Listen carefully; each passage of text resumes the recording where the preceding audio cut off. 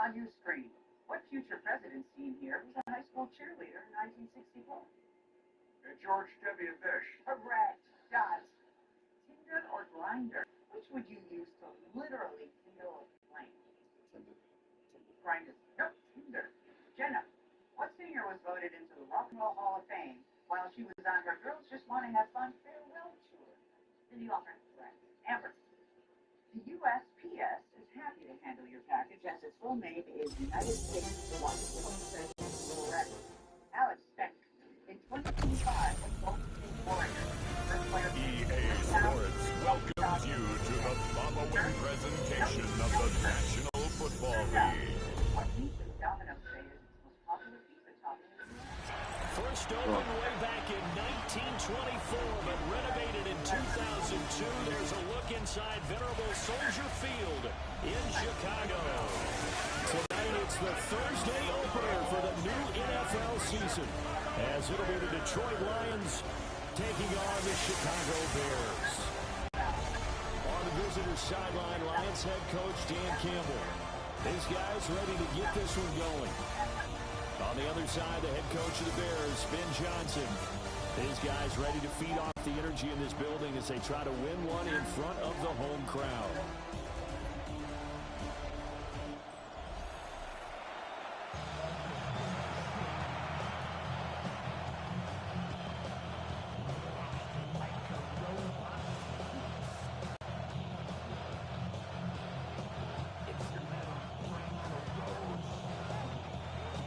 About set to begin another week of football, and happy to have you along. We are underway on Thursday night prime time.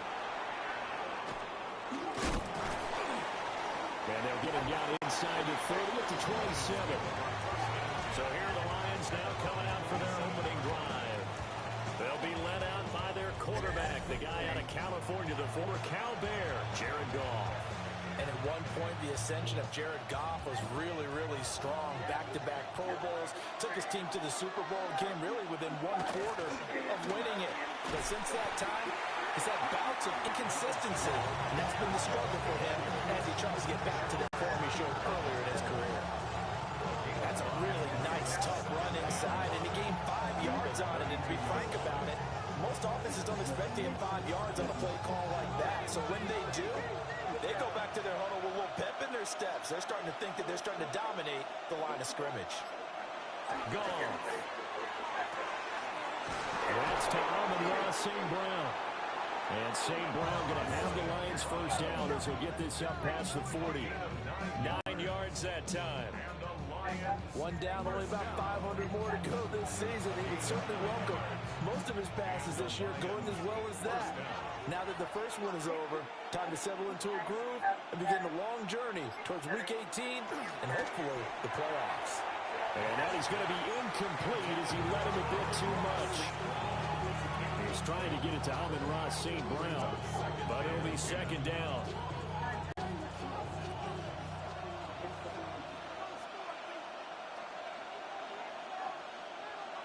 Here's Goff.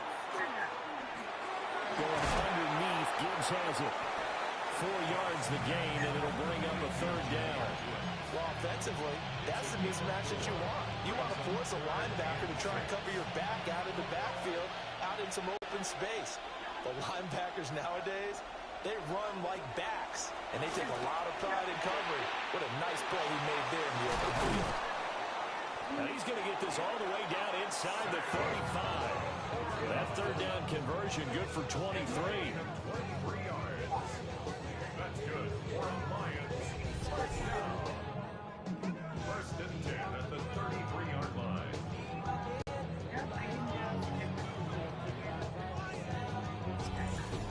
Well, a lot of times when you get a manageable third down situation like this, you have to think about your tight end, and he comes through for him, picking up the first down. So into Bear territory now. This is first and 10 down at the 33. Now a play fake, and it's gone.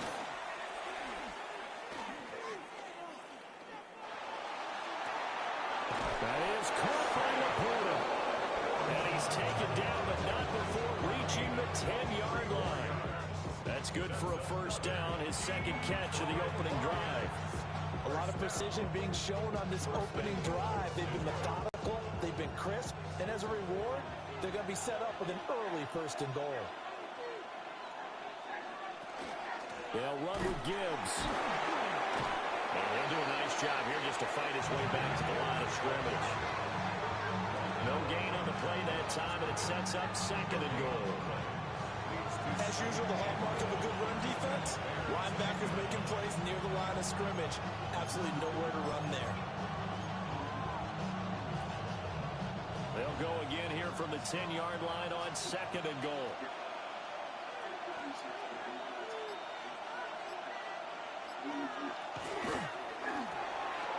Quick toss by Goff is complete. And he'll be stopped up at the line of scrimmage with a flag down. Let's check on the call. So they decline it, and they choose to not give him that down back. And I think that's the key to everything there. They didn't give up any yardage even on the completed pass. Don't give them an extra down in order to try and pick up a 1st. This will be play number 8 on the drive. It's 3rd and goal. They'll motion the tight end across the formation. From the 10, this is 3rd and goal. And he'll get into the end zone. Touchdown, Detroit. Jameer Gibbs, a 9-yard touchdown run. And the Lions are on the board here first in the season opener. Sometimes you get a 1st and goal and you're back near the 7, 8, 9-yard line, and you start thinking, maybe we'll run it here on 1st down to get half of what we need, so maybe we can have 2 or 3 shots at going for it from closer range. So this is a bonus right here. What a great run to work his way into the end zone. Now comes the kicking team here for the extra point. And he's 1 for 1 on the new year as his kick is good. So that drive consumes 9 plays all told. And it was all capped off by a touchdown run from Jameer Gibbs. Out is the kickoff unit as they run up and send this one away.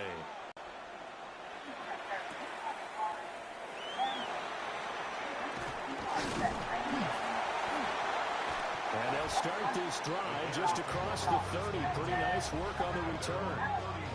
So here are the Bears now for their opening drive. And they'll be led out by their quarterback now in his 3rd season in the league. We're seeing it more and more in this league, how teams love to have athletes back there taking the snaps, guys who can throw it and move around and get yardage with their legs if needed. He's one of the best examples that we see out there right now. He can throw for hundreds of yards one week and then run for 100+ the next. He adds an extra dimension that really confounds defenses when he puts it all together. It's now 2nd and 6 at the 35-yard line. From the 35, here's the 2nd down and 6.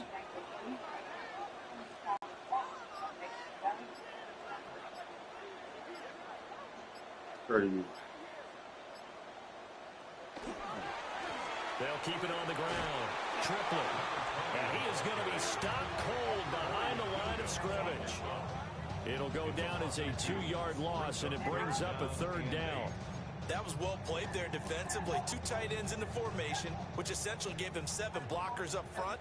Hard to imagine with all that size and beef that they could let a tackler through, but that's exactly what happened. A loss resulted. A solid stiff arm. Mark that down as a pickup of 13, and the Bears have the 1st. First and 10 at the 46-yard line.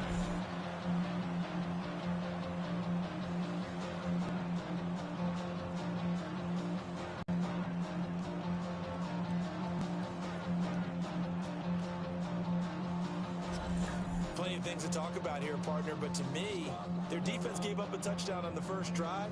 How about how they're responding, coming back? That's a big 3rd down pickup to keep their drive alive.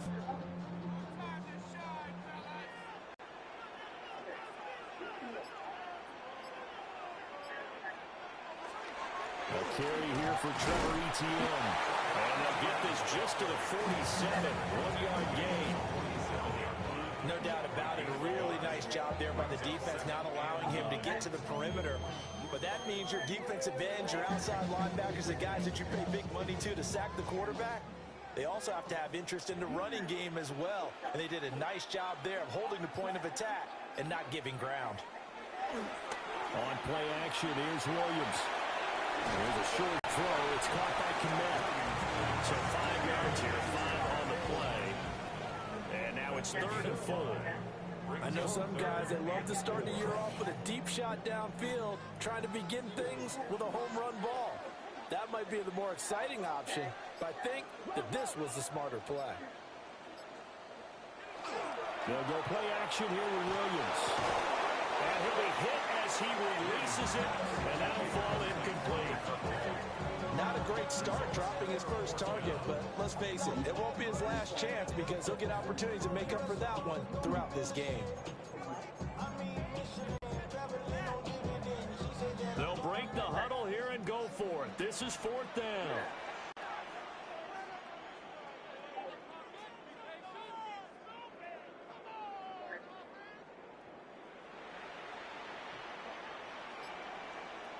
They'll go. Here's Williams. Got a man. It's the rookie out of the 3rd round. And he's got this down to the 35. So the drive will indeed continue. 1st and 10 at the 35-yard line.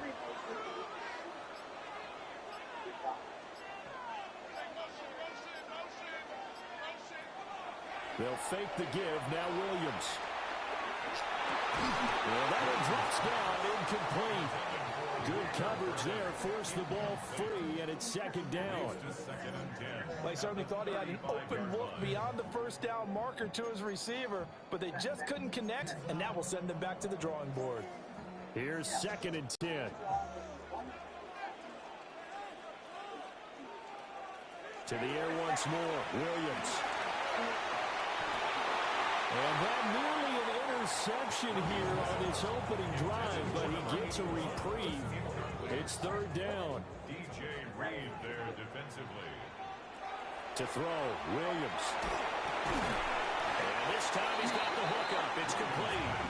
And they're going to get him down well short of the 1st as he can only get this to the 30. Well, we hear so often how tackling has become almost a lost art in the NFL game. But it's so important to tackle well on these receivers, especially in a play like this one. 3rd down, they gave him the underneath stuff. You got to go up and make the tackle right away.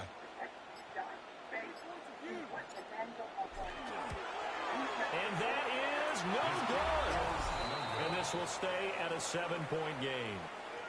So a frustrating result. It's a 10-play drive, but it yields nothing on the scoreboard. And to get off the field there without giving up points, that's a big win defensively.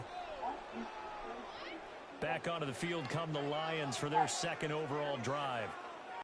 And Charles, these early season in-division games are always interesting because you're still kind of figuring yourself out, but you want to know as much as you can about the opponent, especially when it's a division matchup. So I'm curious to see how the rest of this one plays out. Yeah, that's a good point because they're still trying to work things out. They don't know everything about their own team, let alone trying to figure out their opponent. But you got to do both on the fly, don't you? While the game's being played, figure it out both ways and try and find a way to win. And the Lions first down. Goff now looking to throw. Pass incomplete. A good job in coverage there. They took away his top read on the play, so he went through his progressions and ended up settling on his running back who scored on their last possession, but the coverage held. It goes incomplete. From the gun, here's Goff. Pressure, and he's taken down. They're sack. T.J. Edwards coming in for that outside linebacker spot, and he buries him for a loss of 7. And when you go 5 wide like they just did there, you can't really max protect, can you? No, you cannot. What you're hoping is that by going 5 wide, you're forcing the defense into coverage. And if you do that, you got a chance to find some people downfield. But if they audible themselves and go into a blitz, then it's got to happen right now. Or lights out. Or exactly right. Turn them out. That play's over. And he's going to come up a few yards short. Brought down at the 45. 14 yards is the pickup there, but it'll still lead to a 4th down.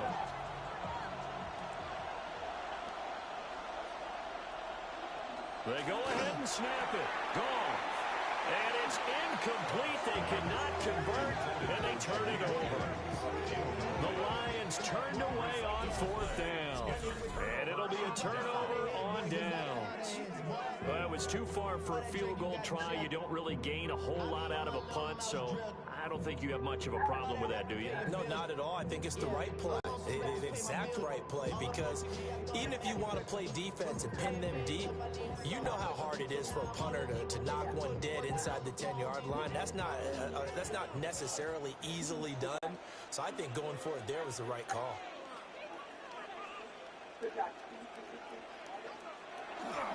They'll start on the ground here on 1st down. And he'll manage to pick up about 4 at 2nd down. End result of that one, a nice 4-yard gain, so you can use that to set up your play-action game, or you can come right back and continue to run the football, because as an offensive play caller, you're on schedule and feeling pretty good about your next couple of calls. To throw, it's Williams. Pass caught by Burden. And they'll get him down as he's inside the 40. First catch of the new season for him, and he picks up the 1st. And it's a real luxury when you have a guy who can turn a short throw into a solid gain at any moment. Once he caught that ball, he ID'd where the open grass was and got there in a hurry to pick up a new set of downs for his offense.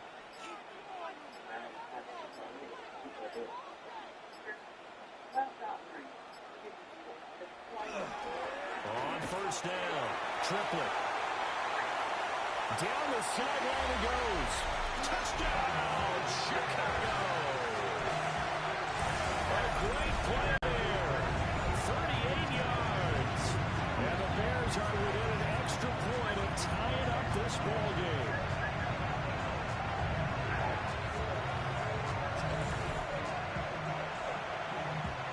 Point after here coming up. And he starts his new year off on the right foot as well, as this kick is good. The drive there only spanning 3 plays. And the finishing touch was that nice long run into the end zone.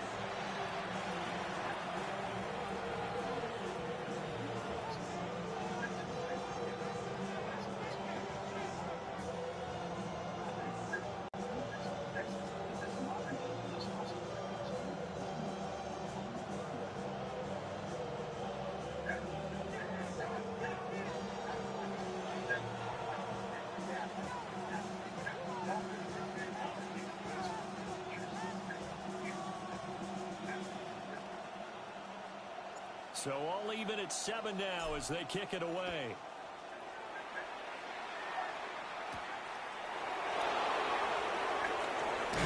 And out a little across the 25 to the 27. So out now come the Lions. And a drive that stalled out last time. Went for it on 4th. Didn't get it. How does that translate here? I would imagine momentum's with the defense. Definitely with the defense, because anytime anyone goes for it on 4th down, that's telling you as a defense that you can't stop us. We don't think that you can. And when you actually do, that may put a little dent in the confidence of the offense the next time they hit the field. Yeah, we'll see if they can bring that pride, the offense, this go-around. So a 5-yard run the other way in the wrong direction, and that leads us to 2nd and 15. Back to throw. Gone. Finds Gibbs on a check down. 2 yards on the pickup there. And that's going to lead to a 3rd and 12. We'll see what they have drawn up here. A little bit behind the line. 12 yards needed to gain a 1st down. Gone. He's going to leave this for his running back. It's complete. They'll get only a yard out of that, and it'll bring up 4th down. Here's Ryan Stonehouse now, as he's on to punt for the first time tonight.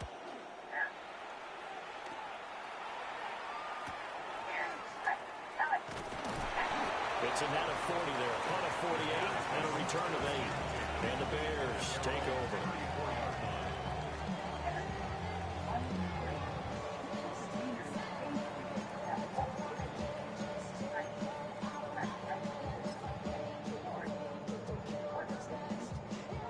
Bears offense ready to go for their next drive. This drive here beginning probably with a pair of motivated groups. Remember, the offense scored a touchdown. And their last time out, looking to repeat that in Charles' defense. They were very frustrated after giving up 6 the last time on the field. And frankly, it's just a battle of wills in a lot of ways because you know they're both motivated. They both game plan for this drive, and they both have specific outcomes in mind. To me, it just comes down to who can execute better and which side can step up and assert its will over the other.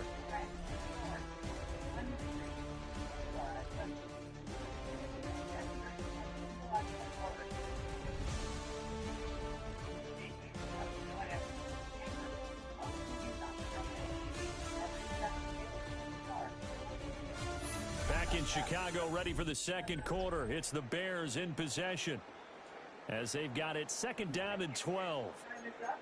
Correct answer. It goes to 11. If you get prepared like winning Calgary.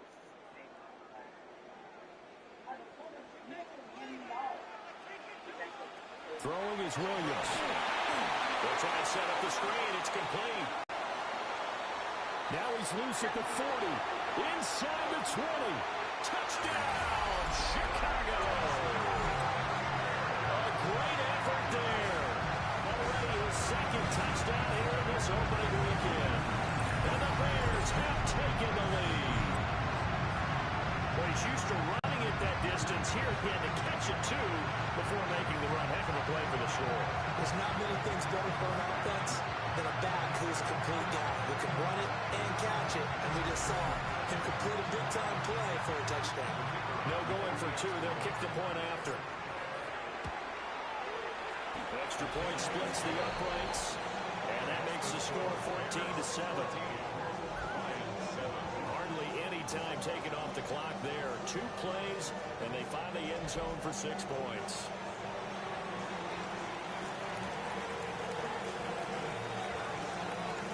Set now to kick this one away, and off it goes.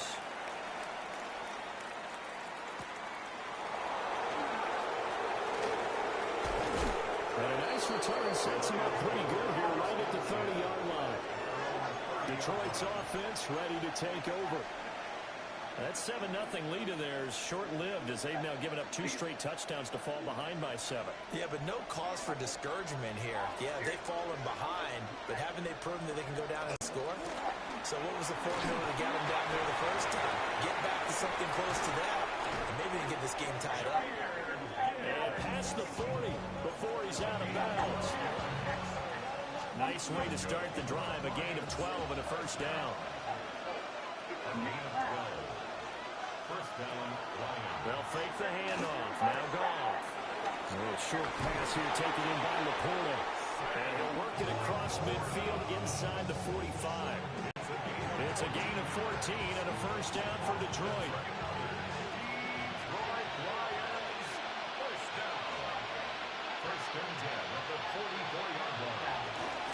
And right side, they're going to go option here. Now, loose football. The ball comes out, and this is picked up by the Bears. And his guys are going to get the football at the 37-yard line. And that one coming on his opening carry of the season. Do you give him a mulligan? You would like to, but this game counts. If this were preseason, he'd get a mulligan. But this is for real, so not expecting that at all. Got to find a way to take care of it. I'm sure he'll get other opportunities. And now Chicago getting ready to go as they take the field. Now their last 2 drives, both ending in touchdowns. It's got them this 14-7 lead. And it looks to me, and I think you're probably seeing the exact same thing, they're in an ideal spot now to create some separation. The way that they're functioning on offense now, they can create a pretty good gap. Allows their defense to play with a little more verve and confidence. That big article in the paper this morning about them stringing possessions together for consecutive touchdowns. So right here, they're trying to make it 3 in a row. And he'll be taken down, but not before he gets into enemy territory. Good work after the catch. Gets him 15 and a first.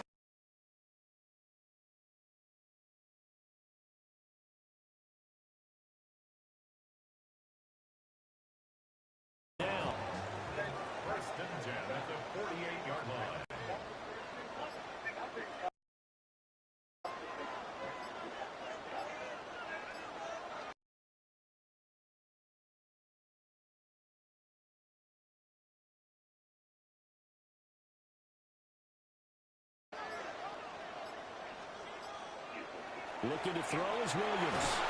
And again, back to commit. And a 5-yard gain gets him to the 42. Such a tough position to defend near the line, even when you add a second defender. But the big man shrugged off the extra body and made the play call a success.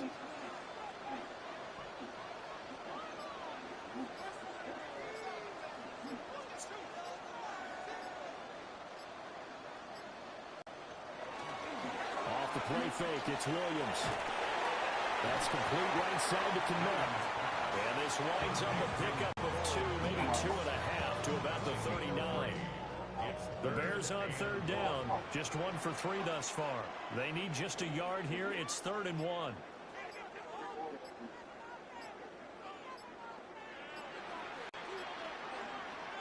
Here's Williams. Able to find the open man. That's complete. And he will have the Bears first down by a couple of yards as they're able to convert there on 3rd and 1. As an unbiased observer, I think it would have been interesting to see what they would have done if they hadn't gotten the first down there.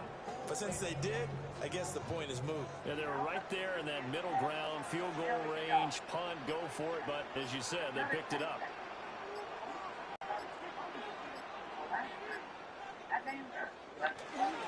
They'll run on first down.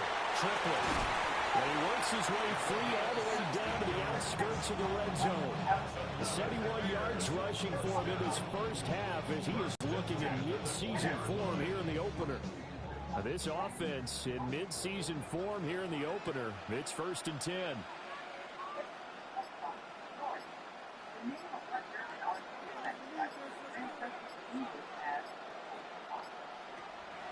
Play action. Now Williams. To the left side, he's got his tight end Loveland. And he'll head out of bounds inside the 10. Mark it down at the 9. 12 more yards there and another first down. Just picking up yardage in bunches here these last few plays. They moved right down the field, and just like that, they're going to be set up with a 1st and goal.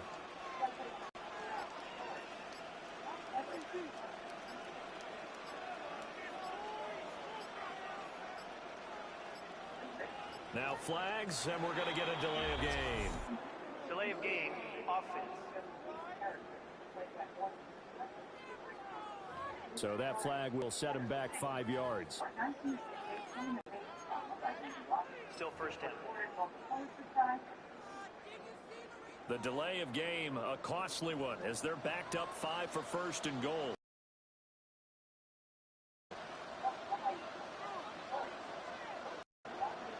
To the air, Williams. And that is incomplete. He couldn't hold on through the contact. Brings up 2nd down. As his old brain remembers, when I see 5 wide receivers on the field as a defender, I know the ball's coming out hot. They expected it and got there and popped it free.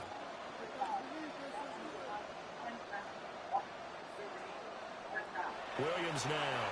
From the gun, he'll throw. To the goal line, but it's incomplete.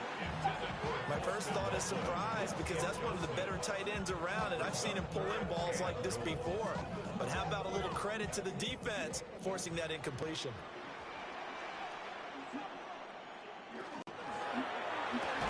Looking left side, and he's got a man. That's Coleman. This will wind up a loss on the play. And that'll bring up 4th down. They completed the screen on the perimeter, but boy, that was textbook defense. Exactly as you're taught to play against a wide receiver screen, and they snuffed it out for a loss of yardage.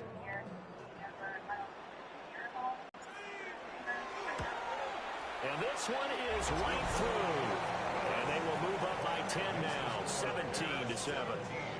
So the defense are able to force their first turnover of the game, and then they add on to that by getting the field goal. And you don't just want to take the ball away from your opponent, partner. You want to make them hurt as well. And if you don't score yourself on defense, turn it over to your offense and have them put points on the board. And he'll take it up past the 25 to the 26-yard line. And Detroit getting set to go now. Right now, they're on the wrong end of the scoreboard, and that won't change if this drive ends like the last one when they had that lost fumble. So you have a feeling taking care of the football certainly paramount right now. Yeah, and it's not just the guy who dropped it on the last drive, is it? That means everyone who might touch the ball is getting the same message. Guys, ball security, paramount. Let's take care of it. And if we do, we've got a chance to put points on the board. And this will wind up a Lions first down as he's able to get this up to the 37-yard line. Coming in, he really liked his chance of having a big year based on a terrific offseason. And runs like that on opening weekend show that he's right. Line of scrimmage, the 37 on 1st and 10. They'll go again with Gibbs. And he fights forward for a modest 2-yard gain, 2nd down. Yeah, I don't know if it's exactly a win-win, but if you're on offense, you'll take that kind of a run, all right? It was kind of stacked up, found a little bit of yardage, and frankly, they're pretty close to staying on schedule on offense. The playbook is still open for the coordinator. 2nd and 7. Goff. And that'll be off the mark, too far out in front, and it's incomplete. One thing I have learned, receivers don't mind high throws so much to the sideline, but do that over the middle to them, and not only the DB's going to throw a little verbal trash their way, when they get back to the huddle, they have a few words to say to their QB, aren't they? Yeah, hung out to dry a little bit there on the high throw. Luckily fell incomplete. He wants it all for the end zone. And that is caught. Touchdown, Detroit. Jahmyr Gibbs. Already his 2nd touchdown here in this opening weekend. And the Lions have cut it back within a score. They went empty backfield, all their weapons out wide, so there really was no secret here to what they were going to do. No secret, but they still had to execute it, and they still had to protect the guy throwing the ball, because oftentimes when you empty the backfield, people bring pressure at you. They managed to hold in there and successfully complete the touchdown pass. Extra point right down the middle. And the lead's down to a field goal at 17-14. Lions 14.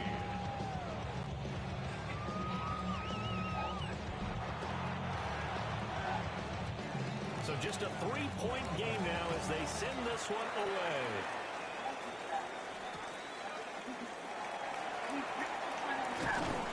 And able to get this out to the 25. The Bears offense and their running back getting set to go once more. And he has been a big component of the passing game so far. You see the numbers for this first half. This defense is going to need to find some way to key in on him because he is eating them up right now. At the line, prepping for their next drive, the Bears offense. And last time they got 3 points, but it was a chip shot field goal. And when you go to the sideline after a chip shot field goal, maybe the offense not too happy. It's a balancing act, isn't it? Because you're exactly right. They're none too pleased that they didn't punch it in for 6 points. But we also have to remember they get their points on the board. 3 points is 3 points. And in this league, you take points when you can get them. Not easily done.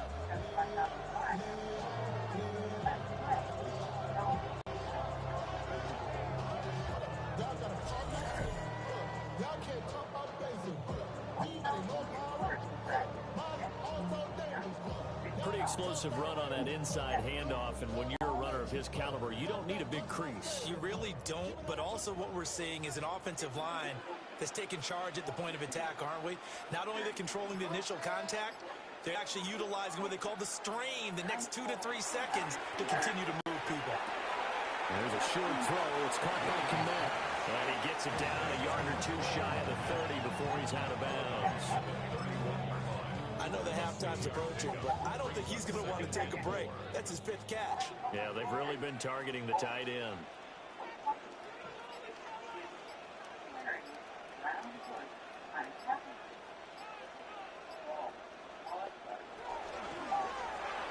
And the timing a bit off that time as that one falls to the ground. Speed is the name of the game when it comes to RPOs, and sometimes you can be a little too quick, thus inaccurate, incomplete. Here's Williams from the gun on 3rd down. Muscles by at the 25. And he will have the Bears first down as they convert on 3rd and 3 with a nice gain of 7 yards. And defensively, they were in zone coverage there. Do you have to be a little careful? You're losing, playing against a good quarterback like he is, to not play too much zone? Yeah, you have to be careful about how much time you're giving up. I think it's a good point you just brought up. So maybe if you still want to play zone, you go to a zone blitz scheme, and you drop anyone out of your defensive front. Defense. And he takes this one in for a Bears touchdown. A great play there. On his way to a monster game, 3 first-half touchdowns. As these guys are able to extend their lead.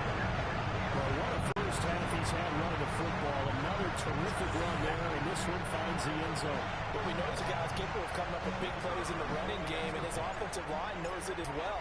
That keeps them motivated, looking for those extra blocks to give him room to run downfield. Point after, right down the middle. And his guys will take a 10-point lead.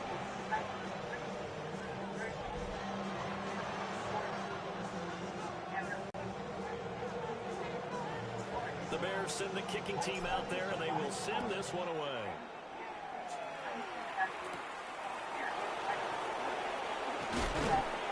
And he'll be tackled just shy of the 25. Here's the Lion offense now as they get ready to take over. They're down now 24-14. Work to do as they come up on a 1st and 10.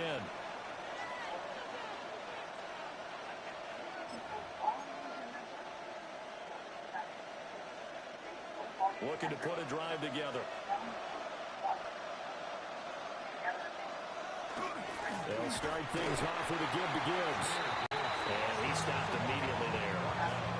Officially, it's a 1-yard loss. That's going to bring up 2nd and 11.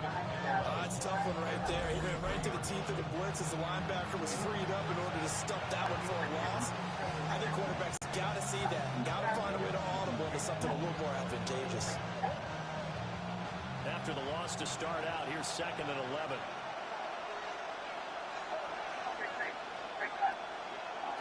Now gone. Looking middle, and it's complete. And he's taken down, but able to slip across the 35. 13 yards on his first catch. It's a 1st down as well. 1st and 10 at the 36-yard line. Gibbs straight ahead. And not a whole lot of room to operate there on the 1st down run. He gets maybe 3.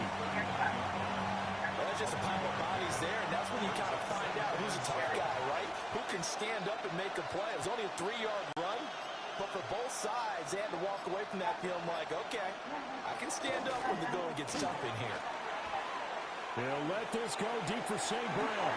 And this is going to be intercepted. And the Bears are going to get the football here as he gets this up past the 20-yard line.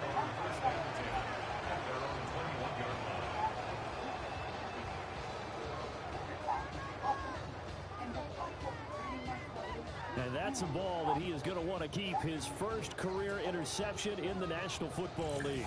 And I love what teams do when that happens. You bring the ball to the sideline, the equipment guy grabs it, he puts a piece of tape on it, writes on it so that you know what it is, and then they tuck it away so that you can have it for later and put it on your mantle. Pretty good deal for him right there. Now he's eager to get back out on the field and get his 2nd one. The Chicago offense set to get started. And they'll just simply be looking to build off the confidence of the last time out where they scored a touchdown. And confidence is powerful, isn't it? When you've scored once, you feel like you can go back out there and get it done again. Doesn't matter what the defense throws at them. They feel like they're in a groove right now, and they want to get out there and show it. Yeah, hoping to stay in that groove here this go-around.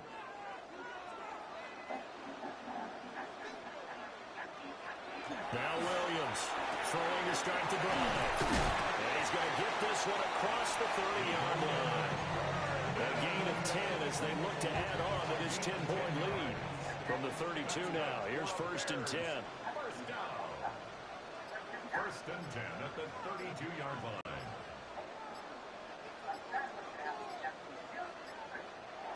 Looking to throw. Williams. And this will be incomplete. Physical play on the football there, and it's 2nd down.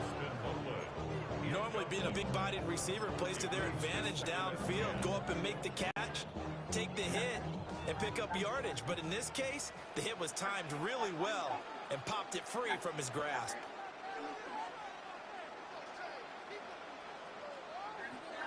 He'll try again with the arm here on 2nd down. And that falls to the ground, incomplete.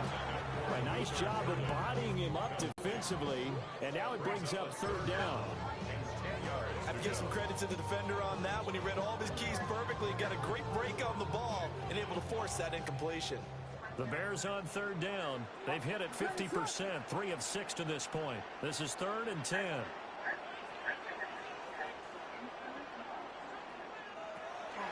Off play action.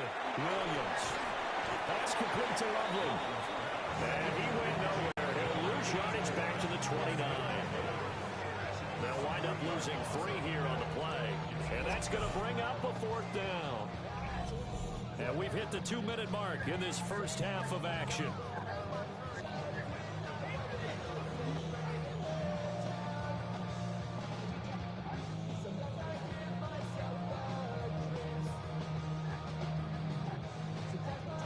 Here comes the Bears punter now, as he's on here to punt it away.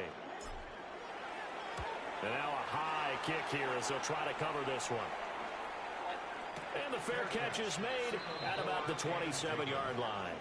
A 40-yard punt, no return, and the Lions will take over.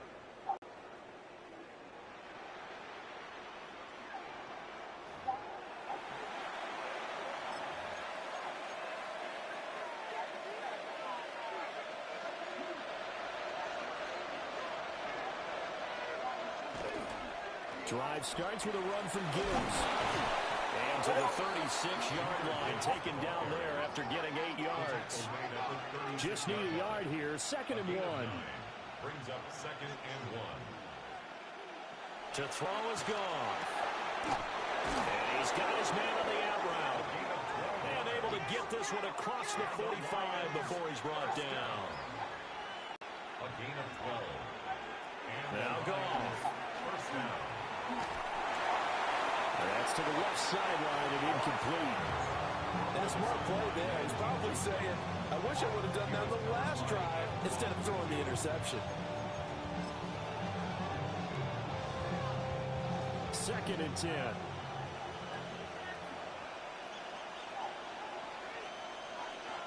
In motion, the tight end. Out of the gun, they'll give to Gibbs. And they'll get him down as he's inside the 40. 61 yards for him on the ground so far tonight as he has been terrific in this first half. Here's Goff. Wide open receiver complete. The Lions will use the first of their timeouts as they get the stoppage with a little over 50 seconds to go in the first half. 1st and 10 here. You know, if they could just get 3 out of this, something about whittling it to a 1-score game at half that might provide a psychological boost. Goff now looks to throw. Under pressure, and he'll go down. Sacked back at the 31. Dropped for a loss of 7 by multiple defenders. Well, that's the 2nd time he's been sacked so far in the first half. And if they have designs on having a big year, on going anywhere, they've got to find a way to keep him upright so he can throw the football. The Lions now going to use the 2nd of their timeouts as the clock shows 50 seconds to play here in half number 1.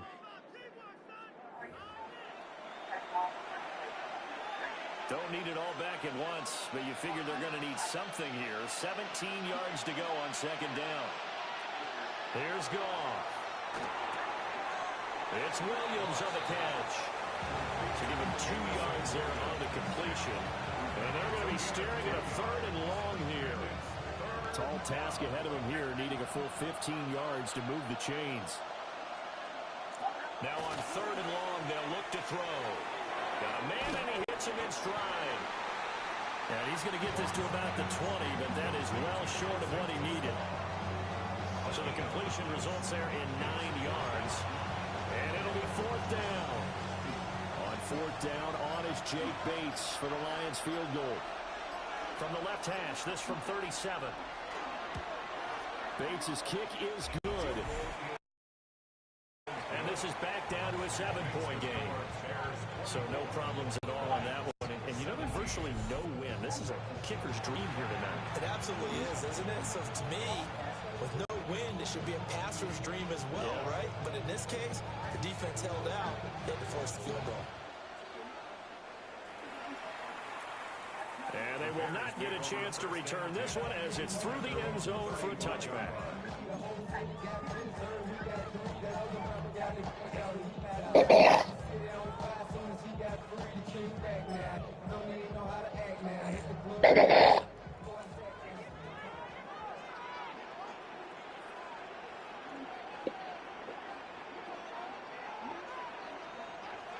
Williams, a final shot before break. Throwing deep here for Coleman. And incomplete on a deep ball. So halftime is upon us on Thursday night primetime, and we go off to Orlando. And Scott Hansen for our halftime report.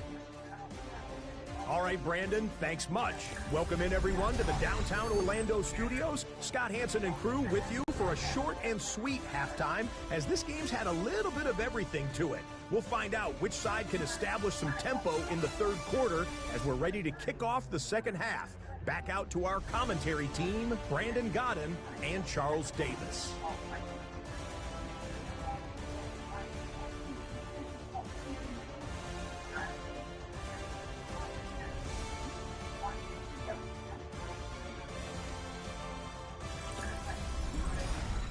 Okay, Scott, thank you. And this one's still anybody's game. We'll see who can come out with a hot hand in this second half as we are about to get underway. We'll see if week one fatigue becomes any kind of a factor as we are back underway in the second half. And a nice return sets him up pretty good here right at the 30-yard line. The Bears offense set to go to begin the third quarter. And they've got the lead, CD. What do you expect from them in this second half? Well, I like what they were able to do on the ground in the first half because they had a lot of success running the ball, and I certainly think we'll see more of that. But I'd keep an eye on that defense, and I think their coaches up in the box will do the exact same thing. If they start to see one or two guys start to creep towards the line of scrimmage, that'll be license to take some shots downfield. Man, I just love being in this stadium. So much history, tradition, so many great teams and games, and we're seeing a pretty good one right now. Highly contested in the third quarter. And they get him down after a pickup of 8. Second and 2. From the 38 now. Here's second and a couple.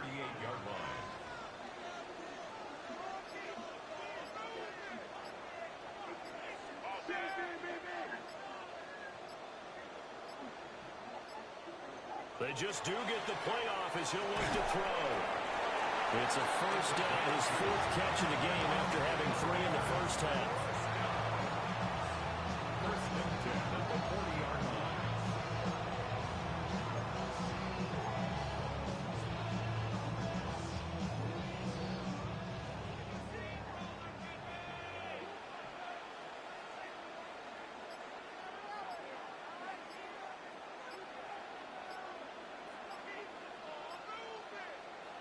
To throw, Williams.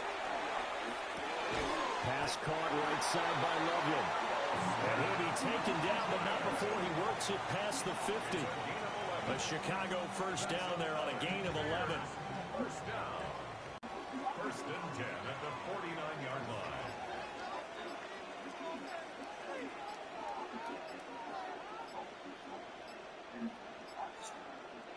Again, he'll drop to throw. He's got this complete to Burden. It's a gain of 9.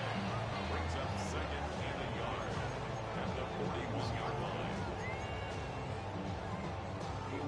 From the 41, this is second and a yard.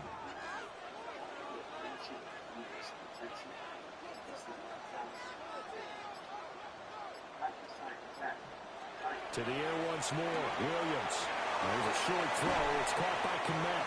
And it's going to be another first down as they'll get him to the ground at the Lions 30. It's a gain of 11 yards that time, and it produces a new set of downs. So first and 10 now from the 30.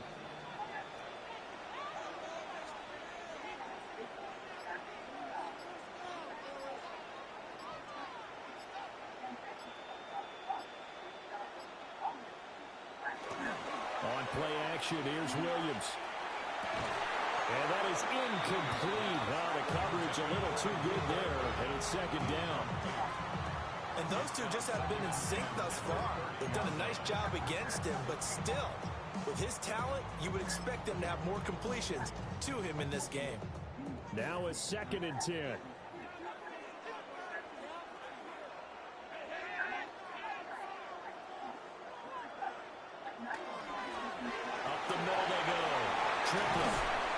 And they're knocking on the door now. There's a good one there. Going to take this to about the 10-yard line. 3 yards for him on the ground now. He has been a tough man to bring down all night.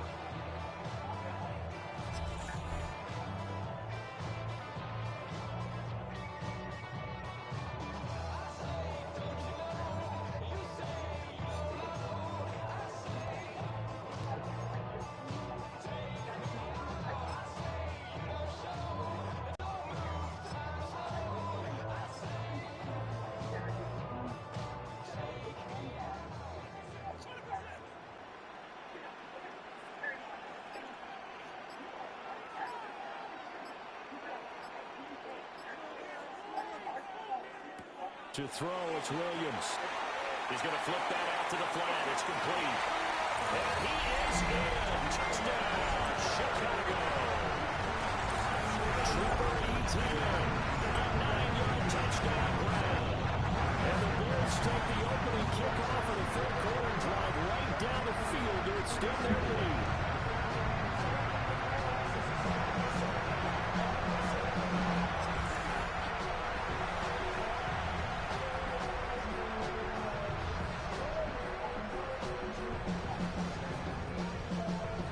Extra point attempt to follow here. As well as Ohio State University, and the lead is up to 14. So that drive in total 8 plays. And the end result is a Bears touchdown. Although the Highs played at 7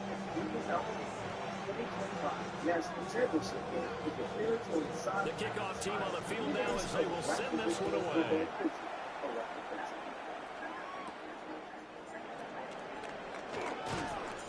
And able to get this across the 20, but not much further as he's dropped at the 23-yard line.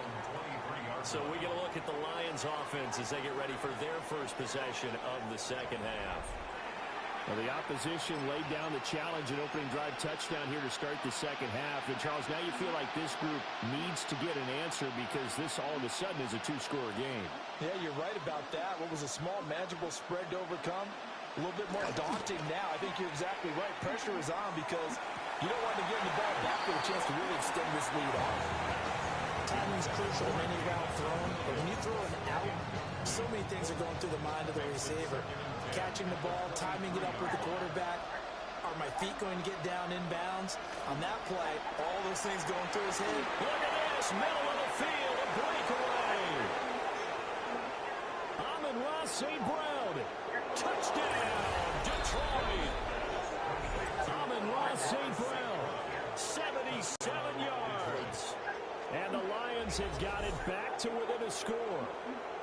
Had the option to hand that one off or run it himself, but instead, a really easy quick pass. I like the way they made a decisive decision and get it right to the receiver. One move later, he's in the end zone.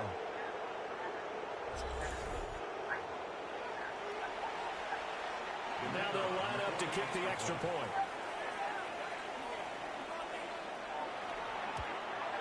The PAT good. It would draw him closer, but hold on just a second. A flag is down on the field.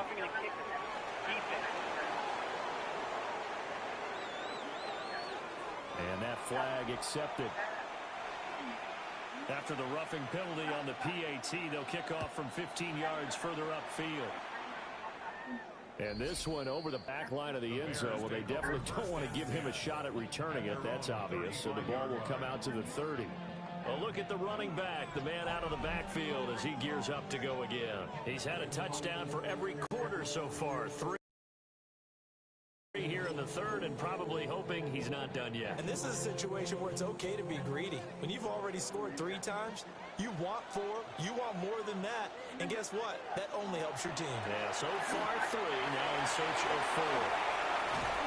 And he'll be taken down, but not before he gets into enemy territory. That play going for 16 yards to start the drive. First down. First and 10 at the 49-yard line.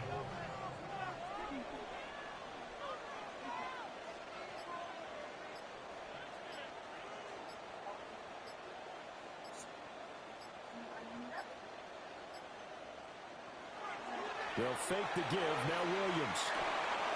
And he's got his man in stride, complete. And he's got this down to the 35. 13 yards as they've got the connection working. His second catch in a row, first down. This offensive game plan has just been sensational. I mean, when you think about all the different ways they've gotten their receivers open so far, it's really been impressive. Scheme, design, execution. Throwing is Williams. That's caught left side, Burden. And he is out of bounds inside the 30. They'll wind up getting 7 on the play, and it'll be second down.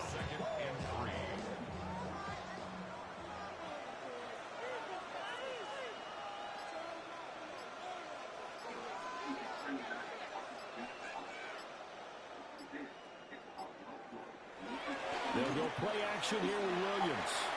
On the throw, led him too much that time. It's incomplete. Not his best throw there, but where we sit right now in the third quarter, he's had a pretty good game throwing the football. He certainly has, and it's not exactly at the point where we're doing 4-minute offense yet, but they've got to think about, I'm not going to say milking the clock, but understanding clock management here on out. Open man is Komet, the tight end. Just a gain of a couple there. And that's going to make it fourth down. A short gain that doesn't get them the first down brings up a fourth down situation. Really nice job defensively. They knew where the sticks were. They got the stop before it. This offense converted once on fourth down earlier. Now they're out there again to try once more.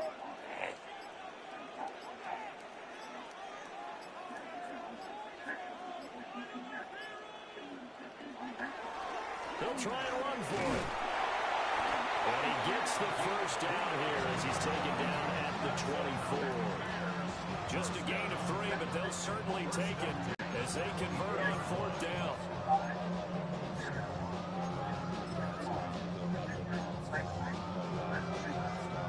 So this offense able to convert on fourth, and now a fresh set of downs here, 1st and 10.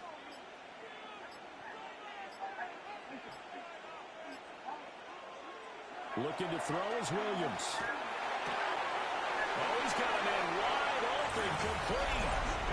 And he takes this one in for a Bears touchdown. A great effort there with his first career NFL touchdown. And the Bears have taken a 2-touchdown lead now.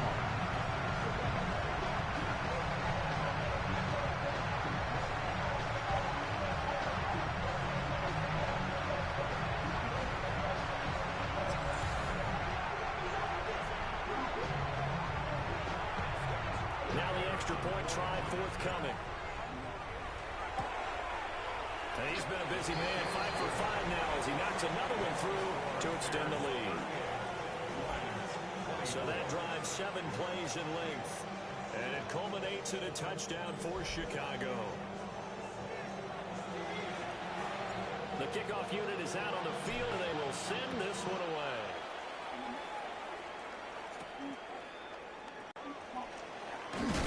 And he takes this near the 25. Just a little pass there. Call it the 26.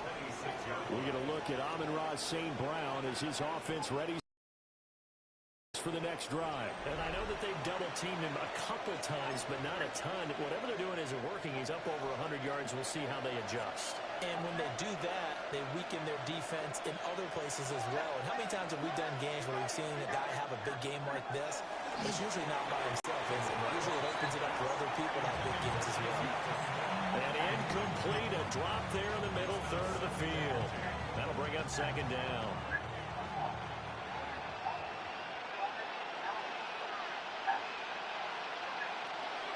Straight ahead with Gibbs here. They get him down, but not before he takes it across the 40-yard line. 78 yards rushing on 12 carries for him now. First and 10 at the 43-yard line. Going back to Gibbs on first down. And a good pickup there. He gets about 6 up to midfield. Well, no matter how they phrase it, staying on schedule, staying ahead of the sticks, whatever you want to call it, 7 yards on first down, that fits the bill. Ball right on the 50-yard line. Here's 2nd and 3. From the 50, it's gone. He gets this out wide to Gibbs.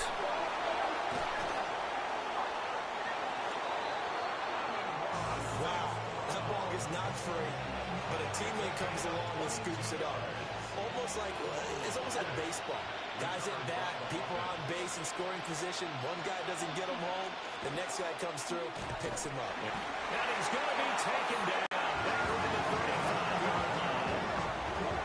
There'll be a loss of 7 on the sack, and it brings up second. Second down.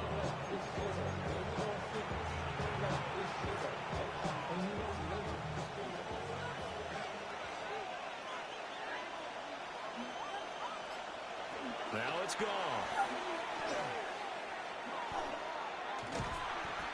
So he'll be stopped here for no gain. And they're going to face an uphill battle here on 3rd and long. As a defense, you're more balanced when you're in zone coverage because you're able to keep your eyes on the quarterback and see the play develop in front of you. You're able to keep the quick pass in front of them and stop it right at the line of scrimmage. This offense in desperate need of a conversion as they come up on 3rd down. And the throw there going to be incomplete. He shook his head right when he released that throw. He knew it was going to be a little off target. Yeah, the excitement got him on that one. Wasn't able to control the fact the receiver was open, and it would have been an easy throw. Bates' kick is good. And that will get the disadvantage now back down to 11. These kickers now, it used to be that a 50-plus yarder was cause for celebration. Now seemingly automatic. Yeah, isn't it funny when we prepare for a game, when you look at the backgrounds of these kickers, it's interesting, isn't it, to find out they were all-state quarterbacks, receivers, defensive backs, all-state wrestlers, right? Baseball players. We're finding athletes all along, and now they're just specialists putting it through the posts. The Bears offense and their running back getting set for this next possession. And as you take a look at the numbers, you have to imagine he was the topic of the halftime talk for this defense. We've got to find a way to slow him down. That's probably what they're saying, but nothing that they have done has worked so far. The Bears offense ready to go for their next drive. A long drive last time out for this offense, Charles. If you remember, they started basically in the shadows of their own end zone, marched it down the field, and a lot of that was through the passing game. As a former defensive back, I'm having almost a physical reaction watching what's happening right now. But let's give credit where it's due because they've done an excellent job moving the ball through the air. Secondary getting picked apart pass by pass. Obviously, they need to make some adjustments there on the back end. Yeah, because offensively, we know that they're not going to be shy about throwing that football.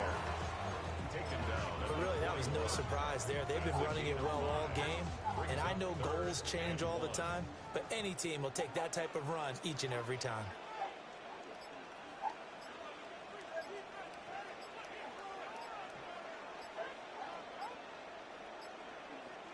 On 3rd down, Triplet. Boy, no chance as he was met and dropped behind the line there. That'll back him up 2 yards and also bring up 4th. Well, that was one of the few times they've been able to contain him thus far. He's over 100 yards for the game, but he lost a bit off his total on that carry.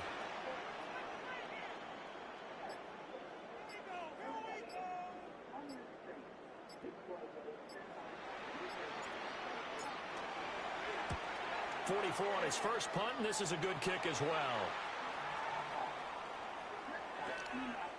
Yeah, he was looking for the checkup bounce, didn't get it. That scoots all the way into the end zone now for a touchback. But Jahmyr Gibbs and the Lions offense getting set once again. He's had a good performance, moved the ball effectively on the ground. Of course, he has the 1 touchdown. And when you're able to move it as effectively as you've described, that leads to finding a way into the end zone, and now he's just trying to do it for a second time, and of course with that, getting that second score here in the 3rd quarter. Noah Sewell there to make that play defensively. They'll come up 2nd and 6 now from the 24. Here's Goff. Rush coming, and he's taken down. Call a loss of 5, a big sack to bring up 3rd down. So a great play there for this highly regarded linebacker making his first career sack. And his versatility on display right there. Look, we've known him primarily as a tackler and a cover man. but he can go get the quarterback when the situation calls for it, as he just did right there. And that is incomplete. Looks like another empty possession offensively, and you're at that point of the game where you can't afford too many more of these. So this is going to require some heavy thinking on the sideline to figure out what they can do to crack this defense. So they're forced to punt on fourth as this one's away.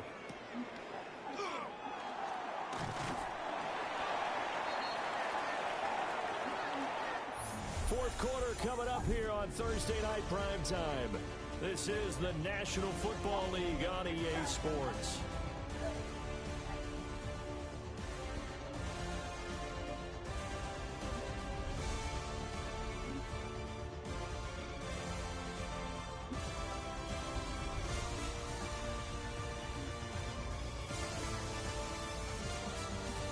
Back now at Soldier Field.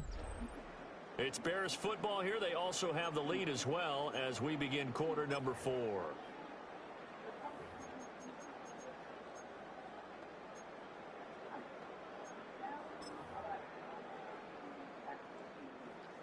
At the line, prepping for their next drive, the Bears offense. Well, there are 2 scores on the plus side. Still time here in this fourth quarter, but maybe you start thinking about playing keep away? Yeah, I think here's the situation. You're not thinking touchdowns anymore. You're just thinking first downs. To keep up with your theme there, playing keep away, first downs, they can't touch the ball. At the 37-yard line.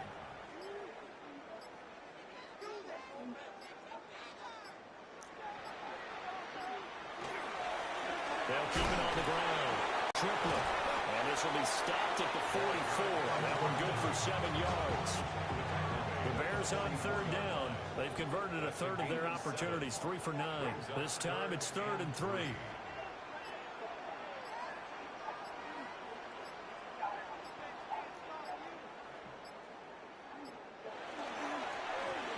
Now a handoff up the middle. Triplet. And this will be a Bears first down as he's got this up to the 45-yard line. First and 10 at the 45-yard line.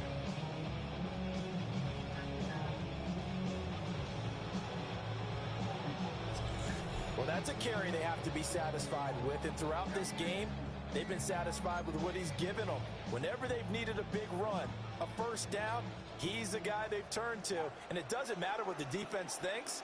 They feel like they've got the confidence to keep handing it to him and keep picking up good yardage.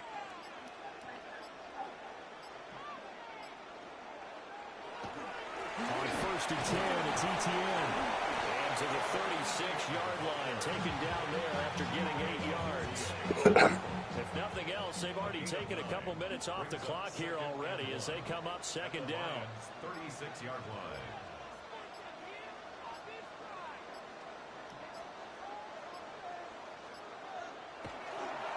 Up the middle they go. Triplet. And he's going to get down to the 33-yard line here. They'll get 3 as the drive continues. It's a first down.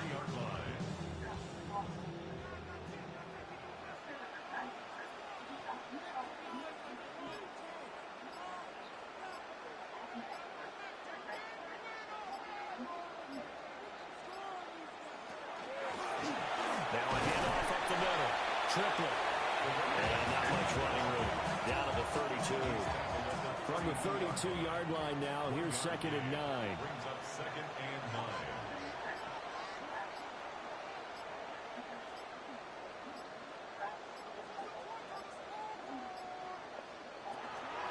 A shotgun snap and again to ETN. It's a 4-yard pickup there, and it leaves him with 3rd and 5. Brandon, I've got to think this offensive line has got some smiles on its faces. And I know it sounds crazy, but they practiced for this back in training camp. They knew they'd be in situations where it'd be extra defenders in the box coming after them, trying to keep them from locking down a game. Right now, they want to show the world they're up to the challenge. On 3rd down, here's ETN. A loss of a yard, and it brings up 4th. They have 3 tight ends in that formation. That's almost a universal sign that they're planning to run the football. But how about the defense there? They met force with force and caused a stack up behind the line of scrimmage and threw it for a loss.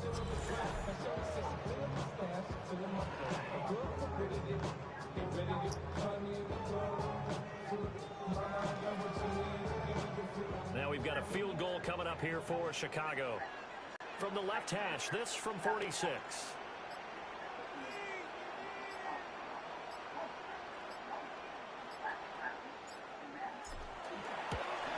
And this one looks good. It is good. Right down the plate.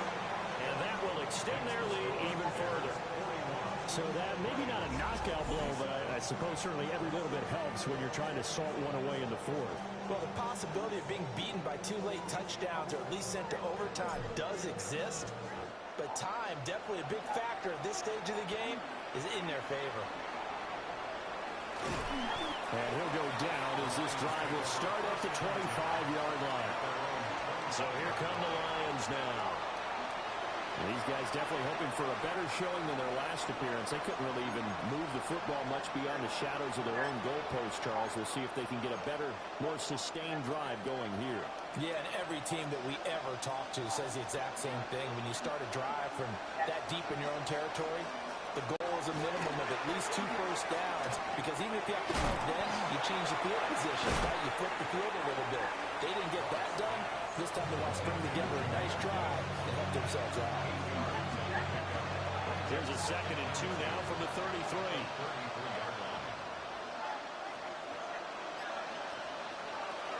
From the gun, Gibbs will get it. And they bring him to the ground just shy of midfield. First down, Detroit, 16 yards on the pickup.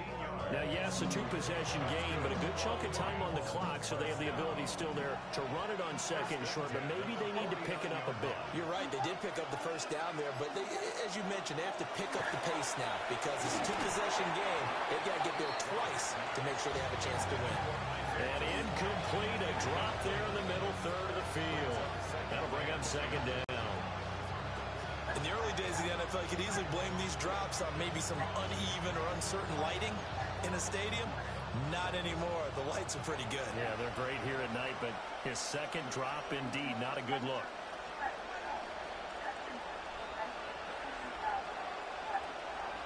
Goff now looking to throw. He's airing it out for Williams. And this is caught.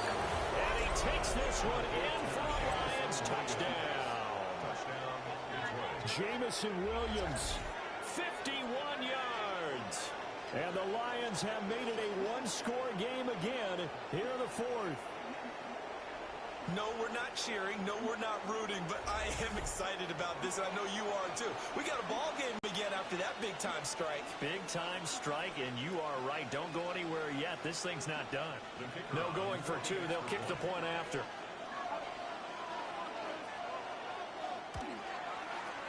The extra point splits the uprights. And now things get a bit more interesting here in this fourth quarter. Here are the Lions now as they line up and kick this one away.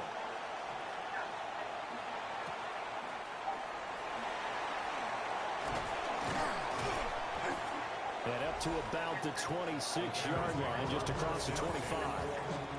Getting set to go again as we look at the back, heading onto the field again. He has a chance to hit that often elusive 200-yard mark on this drive. And most of the time during a game, people aren't keeping track of individual statistics. Are you sure? Well, a lot of the runners kind of know. But I'll guarantee you someone has sent word into the offensive line that he's got a chance to get over 200 on this drive. That should give them a little extra motivation because they love it when backs break that barrier. Absolutely. We'll see if he can do it.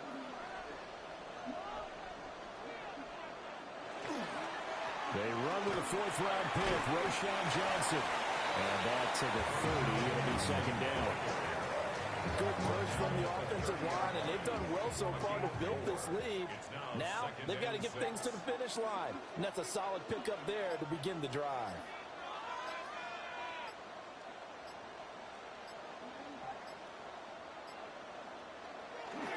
Here's Johnson again on second down.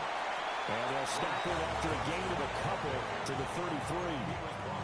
And this is the worry because sometimes you can get a little too predictable in spots like this.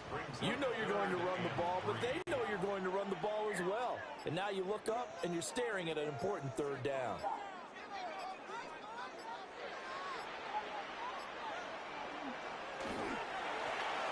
third down. Triplet. And he'll be stopped right at midfield. 18 yards on that one, and Chicago has the first. First and 10 at the 50-yard line.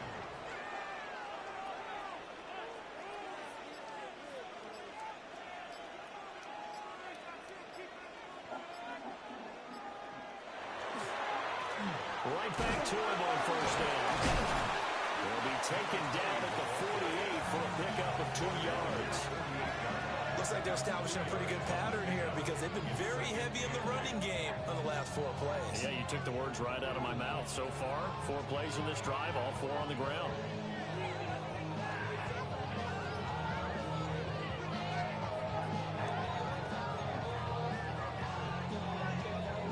From a couple of yards beyond midfield, here's 2nd and 8.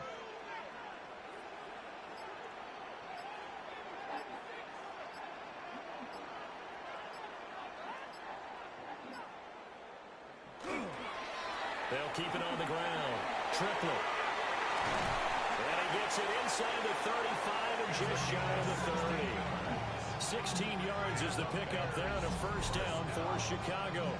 And carries like that, that's how they're going to continue to salt this thing away here, Charles, in the 4th quarter. Yeah, how about that? A new set of downs. Clock continues to move. No better way to close out a game than to tap those mastodons you have up front and say, guys, keep pounding them. Let's keep the ball, keep their offense on the sidelines, and let's close this one out.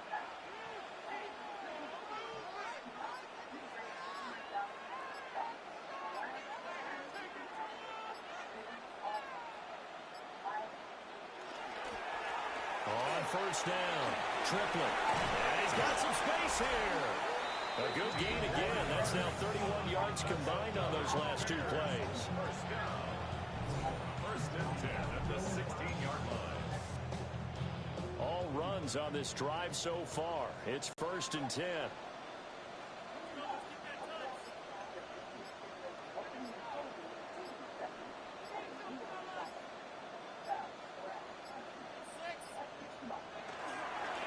Up the middle they go.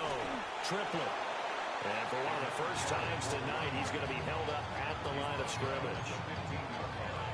Just a yard on the first down carry, so it's 2nd and 9.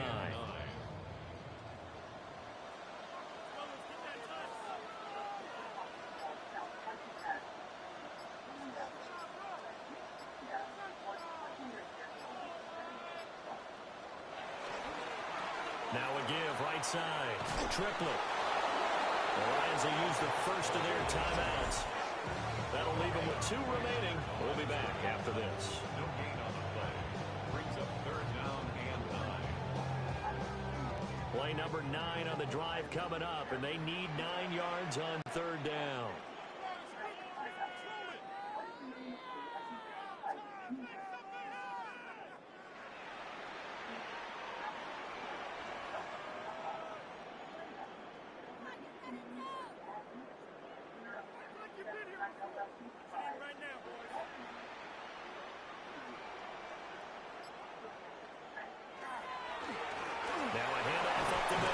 Triplet.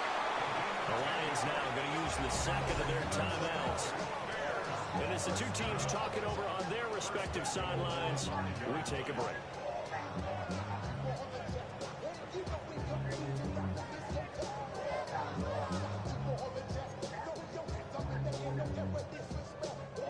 So 1st and goal, 6 points here would go a long way toward wrapping this one up.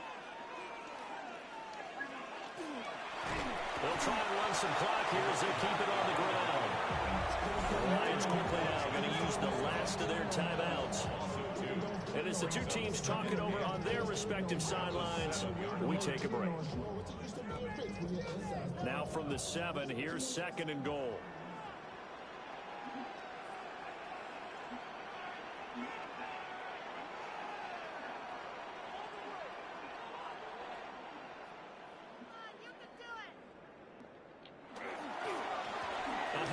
As they run the counter play. And he's able to get it down to the 2-yard line.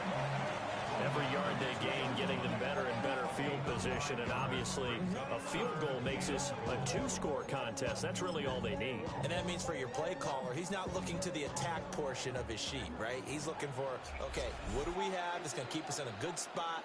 No lost yardage plays. Let's kick a field goal, go up 2 scores. If we score a touchdown, great, but that's not what you're really playing for.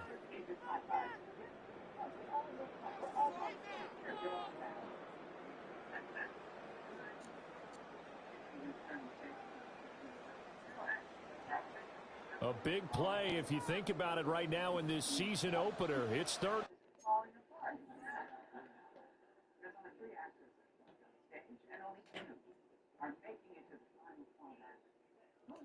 Goal.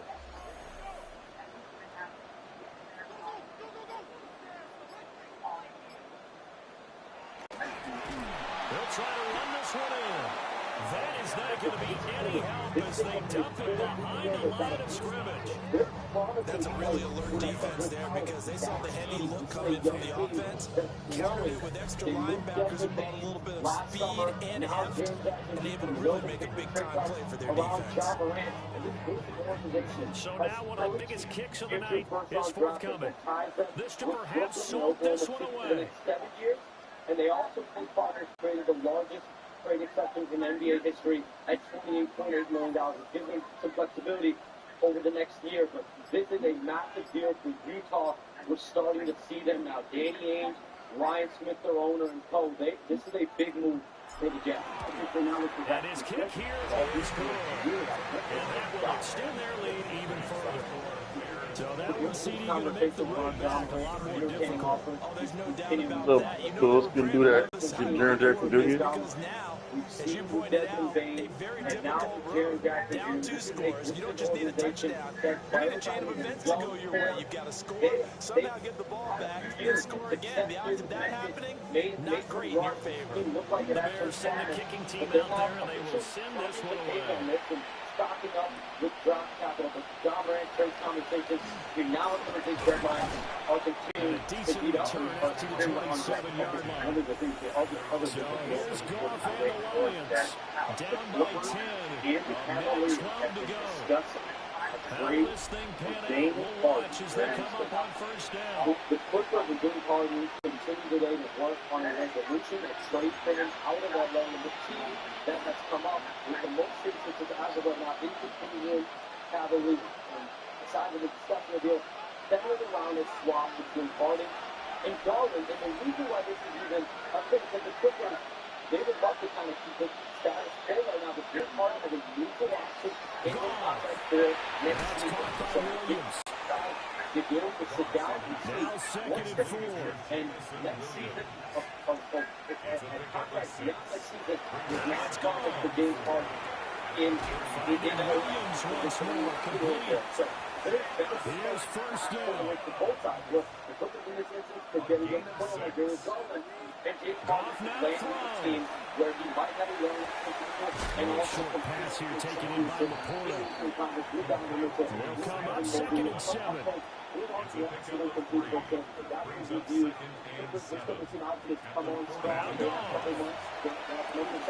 Finds Gibbs on a check down. And this is not going to be what they need. They get a few here, but now 3rd down as the clock runs. Throwing again is gone. And that is incomplete. So 17 seconds now on the clock here. We've seen this quite a few times in this game. Offensive line unable to keep leverage, unable to keep people away, facing a lot of pressure.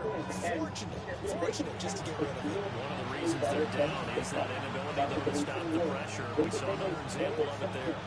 There it is. 4th and inches.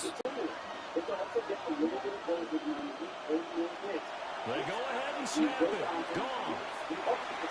And it's incomplete. They cannot convert. And they turn it over. They had to go for it with such little time remaining. And the Bears are going to get the football back, and they're going to get it in great field position.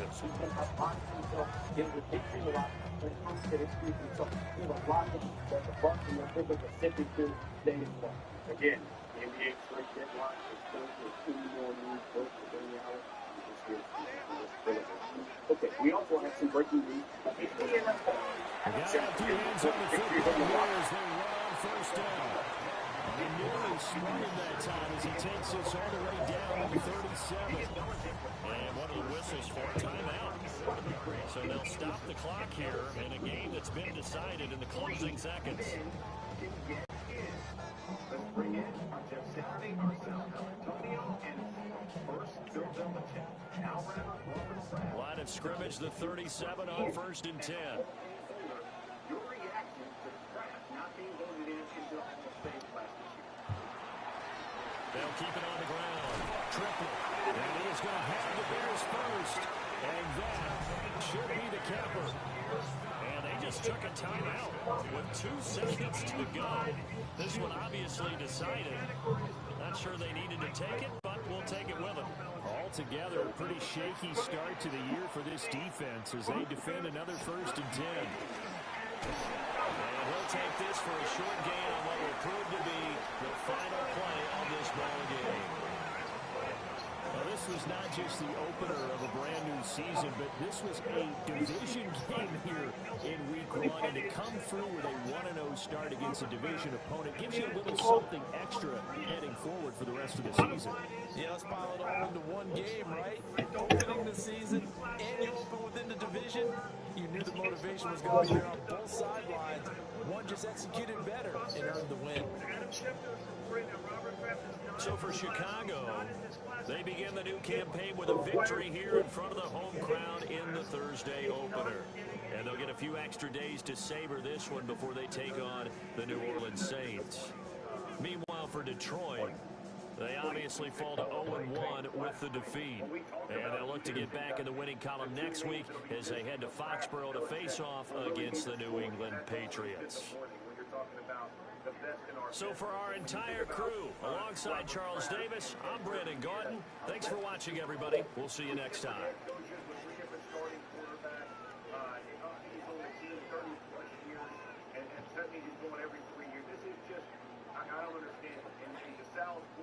Being a finalist this year, again, this is not the first ballot Hall of Fame stamp that we all talk about Belichick. This is still just extremely disappointing. You're talking about a guy who's turned 85 years old. He has earned his right into the Hall of Fame, and why he didn't get in, I don't know the process. Look, I understand it may be complicated. It really can't be that complicated in my opinion, right? You got a yes or no. Bill Belichick, everybody with a yes. I don't see any difference from Robert Kraft. That's the point.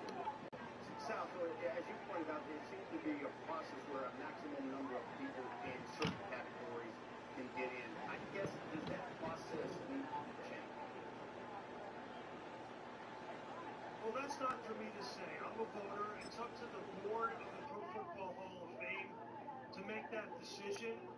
Going forward, they probably will look at certain areas in the process of voting. But this was, in my view, and I agree with Jeff Saturday, in my view, we have waited too long to put Robert Kraft in.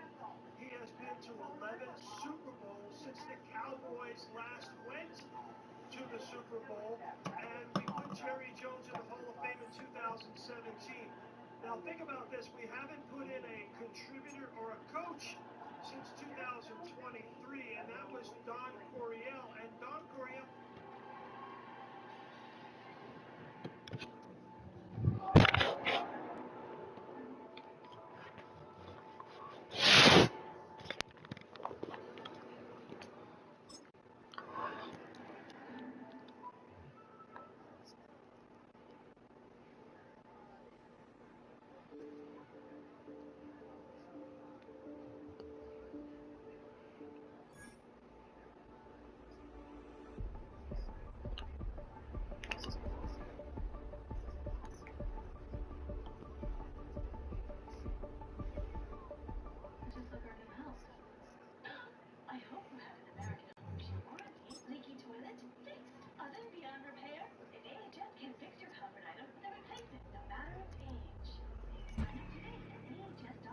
A new rookie class has joined the team.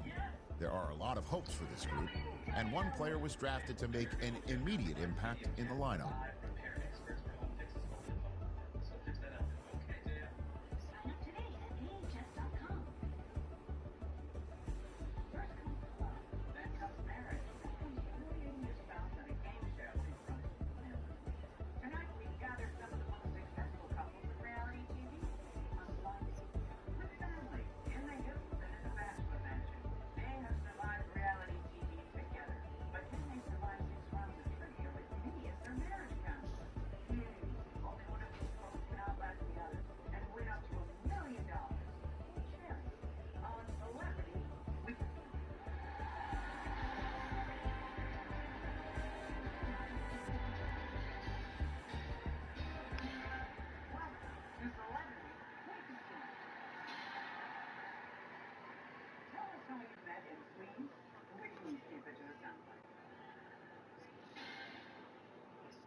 Heidi Montag, and I met my husband Spencer at the club.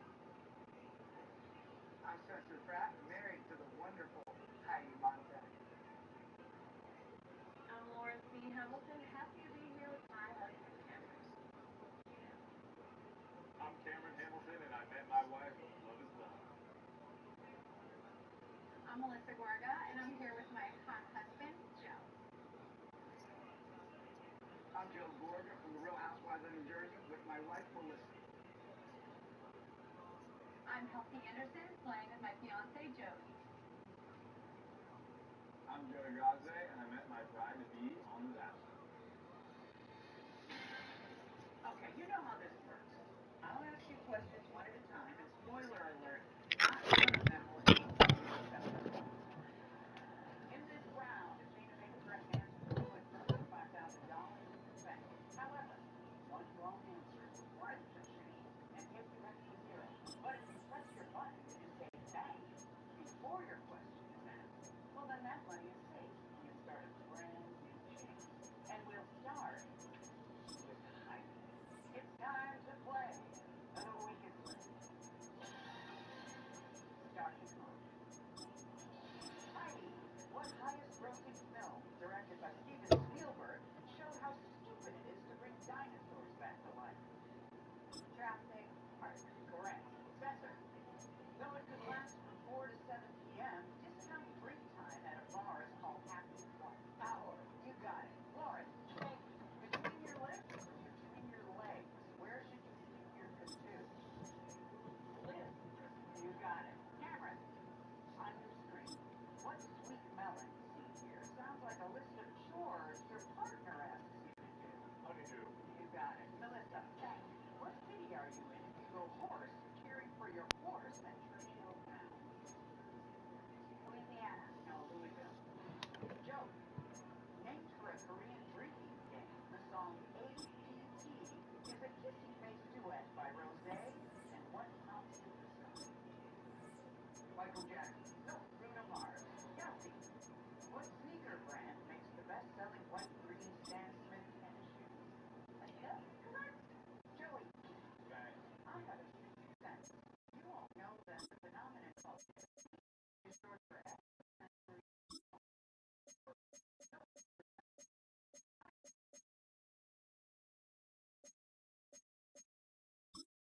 Correct. Spencer.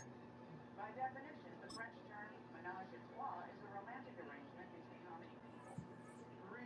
You got it. Lauren. Think. What actor posted "The apple doesn't fall far from the tree" after seeing his son's nude scene in The White Lotus? Wait. It's Arnold Schwarzenegger. Cameron. Since the year 2000, FedEx has transported 21 pandas to and from what country? China. That's right. Melissa, on your screen. Before he was a blue blood or a PI, what kid pictured here was a high schooler in Van Nuys, California? George Clooney? Nope, Tom Selleck. Joe, platinum or gold? Which chain would have weaker links? Wow. Nope, gold. Kelsey, a traditional Virgin Mary cocktail is made primarily of what juice?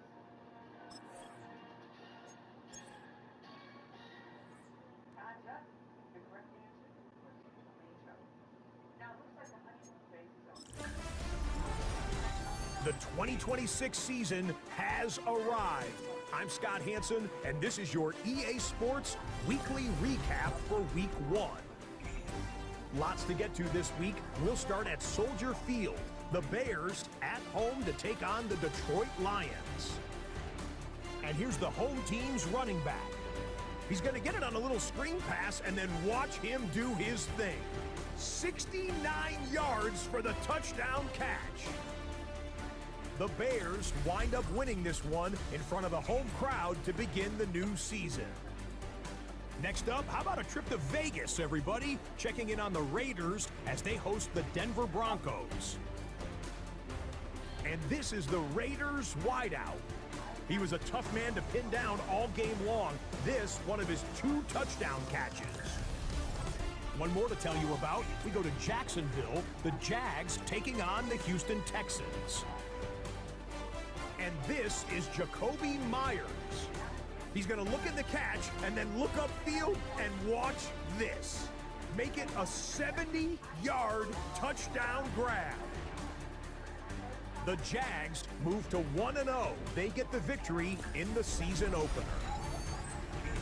And that's a wrap for this week. For all the hardworking men and women in the studio, Scott Hansen saying goodnight. We'll see you again next week right here on EA Sports.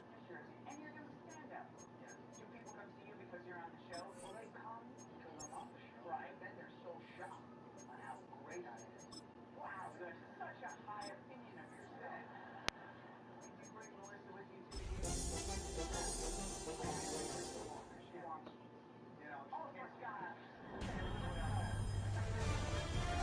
EA Sports welcomes you to the following presentation of the National Football League. You make 1,000 a night. Oh, yeah.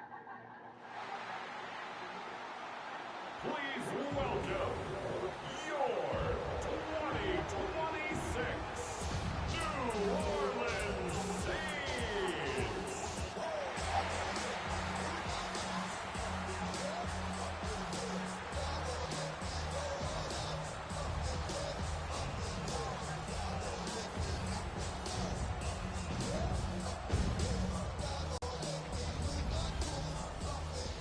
They're on the visiting sideline. Head coach of the Bears, Ben Johnson. His guys enjoyed a win at home to begin the season, now facing their first road test here. Facing off with him, head coach Kellen Moore of the Saints. His side not as fortunate in their opener, hoping the home crowd can will them to the victory here in week 2.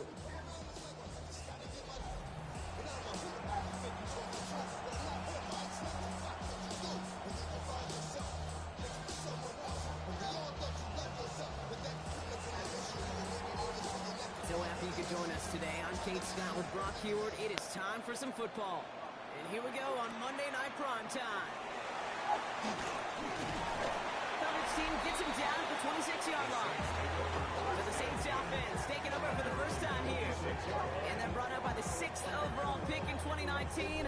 One of the highest drafted Blue Devils ever, Daniel Jones. Some tough luck last week for this quarterback, Kate. 2 touchdowns, the 1 interception, and you just know the way it works. These coaches love to tell us they always think about the losses. They sting way more than the wins. It's the same thing with the quarterback. He's not thinking about the touchdowns. He's thinking about correcting that interception and knowing right here, he's got to play some clean ball. Trying to find his tight end. So it's second down coming up. That play right there, Kate, that just goes to show you, you can't take any completion for granted. Even some of the shortest passes in the game plan.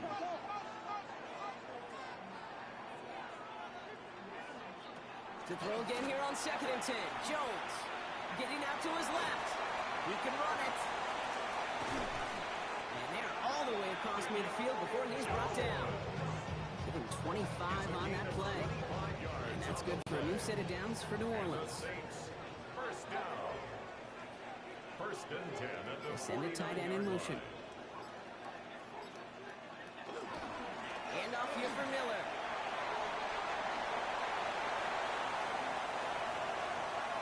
And he's all the way home. Touchdown, New Orleans. The Saints take a 6-0 lead right away. You know, Kate, I think one thing we've clearly learned about the analytics of this game at the NFL level, explosive plays matter. And to get one on the opening series, it's got to feel good for this offense.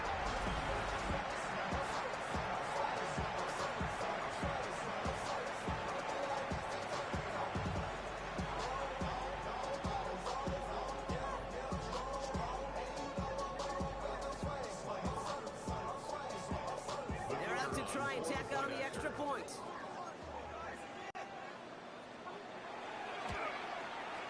The point after splits the uprights. And the Saints will jump out to a 7-0 lead.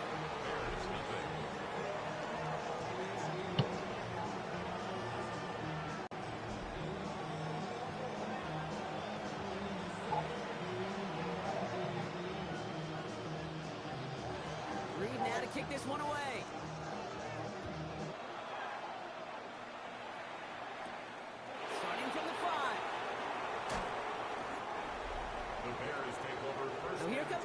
as they get set for their debut series. And they're brought out by a player with immense expectations and promise in the league. He was picked first overall in 2024 out of USC, Caleb Williams. He's somebody who has made a career of extending and creating plays. I mean, oftentimes, Kate, where I just would sit aghast. How did he do that? How does he make that throw on the run? Now he's got to take the spectacular and just add a whole level of consistency.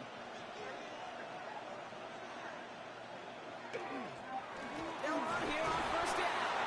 They're working a couple yards past the line. Ivan Pace able to make the stop. We get a look at his rushing numbers from last week here. What he was able to do and support that win. After the 3-yard pickup, it's 2nd and 7.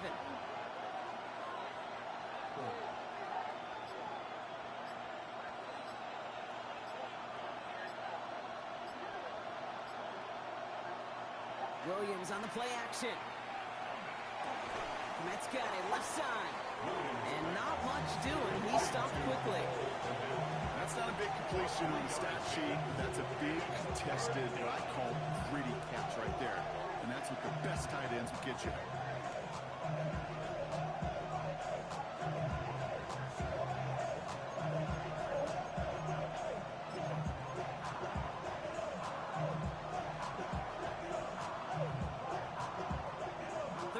Coming up now.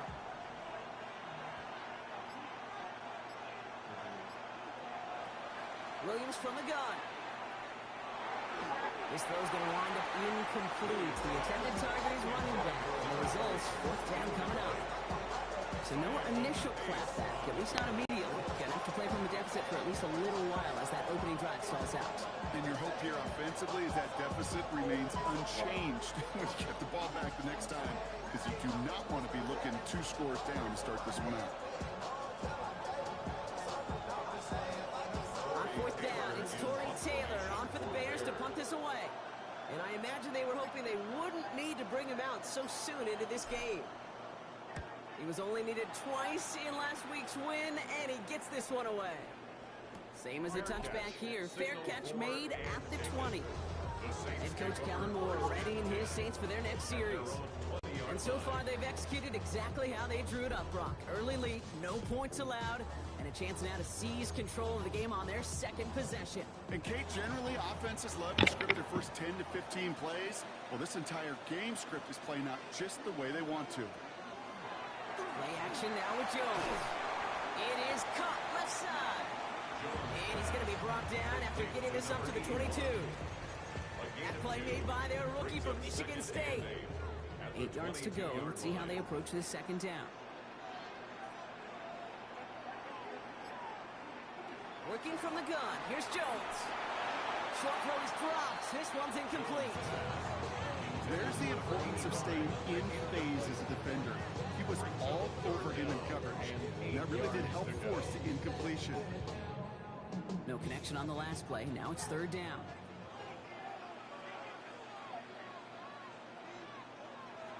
Here he goes, 3rd and long. Complete beyond the marker. And he'll go down after fighting his way to the 32. A 9-yard gain and good for a 1st down. 1st and 10 at the 32-yard line.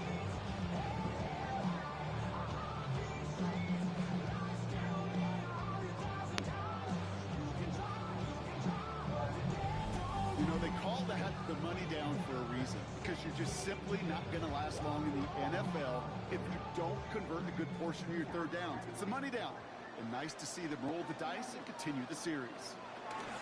Jones on 1st down. Finds his fullback. Short gain in the end to about the 36-yard line. Hit made by T.J. Edwards. This is 2nd and 6 coming up. At the 36-yard line. Jones going to throw again. Has him on the quick hitter. Oh, the fumble jumps out of bounds. What a break there for the offense. You know, those defensive guys, they will tell you that the sideline's their best friend, right? A lot of these routes are trying to push receivers and move the real estate. Sometimes the sidelines could be an offensive player's best friend, and that ball bounces harmlessly out of bounds. It's good for a couple of yards. That's good for a Saints 1st down. Kate, is there a simpler play in football that's come to life more than the QB sneak? We see all different varieties now, but it has become so darn effective. We've got a tough QB who wants to put it on his shoulders. He's signed for it. Has it downfield working the left. Great play is brought to an end as this one reaches the 35-yard line. Get 22 out of that play. And that's good for a new set of downs for New Orleans. If they get a handful of these types of plays per game, the pass game coordinator is going to be one happy camper. Play fake, Jones. It was there, but he couldn't hang on. That's incomplete. Gonna have to wait a little longer for his first catch of the game. And that'll bring up second down. At the 35-yard line.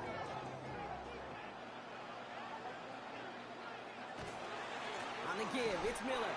He's unable to get away from that tackle. Good work by the defense. Nothing gained on second down. You know, Kate, over the years, I've heard running backs say there's just sometimes you got to run into darkness. Just go where there is no lane and hope that something opens along the way. That linebacker said, not this time. Just got it away before the hit, but it doesn't matter. It's incomplete. Fourth down coming up.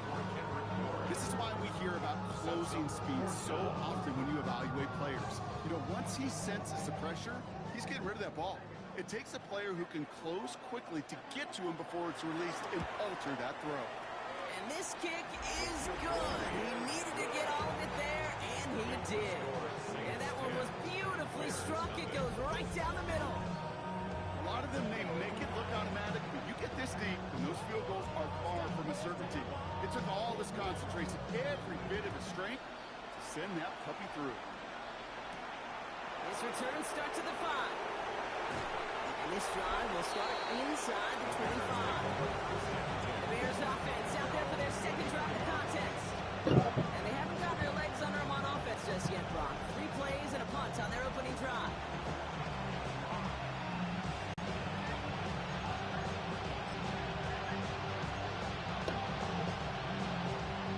Chicago bringing the offense to the line. It's 1st and 10. Here's Williams. Gets it to him on the screen. And they're going to bring him down just beyond the 30 at the 31. That is a textbook first down completion. Sets up second and very manageable and creates space to take that shot downfield.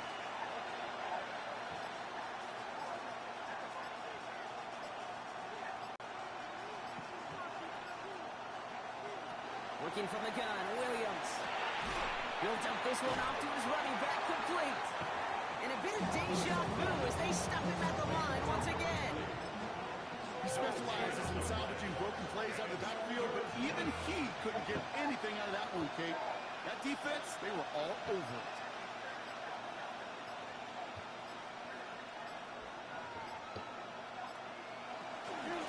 Here's the give on 3rd and short.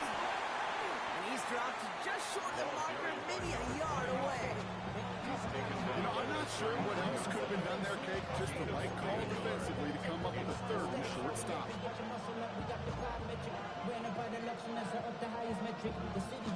Now, not a traditional spot we see teams going for it, but they only need a few inches.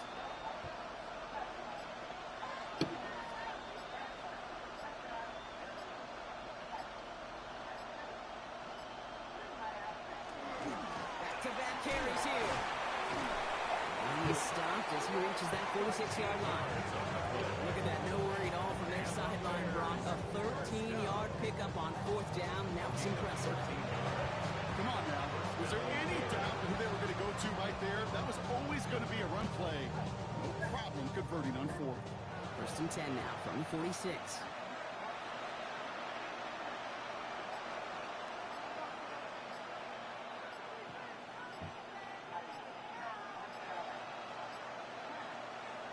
Now here's Williams. Finds him on the crossing route. And they're going to bring him down at the 36. It's a gain of 19 on the play. And it'll be 1st down Bears. You know, Kate, you'll find teams go to this crossing route concept sometimes a dozen times a game. A lot of times it's for shorter yardage, but sometimes things break in the right coverage for a much bigger impact play, just like that.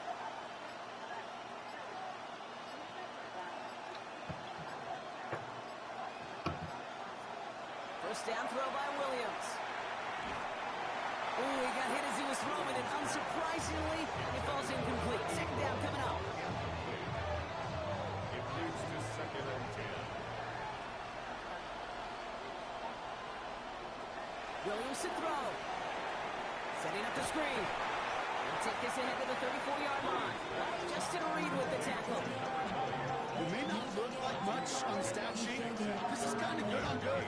An offense gets completion, not going backwards. And the defense, well, they rallied, they pursued, they kept that screen to a minimal gain.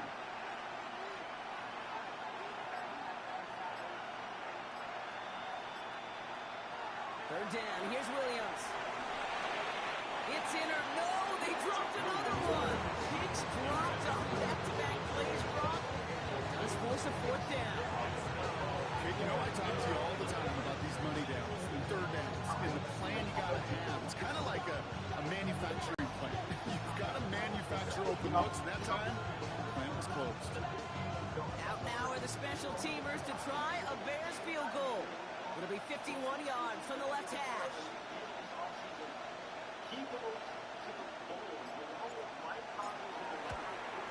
And this kick is good. He needed to get all of it there, and he did. And that'll bring it back to within a score. The lead 7. The wind was at a sails, Kate, and it certainly helped that football fly true and right down the middle. From that distance, to get with that accuracy is one impressive shot. The Bears kicking team all ready to go, and they kick this one away.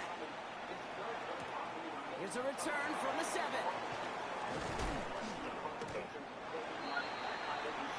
Here comes the Saints offense. And the last drive did end in points. Not as many as they wanted, though. They had to settle for that field goal despite advancing the football pretty well. First down now, ball at the 33.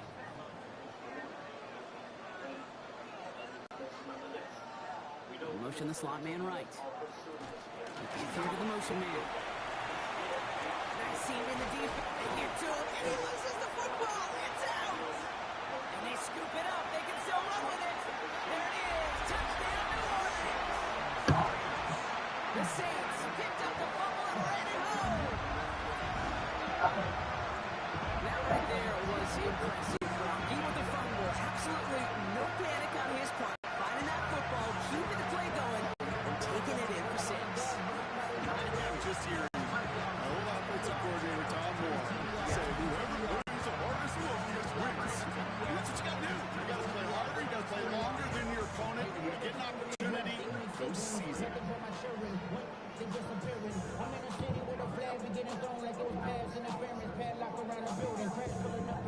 They'll set up here for the point after.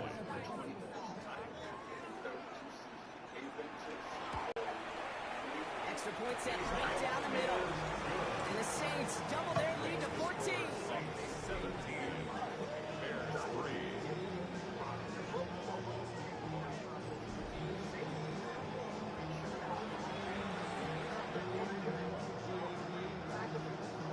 Reed now to kick this one away. Josh Blackwell to return it. And in the end, he's able to get it to what used to be a touchback. It's at the 25-yard line.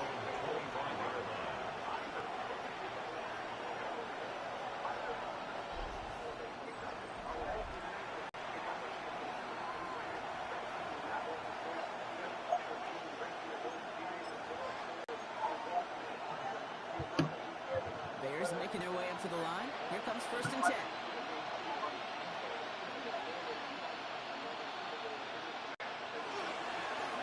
Back in the backfield, and they give it to him. He's descended upon quickly and dropped after it looks like a yard gain. Play wrapped up by DeMario Davis. I don't think that's the amount that they were looking for there, Kate. Going to lead to some shuffling around here in the playbook. Find a more aggressive call on 2nd. Need a better result than that last run. It's 2nd and 8.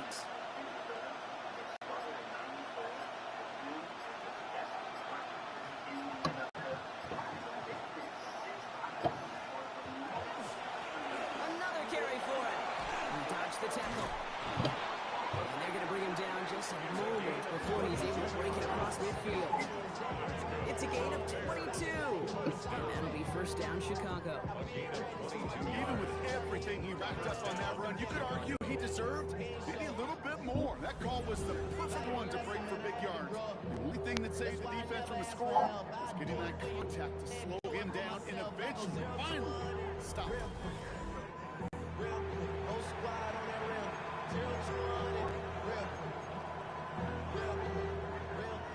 Ball's on the 48. Here we go. First down.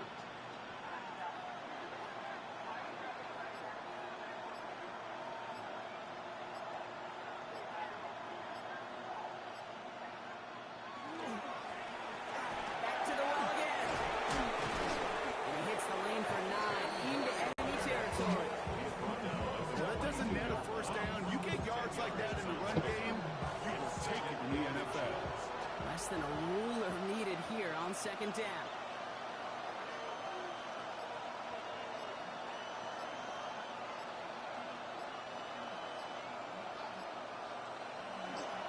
They're going to run it. This is Trevor Etienne.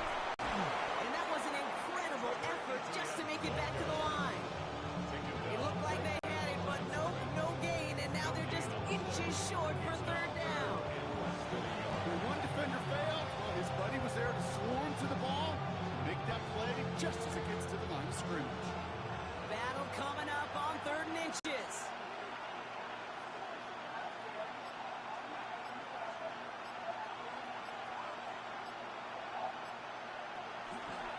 Etienne again. And this one had no chance. Hit well behind that line. That brings up 4th down. Now we have a member of the Saints injured after that play and obviously in need of some assistance.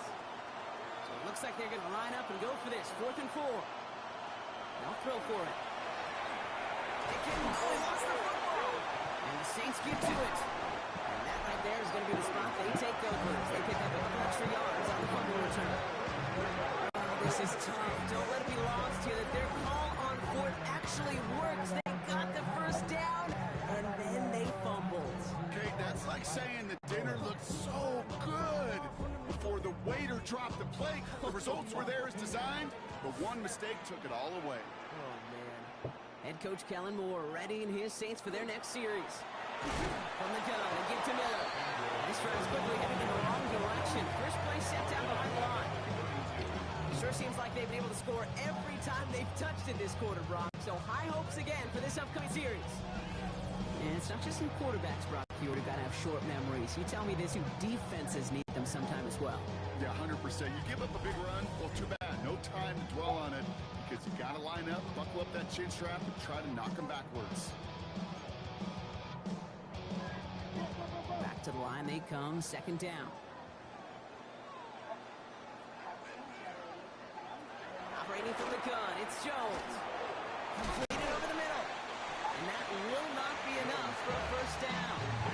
Hey, one thing I learned from the late great Mike Leach is, yeah, the system was called air raid, but it wasn't just attacking downfield. His philosophy, and it played out right there, is you have to attack every inch of the field, both vertically and horizontally, without routes or in routes, just like that. We're through one on Monday Night Primetime. It's the Saints setting the pace so far. Back to the Superdome of Caesar in just a bit.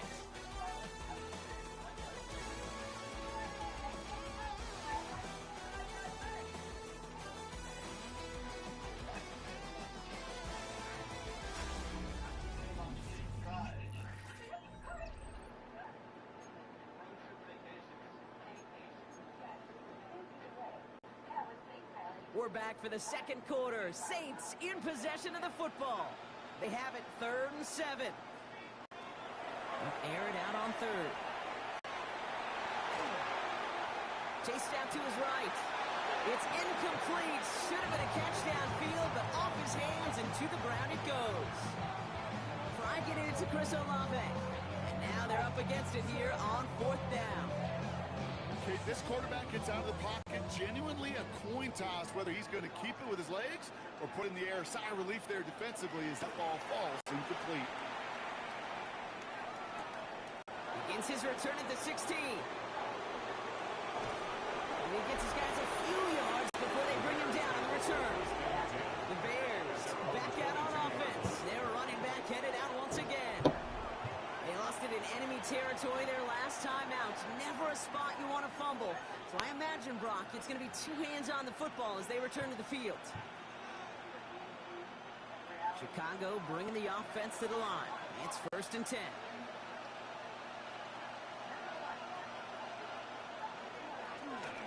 Flowing back in the backfield, and he gets the handoff. And a couple of teammates combining there for the stop after just 1 yard. That's the kind of yardage that's not going to kill this drive on the first play, but it does put you a little bit behind schedule. Now, 2nd down becomes critical because nobody wants a 3 and out.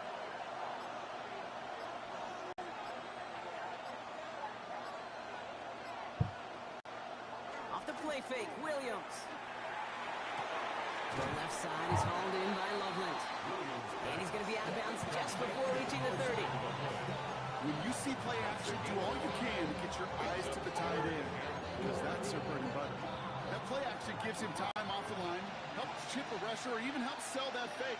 And then when he releases, he gets out, he gets some leverage. He gets to that edge before the defender can cover him. Williams to throw on 3rd. Another drop. The last 2 plays both should have been intercepted, but neither could be brought in. However, Brock will at least force this 4th down. That one really stings, Gabe, because you want to convert there and not only keep this drive going for points, but because now you're giving your opponent a chance to go pad that lead before halftime. That's no-no.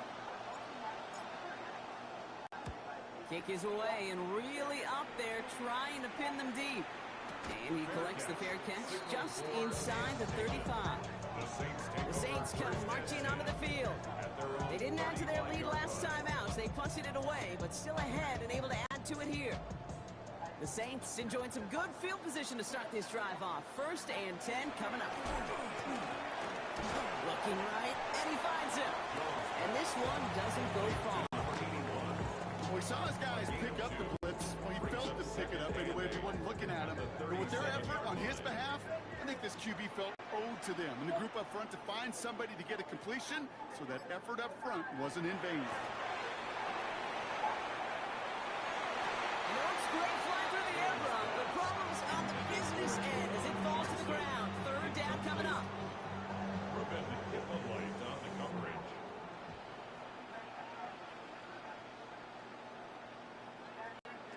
3rd and long, they're going to throw. It's on target to Johnson.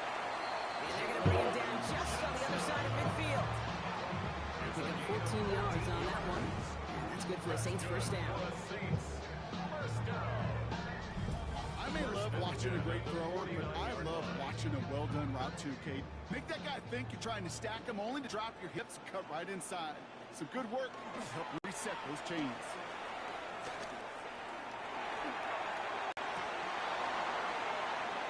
That one falls to the turf, couldn't hang on. It's incomplete.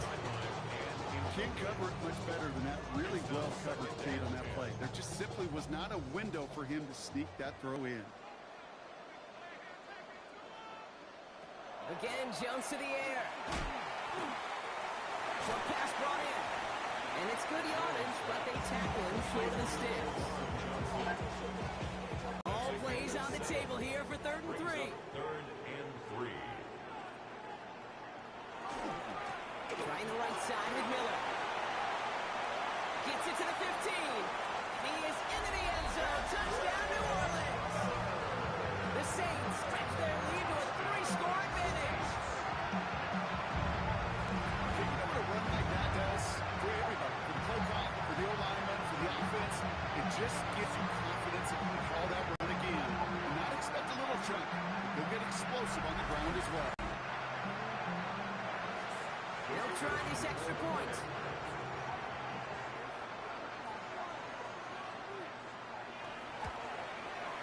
Right down the middle, it's good. And the Saints stretch their lead to 21.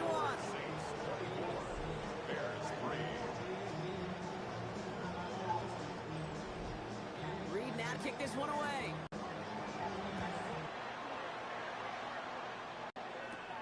That's going to be taken in at the 8. And he's going to make this to the 28 before going down.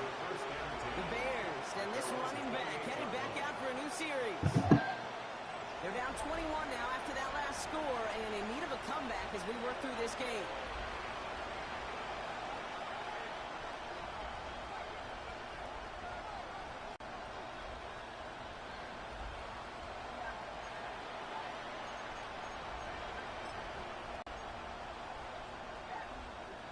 Starting out trips right here. 1st and 10.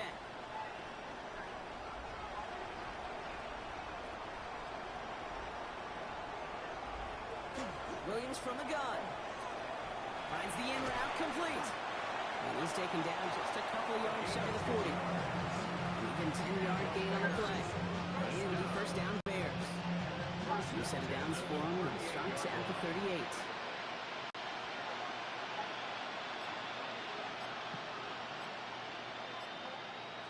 First down, Williams. Connects on the crosser. And he's got a decent gain before being brought down. We get a lot of credit to receivers, and rightfully so, Kate, for them going into coverage and making a catch. I don't think we give enough credit to tight ends. I know they're big, I know they're physical, but to go into double coverage, take that contact, and come away with the catch, that's a big-time effort.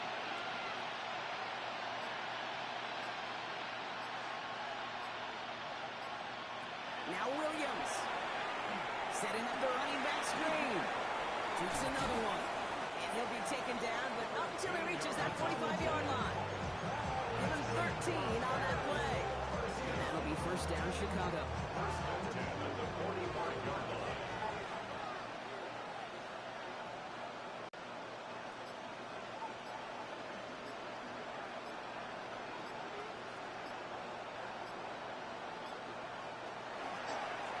Plowing up the middle.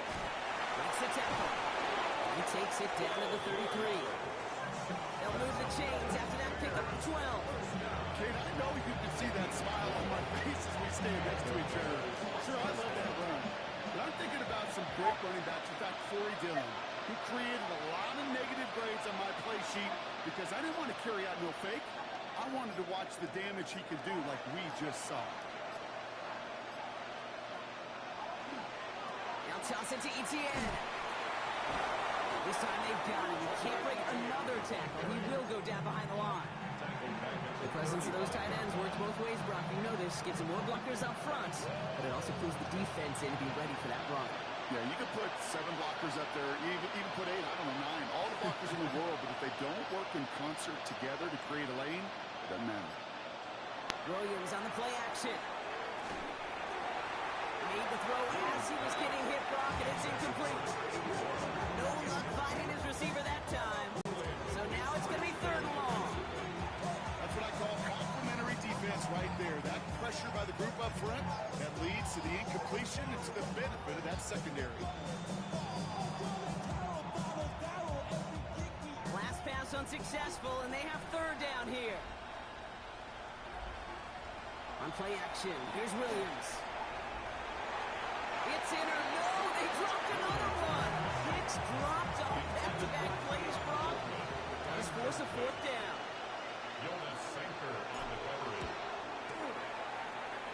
And this kick is good. He needed to get all of it there, and he did. And it gets a fraction closer as the lead's down to 18. Okay, one of the areas that kickers and quarterbacks are similar, they want to get into rhythm, and no better way to feel good and get into that rhythm than start a game 2 for 2 as a kicker. Starting from the 5. This makes it up to the 25. And Coach Kellen Moore readying his Saints for their next series. And all that's needed here, Brock, is some repeat execution from that last series. Of course, I expect the defense has made some adjustments after giving up that touchdown. And that is the beauty of this game we love so much. Those back and forth adjustments on the sidelines. And can this offense do what it did a drive ago? And that is stay one play ahead of their defensive foes. Saints to the line now. 1st and 10. They go left side with Miller. Cuts back toward the middle, and he's bottled up quickly after just a yard. 2 on the pickup there, and it's going to be 2nd and 8. This offense is now left with some ground to make up a little bit here on 2nd down after that drive starts with a very minimal gain. Following that little 2-yard run, it's 2nd and 8.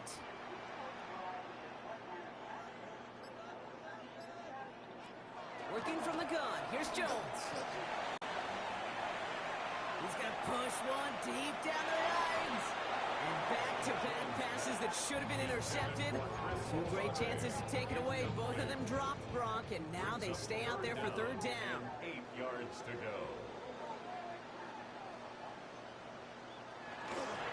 Straight ahead, here's Miller. And he got it real close, but stopped just about a yard or so shy of that first down. So much to like about that run, particularly when he was able to get out of the defense. I think it feels a little fortunate they were able to track him down before an even bigger run, crossing that first down marker. Kai Kroger on for this punt. And they could really use a good one here.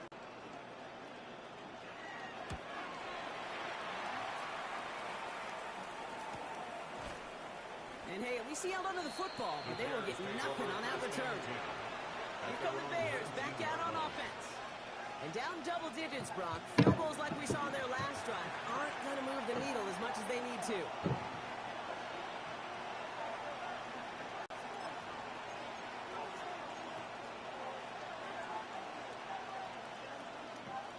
Bears making their way up to the line. Here comes 1st and 10.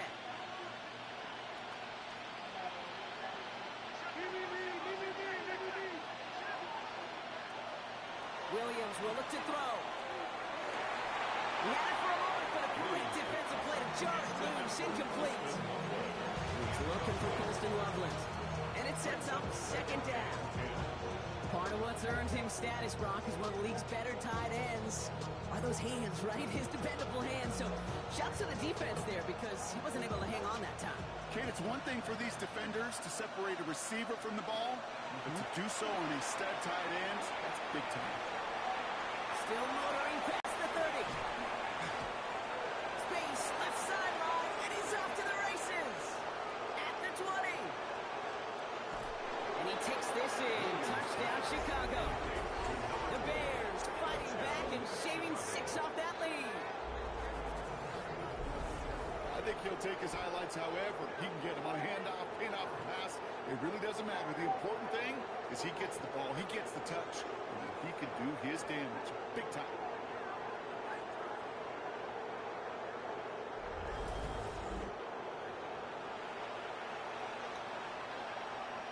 Now they'll try to knock the extra point through. The point after splits the uprights. And the Bears make it an 11-point ball game. Bears 13.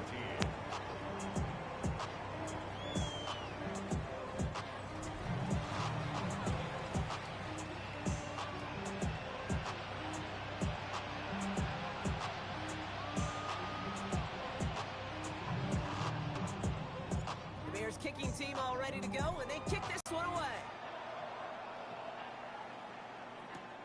Fielded at the 7. A decent run back is going to end as they bring him down inside the 30. The Saints ready to return their offense to the field. They were only on the field for 3 plays their prior series, Brock. Let's see what changes they make to take over here. New Orleans has the offense set. All right, Brock, here's 1st and 10. Now a shotgun handoff to Miller. Robbed by the first guy he met. No gain on that first down run. So close to a big loss of yards for those guys up front. 1 second sooner, they got a tackle behind the line. But a stop to celebrate nonetheless. This is Devin Neal with it. Defender gets to him right around the line. It's going to be marked as no gain. So Brock, that means 3rd down coming up. That linebacker makes that tackle right in the middle of the field. All I'm thinking about right now, Kate's training camp. Because that's the middle drill right there. That is textbook. What you do in training camp, coming to life when it matters. And that's going to fall incomplete on a look to his running back, and it's going to bring up 4th down. Now we've got some whistles as a member of the Bears is shaking up and could use a look from the trainers here.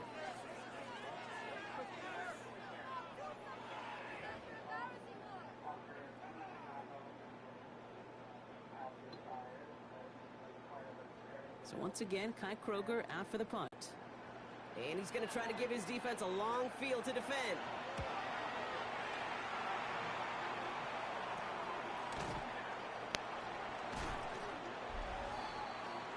The Bears returning their offense and this running back to the field. And that last drive, no answer for what they were doing through the air, so expect some tighter coverage this time around.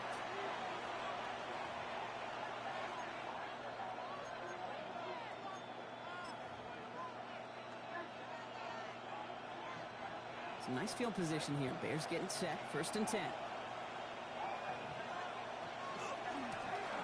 of the gun, they'll give it to him inside. He's able to drive that pile about a yard. Carl Granderson in on the tackle. Last run, not a lot of help, Brock. 9 to go now on 2nd down. At the 40-yard line.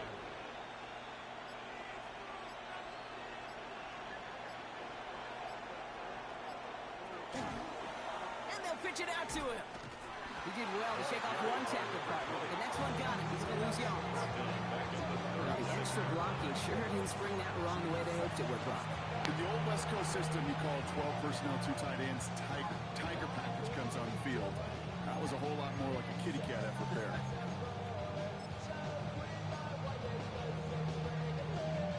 Saints adding an extra DB. This is 3rd down.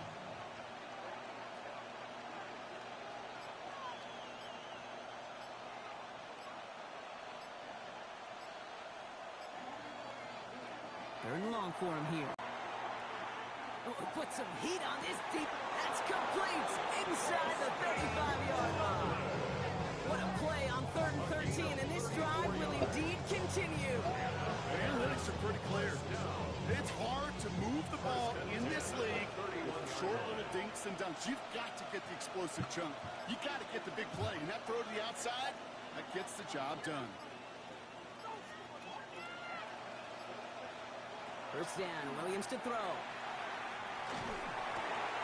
Complete right side, Burton has it. And he's short of the 1st after a mild gain. So it's going to be 2nd and about 4 on the other side of this 2-minute warning. More from Caesars Superdome in just a moment.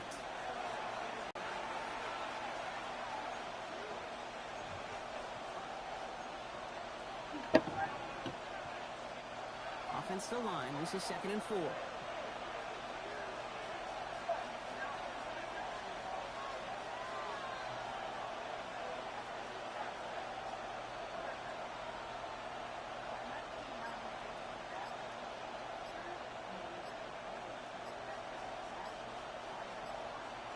Working from the gun, Williams. Has him on the quick hitter. And he takes this in. Touchdown, Chicago. The Bears make it a 1-score game before halftime. That play really had all the elements you're looking for from a tight end, showing that he can stretch that field. With the route check, secure the catch, quickly become a runner tech, and finally go finish that drive off and celebrate with your homeboys.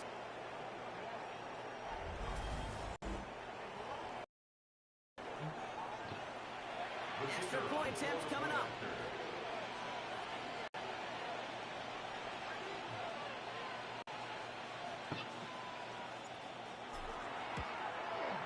And the kick is good.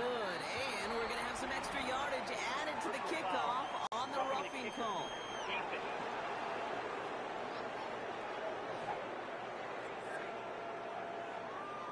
Well, you can't do that. Got to avoid hitting the kicker. And because of that, the kickoff will be coming from midfield.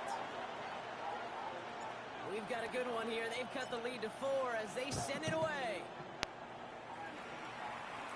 And that one flies right on past the end zone. Did not make an effort to even hit the landing zone, Brock. So they're going to gift him a drive starting at the 35. New Orleans back on offense and ready to go now. They seem likely to carry the lead into the locker room, but some points here to end the half could make things even more comfortable.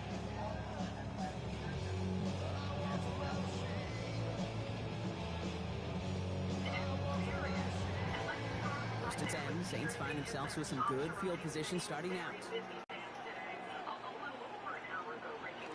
On the shotgun, it's Jones. Short throws drops. This one's incomplete. I think everybody on the offense was already thinking about the next play to run because they watched that short little throw to the tight end. You really don't expect to see many of those gimmies dropped.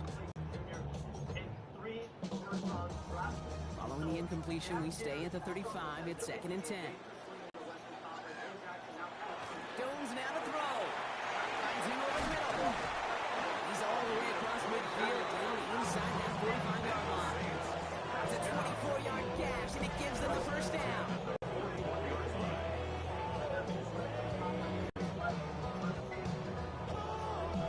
From a great throw to a nice route catch to moving the chains. There wasn't a whole lot not to like about that amazing play. First down from the 41. Design quarterback run here. That one stopped right at the line for no gain. This is going to be 2nd down. Boy, is it tough to fool this defense with how well they read and react to these plays. Held that line, and the QB keeper gets nada.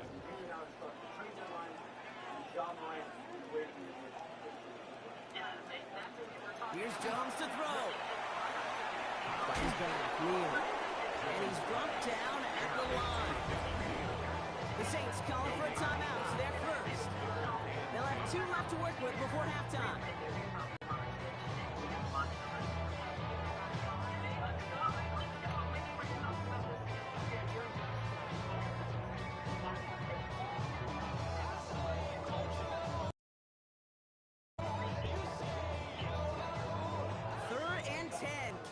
Offense get it done. They'll empty the backfield and motion him out. Jones now on 3rd down. And that's away for the pass rush. And as he threw it, leads to the incompletion. 4th down coming up. That is a DB's best friend, pressure. That pressure earned that incompletion. They came in before he could find a target and hit him to alter that last-second attempt to get rid of it. And this just gets past the 20 before going out. The Bears and Caleb Williams running out for their next drive. And we're all hoping his hot start can continue. He's been putting up some numbers early in this contest.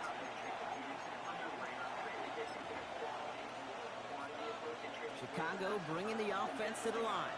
It's 1st and 10.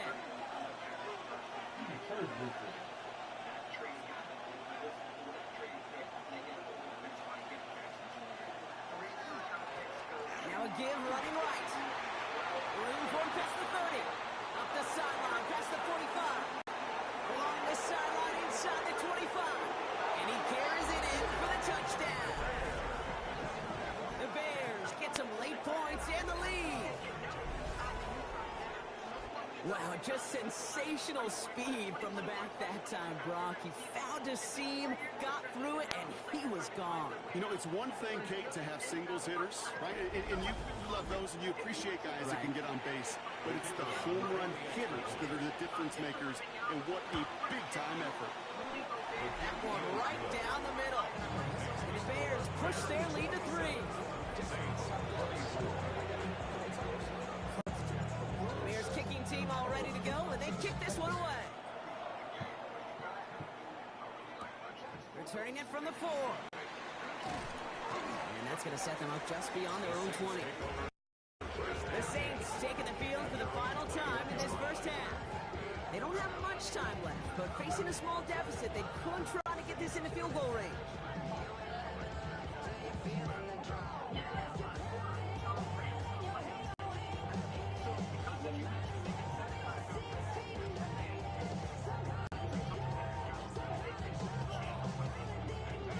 Only half a minute to go in our half. Let's see how they begin the drive.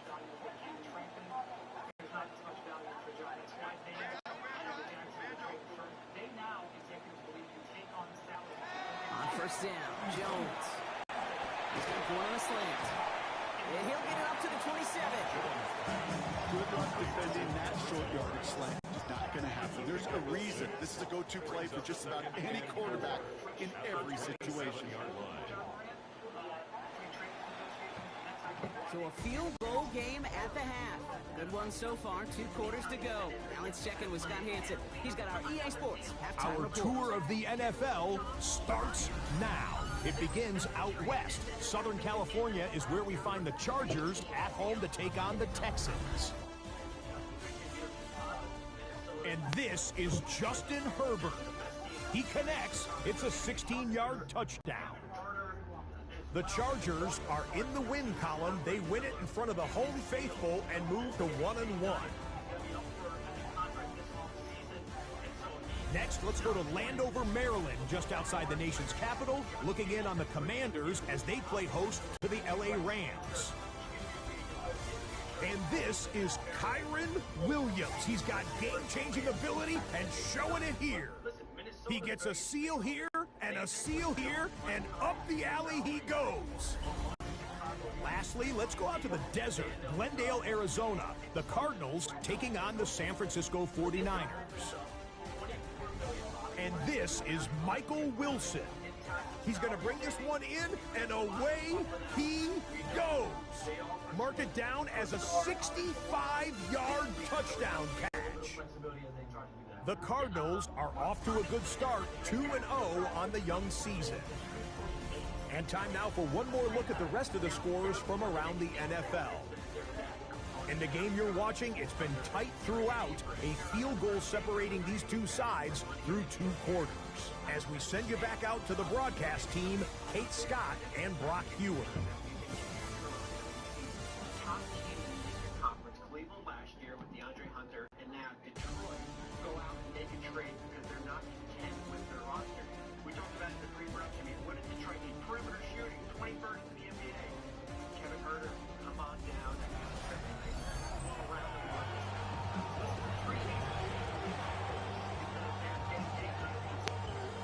First half controlled by the offenses, Brock. Let's see if the defenses can take over in the second half. We're underway. Blackwell now to return it. Things going well so far. And he's going to reach that 34-yard line before he stops. Ben Johnson doing the last bit of coaching here as the Bears return to the field. They certainly had no issue scoring, but their opponents have been right there with them, so they can really use some more points on this drive. They'll head up here, 1st and 10 from the 34.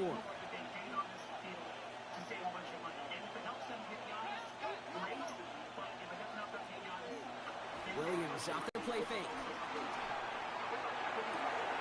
Connects downfield, on target to Burton. Just after the catch, he is hit and stopped. A nice gain, though, down to the enemy 41. That goes as a gain of 25 yards and picks up the first. This entire play, Kate, depends on how well he can separate from his man. You get man-to-man coverage, it's really about 2 things. Separation and trust. Because QBs want to throw it before he breaks. That's the trust. And then they got to believe that that separation can create the big play down the field. Here's the one back on the handoff. That's some decent running there. Gets him 4. It's going to be 2nd and 10. You know, Kate, it's plays like that. It's just kind of the meat and potatoes. Not going to make any highlight reel. But just the positive, efficient plays on the ground. You need to keep plays and drives alive.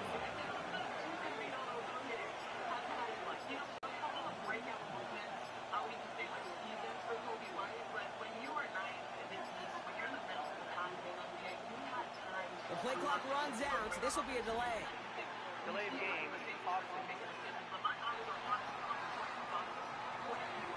Everyone was set and at the line. The quarterback just didn't snap it before the play clock hit 0. Snap should come quicker here. It is 2nd and 10 after the penalty.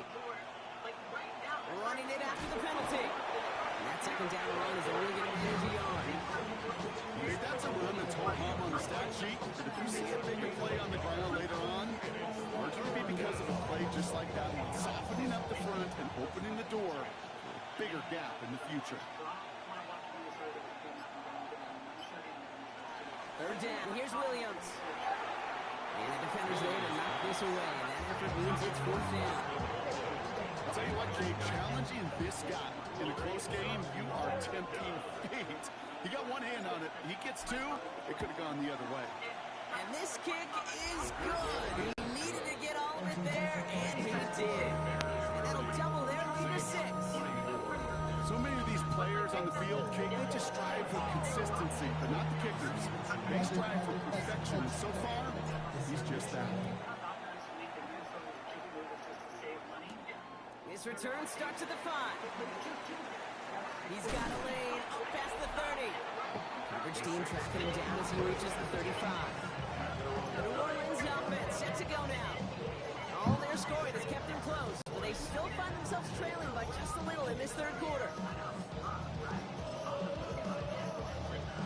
The Saints enjoying some good field position to start this drive off. 1st and 10 coming up. Slot man in motion left. On 1st down, it's Jones to throw. Blitz is there, and he goes down. And after one play, this drive might already be in trouble. It's going to push him back for 2nd down. Wow, it has been such a good day offensively for the guys up front. That's actually the first sack by this defense. And now comes the real question mark. Will it lead to more? Or will this offense learn a lesson and get back to the rhythm they've been in protecting? Need to get that yardage back and a little bit more, too. It's 2nd and 14. Operating from the gun, it's Jones. Good play on the football defensively. He knocks it away. That's going to bring up 3rd down. I hate to be Mr. Negative guy, but a sack 2 plays ago, an incompletion right there. All that's missing, Kate, is an interception on this play, and you're going to hand this quarterback a misfortune trifecta that nobody wants. He puts some air under it deep down the left. Brought in inside the 20. He's on the way home. Touchdown, New Orleans. The Saints reach pay dirt. So sensational work by the skill man there, Brock. Anytime you can make your quarterback look that good, you know he appreciates it. That's a quarterback's best friend, no question. But on the other side, gosh, defensively, you got to get that skill player down. Period, end of story. You can't give up that much yards after catch. Now we'll see them try the point after.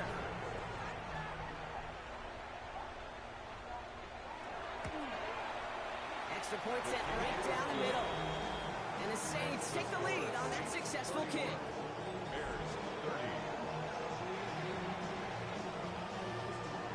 Reed now to kick this one away.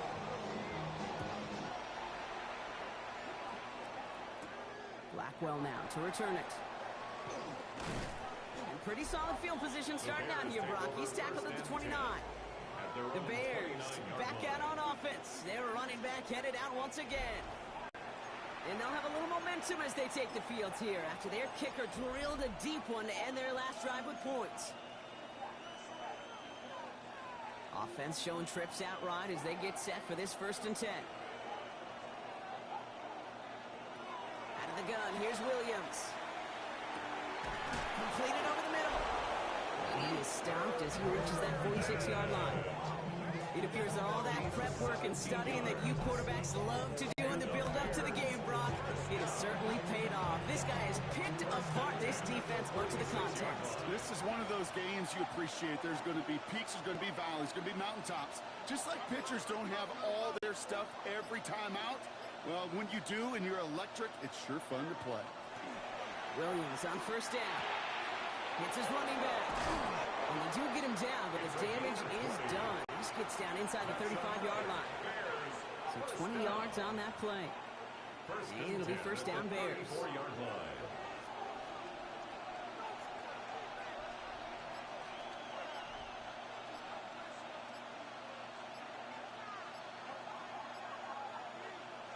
Williams from the gun. A pass brought in.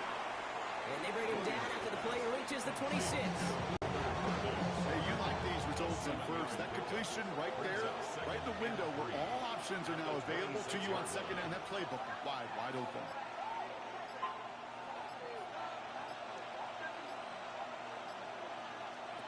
To the air yet again, Williams.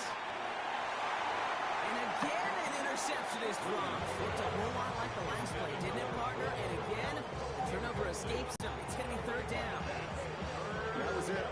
That was their chance to escape this series. They were looking for a way out without giving up any points, and that was their ticket off the field. Unfortunately, they just couldn't quite hang on. Another drop. The last 2 plays both should have been intercepted, but neither could be brought in. However, Brock, they do at least force this 4th down. The numbers tell us pretty clearly, you get to 3rd and long, extra long, it's really hard to stay on the field. That's disappointing because that was 3rd and manageable and an incomplete.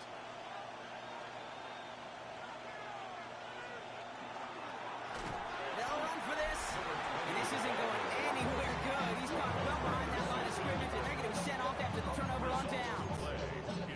This running back has had himself a day, but not on that play. Finally, a little bit of catharsis for everyone on that defense to keep him from the first and get a turnover, a much-needed turnover on downs. On the give, it's Miller. And they blow up the opening play of this drive. Love the aggressiveness from this defense. So some immediate revenge for that last play, Brock. I don't know. What do you think? Is it going to take away the pain from giving up that big run the prior play? Not necessarily, because it really does take a group failure to give up a big run like that in the NFL, but it also takes a whole lot of teamwork to knock them behind the sticks. Job well done there. Motioning one of the tight ends. Now Jones. Hits him on the in route. And that tackle stops him after a solid gain. It takes a certain level of fearlessness, craziness to work over the middle of the field in this league. You're fighting through guys as you go, and all the while you know you can take a lick at any time. The right side cut by Olave. And they're going to bring him down just a moment before he's able to break it across midfield. First and 10 now from the 46. First down. First and 10 at the 46-yard line. Play action now with Jones. Oh, look at this. Here he goes. He's going to get this to the opposing 41. A nice gain of 13 yards as it brings up a first down. That's another Saints first down. First and 10 at the 41-yard line. They go play fake with Jones. It was there, but he couldn't hang on. That's incomplete. His first target doesn't lead to his first catch. And now it's second down. Now an inside handoff to Miller. And he's going to salvage a couple of bounds on this outside. That's it. It's a gain of 2. And 3 that side. That's going to bring up 3rd and 7. It's a gain of 3. It's 3rd and 7. They'll throw. 3rd and long. Defender is there. He knocks it away, and that's going to force 4th down. You know, I say this all the time. You get down there to the red zone, and things happen so fast. Those windows close in a hurry. Quarterback's fortunate that was one hand and not 2 hands that got on the football. And this is marked out all the way down to the 6. They'll be dangerously close to their own goal line for this series. The Bears about set for their next possession. They liked how that drive was going, but the ending, the turnover on downs, yeah, that's something they'll try to rewrite on this series.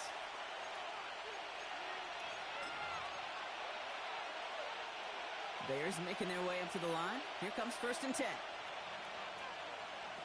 Now Williams. Throw left side is hauled in by Loveland. And he's going to get this one to about the 22 before they take him down.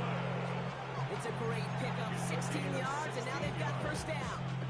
That's good for a Bears first down. First and 10 at the 22-yard line.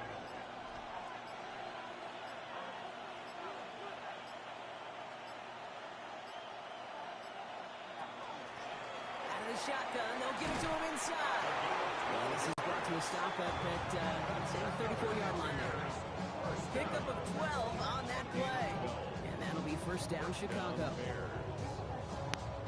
Danger, King. Danger, I say. You get this guy in the open field, and he is dangerous to take it to the house. So they'll head up here, 1st and 10 from the 34.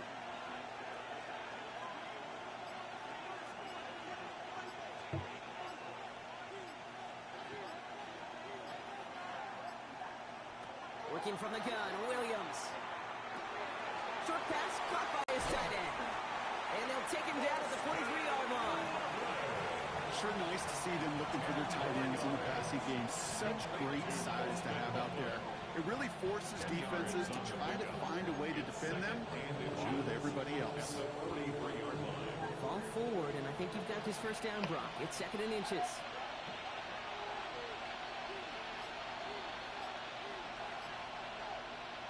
On play action, Williams. Finds a seam down the middle. And he'll be taken down, but not until he reaches that 45-yard line. 12 yards on that play, and a good call nets him the first. Move the chain! Gotta move the chain! Build momentum. Keep that defense on its heels. Let's see how they attack this first down, partner, from the 45.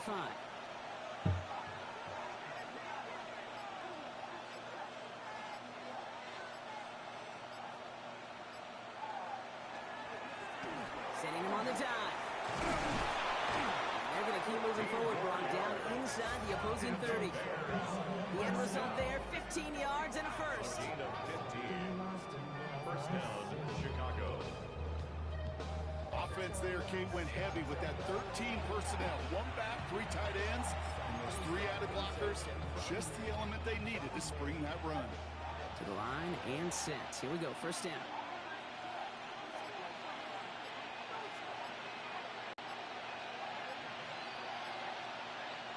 Williams on the play action.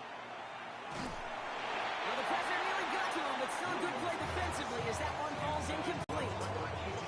And this is why scouts talk about a player's closing speed, Kate. You know, once he senses the pressure, he's getting rid of that ball. It takes a player who can close quickly to get to him before it's released. And that sure altered the throw. Going again on second, Williams. Has him on the quick hitter. For a solid gain there, Brock, but still third down and short that they've got to figure out now. They picked up 9 on that previous play. When Bill Walsh was implementing the drag route with the 49ers in the 80s, it sounded the same way as it did with Mike Holmgren and me with the Seahawks in the 2000s. Versus man on a drag route, run away. You see zone coverage, settle down, give your quarterback his numbers, and you can find a completion just like that. And he has enough for that first down, but look at his teammates. They know something's up. Everybody looking at that flag on the field. Fighting all he could to keep his quarterback upright, but crossed the line there. That earns the holding penalty. They'll air it out on third. Pocket isn't holding up. They're in to drop it. A couple of really good plays, Brock, made back-to-back behind the line to bring up fourth down. I know we talk about rhythm a lot when it comes to music, but it's the same thing with the quarterback and his protection. This QB was in rhythm, but they knocked the notes out of him on that one.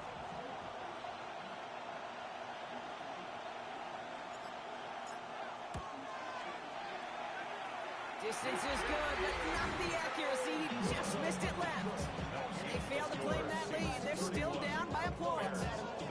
Well, once you get out beyond 50 yards, everything in the process has got to be perfect. It's a good effort, but it's going to wind up off the mark. Here comes the Saints offense. And unsurprisingly, Brock, a great day on the scoreboard so far for him. Has him with the advantage as we move through this third quarter.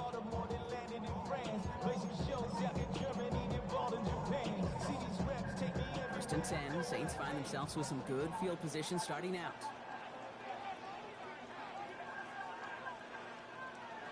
In the shotgun, it's Jones.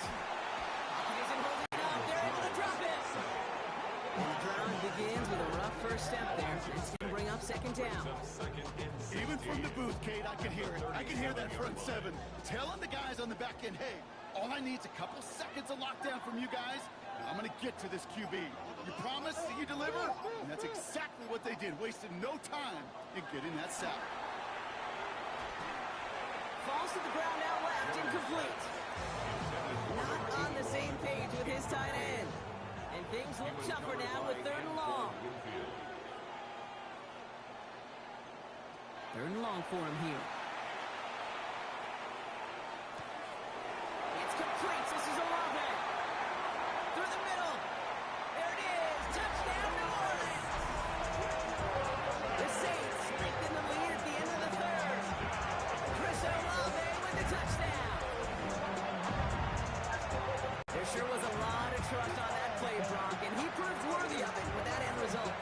Yeah, good old receiver. Someone who just knows how to get it into the end zone is worth his weight in gold to a QB. You know, that throw, there was trust there that he had a shot to find favor. Now they'll try the point after.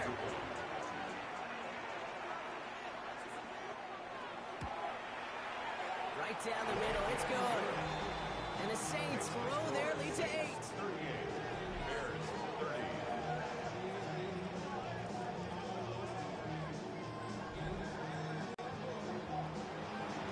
Reed now to kick this one away.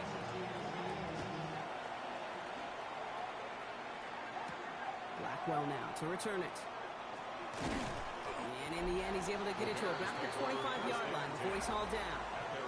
The Bears and this running back headed back out for a new series. And as some running lanes have closed, he's just found some new ones. Continuing to hit this defense. More good numbers well into this second half. Chicago bringing the offense to the line. It's 1st and 10. Lone back gets the handoff.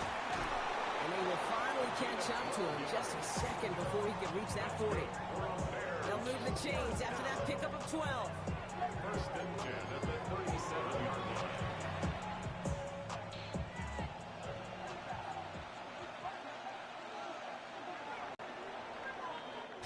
All right, we reach the final quarter of Monday Night Prime Time.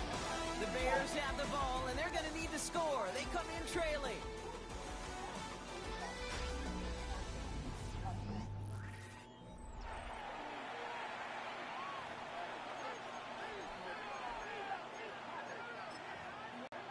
So they're sending out the field goal unit. Oh my goodness, I have never seen a kicker make one from this far away.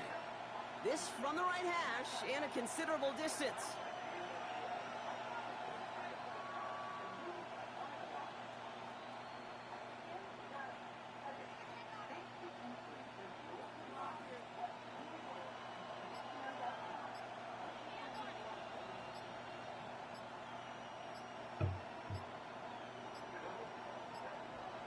So this is going to be a delay and maybe a chance for them to realize they should get the field goal team out of there at this distance. A little slow to operate the offense, and they're going to back it up as a result of that penalty. Still 1st down.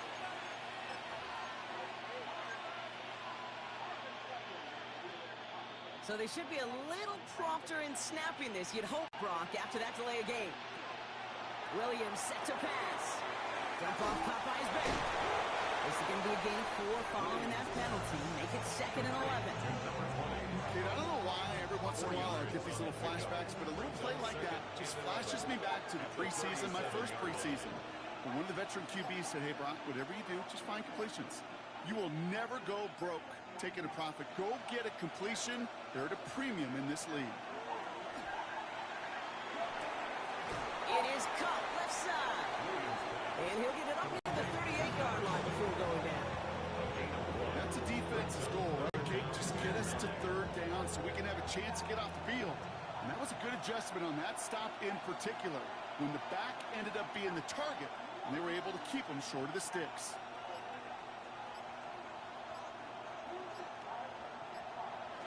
3rd down. Here's Williams. It's in or no, they dropped another one. Kicks dropped on back-to-back plays, Brock. Does force a 4th down. It's 4th down. Here's a high kick, hit very well. And he's got this fair catch right along the 12-yard line. Head coach Kellen Moore readying his Saints for their next series. And they're coming off an excellent series throwing the football that led to that touchdown, Brock. So you and I both expecting that defense to be looking for that on this series. Saints to the line now. 1st and 10. We'll send him over right. Hand off here for Miller.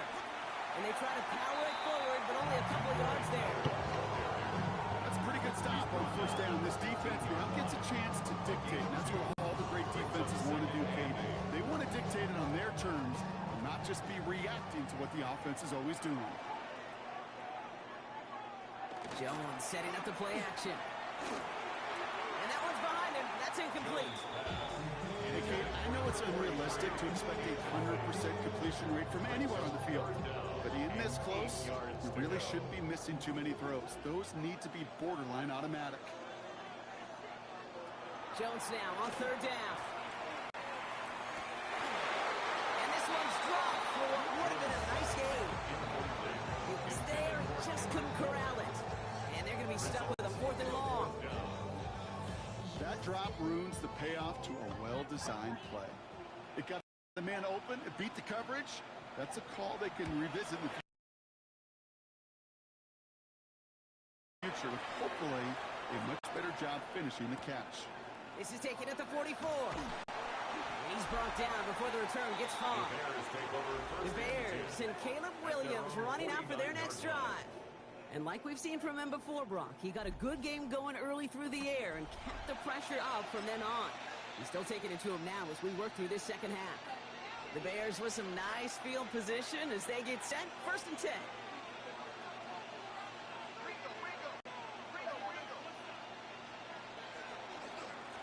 Here's a dive up the middle.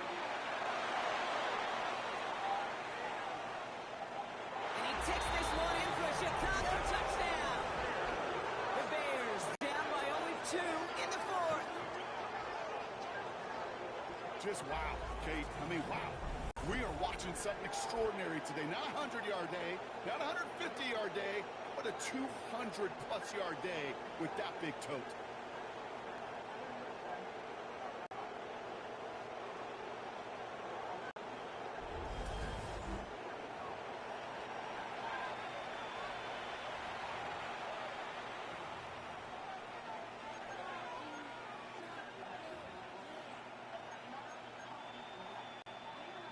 Williams has his guys set. Looking to tack on 2 to that touchdown. The Bears will line up for the 2-point conversion. All right, they're going to throw for it. And he brings it in. They go for 2 and the tie, and it works out. But we all knew extra point was doing nobody any good there. Got to go for 2 in the tie. They do. They get it. And just like that, we're all squared up here in the second half. Squared up, brand new ball game, even Steven. Who is Steven? Do you know who Steven is? Good question. No, go ahead though. You take it. I don't know who Steven is, and I don't really care because it's a whole new game with both teams totally alive.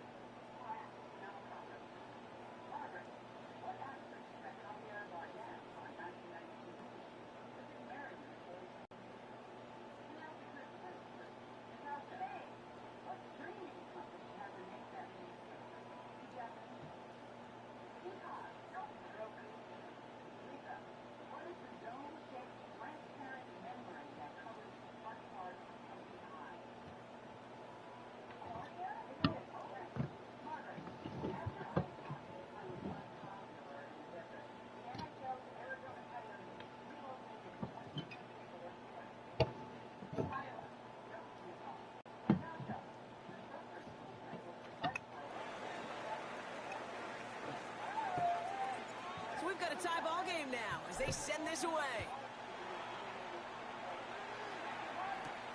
Starting from the 5. And he's brought down just beyond that 25-yard line. The Saints come marching onto the field. They're headed out there after just watching their lead disappear, but going off of that, an opportunity does exist now for an immediate answer.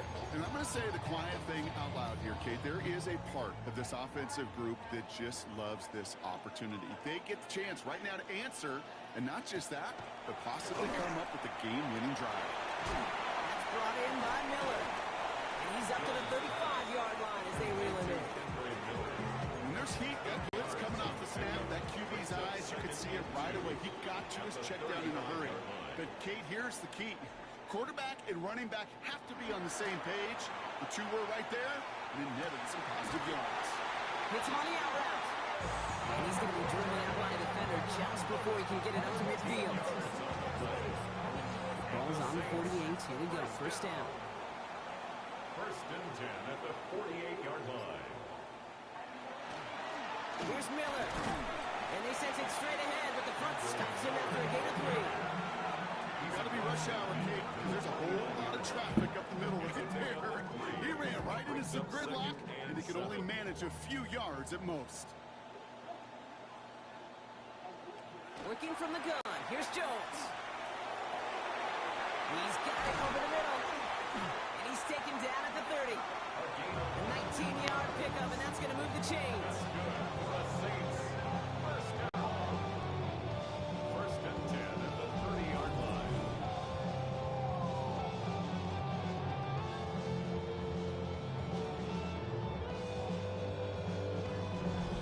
I know the Combine tries to test everything it possibly can physically, but I don't know how you test courage at the Combine, because there's nobody defending you. Nobody wants to hit you. But that was the epitome of courage to make that in cut and make the catch. Jones on first down. He's running with it. Oh no, the ball is loose. And he mitigates the damage by falling on it, but still a loss on that play. You know what? Everybody on the field is going to make mistakes. The key is to clean that up as quickly as he can. Ball carrier loses possession, but he doesn't panic and lose composure. Instead, well, he hops on the ball and he saves the day. Dumped off to his running back. Excellent play defensively as they get to him behind the line. That's going to bring up third down. That pass, it did put him in a position where he had to shake a defender. That's all you want.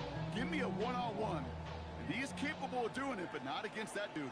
That defender could not be shook. And he knocked him back across the line. On third and long, it's Jones. Going deep here for the end zone. Too much on that, and it sails through the end zone, incomplete. Thought he had a touchdown there. So that brings up fourth and long. That's going to be a play tomorrow. When they watch it on tape, they're going to be kicking themselves a bit. Okay, you get man-to-man coverage down in the red zone, you got to take advantage of it. It's hard. Zone coverage and the windows are so tight. You get man, you got to find a way to win. Well, they got the chance to kick a potential game winner, Kate, and that's all that kicker wanted, a chance. Unfortunately, he didn't make it. And all he can hope now, tie game late here, is that his counterpart across the way, warming up in that kicking net, well, he doesn't get the chance to end it himself. The Bears returning their offense and this running back to the field. And his production is carried over into this second half. He keeps on running well, even with the workload they placed upon him. Some nice field position here. Bears getting set. First and 10.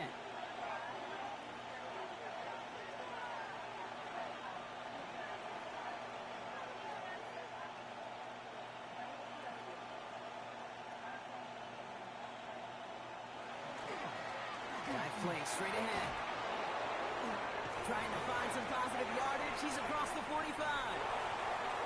And they take this in for the score. The Bears take a fourth quarter lead.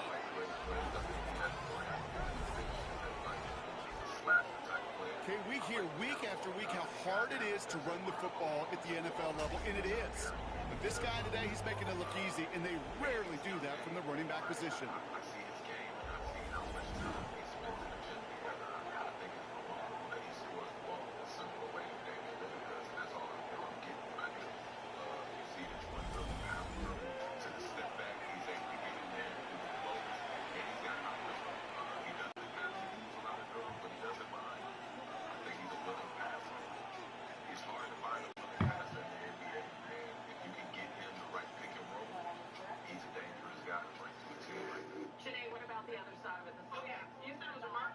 PAT effort coming up.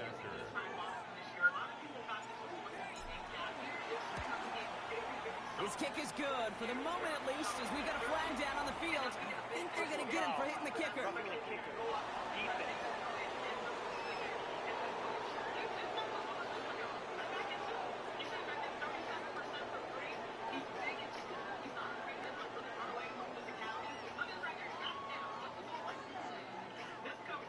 So they got him for roughing the kicker. They're going to put that penalty yardage on the spot of the ensuing kickoff. The Bears kicking team all ready to go, and they kick this one away. Okay, well, that one's over the 20, the landing zone, and almost everything else we got here today. So the football coming out to our 35-yard line. The Saints ready to return their offense to the field. Still time to go, Brock, but that touchdown has them down now 7. They've got to find the end zone here. The Saints enjoying some good field position to start this drive off. 1st and 10 coming up. Throwing here, Jones. Olave on the slant. And he's tackled after gaining a handful. That's what you call efficiency. Exactly what you're looking for on 1st down. Textbook. It sets up 2nd and very manageable, and it creates that space if you want to take a shot downfield. He's going to have this down to the 42-yard line. He finds him 16 yards and a new set of downs. And just in case this offense didn't have enough to contend with, now you got to worry about a quarterback that could do what he just did. Tote the ball himself for a big run. 1st down from the 42. Pressure comes, Jones. And he's not quite that fast. Let him just a bit too much. That's incomplete.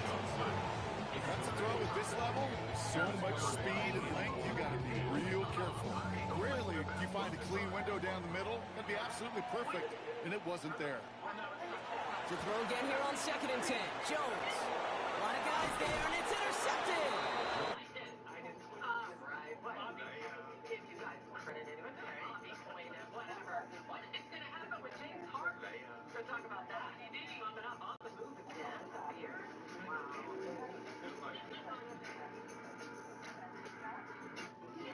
I just switched from TurboTax to H&R Block. It was so easy. Oh yeah, and you can file free. You just leveled up your tax needs. Approximately 52% of filers qualify to do their own taxes with H&R Block free online. Find eligibility requirements at hrblock.com/free. Marco's only uses premium toppings, which means your pizza isn't just flavorful, it's mushroom-full, or sausage-full, or pepperoni-full, and you can get unlimited media. That's the rookie from Auburn. And the Bears are going to have it. And he's going to hang on to that football. That's his first career interception. And just like that, a very run-focused drive comes to an end that time with an interception. You know, a lot of times, Kate, when you're finding success running it on a drive, it's because the defense is just waiting for you to throw it. And that's where they're prepared at the time. Sure enough, it's not a rush that dooms them, but a pass and an interception.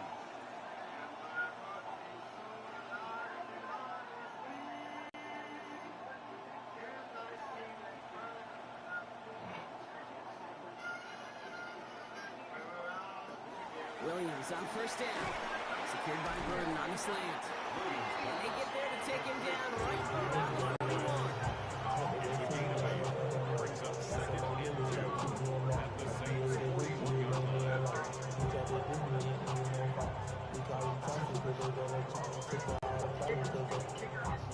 After a good pickup, they're set up with 2nd and short.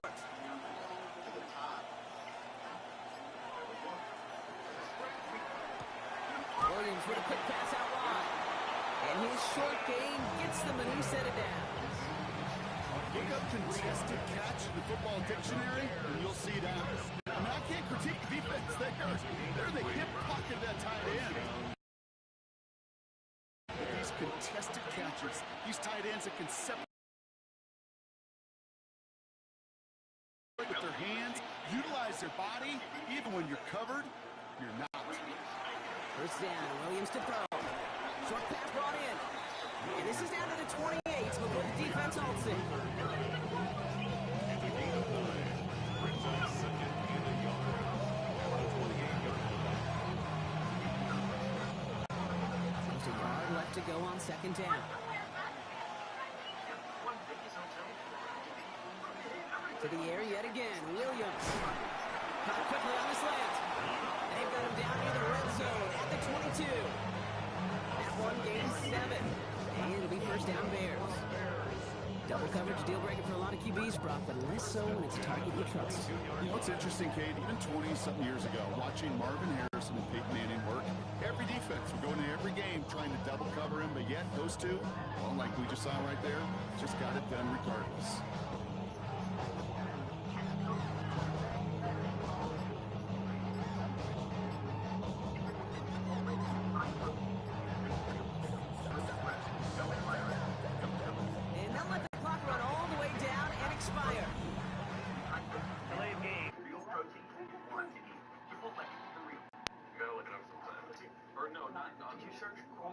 To wear with shark tooth necklace. Goldfish have short memories. You like goldfish, brother? League's biggest stars shine on a brand new stage, celebrating awesome with the AFC Showdown flag football style. Can't get the playoff in time, and I'm going to wager the call's going to come in much quicker, Brock, for this next snap. Until first down.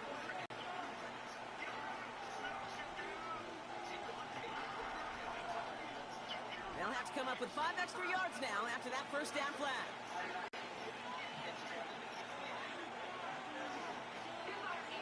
Here's Williams again.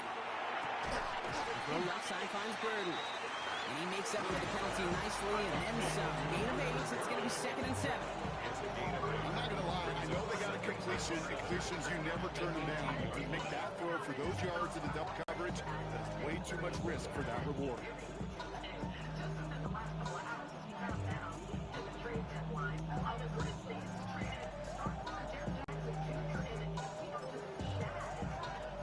Second down now. They need 7.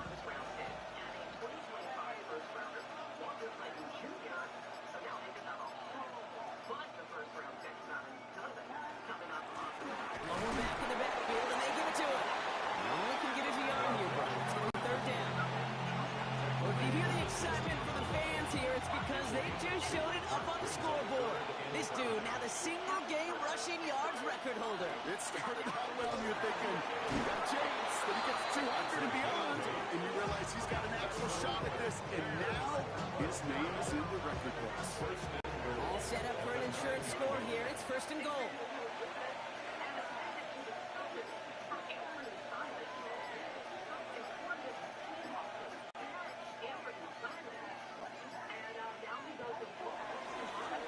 Another carry for him. And he found some running room for a nice gain. The Saints calling for a timeout. They're first. They still have 2 to work with in this final quarter. Give some credit to this offense. They almost got it done on just one play running the ball in. You gotta be honest, the first down run often leads to second down pass, but I don't think so now. Now you push that power to finish this drive.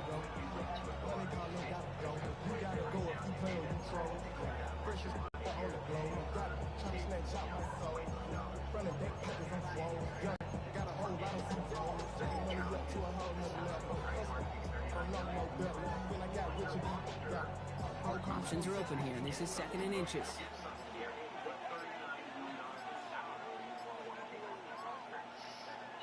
It's a design boot. And he takes this in. Touchdown, Chicago. The Bears go up by 2 scores, 13 points in the 4th.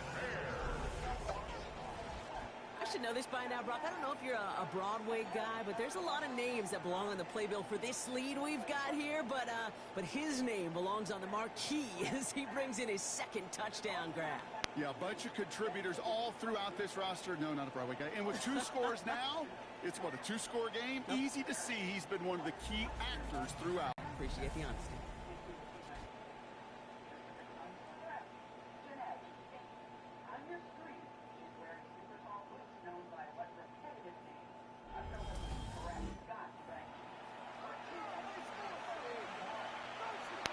Kicking team on to try the PAT.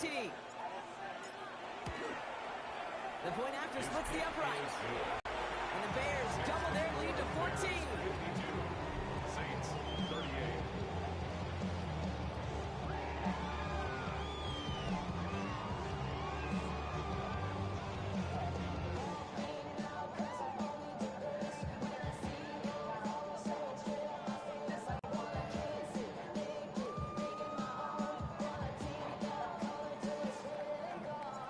Bears kicking team all ready to go, and they kick this one away. This return starts at the 5. Escapes a defender. And great starting field position here as they bring him down beyond the 40. The Saints and Chris Olave ready to take over once again on offense. Yeah, and they just saw that lead stretch out to a 2-score margin now. Really makes this a must-score series late. Hey, Kate, you know I believe this. You can never play this game in a state of desperation, but a state of urgency got to be a sky high right now. Dumps it off to his running back. What a hit! He gets flattened to the ground. Dose of the hurry up here. Brings up 2nd and 3 at their 48-yard line.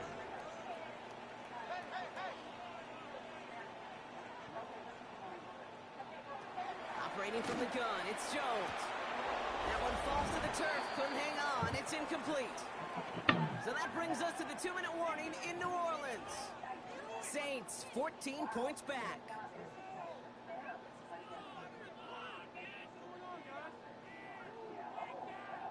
No connection on the last play, and now it's 3rd down. Backfield is empty as they motion him out right. Now to throw. Complete beyond the marker. And he'll pick up enough to move the chains. Now the Saints hustling people forward. They need to get set. That's good for a Saints. First down. To the air once more. Here's Jones. Going all the way to the end zone here. And this is cut for a score, and we are not done here yet. Well, they definitely wanted to get that one out quick, Brock. They did just that, and it ends in 6. We hear it all the time, but it is so true, Kate. This is a game about matchups. And when you see a throw that quick, it really was determined pre-snap. It was great design and tremendous execution. That one splits the uprights. And the Saints chop the lead in half. It's down to 7.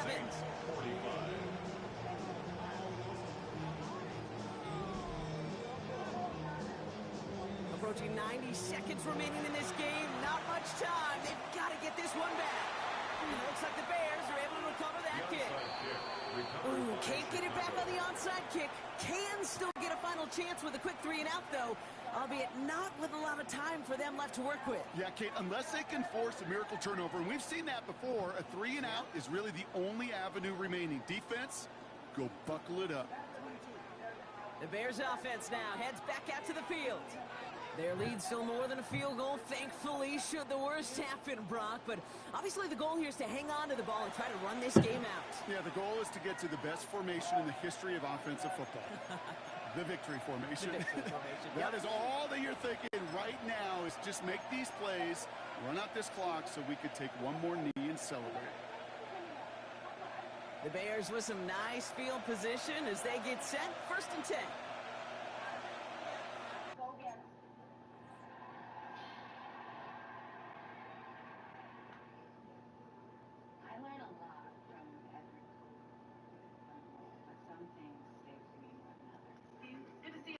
Yes, we did coordinate our outfits.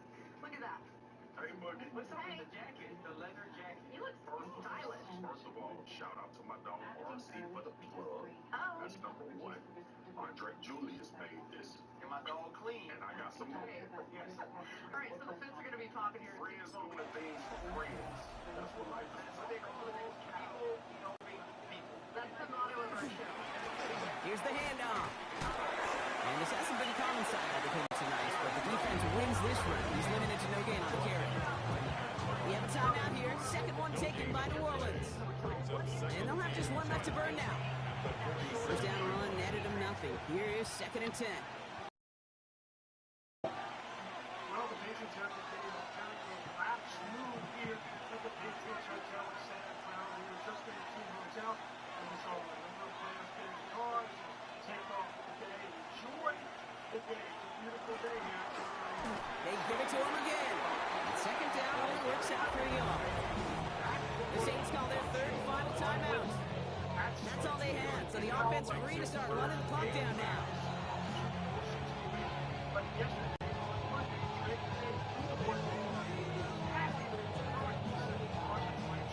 A less than ideal 3rd and 8 here.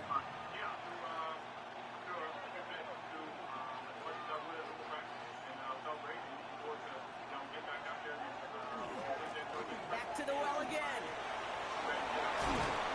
He's got the first down for the Bears, Brock. To clinch them this week.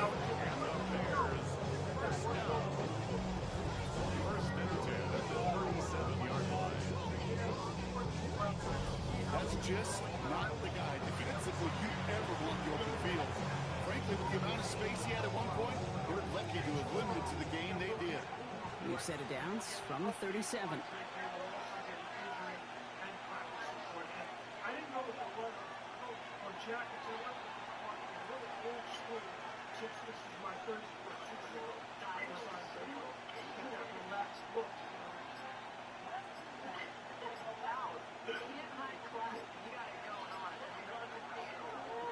Going to the ground again on first. He has it to the 23-yard line as he's brought down. It's going to go as a gain of 13 yards. That'll be first down, Chicago. Some backs are easier to tackle than others. Some, well, they just choose violence. They look for those opportunities to bust through tackles and keep those legs pumping.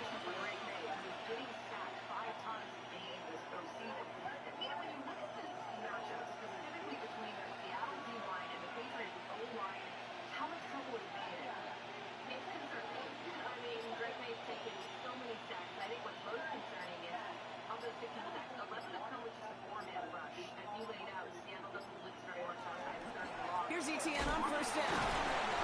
And he may have just reached the edge of the red zone before going down. So the Bears take this one on the road.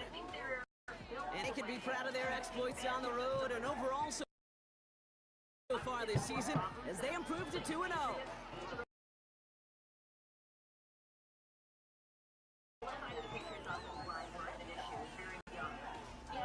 This has been another edition of the NFL on EA Sports. With all our crew here and my broadcast partner, Brock Heward, I'm Kate Scott.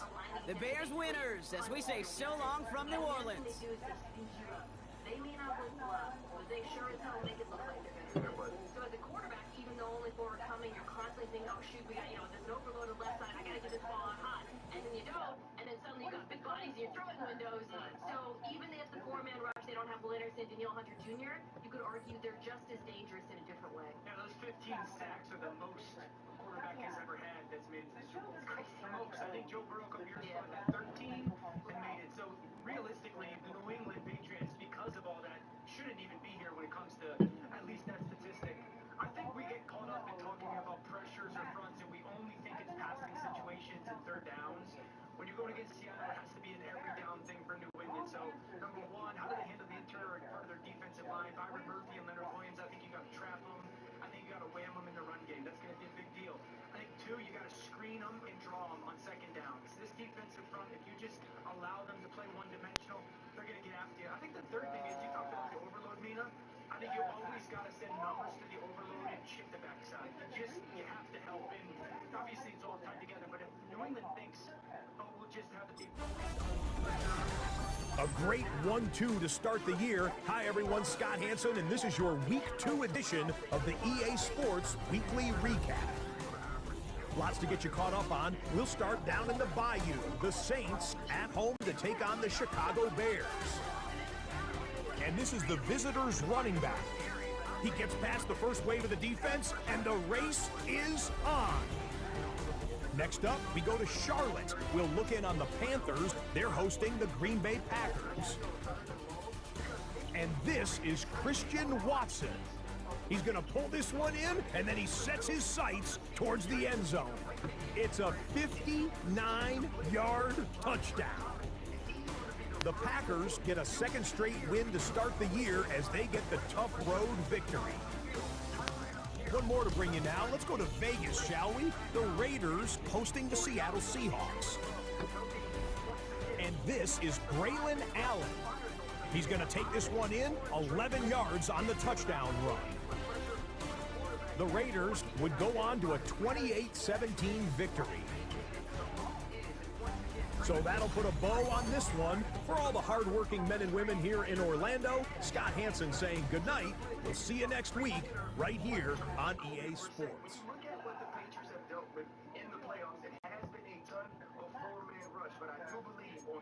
speeding him too long, you can get pressure on Drake May and maybe force him in. Would you do it on early downs, though, first and second for Seattle? Well, it depends on the way that Josh McDaniels is calling the game. He's played everything so close to the vest in the playoffs because they've played so well defensively, and so you're going to have to get into run blitzes if you're going to blitz on those early downs. Speaking of that, I mean, look, the opportunistic shots is what stands out for me with this offense. They've been able to convert in critical situations, critical down and distance, and it is quite frankly, is why they won games. Both of these games in the playoffs. How will you be able to eliminate that? I use the Houston Texans defense because I remember Puka Nacua running across her and being open against Seattle. Will the DBs make these plays or will they give up these plays? And that to me is what Seattle is. You're not going to methodically move the ball on Seattle's defense. You have to be explosive, and that's why we left the game last week when they played the Rams. Those were explosive offensive plays that they were able to score on or either get it down in distance. New England has kind of lived on that edge here for the last two playoff games that they've been in. And granted, it's been very similar. He had Patrick Surtain, he tried that, but then they went to the other side, hit a big third down. Max Hollins' big third down catch. You look at the Houston game, we talked about Stingley. RC hit him down the sideline late in the game. There will be a time or two where these opportunistic shots come, and who's going to make the play? And with this defense, you got to be very cautious because they are going to do it. Let's see if they single him up often. But also, too, though, the other thing, they play so much zone, so I don't expect it. And when you look at them, it's going to be who do you take the shot on? If I'm Josh McDaniels, I'm looking at Reek Woolen and Josh Jones, right? If those are guys I can get in one-on-ones that we think we can run by them in some of these zones. Create those opportunities. Seattle's going to play a lot of split safety, cover 4, cover 6. Get the safety to come down and get those one-on-ones, whether it's like Moody versus Woolen, calling that line. Yeah. And, you know, it was interesting, too, because obviously their last game against the Texans, you saw that these guys that, you know, they're dealing with a really difficult defense. Drake May said one of the big emphasis for him was getting in and out of the huddle as quickly as possible against a defense like that. You got to communicate well. You got to think that factors into with this Seattle defense. All right, big news today for the Giants, you guys, we want to get to. John Harbaugh has hired Matt Nagy to be his offensive coordinator. Nagy was the Chiefs OC last season. Now he gets a chance to call the plays as he did as the Bears head coach with Mitchell Trubisky and Justin Fields. Marcus, do you like this hire for Jackson Dart and the Giants? Mitch Trubisky, 38 starts, 56 QBR. Justin Fields, 10 starts, 31 QBR. Nick Foles, 8 starts, 38 QBR. Andy Dalton, 6 starts, 39 QBR. That's been Matt Nagy's quarterbacks while he's been calling plays. No, I'm not confident. Okay, and I get what I get it. He's been around. He's been in Kansas City behind Andy Reid. Hopefully he brings some of that and the ability to play at a high level. He's dealing with a young quarterback, the Mitch Trubisky, and the Justin Fields didn't work out. So look, this league is about results. This league, you get judged on how do you develop guys. His development of young quarterbacks have been awful, and that's what that says.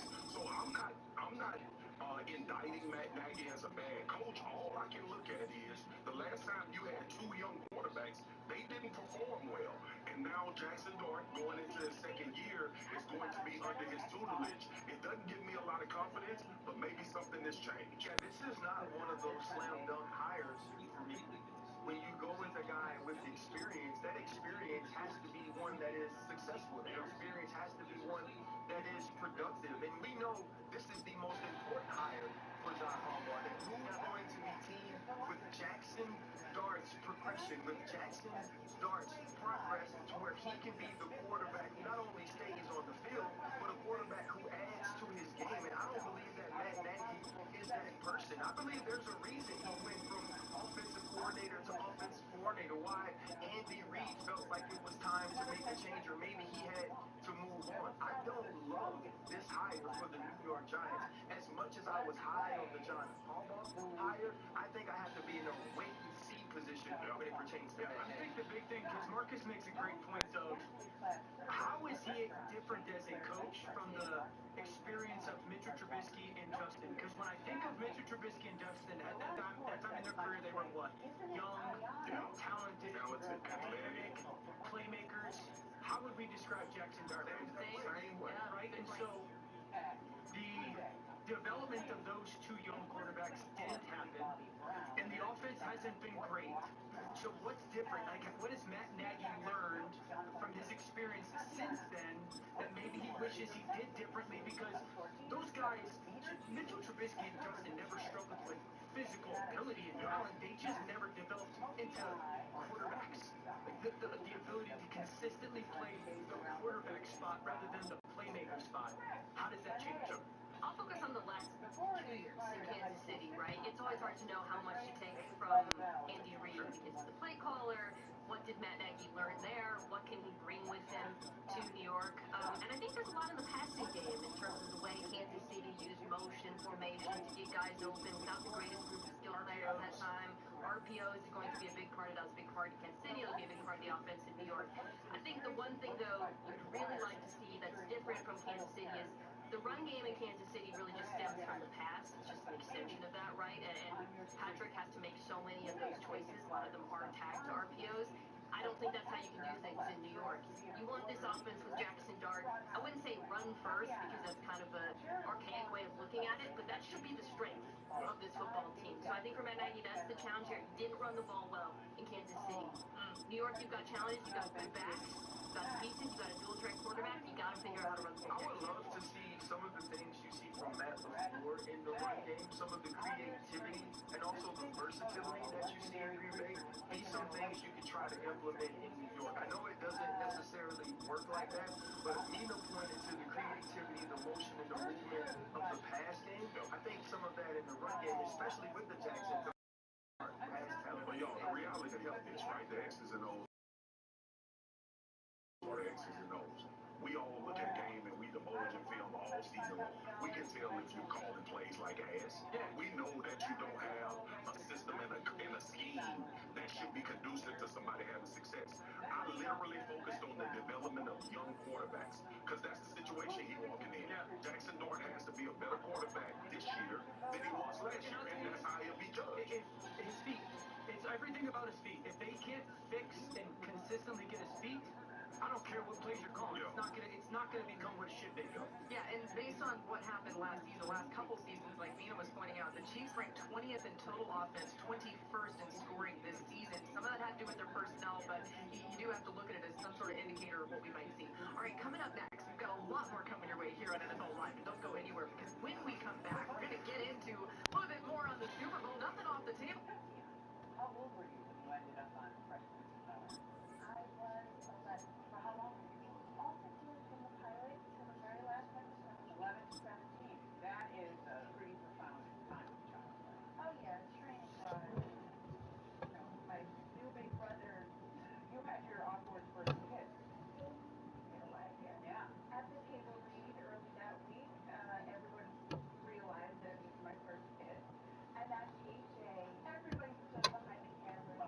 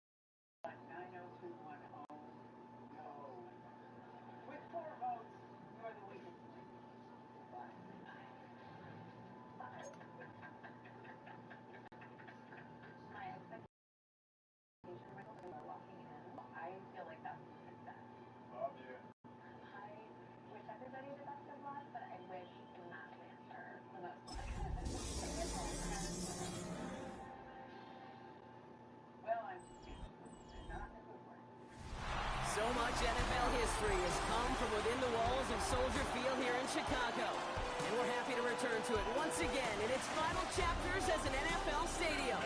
Today, an NFC battle in store for us between the Tampa Bay Buccaneers and the Chicago Bears. On the Tampa Bay side of the field, head coach Todd Bowles. His guys looking at a little bit of a must-win already, following an 0-2 start. Opposing him, that's Ben Johnson, head coach of the Bears. His guys, on the other hand, have started strong, 2-0 so far this season.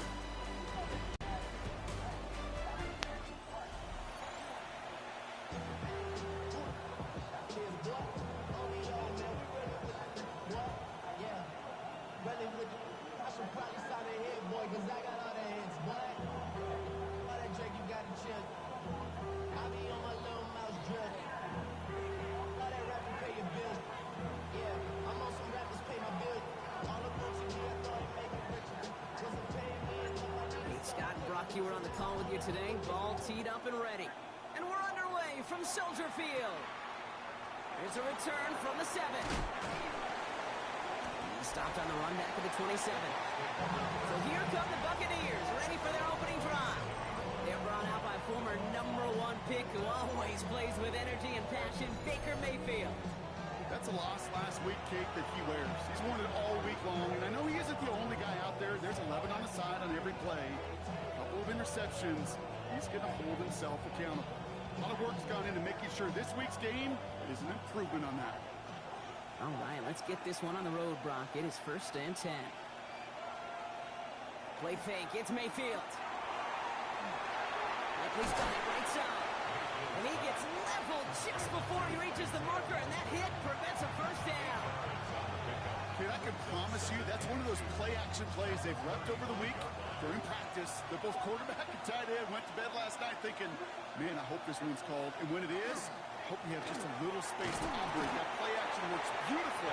And the tight end, the beneficiary. They pick up a yard. Still need one more, though. 3rd down coming up. Sometimes you just feel like in the background of every home run is a bigger play. Just needed one more component. Hit that extra, block a little longer, find the lane quicker. The defender maybe a half step late. This could have been much, much more exciting. 3rd and a lone yard coming up.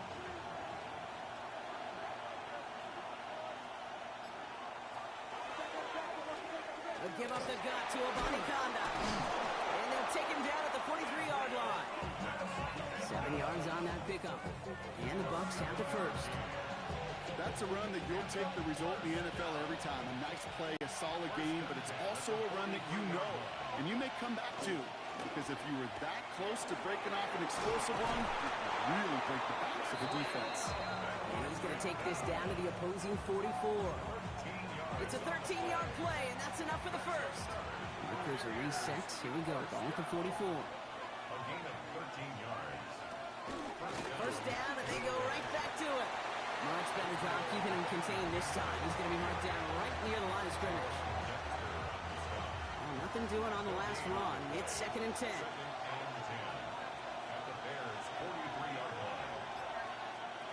Baker now from the gun. Finds him on the crossing route.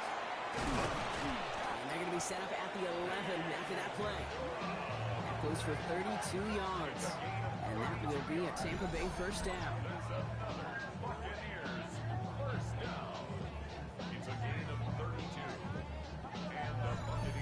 Now, right there, that's what you want to see on your opening drive. Boom! Connect on a big shot, and instantly you set a tone that you're not going to be afraid to be aggressive in this game today. Boy, do I love that. Picks him up about 4 yards there. 2nd down coming up. You know, okay, these are some of the little hidden plays in a game. It doesn't look like a whole lot on the stat sheet, but A, it gets a good yardage. B, it sets up your play action. And C, most importantly, keeps that defense guessing. Mayfield tucks it, starts running. He's going to haul it in for the Tampa Bay touchdown. The Buccaneers finish up an excellent here. Baker Mayfield down. My partner up here is pumping his fist after that one. That is how you run an option as a quarterback. Good read to hang on to it and do it himself. Yeah, because I could never do that, not even close. But when the defense overplays and you run that option, you get that good 2-on-1. More times than not, they will commit to the more dangerous guy, the running back. But you leave a lane, this quarterback can do some damage as well. That one right down the middle.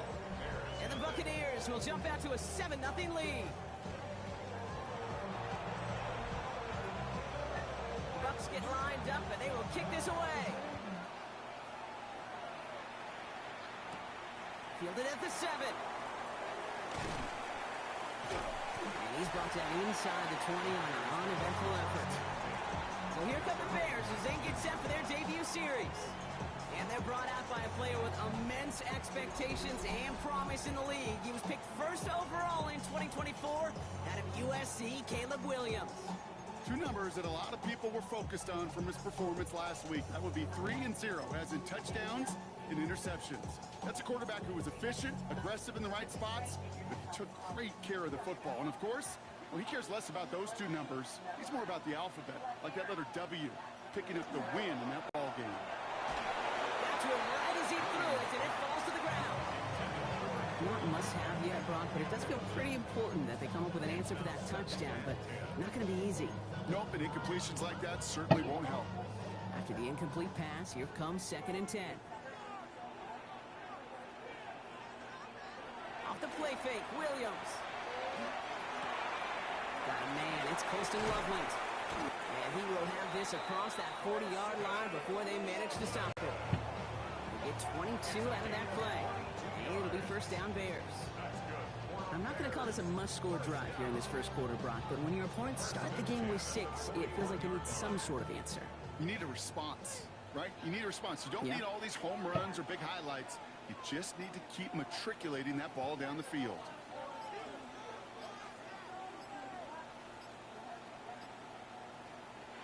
First down throw by Williams. He's going to walk one deep to the left. That one is incomplete. Couldn't hang on through the contact. Look for that big shot. They wanted to get that highlight the first time they touched the football.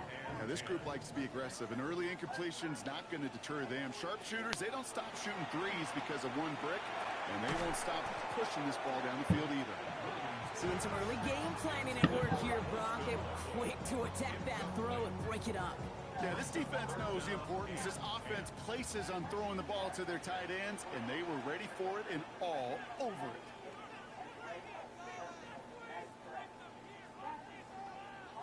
Third down, here's Williams. The left side is hauled in by Loveland. And he's down inside the 40 before he's escorted out. They get 19 on that pickup, and that'll be first down Chicago. You want to become a quarterback's best friend, do that. Turn a short little gain, a short little pass into some yards after catch, and that quarterback will find you again.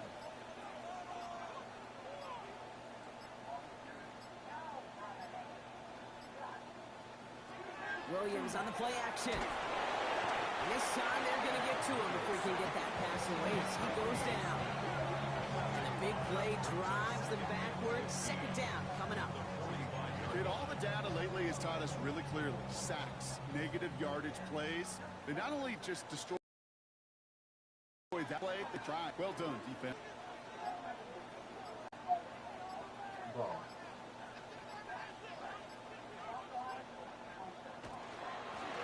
Out of the gun, they'll give it to him inside. That's no way to treat your reigning conference player of the week as they dump him for a loss. These last two snaps, they have forced this drive to what might be its last play here, Brock, and we can confidently say there's not going to be another run here on third down. Yeah, I think it's time to let the passing game get going and really trust your quarterback here, who's got to compensate for 2 negative plays. Third and long for him here. Taking a chance to the end zone. To the corner of the end zone, but incomplete. Oh, he made the catch, but didn't get down in bounds. Don't want to give them another shot at third down, so they'll bring up fourth while they can and decline the flag. Chicago brings out the punting unit. He punted 3 times in a win last week, and this one is away. Oh my goodness, I have never seen this before. Doesn't let it bounce into the end zone. It is fair caught at the 1. Todd Bowles sending his Bucks out for another drive. And they take the field exactly where they want it to be, Brock. Up a touchdown early and with a home crowd a little quieter than normal. I'm not going to lie to you, Kate. I think most quarterbacks, competitors love playing on the road when they do just this. Just quiet them. Like, turn them against their own team. Go quiet after that opening touchdown. You score another one, you start to murmur and might even hear a few birds. Good run, gets him 7. That brings up 2nd and 3. I can safely say, Kate, that's exactly what you want offensively. Exactly what you want to do to get out of the shadow of your own goal line, get a good push, get a good gain, get some positive yards. Job well done. 7 yards on that last play, so this is 2nd and 3. Here's a design run. And this one gets up to the 14-yard line before he stops. Pick up a 5 on that play. And the Bucs have the first. We didn't try fighting for more and risking a fumble in that situation. Just make sure you get what you need and then go protect yourself. That's exactly what the QB did.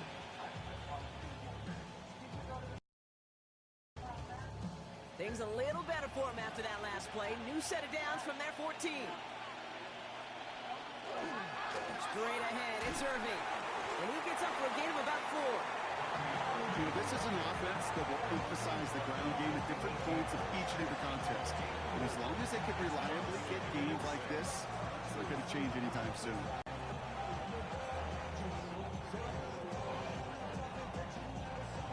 They'll come up after that 4-yard gain. It's 2nd and 6.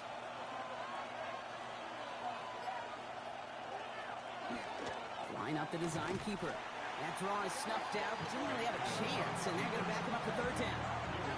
Send a pretty clear message to the QB right there on that one.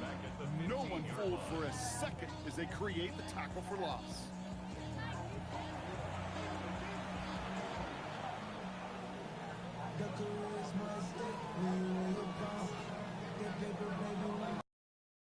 Third down, line to gain 9 yards out.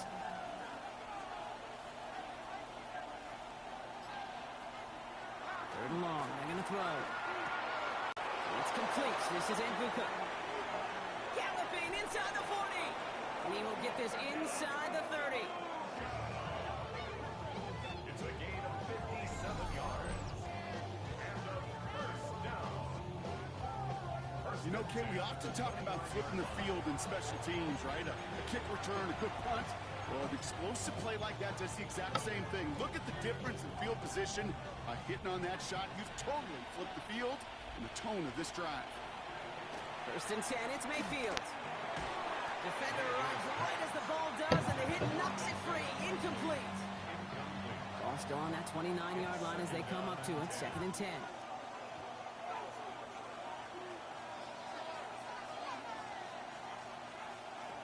Throwing again is Baker. Catch made by Bucky Irving. And he's tackled for no gain. You know, you compare and contrast stats over the decades, Kate. One thing you see is that completion percentages are through the roof. In this day and age, compared to the 60s and the 70s, a big reason is just completions like that. Utilizing every one of your eligible receivers that time, running back in the flat. And a nice game here, but it stopped short of the first. That play made by their rookie from Michigan State. You can earn your money in the NFL in all sorts of different ways, but defensively, in a league where you're just not hitting as much in training camp, you're not tackling as much as they got to in the old days, you need to make a play in the open field. Keep it short like that, I promise you some money will follow.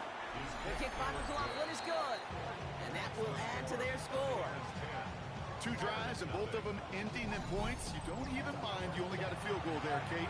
They've got to be ecstatic, exactly the way they wanted to start this one. The Bucs get lined up, and they will kick this away. Josh Blackwell to return it. He's brought down at what looks like the 24-yard line. Back gap comes to Chicago at the 2nd drive. And they're certainly hoping for some better results here after that first drive ended in a punt.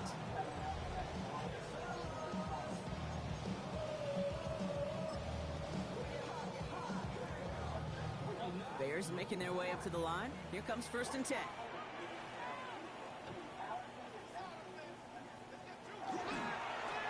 Thrown back in the backfield, and he gets the handoff. That's no way to treat your reigning conference player of the week as they dump him for a loss. That's a nice nice quick correction for this front, Brock. Give up the big play and then get a little back on the very next one. Exactly the kind of response you want to see from your defense. You got to forget about the big play for now and stay focused on that next snap.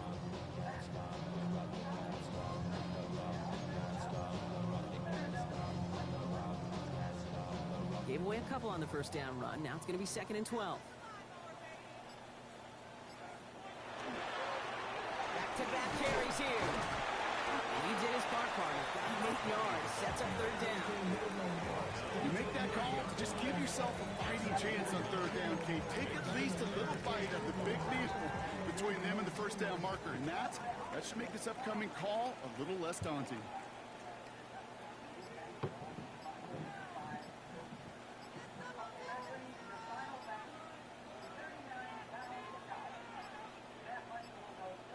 Play clock down to 0, and the flags come out.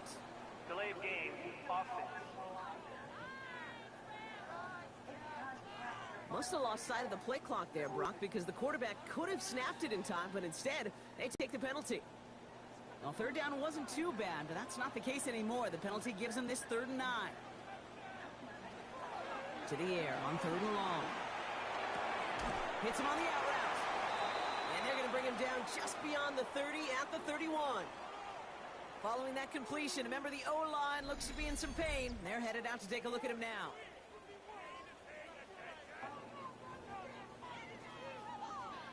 Torrey Taylor on to punt. And he'll try to hit this one well.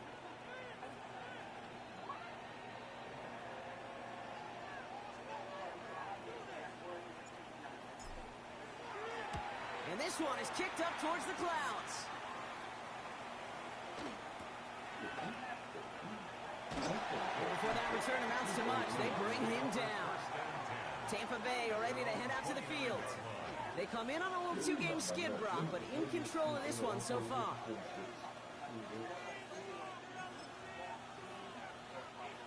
Tampa Bay bringing the offense to the line. It's 1st and 10. Drive begins with a run by Irving. Danced away from one tackle, but not able to dance away from the rest of the defense. No gain on that play. First down run netted him nothing. Here is 2nd and 10. At the 29-yard line. Shotgun snap for Mayfield. Has him on the quick hitter. Breaks the tackle. He's got space ahead. And he's going to just get this across midfield before he's taken out of bounds. It's a 24-yard gash, and it gives them the first down. 24-yard gain on the play. First down, Tampa Bay. Irving here from the gun. Oh, the football's loose. Bears say they got this one, and they did. Yeah, this comes down. It really can't. I mean, ball security is at a premium on every down, every distance. But on first down, it is especially a killer.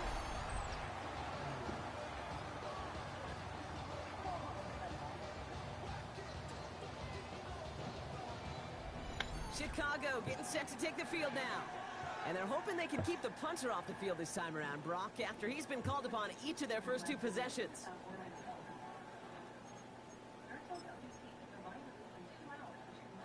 Some nice field position here. Bears getting set. 1st and 10.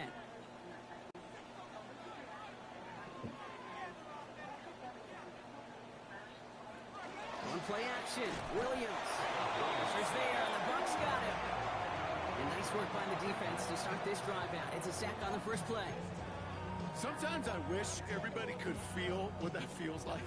When you're a QB and you just feel the air in the pocket getting sucked out and you know there's no escape, it can be just one heck of a deflating feeling. Not for that defense who puts a sack on the board.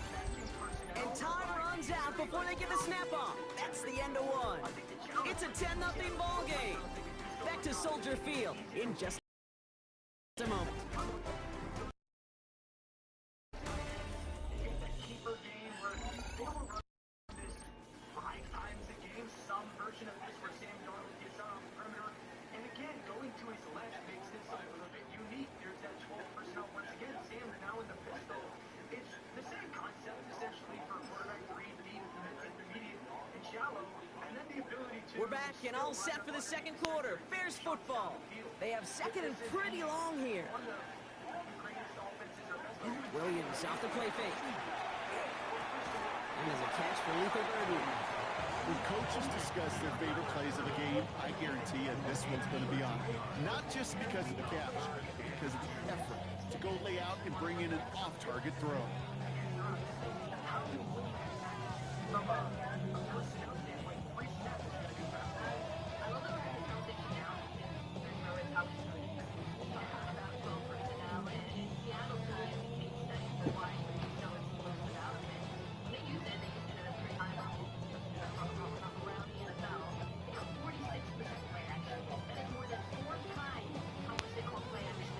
Just 2 to go.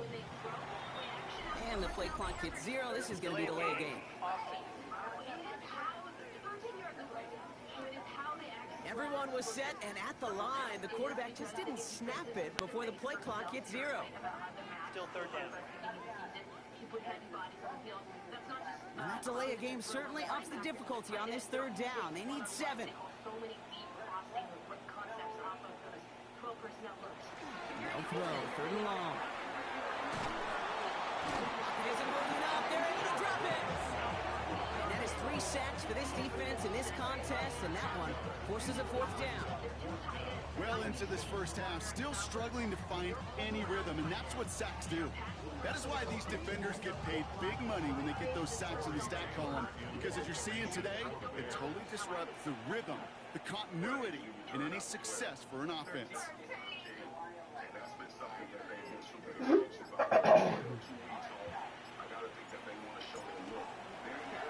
And he's certainly been staying busy. Once again, he's out to punt and sends this flying. And he's hit before he can get anything on that return. The Buccaneers and Bucky Irving ready for their next possession. And I'm sure they all got a stern lecture on ball security between possessions after they fumbled it away on their last series. Offense into the shotgun set as they line this up. 1st and 10. Mayfield now from the gun. He finds Evans left side. And they're going to bring him down just beyond the 30 at the 31. It's similar to a first down run. Moves it forward, keeps you on schedule, makes 2nd and 3rd down a whole lot easier to manage. And the receiver's going to take this one on the jet sweep. They're on him behind the line, and the give to the receiver doesn't work. I love the jet sweep as much as anybody, Kate. It can be super effective, but here's the deal. Once you send that receiver in motion, well, you're doomed. Because if they bring an edge pressure or there's a blitz, there's really no stopping it. Because once that thing gets started, there's no audibling on it. We got the football block, but not the first. That's not just shy of the marker. 4th down. Tampa Bay in punt formation now. It'll be Daniel Wheelan doing the honors.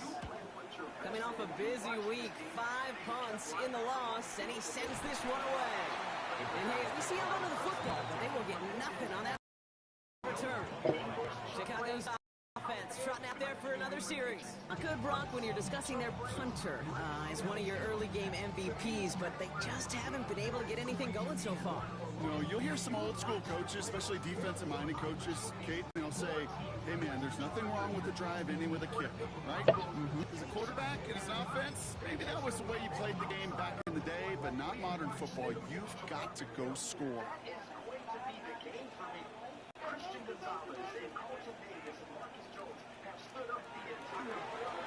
Setting him on the dime. He manages to find a little traction on that search field as he fights forward for a couple. He gets a couple on 1st, and they'll come up 2nd and 8. Hey, we know running the ball in the NFL is hard, and that play pretty indicative of it. Here's the key, though. At the end of the game, those type of plays got to be in the minority, and the majority have got to do some damage. On play action, here's Williams. And back-to-back passes that should have been intercepted. 2 great chances to take it away. Both of them dropped, Brock, and now they stay out there for 3rd down. Here he goes, 3rd and long. Setting up the screen. And he's tackled with the 1st down yardage. Some hurry-up offense here from Williams.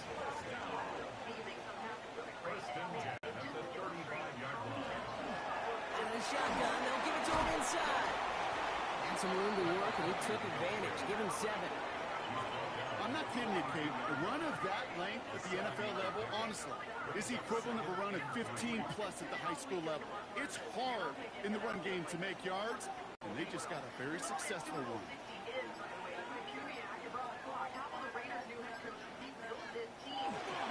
They're going to run it. This is Trevor Etienne. And he's going to be brought down in enemy territory now at the 46. It's a gain of 11 there. That picks up the first. I think we've all become very accustomed, and I'll raise my hand and say these tight ends are almost like bona fide receivers, big receivers. They show you right there. When they can be powerful blockers, it can make a huge difference in a run game. First and 10 now from the 46.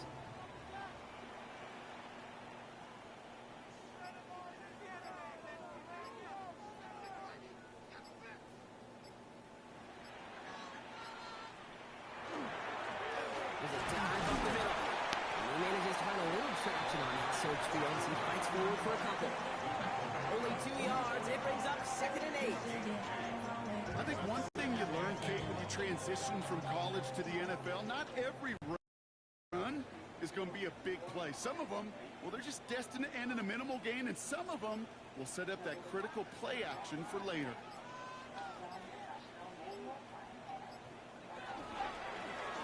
They'll run now on 2nd down. He takes it down to the 33. That's an 11-yard pickup, and it gives them the first down. Every offense in this league is looking for a back who can be an athlete and a bruiser at the same time. You feel lucky if you got one. Someone who can, well, eat up space when the lanes are open, deliver a little punishment to stretch plays when that tackler. They'll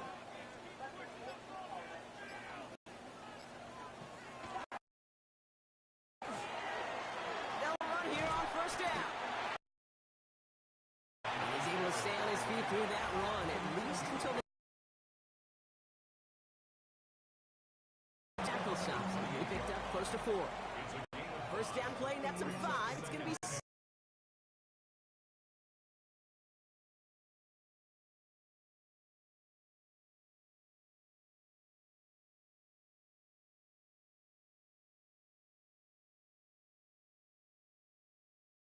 And 5. It's got to be so demoralizing as a defense when you go up against a running back who just keeps those legs churning like a piston in an engine, and that effort's contagious. This entire offense is getting a boost. He busts those tackles.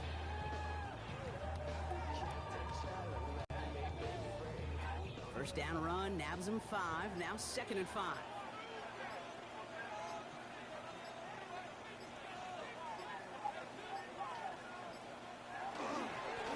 Plowing up the middle.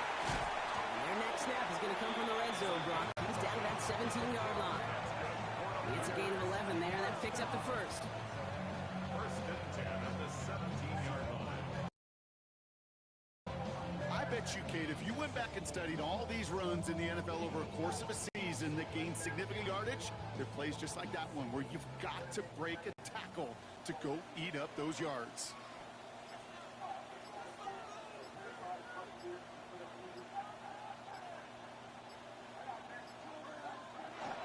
Johnson gets it on 1st and 10. And they're full steam ahead, but he ran out of steam pretty quickly. No gain on it. I know these D-ends love to get to the quarterback. I know that sacks many times equals a bigger payday, but doing the dirty work, playing to run well, that's what the best of the ends do in this league.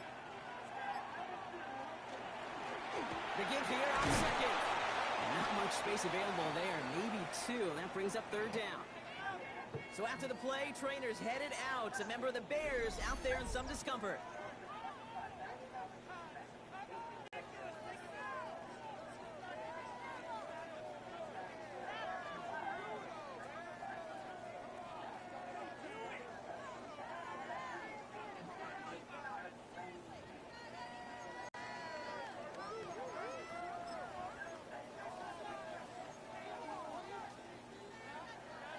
Third down, they need 7.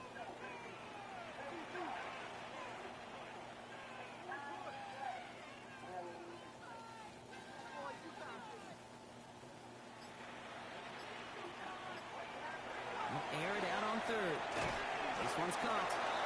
This is going to be short. Quick stop by the defense. Bring up 4th down.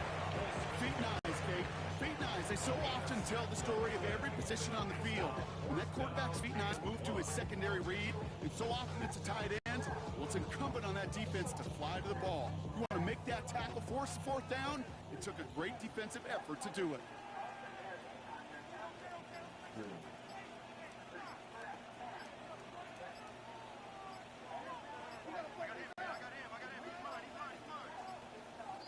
Play clock ran all the way down there, and this is going to cost the offense. Delay of game, offense.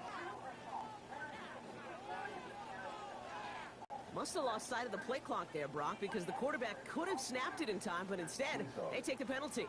Still fourth down. Out now are the special teamers to try a Bears field goal. The upright's 31 yards away, dead ahead. And it is good. No problems there on the shorter attempt. And that'll bring it back to within a score. The lead 7.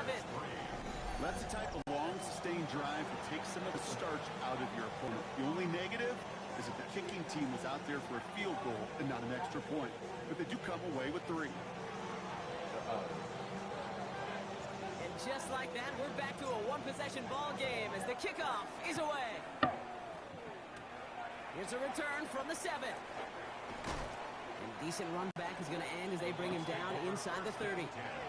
Here come the Bucs on offense now. And they take the field in good but not great shape, Brock. They've got that lead, but no doubt they'd love to see it grow. Yeah, and just having the lead does take some pressure off. It doesn't change the sense of urgency. It's always on tilt in the NFL, but it should allow them to operate a little more freely. Mayfield on 1st and 10. Finds him over the middle. Reaches the 40. And he's past the 25. Mike Evans. That's a Tampa Bay touchdown. The Buccaneers take a 13-point lead. Mike Evans with a touchdown. So, Brock, this offense looking sharp here in the first half as they extend their lead. You know, and when things are going well, sometimes you really just get into a groove. And this is a unit that's putting the pieces together.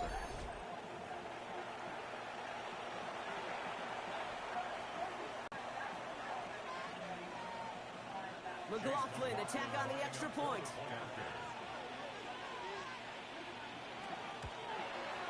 Got a good play in the rain there. The extra point flies through. And the Buccaneers double their lead to 14.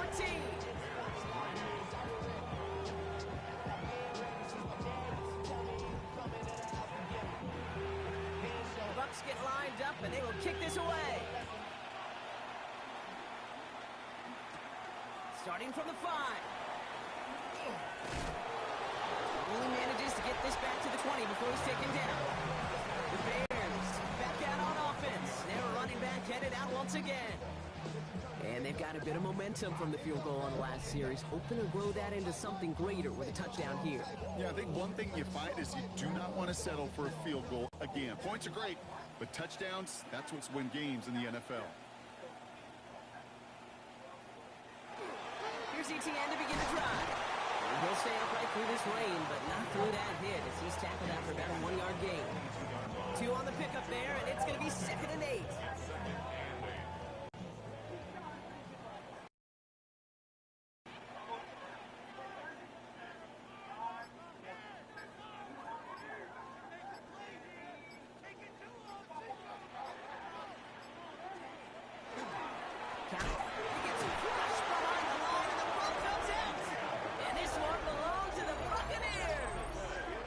Sure, you're looking to try to get a first down on 2nd down. You're trying to create a manageable 3rd down, but I'll tell you what you're not trying to do, ever, is give the ball away. And that's what the offense does to the defense right there.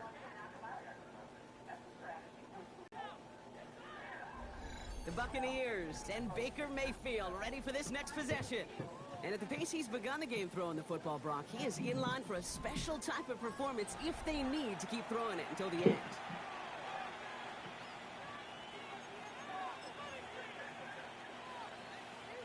First call here coming from the shotgun.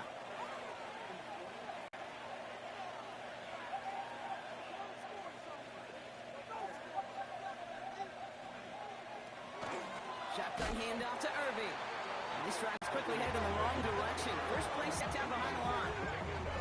This This is one of those plays that I wish we had the huddle mic'd up, Kate, because I can assure you that offensive line in their own way is telling that running back sorry.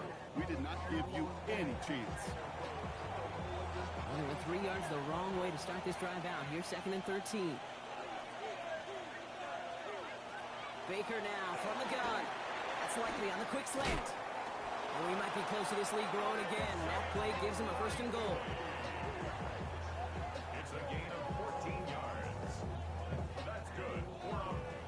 Did such a good job, and not just hitting him in a window on that slant, in the right window, but hitting him right in time, right in a spot where he had room to run and add on to that catch. 1st and goal. Here's Irving. Well, so much for finishing things on the ground, huh? He is stopped at the line. They're going to have to regroup now on 2nd and goal. Okay, the rough showing both individually and collectively continues with this run game. The fumble earlier, and now totally stuffed on that one. From the gun, Mayfield. And he's going to have the Tampa Bay touchdown. The Buccaneers throw their lead off the turnover. Well, we all know that he's somebody they like to have working down near the end zone, Brock, and there is so many ways they know how to use him down there. Now, things are constantly different down there when you're trying to defend him, which is what makes defending him so tough, borderline impossible at times. He can make the smallest little tweaks to his route, just like a receiver would, and it's a totally different animal, a nightmare for these defenses. McLaughlin attack on the extra point.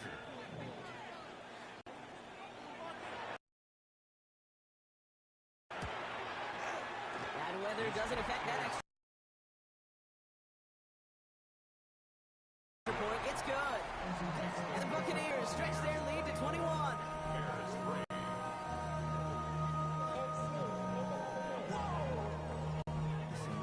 The Bucs get lined up and they will kick this away. Fielded at the 7. And he's going to make this to the 28 before going down. The Bears offense and Trevor Etienne headed back out there now. They watch their fumble turn into points, so feeling maybe a little bit of an urge to make up for that now in this series.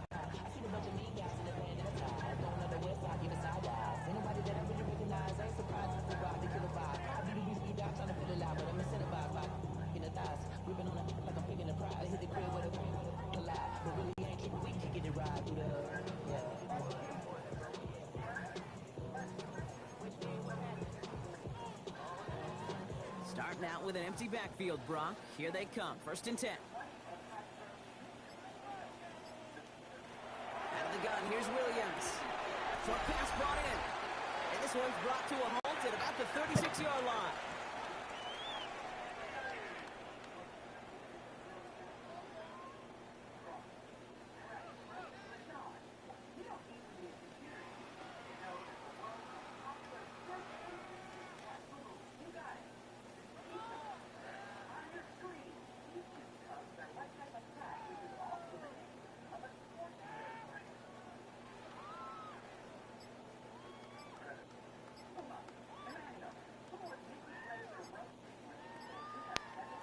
Offense is set. This is 2nd and 2. Didn't get that one off in time. This is going to be a delay of game. Delay of game. Offense. Everyone was set and at the line. The quarterback just didn't snap it before the play clock hit 0. Still 2nd down. Ball's backed up. Now they've got 2nd and 7. Williams from the gun. An all-around tough play for him. He took a shot on the release, and it definitely affected the throw. It's incomplete. Fairly safe to say as that one falls incomplete this first half so far, it's not met the standard they set for themselves.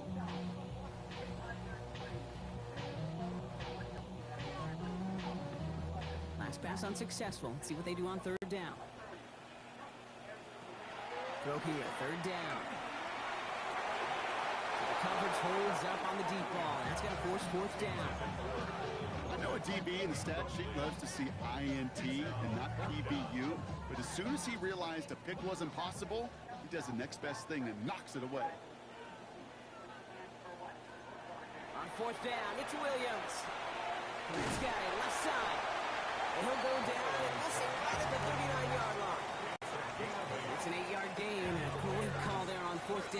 this drive moving. There's no question. The greatest concern there was just getting the first down. You want high percentage throw, and you're not really concerned about big yards. Well, the drag route was perfect. He comes open in the short field. It's easy to zip that throw right in there and reset those chains.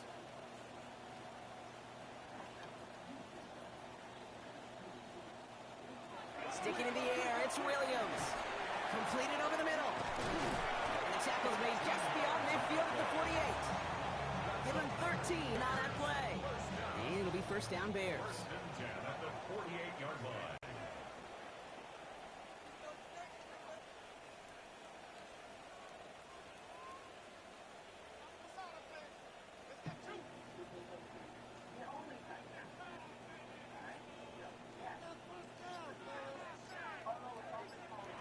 Here's Williams again. Complete right side. Burton has it. And this one does not go far. This is one of those kind of win-win situations. Both sides feel good. As an offense, I get a completion. I get a win. As a defense, I keep everything in front of me. I make the tackle for a short gain. I get a win, too. Sometimes you can't get to win-win. And he's brought down after a short gain. The Bears decide to call their first time out. They'll have 2 left to work with before halftime.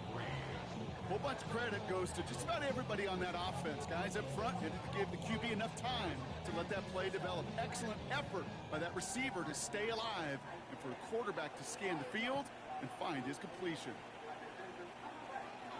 To the air yet again, Williams. Complete beyond the marker. And he's going to be brought down at the 35-yard line. All right, with 6 seconds left, we've got a timeout. You know, it sure seems like he knew exactly where he was going with that before the snap. That's a pre-snap decision that led to a post-snap first down.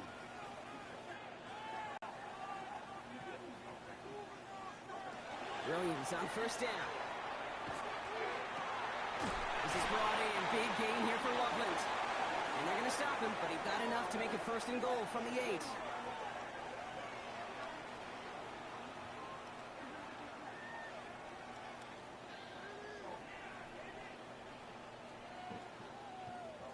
So we've reached halftime, Brock, in a lopsided contest so far.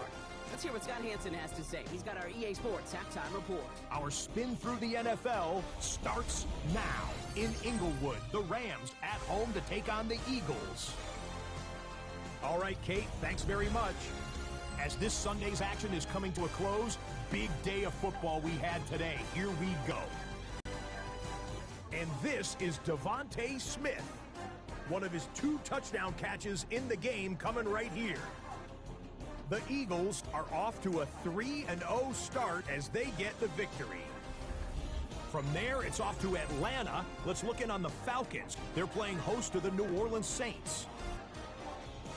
And this is Bijan Robinson. He covers a lot of ground here. 23 yards, touchdown.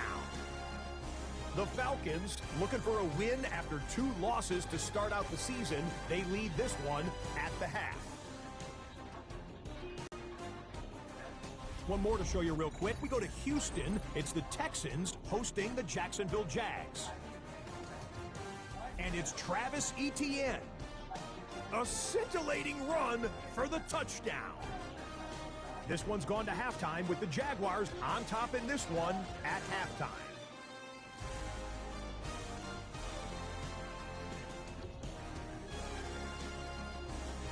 With that, a look at the rest of the scores here in a busy week number 3. Meanwhile, our game has not been all that competitive, a one-sided affair through 2 quarters. As we get you back out to Kate Scott and Brock Heward.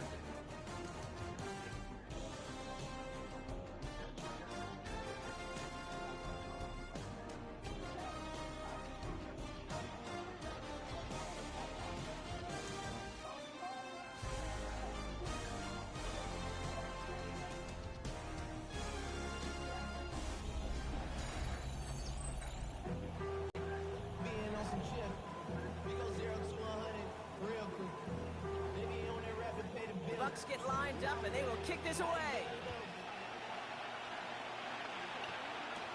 Blackwell now to return it. He's brought down just inside the 25. Ben Johnson doing the last bit of coaching here as the Bears return to the field. In that first half, they just couldn't keep up the pace, but they're going to be the ones setting the pace here to begin this third quarter.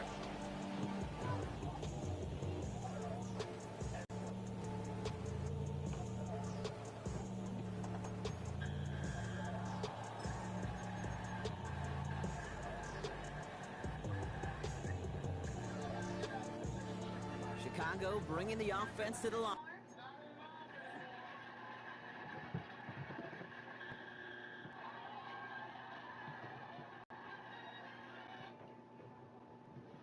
I'll be right back.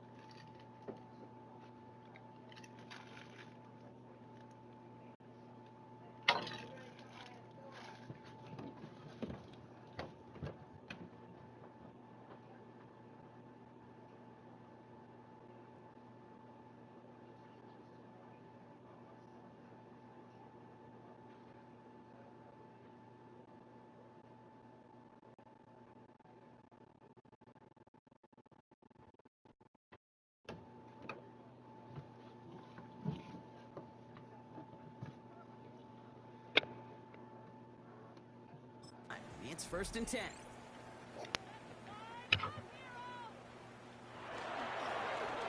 Here's the long back on the handoff.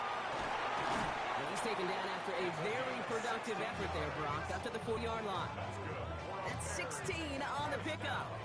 And that'll be 1st down, Chicago. Well, more often than not, it's a passing game that's asked to go from 1st down to 1st down in just one play. But when you get that big play potential on the ground, geez, it just infuses your offense with confidence.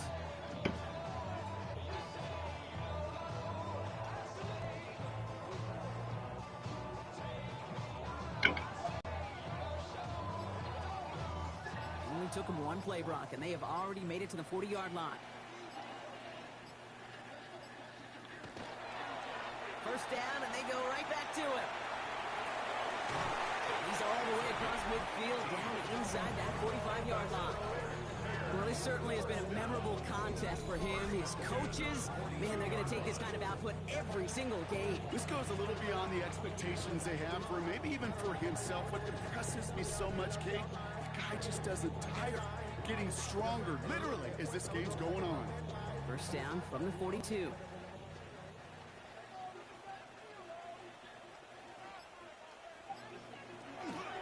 Inside handoff goes to Etienne. Can't slip that initial tackle. Stops made for no gain on that 1st down play. One thing I can say positive about the execution of that play is at least he didn't go backwards. Last run only gained a yard. That means it's 2nd and 9.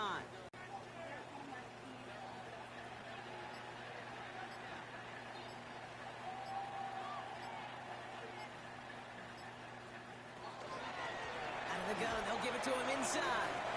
He gets this all the way to the 25 before they stop it. He gets 16 yards on that play. And it'll be 1st down Bears. 1st and 10 at the 25-yard line.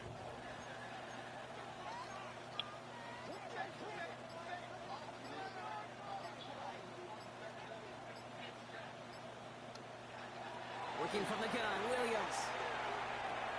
Completes, it's Trevor Etienne. And he gets this forward to the 19. I call this quarterback's best friend. Some call it a safety valve, some call it automatic, but it's sure nice as a quarterback when you got a trusty running back over the middle of the field that you could depend on.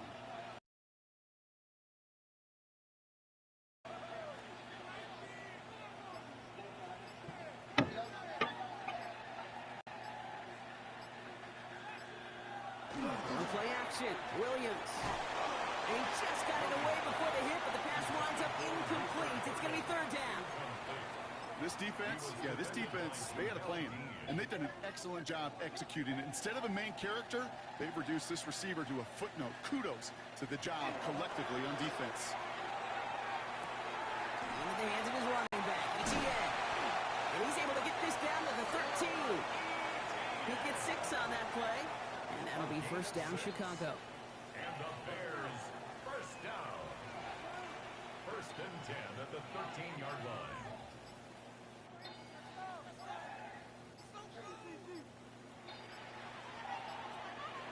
Again, it's Williams. Brought in. And he's brought down a little short. No, actually they do give him the 10-yard line. It's not just imperative that a quarterback knows man or zone. Same thing for a receiver, especially on a drag route. When he sees zone coverage like that, just settle down, find the soft spot, and give your quarterback a chance.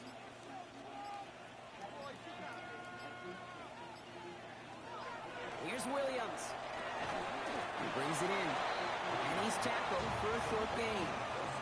There's no question, Kate, the big plays down the seam or will be tight ends a fan favorite, but it's those type of catches right there. The short yardage, it gets good coverage, contested catches that really make tight ends a locker room favorite.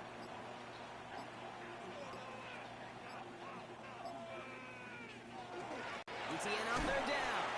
Trying to plow ahead for the 1st. Can't even get back to the line. That brings up 4th down. With each carry he gets, Brock, I'm starting to wonder, is this going to be the last touch that he gets in this game? Because it hasn't been a great performance for him. No, individually, collectively, and you can look up front, right? They've just not been winning the battle enough push, enough drive to get this running game going.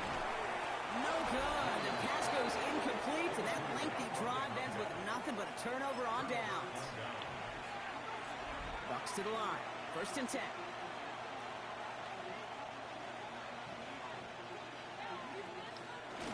He goes to Irving to stop his drive. Allen continues to find no traction on the ground here, Brock, as they bring him down for no gain. This is one of those situations, Kate, where I watch the body language of the running back because it'd be very easy for him to raise his hands up, look to the sideline and his O-line and go, what am I supposed to do there? There was nothing, no time at all to try and escape and react. Instead, it goes backwards. Has him on the quick hitter. And he gets absolutely pumped to end that one. You know, Kate, over the years, I've heard defensive coordinators say, hey, you got to earn the right to rush a pass. You got to earn the right for me to call blitzes. And when you call a blitz and you don't get home and you don't hit the quarterback, you've earned nothing. Third down, give to Irving. And ooh, this one does not have a chance. They were ready for that one, and the effort brings up 4th down. You know, it's not often you see a toss play and a stalemate. Normally, well, you win the race to the edge and gain some good yardage, or it's sniffed out and someone's waiting to drop them behind the line, but not that time. Buccaneers out and into punt formation. And this will come from just inside his end zone. And he drives this into the pouring rain. On in at the 41. And a good return as he gets him up across midfield and into enemy territory. And this running back series. They passed on the field goal, didn't get it on 4th down. Interested to see what they do if a similar situation arises on this next possession. 1st and 10 now from the 46.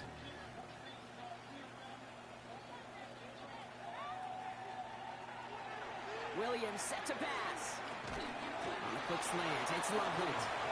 And not much doing. He stopped quickly. Quarterbacks will look for their tight end short in just about any situation. They take away the deeper options. Well, there's their consistent source of positive yardage, the trusty tight end. Williams on the play action.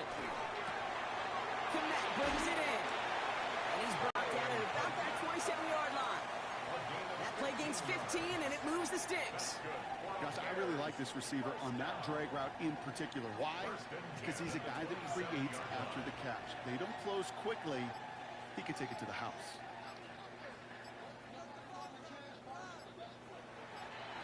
Williams to throw on 1st. Finds him on the slant. And he's brought down inside the 10 at the 9. They'll have 1st and goal to go now after they gained 18 on the previous play.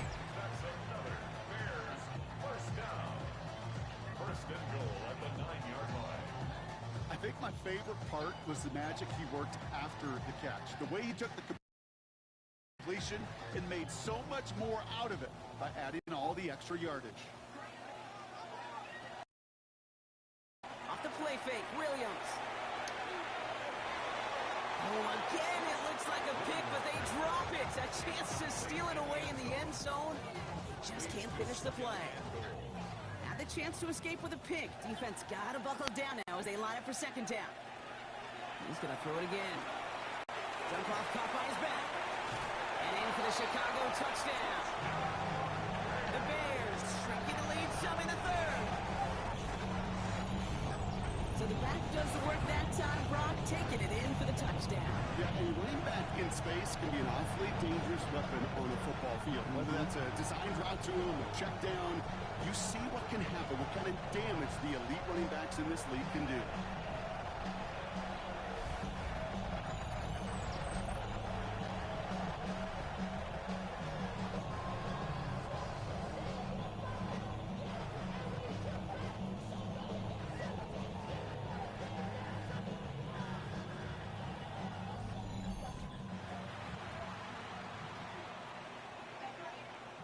Looking to tack on the point after.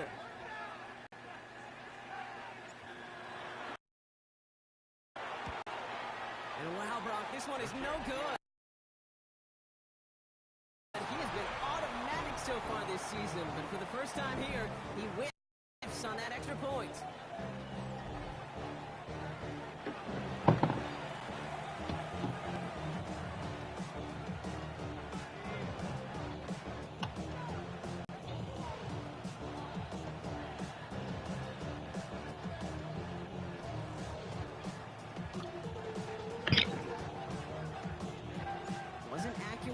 extra point, but he should be able to keep this between the sidelines, hopefully, as he sends this away. Here's a return from the 7. And in the end, Brock, a pretty exciting touchback as the return comes out to the 30. Tom Bowles sending his Bucks out for another drive. Their last drive didn't make it very far before they had to punt it away, partner, so hopefully this one has some better legs to it. So 1st and 10 now from the 30.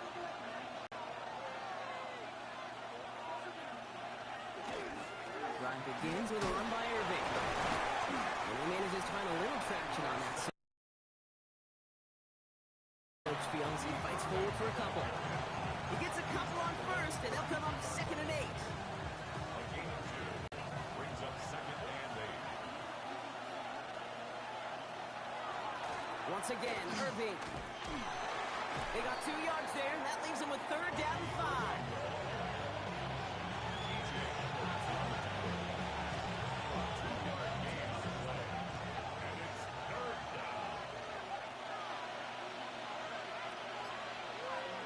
Baker now from the gun. That one finds his man, likely. A lot of mess on the move here. And he's going to take this to the end zone for a Tampa Bay touchdown. The Buccaneers make it a 3-possession game. And that right there, Brock, is a touchdown I think our fellow broadcaster Greg Olsen would be proud of. A big strike to the tight end that I don't think a lot of receivers could have pulled off and make it look as easy. You know, a lot of times you're splitting hairs talking about the differences between tight ends and receivers at this level because a lot of those guys, they work the same route tree and they move with the football, well, just like their receiver teammates. And they can score some lengthy touchdowns too, just like he showed off.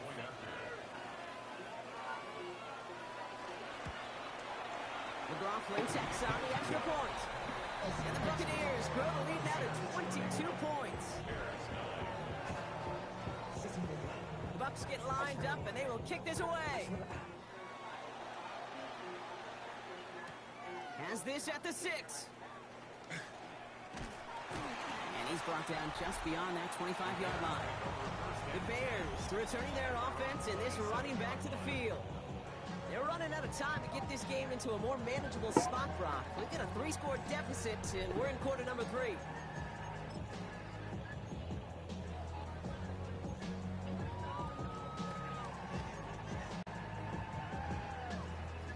All right, working from the gun to start. 1st and 10. On play action, here's Williams. Connects on the crosser. And he'll get it out to the 34 before he's tracked down. 2nd and 3 now. 7-yard pickup. Brings up 2nd and 3. Out of the gun, here's Williams. That one's complete over the middle. And this one breaks beautifully as they're going to get it forward to their own 45. That's an 11-yard pickup, and it gives them the 1st down. It sure seemed like he knew exactly where he was going with that right off the snap.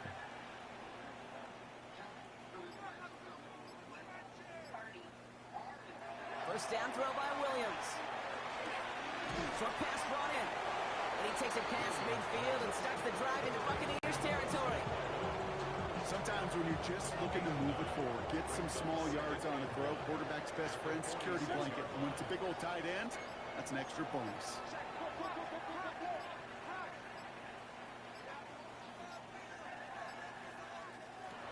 Here's Williams again.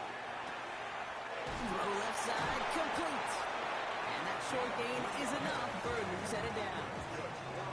Nice to see that connection, that chemistry working between the two of them. 1st and 10 from the 43. Sticking in the air, it's Williams. That's complete to Coleman out left. And he's going to get this down inside the 30 before he's driven out. Big gain, 14 on the play. And it'll be 1st down Bears. To the air yet again, Williams. Got a lock behind this one, downfield it goes. Another kick bounces off their hands in the end zone, Brock. Back-to-back chances to escape the field, and they dropped both interceptions. receptions. Williams off the play fake. The left side is hauled in by Loveland. And he takes this one nearly to the red zone before going out. Good moving drive, but it could stall out here. We've got 3rd and 4. Looking from the gun, Williams.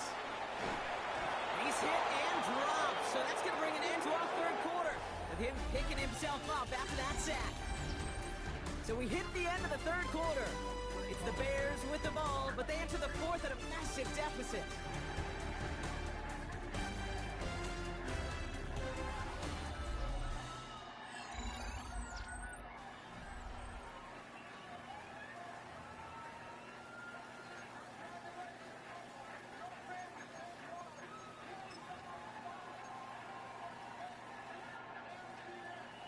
Now can't blame him. I'm looking at that scoreboard, right? Might as well go for this on 4th down. Desperation time. And the pass goes incomplete, and that lengthy drive ends with nothing but a turnover on downs. You know, Ken, I don't think I've ever met a defender that cares. All they want to do is get off the field. Doesn't matter if it's a drop pass, deflection, breakup, even an interception. Challenged by the offense to get one more stop to get off the field, and that's exactly what they did. Irving on the counter. Oh, man, nothing for him again, Brock. It has been a struggle all game as this one's quickly mocked up, too. These linebackers of today, they are so quick. They're so twitchy. You don't get a body on them in a hurry, they're going to stick you right at the line of scrimmage. From the gun, Mayfield. Able to take this to about the 35. That's a gain of 5 on the play. It is so hard for these defenses. I don't envy them at all. They try to monitor where these running backs are. Are they chippy? Are they delaying their route? He's such an underrated part of their overall passing game. 3rd and short, Mayfield. He had it for a moment, but a great defensive play. Jarrett loose, incomplete. Roma Dunze, the intended receiver. And that leaves them with 4th and 5.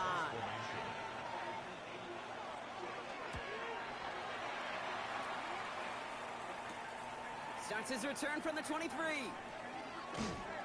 And it ends up a good return for him. Up past their own 40. Here come the Bears back out on offense. And all game they have struggled to attack this deficit.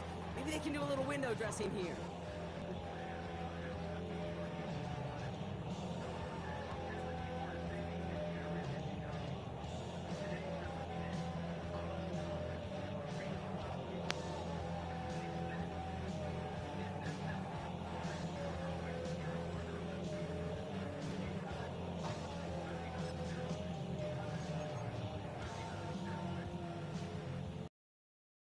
Bears with a nice field turn as they get set. 1st and 10.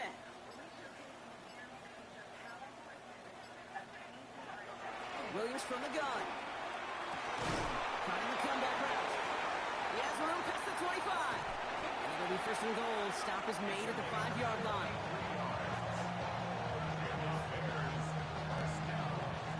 I can guarantee you that's going to be until the Truth Monday right there in the film room, front and center, showing you the importance of tackling in the open field. An opportunity to cut him down sooner with the broken tackle alone. And he runs it across. Touchdown! The Bears get it back to within 2 possessions. They kept it on the ground as opposed to airing it out, and that time, well, Brock, the ground game paid off. Well, these great rushing attacks down here that can score rushing touchdowns, it takes the whole party getting involved. Yeah, the burst of the running back was tremendous. How about the launch of his blockers right off the line of scrimmage? That's a touchdown the entire way, and it took the entire group offensively.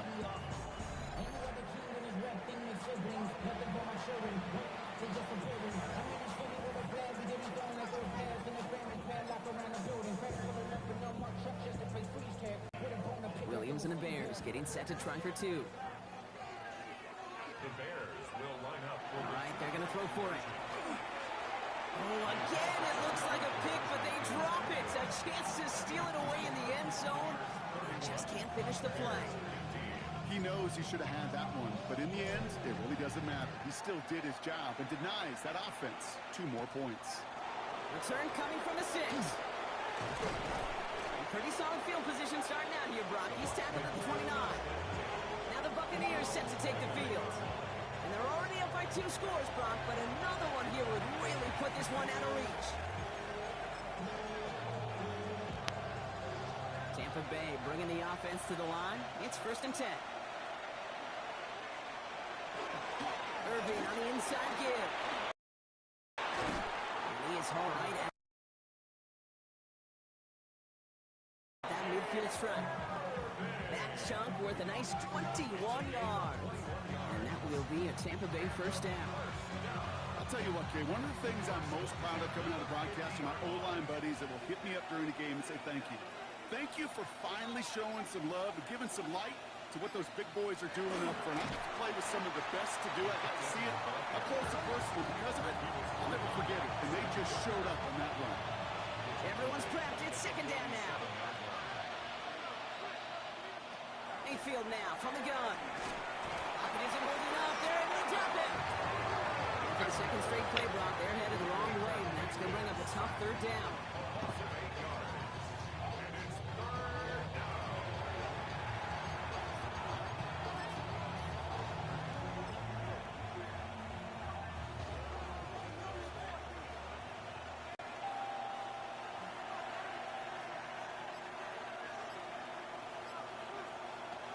Here he goes, 3rd and long. That side, this is a good cut.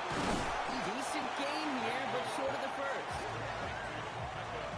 Pursue, pursue, pursue. It's why they do these drills all the time, Kate. You do it through the offseason, you do it through training camp, you do them in the regular season. Because when the defense plays with tremendous pursuit, you force 4th downs just as they did. They'll send out the punting unit. And he's hoping for a well-placed strike. Ooh, snap came in slow, but he got it away. And it'll bounce out of bounds, and he could not have hit this much better. That's going to pin him at their own 5-yard line.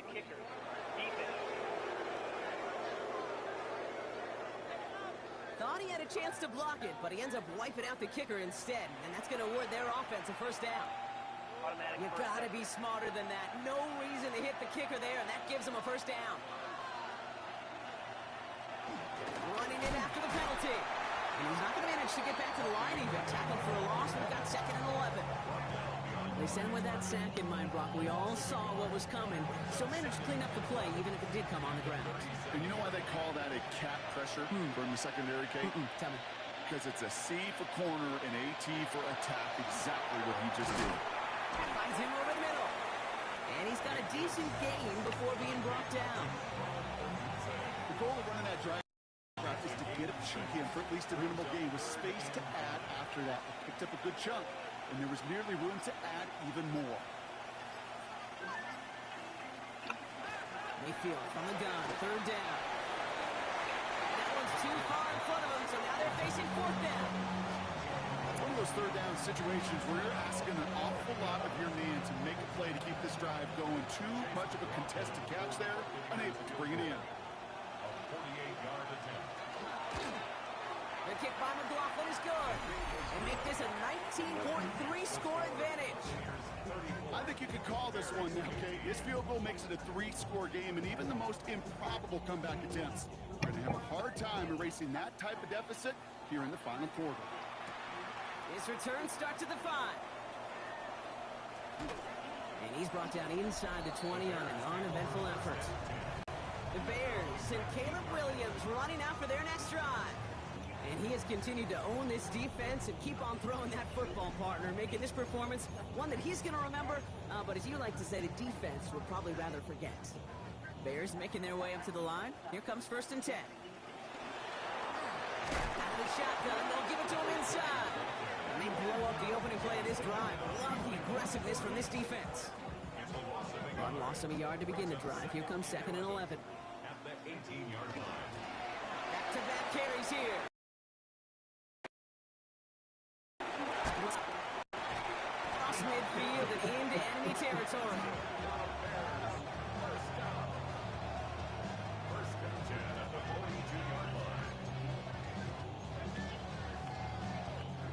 So the big play gets him inside the opposing 45, Brock, with a new set of downs to boot. Williams on 1st down. Incomplete. Couldn't hang on through the contact. He's been a frequent target throughout this game, Brock. We've seen that coverage tighten up a little bit more on him every time the ball's thrown his way. Well, hasn't taken him off the board completely. He's still beating them for some catches, but the heightened focus defensively does lead to moments like that one where what would normally be a catch falls incomplete. Almost a completion of the wrong team there. So they're left facing 3rd and long. And 10 yards to go. 3rd and long for him here. Sends this to the end zone. And he'll score. Touchdown, Chicago. The Bears get it back to within 2 possessions.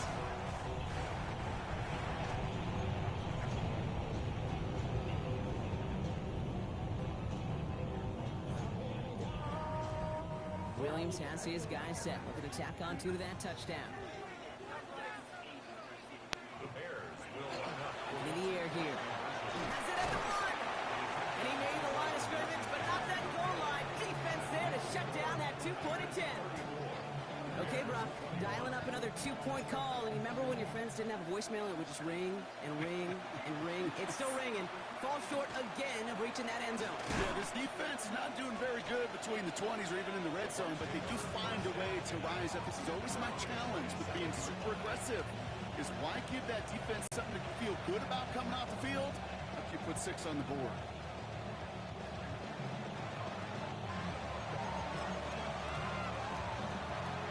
Bucks to the line.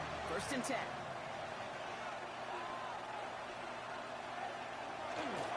On the give. This is Irving.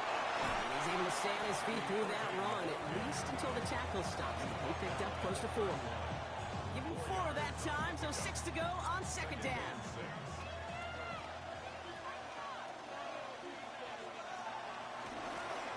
Right back to Irving now. Looks like he gained about 3 yards. It's also going to bring 3rd down.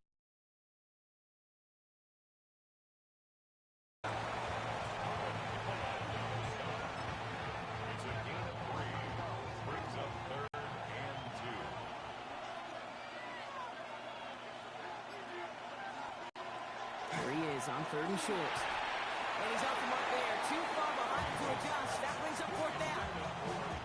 They're out now, ready to punt it. And they could really use a good one here.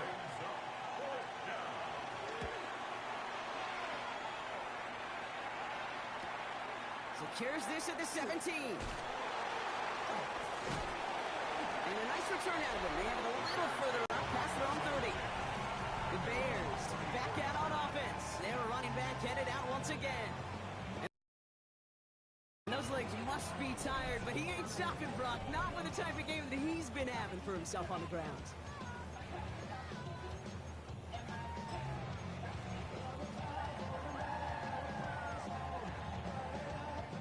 So they'll head up here, 1st and 10 from the 34. Now Williams. We've got a screen to the running back. And he'll get taken down after advancing this to the 37. As an offense, you don't call a screen, Kate, expecting to gain just a few yards. You call it expecting to break out something big and substantial. But it's up to that defense to stay ahead of its, keep it contained to something much smaller. Case in point right there. They come through with a nice gain there. Gain of 10, 1st down. 1st and 10 at the 47-yard line. To throw is Williams. This is brought in. Big gain here for Loveland. And this one's worked down to the 33 before being stopped. An excellent gain. 20 yards there, and that's going to move the sticks. 1st down now. Ball at the 33. 1st and 10 at the 33. Again, it's Williams. Setting up the running back screen. And he'll get it down to the 24-yard line.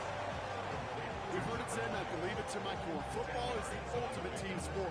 And a well-run screen like that is the ultimate team play because it takes all 11 doing their job. Out of the gun, here's Williams. And they get to him again. It's the 5th time they've gotten there for a sack of this one, Brock. They're going to try for number 6 on 3rd down. I think we've reached the point of the game, Kate, where I got to make my PSA. Protect the quarterback, and quarterback, protect yourself. Escapes the pocket. On move into the red zone. He's out of bounds on a gain that takes him into the red zone, Brock, inside the 15. They get 18 yards out of it and a new set of downs. It's one of those occasions when you're sitting in the pocket and you're just looking for that escape valve.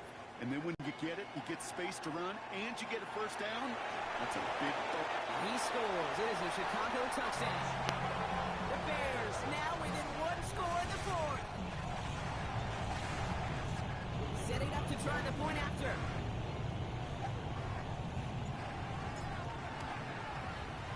And this one thankfully not off the mark. He gets it to go.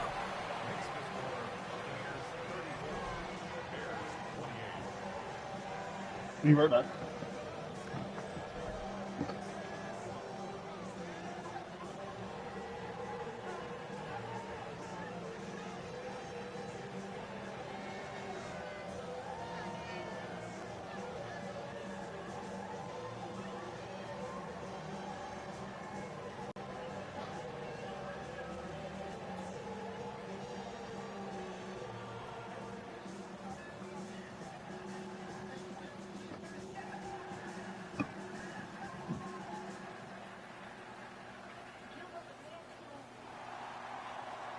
So here's the kickoff, Brock. Just 6 points now separating our teams. As this at the 6. A decent run back is going to end as they bring him down inside the 30. Time for us to get another look at this Tampa Bay offense. And this really looks like a whole different ball game after that touchdown, doesn't it? They really need to go on a drive here. Tampa Bay bringing the offense to the line. It's 1st and 10. Motioning the tight end left. Irving here from the gun. Rob Frank, first guy he met. No gain on that first down run. No springing a big play on that one. It's just going to simply be used as a setup play. Whether that's another run or eventually what I love, setting up a play-action pass off that counter action. This is Irving on second. And a decent run gets him out 4. It's going to be 3rd down. When you don't have great success on first down, kid, it's a little bit like a hitter in baseball falling behind in the count. And all you want to do as a hitter is get back to a fighting chance. Give yourself a better count. That play, well, it does the same here. Now a much more manageable and opportune 3rd down situation.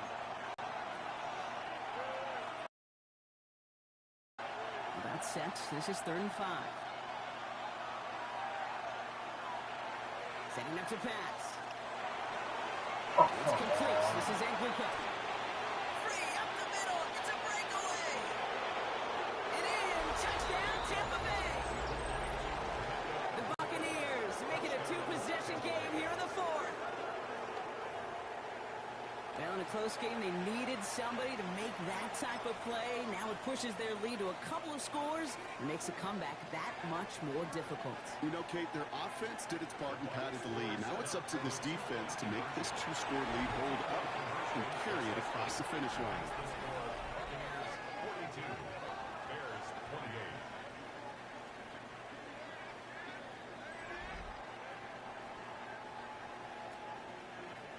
Defense perhaps a little too worried about the pass there, partner, and as a result, they're able to run it in for 2. It really becomes a numbers game down here. And you see a lot of teams employ this, right? If there's numbers there against the pass, we're going to be committed to running. If they stack the box, we've got to be willing to throw it. In this case, it was a numbers advantage and the simplest path for 2 points. The Bears and this running back headed back out for a new series. This could be the decisive drive. Down 2 scores late. They've got to find some points to get it back within 1. Offense into the shotgun set as they line this up. 1st and 10. On play action, here's Williams. Maybe a bit of desperation. Here's a deep shot. Good coverage on that deep ball downfield. Thrown knocked away. That's going to send it back to the line for 2nd. You know, ball skills are not just a selling point for receivers entering the draft. Teams want defenders, especially in this day and age of the passing game, who can make plays on the ball, too, especially on these deeper throws. He doesn't swat that one away. We could be looking at a huge game. Not enough on this throw. It hits the turf instead of his man. Those passes get more and more difficult as you try to get aggressive downfield. I love the call. I love pushing the ball down the field. But the windows and the throwing lanes aren't there long. And it only takes a little bit for a throw to be off. Bears trying to get everyone set. They're going quickly here.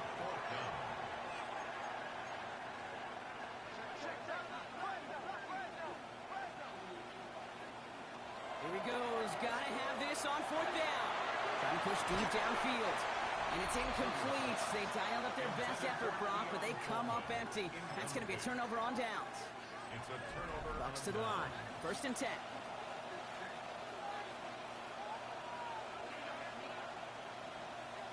And the receiver's going to take this one on the jet sweep. And this drive's quickly headed in the wrong direction. First play set down behind the line. The Bears decide to call their first timeout. Brings up 2nd and 12. At the 15. Straight ahead, it's Irving. He couldn't quite break it. Still a 5-yard gain, though. 3rd down. Humble 5-6 yard gain on the ground. Not a huge gain. Not a game-changing play by any means. But one that keeps you on schedule to take some of the starch out of that front 7. Timeout Chicago. It uses its second. Let's see what they draw up on this 3rd and 7. Shotgun snap for Mayfield. Touchdown Tampa Bay. The Buccaneers have likely locked up the win right there. So an exclamation point there. That caps off what, and I think you'd agree, Brock, has been a dominating performance. Yeah, I would. Really in all phases, too. You know, I thought coming in that this would be a much closer game than how it's turned out to be. And you got to give credit where it's due. This offense has been outstanding throughout. McLaughlin attack on the extra point. Extra point sent in through the lane. And the Buccaneers stretch their lead to 21.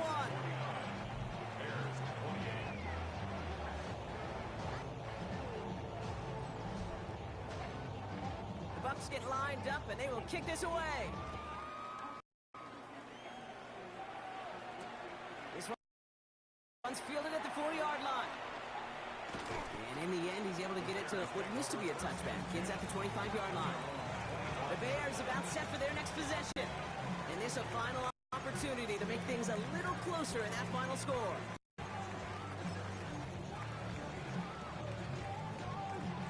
Offense to the line. They're going to have trips right to start out.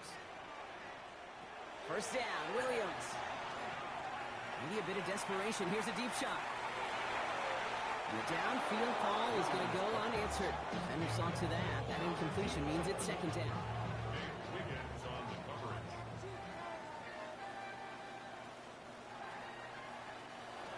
Williams set to pass. That's him on the quick hitter. And he's going to get this one at the 36-yard line. The Bears going to use their 3rd and final timeout. And now they're powerless to stop that clock with a timeout at least. Year after year, the best offenses are multifaceted.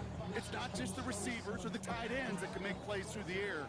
When you get running backs that can attack the middle of the field like that, man, is it difficult on the defense. Caught quickly on the slant. And they'll take him down at the 43-yard line. Got to hurry this to the line. Brings up 2nd and 3 at the 43-yard line. Sticking in the air, it's Williams. Trying to push deep downfield. He's got it. Touchdown, Chicago. The Bears get it back to within 2 possessions.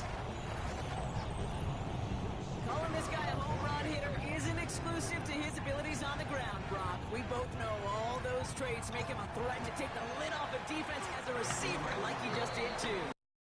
No question, and he can do that on short and longer routes. All he needs is just a little bit of space, whether it's near the line on a short little dump-off or up the seam unopposed in space. Give him that inch, and he'll take it a mile.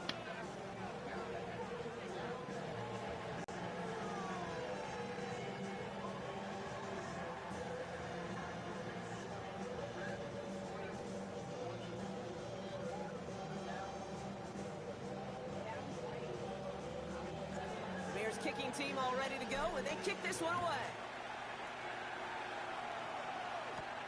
Starting from the 5. The coverage team gets him down at the 26-yard line. 1st and 10 at their own 26-yard line.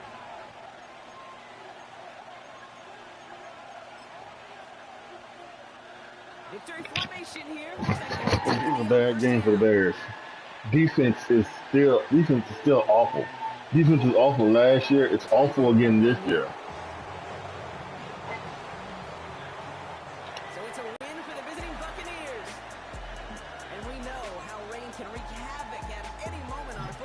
field, but they didn't let that stop them today. They played their game, and as a result, they're looking to go with the victory.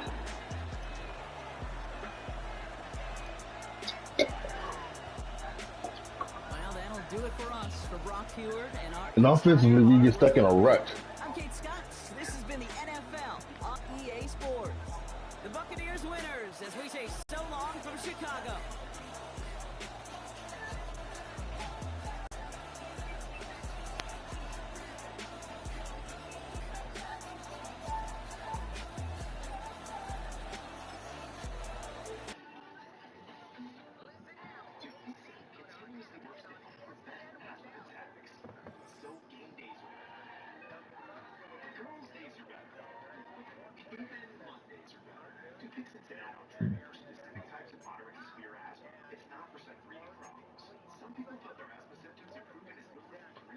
All right, guys.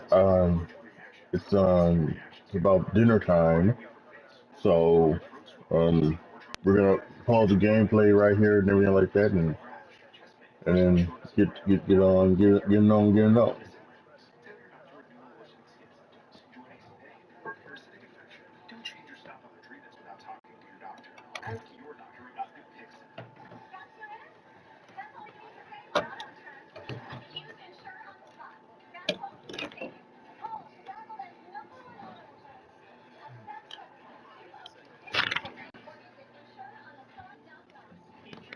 When you swing the hammer, it can make a big difference. Here's what I mean. Insurance offer, $0. The Illinois Hammer Code, $450,000. Insurance offer, $25,000. Our result, $390,000. Insurance offer, $20,000. Our result, $2 million. If you've been injured, it's time to swing the hammer. Now 77707 today. The Illinois Hammer is on the way.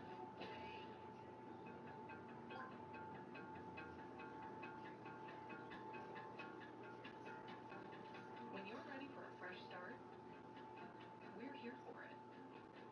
Wintrust will help you plan and stay ahead with checking that fits your life now and savings options for what's next. Banking solutions that fit your goals, support when it matters, and a different approach to power your next move. That's banking the Wintrust way.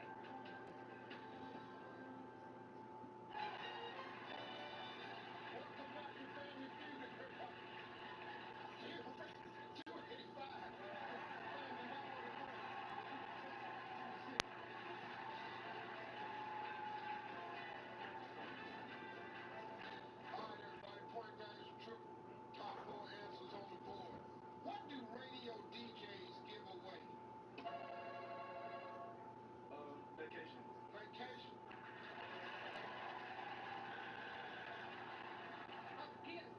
Gifts. Concert tickets. Concert tickets.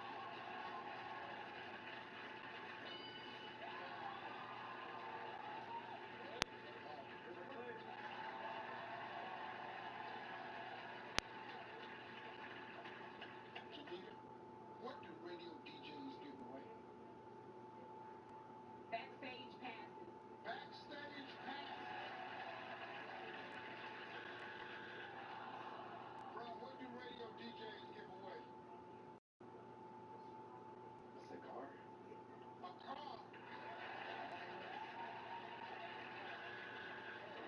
You got 2 strikes. Now, Angel, you got to be careful. If it's there, you're still alive. If it's not there, the other family can steal and win. What do radio DJs give away? Money feed. They give away money.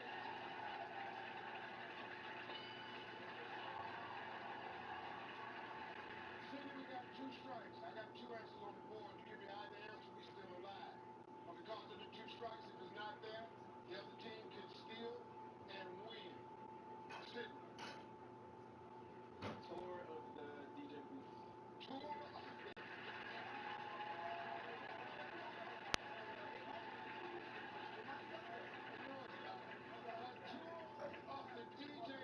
Come on, man.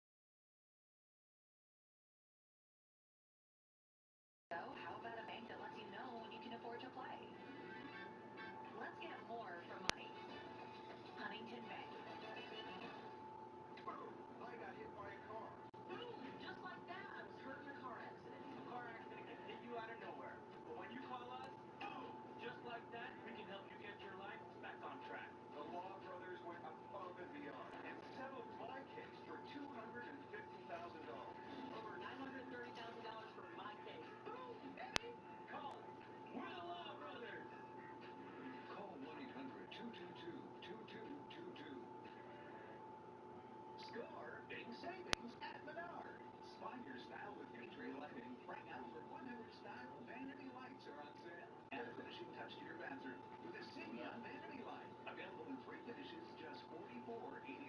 Finish the project with VIA Enhanced Dimmable Light Bulbs. They make colors appear natural and more vibrant. Get a $10 rebate on a single qualifying purchase of $40 or more on VIA Enhanced Dimmable Light Bulbs. This is more than a swing. This is a process shaped by years of craft, subtle tweaks, tested and refined until your money needs the same. Let's get more from money.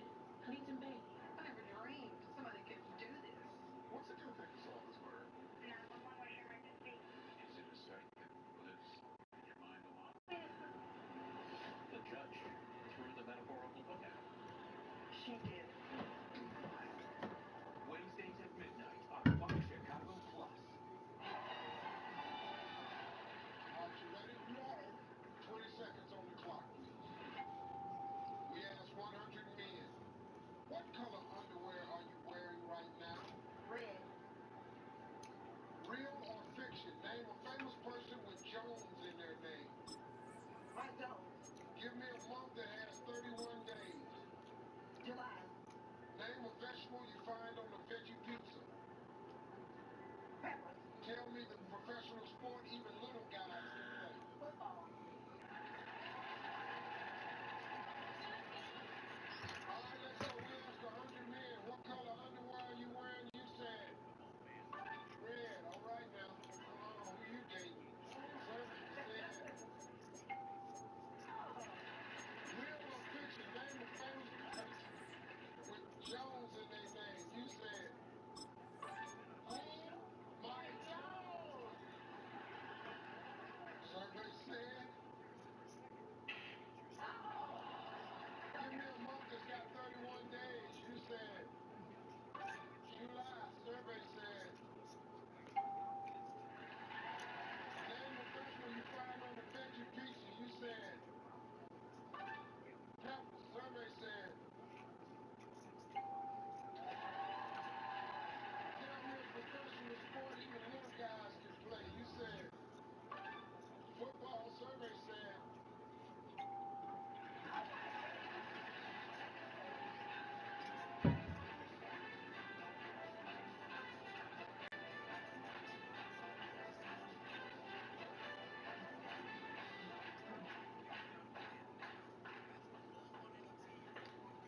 hey, how many points you think Sham got? At least 150. No, you damn near need 150. She got 59. Fall is in the air and not a moment too soon. I'm Scott Hansen, and this is your EA Sports Weekly Recap for Week 3. Lots to get to this week. We'll start at Soldier Field. The Bears at home to take on Tampa Bay. And this is Emeka Ibuka. He's going to find an opening, and he's off to the races. Chalk it up as a 67-yard touchdown. The Buccaneers are into the win column. They get the victory here in Week 3. Next up, let's go out to Glendale, Arizona, checking in on the Cardinals. They're playing host to the Las Vegas Raiders. And this is Michael Wilson. He's going to find an opening down the field and pull this one in. A 55-yard touchdown. The Cardinals get the victory in the battle of unbeaten. Last but not least, let's go to Baltimore. The Ravens hosting the Cincinnati Bengals. And he's a highlight waiting to happen. Lamar Jackson. Thinking about throwing, then decides to run. He's in for a 10-yard touchdown. The Ravens get it done within the division as they come away with the victory. Until next week, Scott Hansen, good night from Orlando.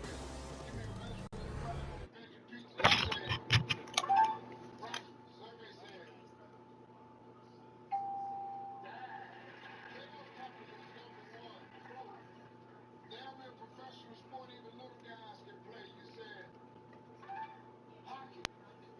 Survey said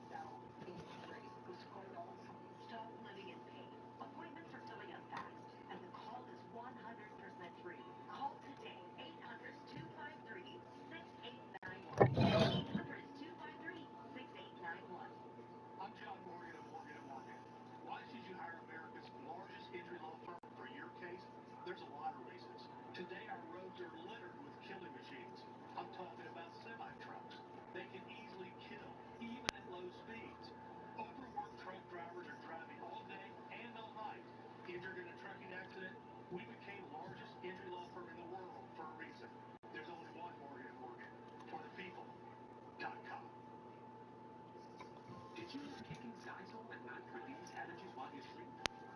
So you wake refreshed for a more productive day. Get 24-hour continuous relief that does not fade. Revise all, exercise all, at night. So guys, just smile and say, switch to T-Mobile in just 15 minutes and get an iPhone 17 on them. No trade-in needed. Why can't we just say cheese? Okay. Cheese.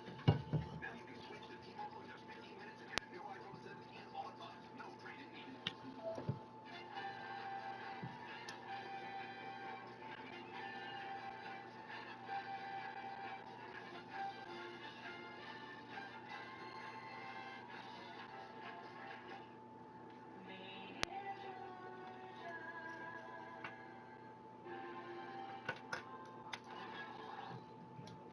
$12,720.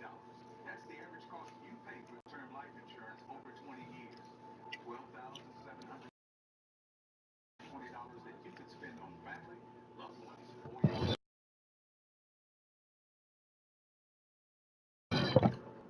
With a return of premium life insurance plan from Senior Life, getting all their money back is possible. That's right. With return of premium life insurance, we don't save you hundreds of dollars, we save you thousands. Because we give you all your money back. It works like this.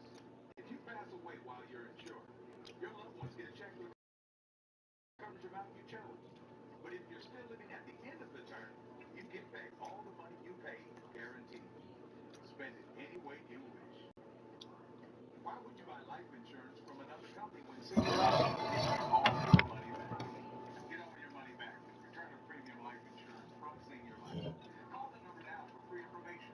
You have no obligation. Call now. Fox 32 your smart TV, smart low cost.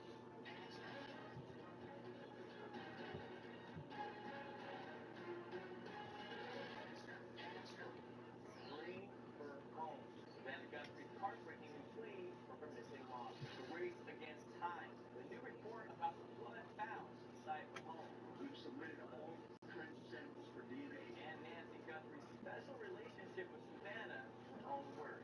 It's amazing what she brought to my life. Welcome to the Kelly Clarkson Show. Why Kelly Clarkson is quitting her daytime talk show. What she told us about getting through the toughest times in her life. It was very hard to smile. Zendaya and Robert Pattinson's movie I Too with wild sex scenes.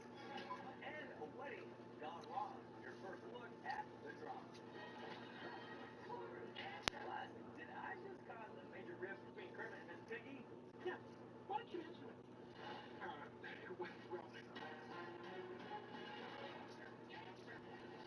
An abduction in the middle of the night. Blood at the scene. Disturbing new clues to the mysterious disappearance of Savannah Guthrie's mom, Nancy. Welcome, everyone. Detectives now have a timeline. The hours before Nancy vanished. And Savannah speaking out. We believe in prayer and hope. Savannah broke her silence in this incident.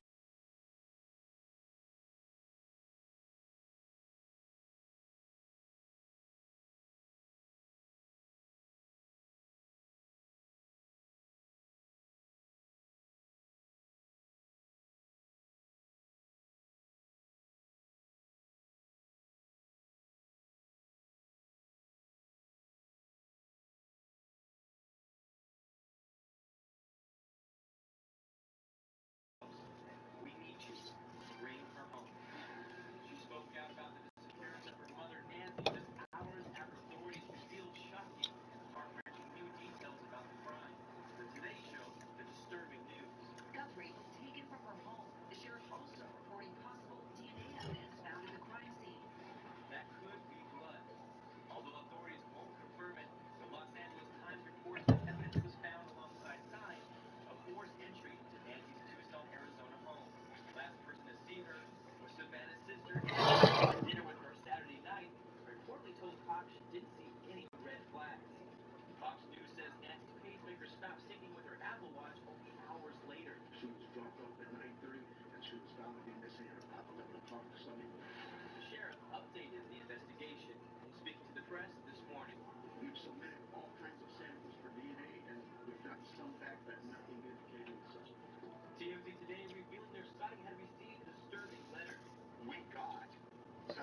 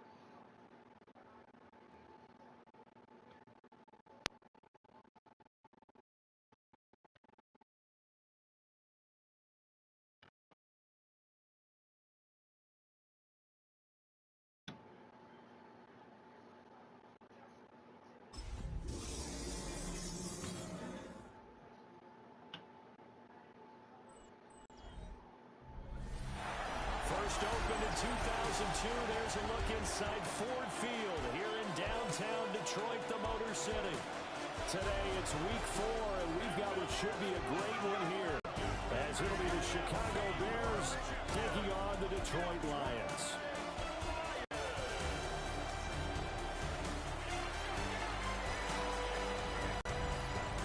On the Bears sideline, the head man, Ben Johnson.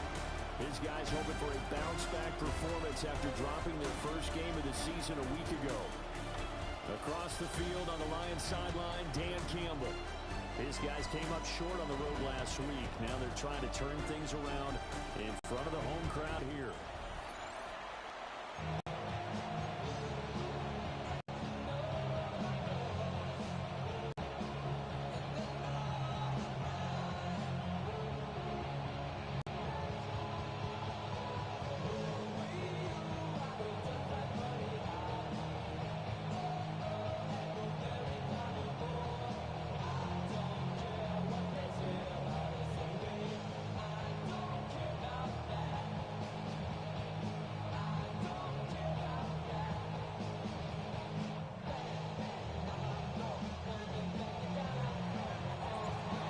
Two teams more than ready to get this one started.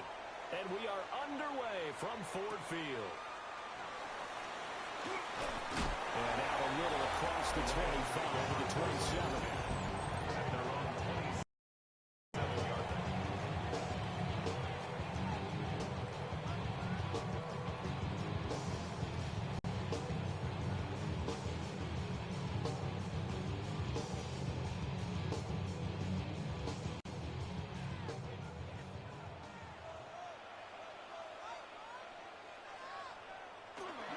Now a play fake, and it's gone. A little short pass here taken in by Laporta. And he'll be out of bounds across the 30-yard line. 5 yards on the game's first play, second down. A gain of 5 brings up 2nd and 5. Play action. It's gone. To the sideline, and it's caught, but boy, he's out of bounds. Well, they tried to get him into space coming out of the backfield, but it'll be 3rd down. You look at this Bears defense.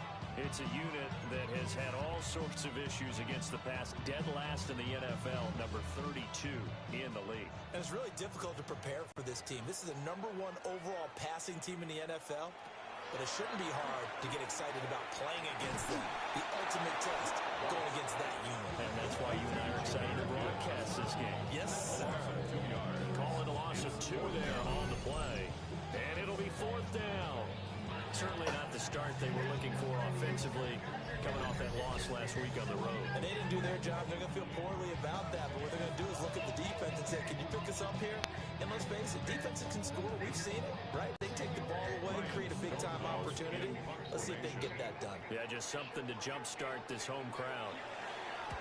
Only 2 punts for him last week in the loss as he gets this one away. 51 yards on the punt there. And the Bears take over. So out comes this offense to take over for the first time. And they'll be led out by their quarterback now in his 3rd season in the league. And he's been playing at an elite level here in this early half of the season. Tops in the league in touchdown passes at this point.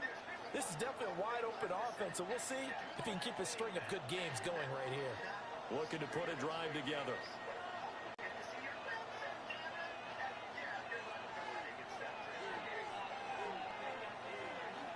Here's Williams.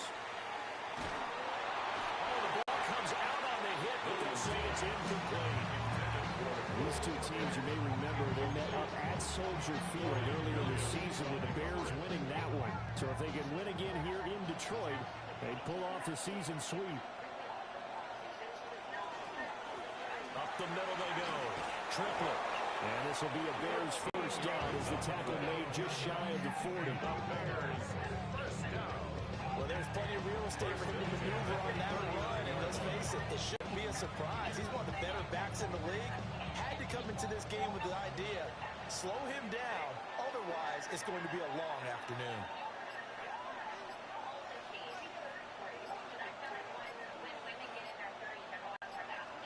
To throw, it's Williams. There's a short one caught by Loveland. These are his numbers from last week's contest. And you figure that he'll probably be a big factor in this one as well. No question about it, partner. We just saw right there they want to get him the ball in space and see what he can do after the catch. Now 2nd and 3.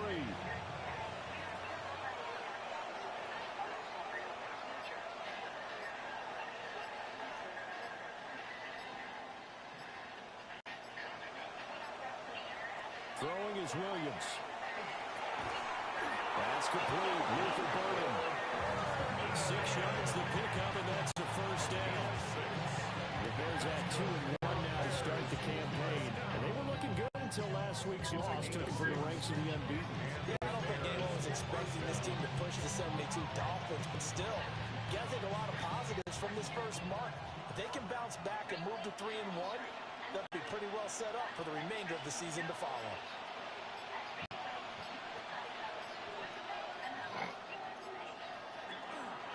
They'll run on first down. Triplet. And he's going to be hemmed in and brought down right at the line of scrimmage. No gain on the play there, 2nd down. You talk about this Lions defense. They enter play 1 from the bottom, number 31 in the league, Charles, against the run. And that's been an Achilles heel for them all season long, being able to play against the run, being able to slow teams down. But it's not just that. When you give up big chunks of yardage in the running game, it also opens up the passing options for the team you're playing as well. So typically, when you don't play the run well, you're getting hit in all phases. They'll keep it on the ground. Triplet. And they'll get him down as he's inside the 40. It's a pickup of 10 and a Bears first down. If you start assessing what went wrong last week, Charles, in their loss, had nothing to do with the ground game. They ran it well. And you also have to say to yourself as a team, don't go away from what worked. That's not the reason the game was lost. Running the football over time, when you do it consistently, usually translates into wins. And they're hoping to do it consistently here. On play action, here's Williams. That's complete right side to Komet. He's brought down at the 34. Call it a gain of 4. Well, the strategy was evident there. Get it to your tight end and make it a one-on-one play with a cornerback. Who's usually going to win that one? The tight end, but not there. Not in this situation. How about the corner defeating that logic and making a really nice tackle? They'll try the left side.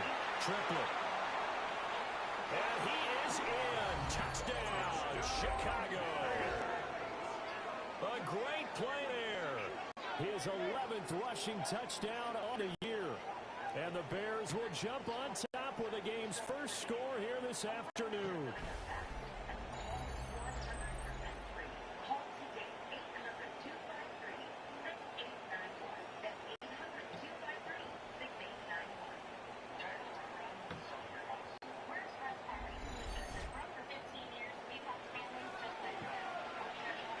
Point after try forthcoming. And he's got it to make it 7-0 in favor of the Bears. So that drive takes him down the field in 8 plays. And the last play, a really nice run that culminated in the touchdown.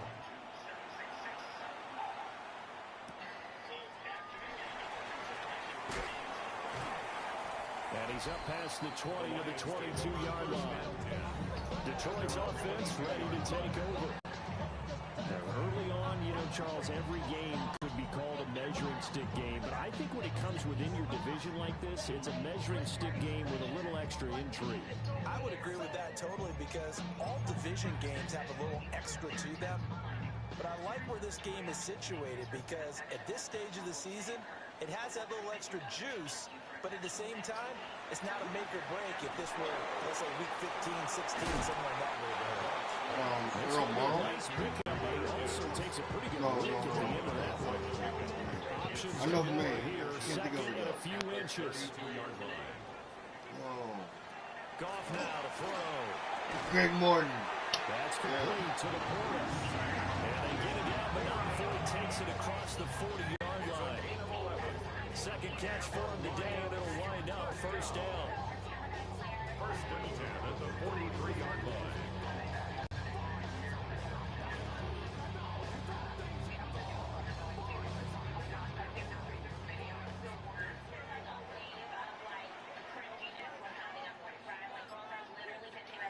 Goff now looking to throw.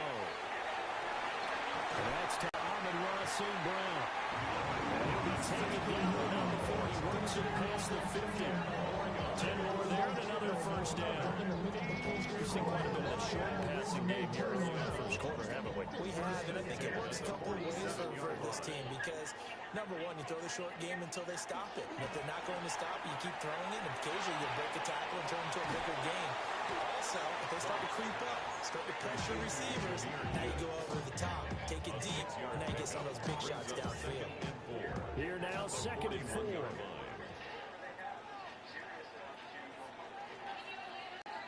To the air again. Goff.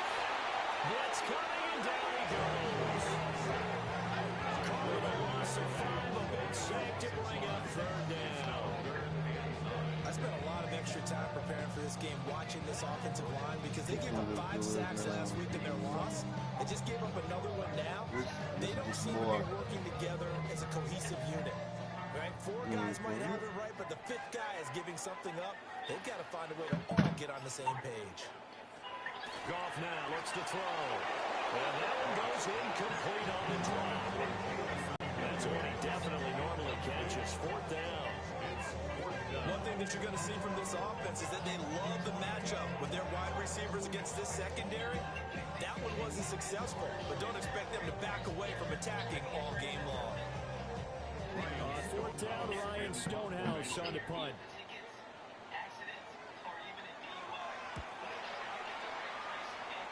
And no return possible here as they angle this one out of bounds. The Chicago offense set to get started. And Charles, these early season in-division games are always interesting because you're still kind of figuring yourself out, but you want to know as much as you can about the opponent, especially when it's a division matchup. So I'm curious to see how the rest of this one plays out. Yeah, that's a good point because they're still trying to work things out. They don't know everything about their own team, let alone trying to figure out their opponent. But you've got to do both on the fly, don't you? While the game's being played, figure it out both ways and try and find a way to win. From the gun, here's Williams. There's a short one caught by Loveland. And down right around the 32-yard line, 4 yards on the pickup. I think defensively you're okay with that. Here in the first quarter, he's going to get some catches, but they rallied to him quickly. And that's what you count on, and I like what you just said. First quarter, can you do it all game long? They catch it, you tackle them, they go down on the spot. Because when you're able to do that, and you don't give up big chunks of yardage after the catch, now you put the offense in a position where every series you have to work hard to pick up first downs, and you tend to stall them out when you do that. So giving 2 yards there on the completion. And now we've got a 3rd and 4. In search of 4 yards here to pick up the first down.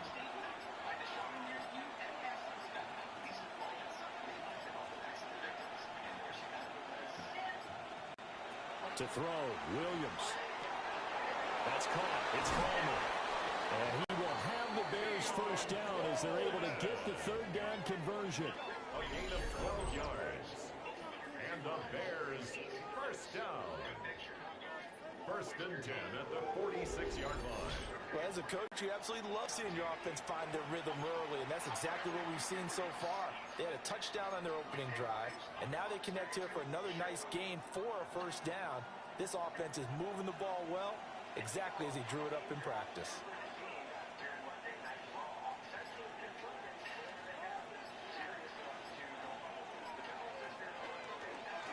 On first down, Triplett.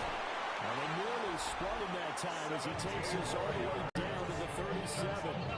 And he continues to have success running the ball here in the first half as he's already closing in on 100 yards for the game.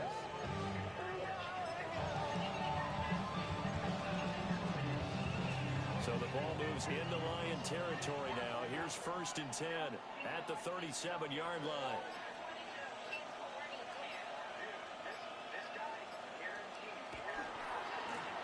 They'll keep it on the ground. Triplett. Oh, some strong running. And he takes this one in for a Bears touchdown. A great effort there. His 2nd touchdown of the game, giving him 12 on the season. And the Bears are off to a 13-0 first quarter lead. Another impressive drive. So they're 2 for 2, 2 touchdowns. Charles, a great start to this ball game for them. And one of the words that's really worked its way into our lexicon is stacking. They've stacked momentum each time out, and not only on offense. Between those touchdowns, defense held, forced to punt to get the ball back, and they played awfully well in this one. Both sides playing at optimum level.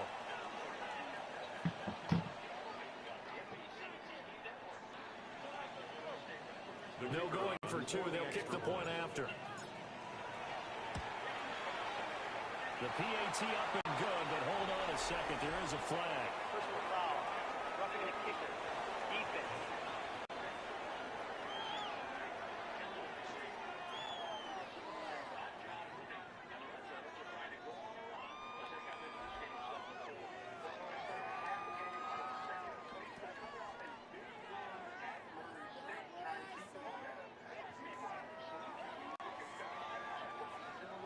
So they'll go ahead and accept the penalty.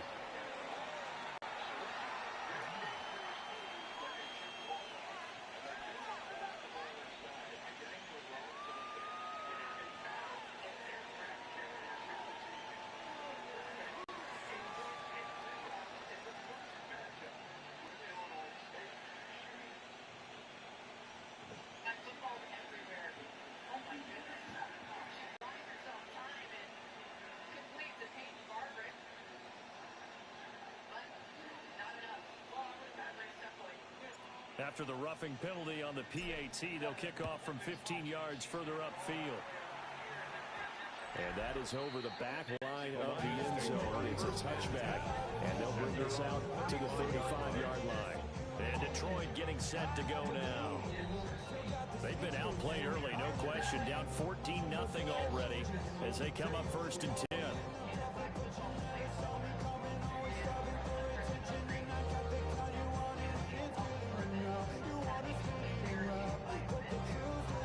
Looking to put a drive together.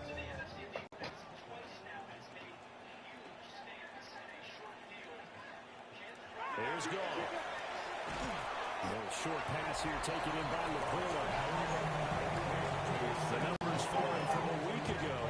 A boatload of catches, 59 yards. And they got to him early in this one. I sense a theme, one that I expect to continue throughout this contest. Quick toss by Goff is complete. And now off to the races down the right side. Touchdown, Detroit. Isaac is slow. His second touchdown on the season. And the Lions are able to strike quickly here as they are in for 6.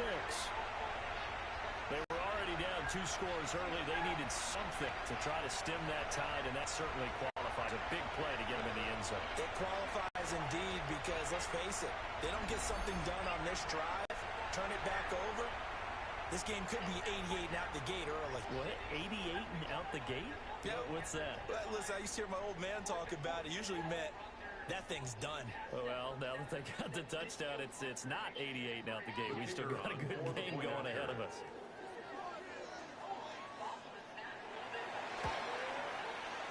Extra point right there in the middle. And that'll make our score 14-7.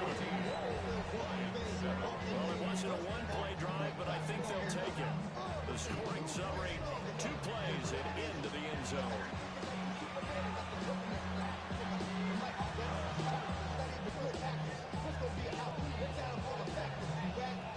Here are the Lions now as they line up and kick this one away.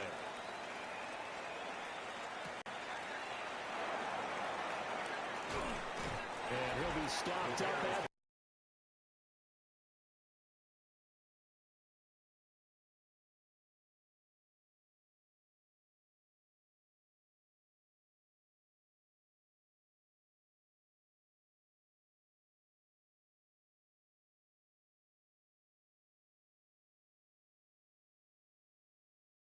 25. Now Chicago getting ready to go as they take the field. And right now they're saying, hey, let's keep this going. 2 drives, 2 touchdowns. Yeah, can't ask for a better start than that, can you? I mean, this is the way you practice it. This is the way you rehearse it. But right now, the play calling, they're locked in really well. Looking to put a drive together.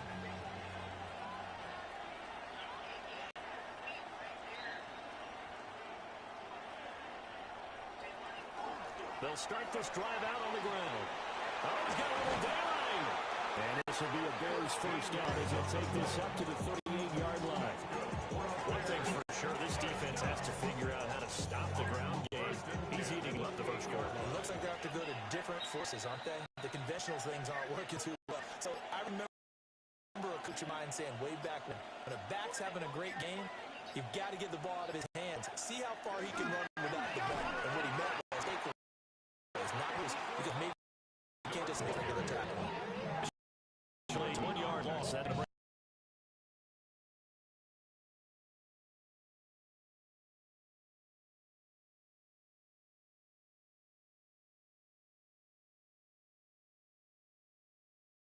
Strength, quickness, he's the whole package. And that package just wrapped up the runner for a loss.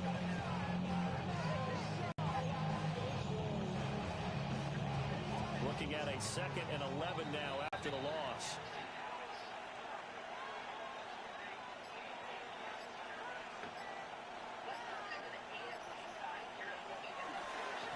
They'll keep it on the ground. Triplet. And he's dropped right at the 40. Gain of 3. You've got to give kudos to your offensive line and the guy carrying the ball because they were in a 2nd and long situation. It seemed pretty dire, but they brought it back to 3rd and manageable with that run.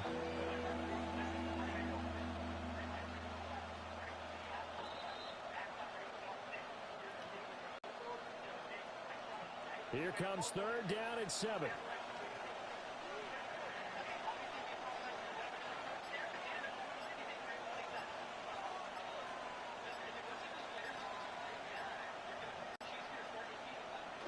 Off the play fake, it's Williams. Open man is Connect, the tight end. They'll wind up losing a yard on the play. And that'll bring up 4th down. In today's NFL, we're accustomed to the tight end getting downfield and creating plays and wreaking a little havoc in the secondary. Not on this one, though. They diagnosed that one really well. Tried to dump off, lost yardage.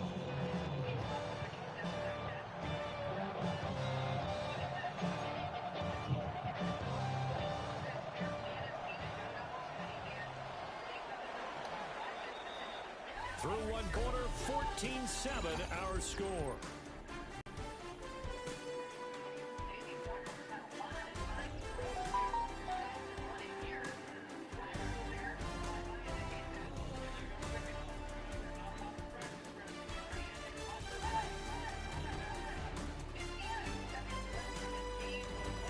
The Bears with the football. We get set to begin quarter number 2. As they've got it with a 4th down coming up.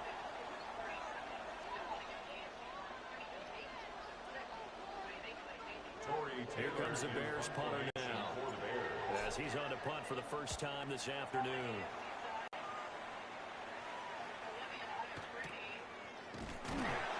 We'll call that a 43-yard punt to return. And the Lions will take over. Jameer Gibbs in the Lions offense getting set once again. You can count his carries on one finger. They've only given him the rock one time, Charles. What gives? So we can't draw any conclusions just yet. He has to touch the ball multiple times in order to get into a rhythm and have a chance to have success. You know who else gets into a rhythm? The offensive line. They feel better about it when they know they have multiple opportunities to get it done. Yeah, well, the conclusion we've brought so far, they're losing here in the 2nd quarter. Let's change tunes. They'll start on the ground here on 1st down. And he'll be taken down at the 20. Well, any lane that opened there was closed pretty quickly. That was because the defensive front, they won that.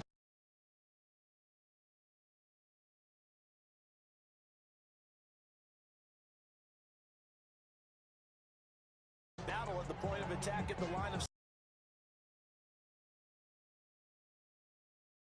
held their spot and stacked him up. Here's a 2nd and 8.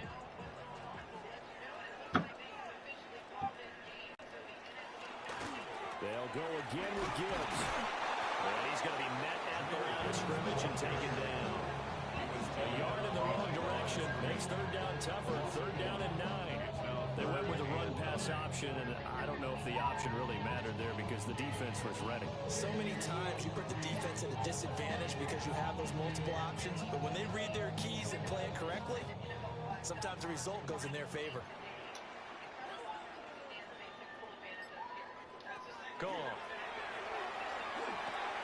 Looking left side, he's got him in. That's Gibbs. Well, this is going to depend on the spot, but it's not a very generous one. He looks to be about a yard or so short. Here's Ryan Stonehouse now as he's on to punt for Detroit.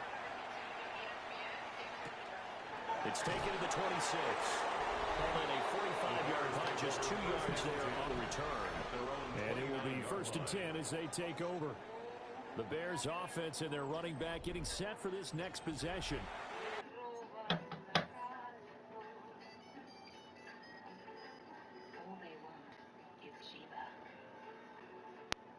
Hidden Valley Ranch is made with real ingredients for real ranch flavor that's impossible to put into words. But that's pretty close. Indescribably delicious Hidden Valley Ranch. The sausage egg biscuit is perfect. Now it comes with hot honey sauce.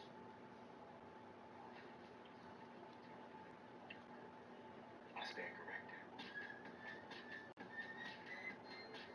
Somewhere on a stretch of road in a town you've never heard of, there's a Chevy truck. The person who drives it, well, that's a Chevy person. You probably know one. Your buddy. Your sister. The ones who always show up. Yep, let's go. They don't need permission to get going. They're the first to rise, the last to leave. They all have that little extra, something. Hey, you got it too. Hey, John M. You still coming to my dog's birthday party? I have to sell my car. Well, just sell it to Carvana. Carvana? Isn't that your car? Okay, fine. I sold it to Carvana. So you'll come? We're gonna walk. Sell your car to Carvana today. Royal match. Next. Dude, why are you letting people cut? I'm starving. Wait, is that game where you sing the king? Yeah, Royal Match. I've been playing non-stop lately. I need to give those games up. They're so repetitive. Not Royal Match. Do some new stuff all the time so you never get bored. Looks cool. Are there ads every 5 seconds? Nope, not at all. You get it? You order it. Gotta finish this level. Tacos can wait. I'm downloading it. Royal Match. Download now.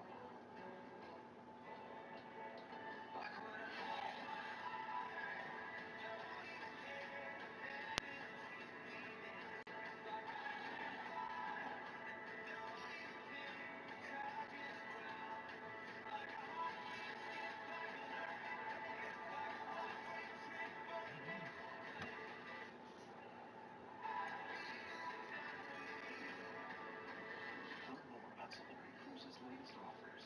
Introducing Chipotle's new high-protein menu with real chicken, grilled fresh, no antibiotics, no fillers, ever. Starting at $3.50, packed with protein. Chipotle's new high-protein menu is real protein you want to eat. Chipotle, for real. Dana's kettlebell workout has taken a strange turn. Rex can't help, but he can talk. Weirdo. This is wonderful news. It means she's sleeping deeply enough to dream, thanks to her Inspire implant. And Bill's sleeping better too. If CPAP doesn't work for you, check out Inspire Therapy, a proven sleep apnea treatment. No mask, no hose, just sleep. Learn more and view safety info at inspiresleep.com. Oh, she's got your smile. Carl. Yeah. The #1 brokers here in Walker Actually, we invest with Schwab. They have everything we need all in one place.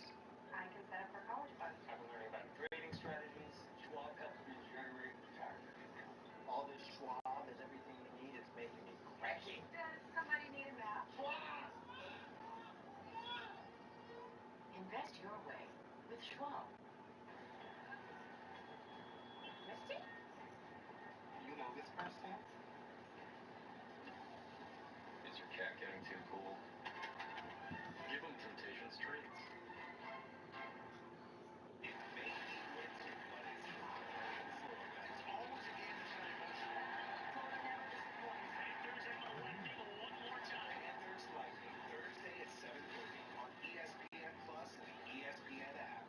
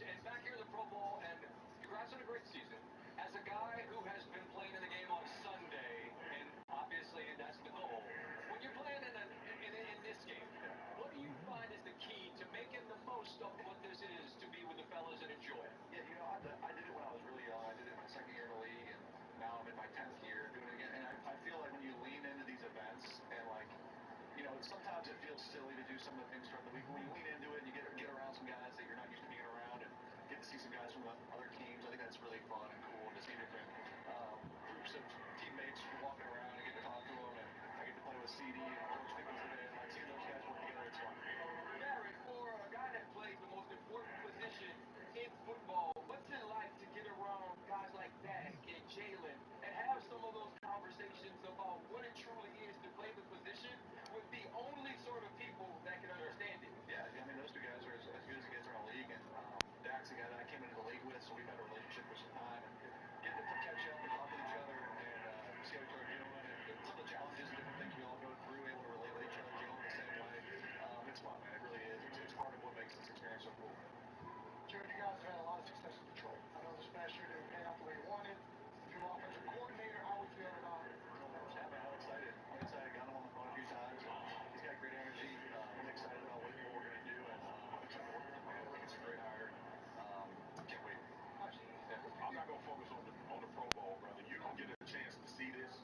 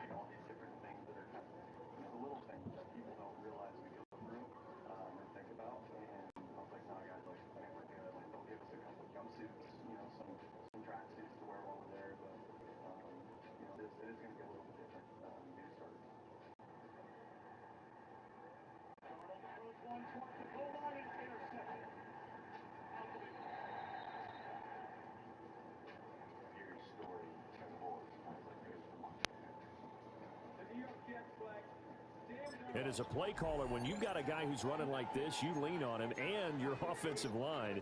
He's had big hole after big hole to run through in this first half. The Bears offense ready to go for their next drive. Obviously not the intended goal last drive. They had to punt the football, but still, they've got the lead here, and now a chance to add on to that lead if they can get points on this drive. First and 10 upcoming. 140 yards rushing for him as he has been tough to stop here this first half. Well, he's broken off some big-time runs here in this first half. Yeah, and let's just face it. When you go into a game, you think you've got the plays that are going to work, but when you actually get out there and they're starting to happen, your confidence rises, and he's running with terrific ability right now.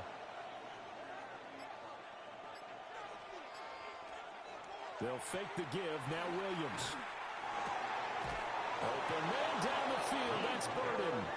And he'll be taken down across the 50 at the 45 in enemy territory. Oh, I like that play call there. After a run for good yards, you get a defense thinking they'll go back to the well. So that's a great time to call play action and give your receivers a little extra edge. And they complete the pass there for another first down.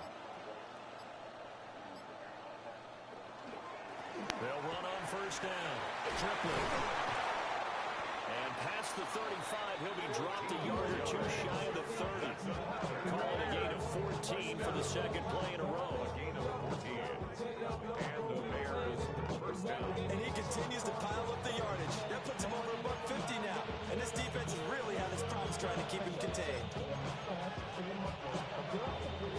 Line of scrimmage, the 31 now on first and 10.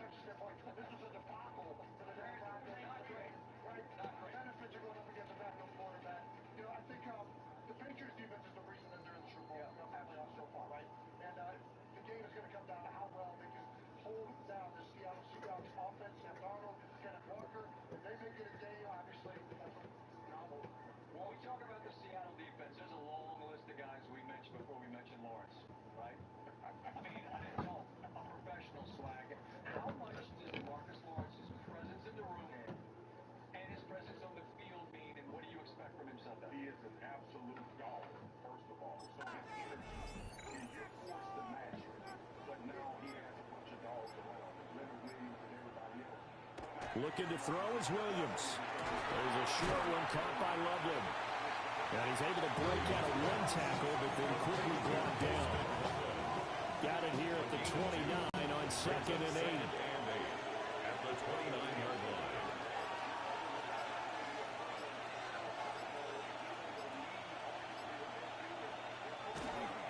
Now a handoff up the middle. Triplett. And a pretty good run as he'll get this down close to a first at the Lions' 21. Give him 8 yards there. Still a few inches to go, though, as it'll be third down and about the length of the football.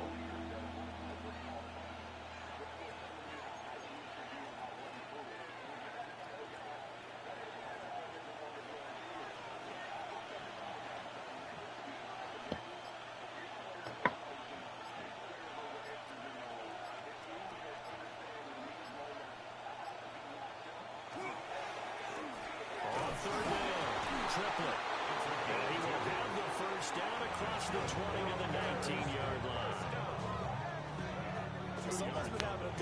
so far, and you know something? A lot has been power running. They decided to turn him loose again on third down, didn't they? They did indeed. He delivered the tough yards. So here's a 1st and 10 now, down inside the 20.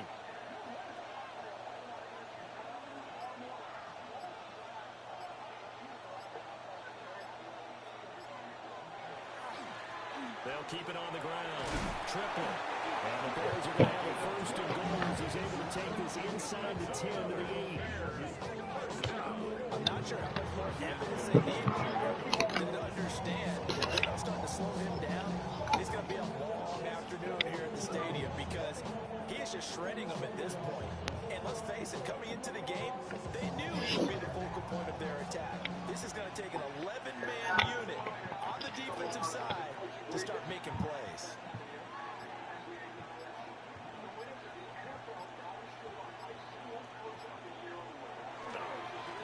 They'll try and run for it on 1st and goal.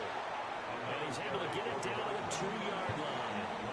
A nice pickup of 6 there to get him closer to the end zone, and it'll be 2nd and goal. At the 2-yard line.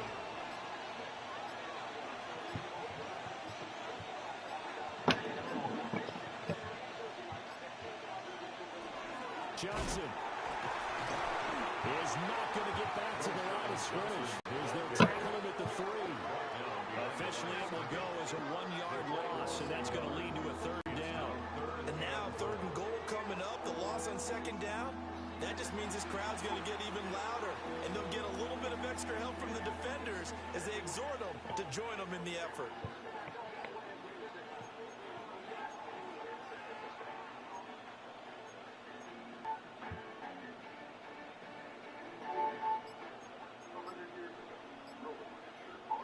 The Bears on 3rd down. They've been okay, 2 for 3 thus far. This is 3rd and goal. A handoff as they run the counter play. That is not going to be any help as they dump it behind the line of scrimmage. Such a long drive here, 3 points. That would be a disappointment, but I don't know if you can go for it here, can you? Well, you know, the defense was really giving them a lot all the way downfield, and now they've stiffened. Forget that bend, don't break. Now they don't even want to let them get a yard, do they? So in this spot, you remember what the coaches told us before the ball game? Any okay with us, whether it's a punt, a field goal, or an extra point, take the field goal right here.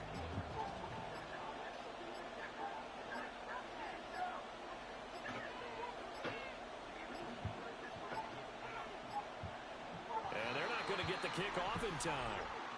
Delayed game. Offense. Penalty accepted, and that pushes him back 5.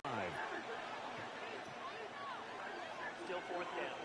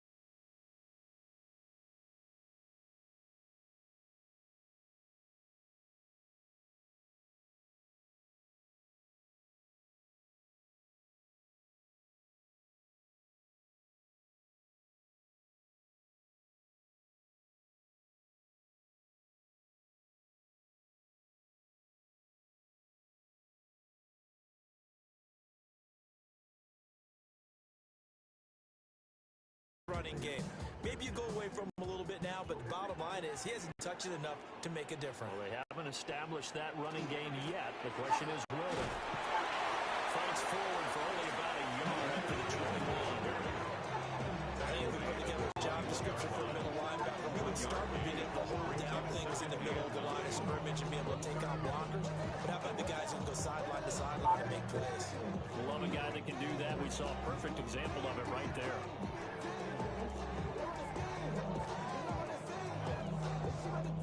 Second and 9 now from the 21.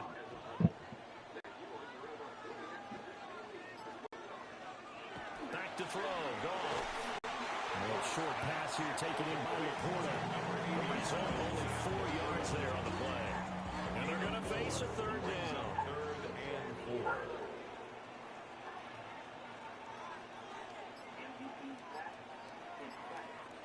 A shotgun snap for Gone. And the throw there going to be incomplete. Right up to that point, I was about to say he's had a pretty good half catching the football, but let's just be honest about it. He should have caught that one. And he knows that. That was one right in his breadbasket and one he normally catches. And on fourth down, on is the punt team sending this one away. This is fielded at the 27. A punt of 46, a return of 5. And out will come the offense as they take over. A look at the running back, the man out of the backfield as he gears up to go again. Might he be on his way to a record-setting performance here, Charles? Second quarter and the yardage number already ridiculous. And they always talk about just focusing on the next play. But sometimes it's okay to dream big because I'm focusing on the fourth quarter already. Listen, I don't blame you, though, because we could be witnessing some type of history here, and it's being done by him and, of course, the big guys up front who are creating the holes for him to run through. Yeah, they've all been good so far. 190 yards rushing for him now in the afternoon as he continues to put a foot on this defense. First and 10 at the 44-yard line. We use the word relentless a lot with guys who are aggressive on the field. In this case, it really fits, doesn't it? How about his ability to break tackles and his feet never stop moving?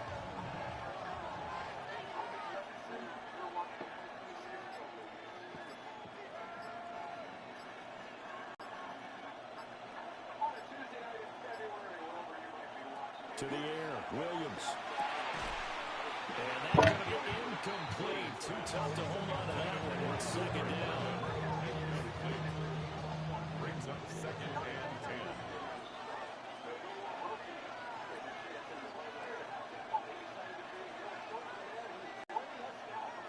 10. Working out of the gun, Williams. Out to the flat. That's complete to his running back. And he'll be corralled out across midfield down to the 45. A Chicago first down there on a gain of 11. Defensively, they came into the game with the understanding they're going to have to slow him down on passes just like this because he was over 100 yards receiving a week ago. And you know they want to get him involved here as well.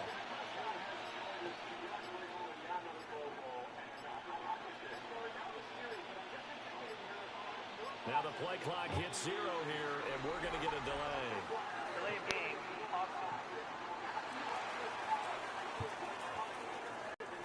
Of course, that flag accepted, and it backs the ball up 5 yards. The delay of game backs him up 5, first and 15. From the midfield stripe, they'll look to throw. And he'll get hit as he releases it, and that'll fall incomplete. I see the surprising face there, partner. That is a rare incompletion from him. He's been on point this entire game. He has percentage completion-wise way up, not that time.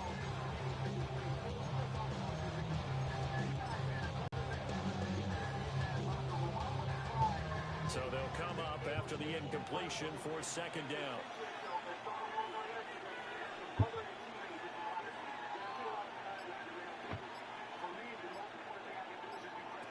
They'll stick with the passing game as he looks to throw. And a quick throw here, that's complete. Call it a gain of 6 on the play. And that's going to set up a tough 3rd and 9. They'll come to the line here needing 9 yards to pick up the first.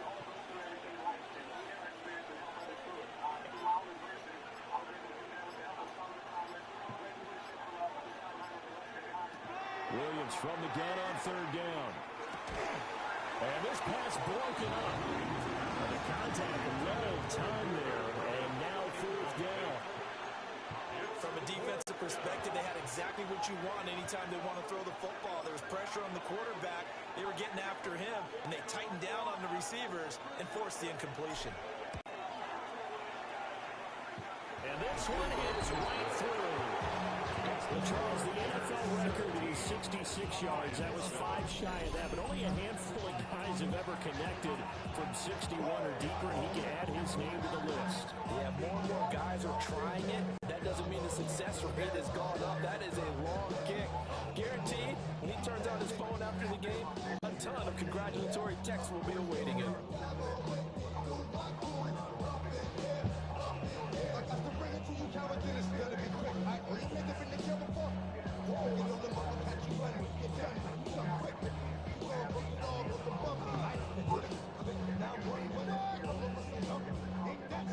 The Bears send the kicking team out there, and they will send this one away.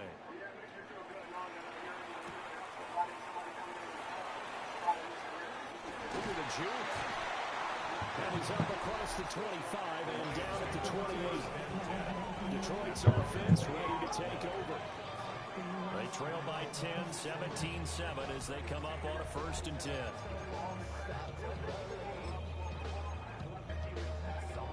Looking to put a drive together. They'll start things off with a give to Gibbs. And room to run as he's out past the 35-yard line. 2 minutes remaining in this first half of football.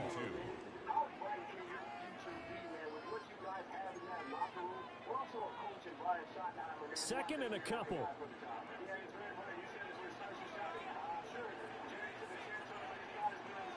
Now it's gone.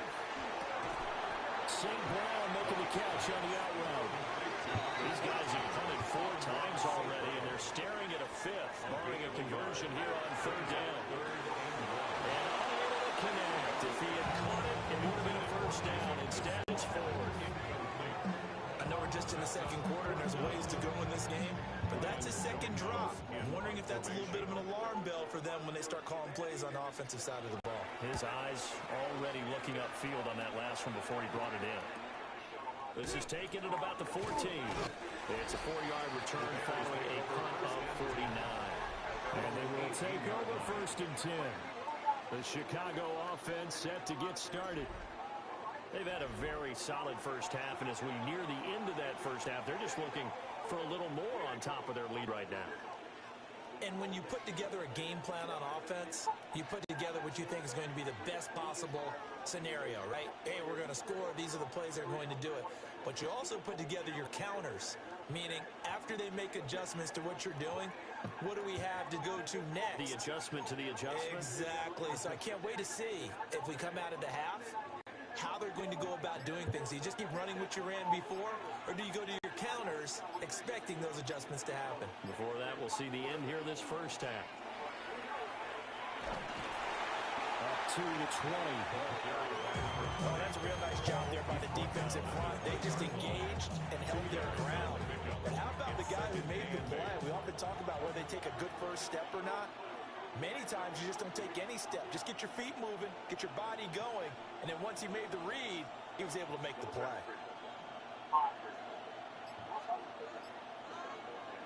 They'll go play action here with Williams.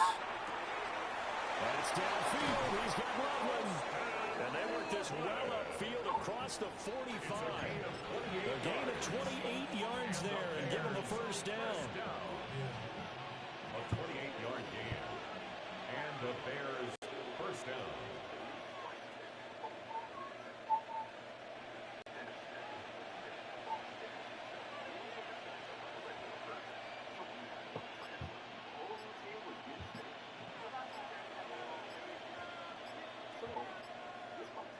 Here's Williams.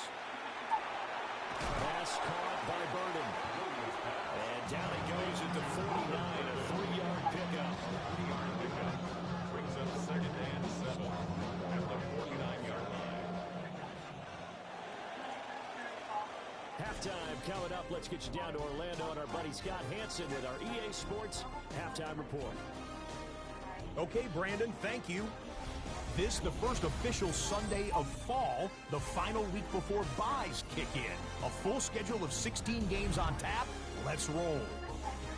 Our trip around the NFL starts now. In Nashville, the Titans at home to take on the Jags in the AFC South. And it's Brian Thomas Jr. He's going to look in the catch and then look upfield and watch this. Make it a 70-yard touchdown grab.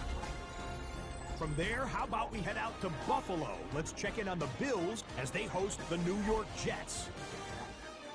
And this is Josh Allen. He has torched this defense for 4 first-half touchdown passes. This one's at halftime with the Bills looking to go 4-0. They lead at the half. Lastly, we go up to Lambeau Field. It's the Packers taking on the Atlanta Falcons. And it's Bijan Robinson. He's got it. He's got room. He's got a touchdown. That's a 29-yard score. This one's at halftime now, and it's the Falcons lead it by a touchdown at the half.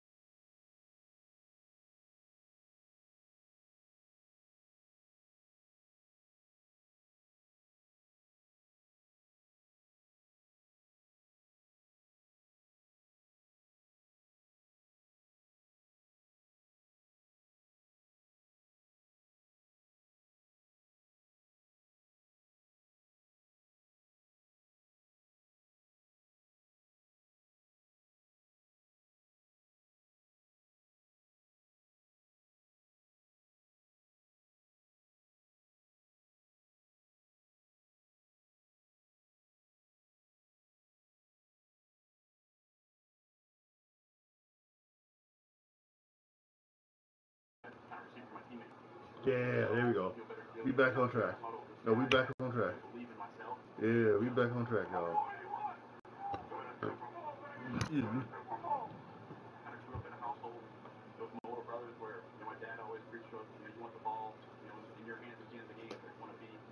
Batter up at plate, with the bases loaded in the last inning. I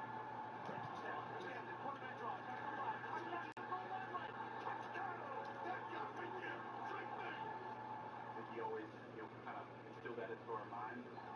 We kind of carried that our whole career. If you are lucky enough to be able to hoist the Lombardi Trophy and you see your face staring back at you, what do you expect that moment to be like? Do you even allow yourself to think about that moment? It sounds surreal. I think it's one of those moments that you hope happens without you really, thinking about or dreaming about. It's one of those just kind of, looking back on it, man, that was special. You don't want to jinx it? Yeah, try not to jinx it and, just speak it into existence, but I'm more the type to not try to jinx it. Kick off your Super Bowl Sunday on ESPN at 10 a.m. Eastern, 7 a.m. Pacific with a 4-hour postseason NFL countdown from Santa Clara to get you ready for the biggest game of the year. But I gotta tell you, I think this is the biggest game of our year right now. We only have a couple minutes left. You know what I'm saying? This is big. What's up? What's happening, boy? Good to see you. What island are you going to once this is over? Because I don't want to tell you. At least you're jealous. We want to give everybody a little real BTS. Shador Sanders taking advantage of all things Pro Bowl, trying himself as a cameraman. Why not? Drew and James.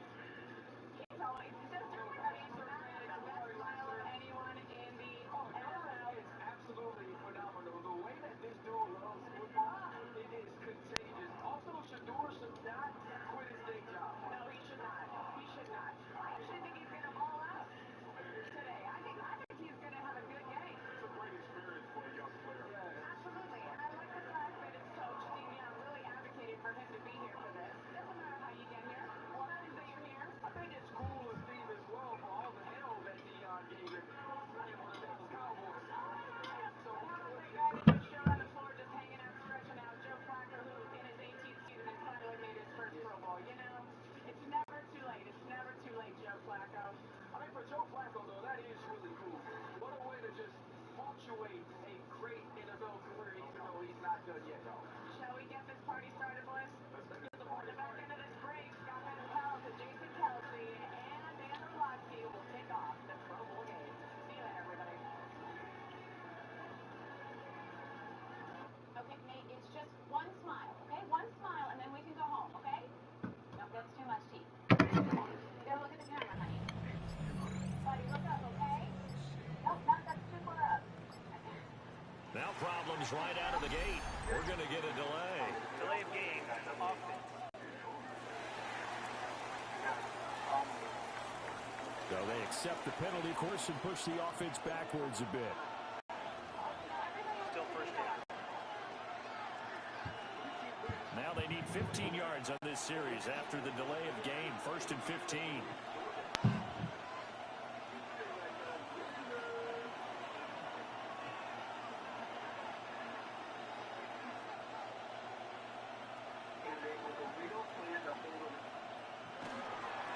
Up the middle they go. Triple. And for one of the few times here today, this one's not going to go anywhere. Calling no gain on the play, and it'll be 2nd down. They've called his number a lot this afternoon. You wonder how much tread is left on those tires. We certainly do, but I always think back to one of my favorite coaches in the NFL. And he used to have a meeting with his running backs every year in the offseason and say, look, as many times as you're going to carry the ball, you should be able to carry it one more time, so make sure you get in shape. They'll keep it on the ground. Triple. And he's taken down, but able to slip across the 35. 215 yards for him on the ground now, as he has been terrific here this afternoon. 17 yards. First down, Chicago. It's been an excellent day for him running the football, no doubt, as he continues to soar well past 100 yards. Yeah, it almost feels like he can just grab his briefcase and head home after putting in a full day's work at the office, doesn't it? On first down, Triplett. He finds some way to turn this into positive yardage as he struggles forward for a pickup of about 2. Not a huge carry there on first down, but not all of them will be. But still, all in all, a positive play for the offense. It's all about picking up at least a few to set up what you're going to do here on second down. Play action. Now Williams. Looks for the out route, and it's complete to Kmet. And it's going to be another first down as they'll get him to the ground at the Lions' 45-yard line. They give him 14 yards that time and a fresh set of downs. So the ball moves into Lion territory now. Here's 1st and 10 at the 45-yard line.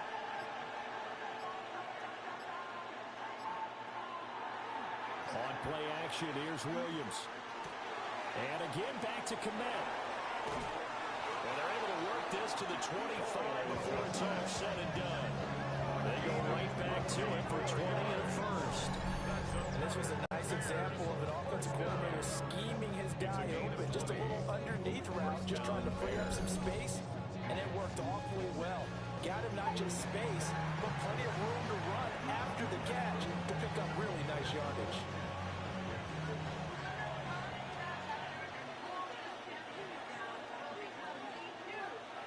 They'll look to throw here on first down. Throwing middle, and it's complete. They'll go for a gain of 7. And it's second down.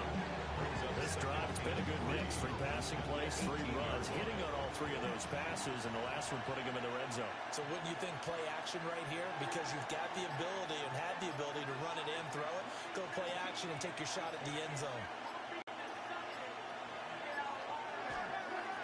Now again, right side, Triplett. And he was able to shed one tackle, but could not get away from there. Give him a yard on the run there, and that's going to set up a 3rd down and 2. They'll come to the line, needing only 2 yards to gain the first here.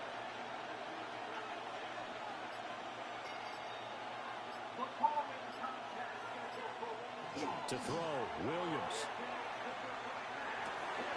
Pass taken in by his big tight end. And the Bears are going to have 1st and goal coming up as they're able to convert there on 3rd and 2. Bears, 1st down. 1st and goal. And in a lot of ways, that catch is expected. Red zone presence, and that one was realized there. You've got to find your tight end in that situation.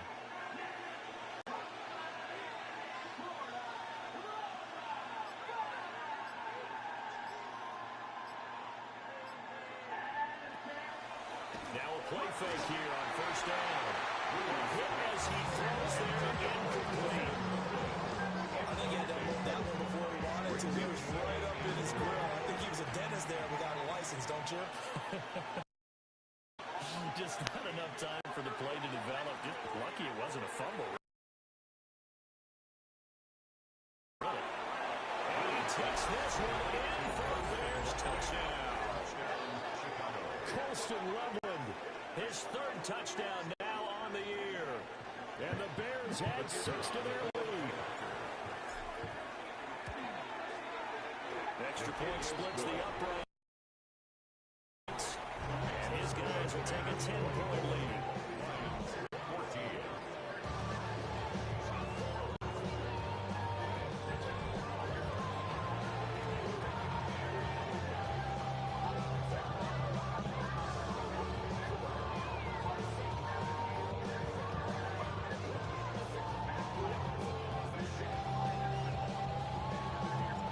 Kickoff team on the field now as they will send this one away.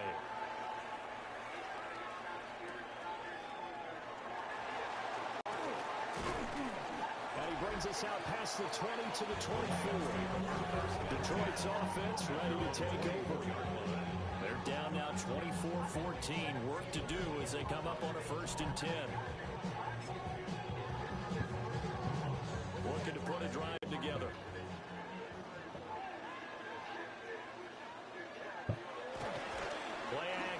It's gone. Pressure, and he's taken down. There's sack.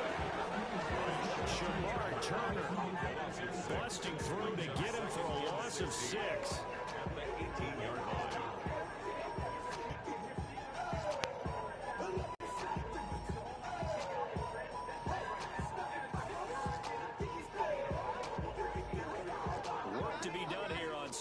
16 after the sack.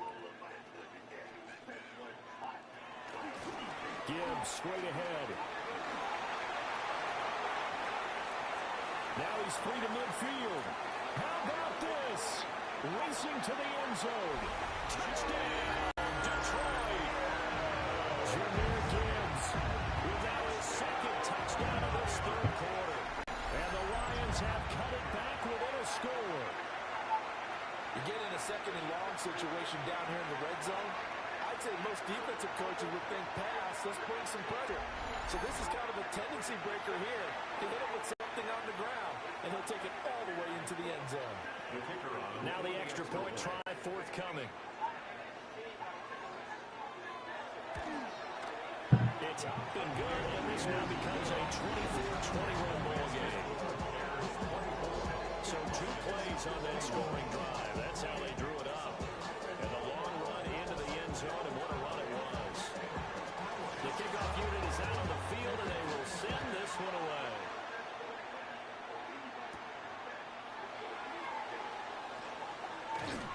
And they will wrangle it down a couple yards shy of the 30. The Chicago offense set to get started. Pretty important third quarter drive for them. Momentum has sort of shifted the other direction after that last touchdown as they nurse this small lead.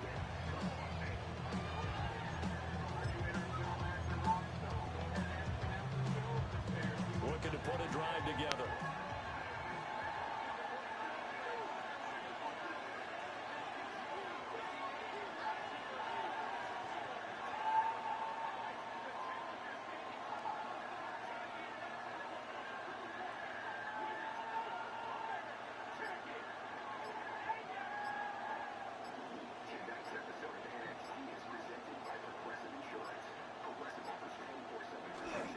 They'll start on the ground here on first down. And give him 6 yards here as he's stopped near the 35 at the 34. Now, Brandon, that's the way you want to run the football. There should almost be quote bubbles off the offense right now. Bam, boom, biff. That's how they feel good about moving the football. And from the 34, here's 2nd and 4.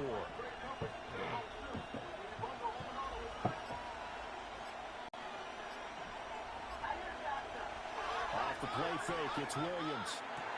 There's a short throw. It's caught by Kmet. They call his number again. It's his 6th catch and a first down. The tight end is certainly in position built to move the chains because they can control space underneath. They've got good hands. Then, of course, they're a dynamic target. But one other thing is they're right in the sight lines of a quarterback on just about every play. And that makes it easier for the quarterback to pick him out and deliver. There's a short throw. It's caught by Kmet. And they'll work this down to the 40-yard line. Tackled there. Back-to-back receptions for him, and it's another first down. First down. A gain of 18 on the play. First down, Chicago. You don't always expect tight ends to be big in terms of run after the catch, but after that play, he joins a growing band of players that's putting that stereotype right on its ear. There's a short throw. It's caught by Kmet. That's always a good place to throw it just because he's one of the biggest targets not only on this team but in the National Football League. And you and I both know the quarterbacks love these large-bodied tight ends, and why not? Nowadays, they're really wide receivers who are just taller and have a little bit more weight. These guys catch the football, make big plays downfield. In the old days, we wanted them to block. Now coaches want to catch the football first. Here's 3rd down and 4.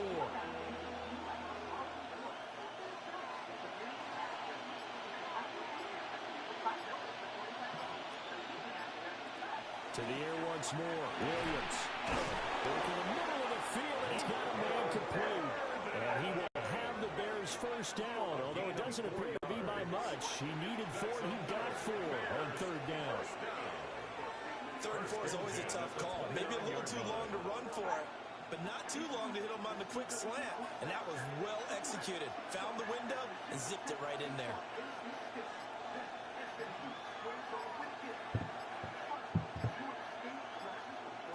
Back to throw again. That's a screen pass. That's complete.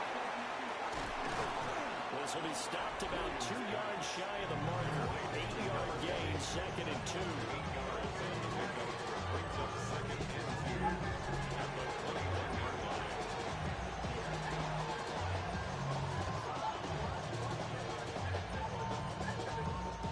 Now a 2nd and 2.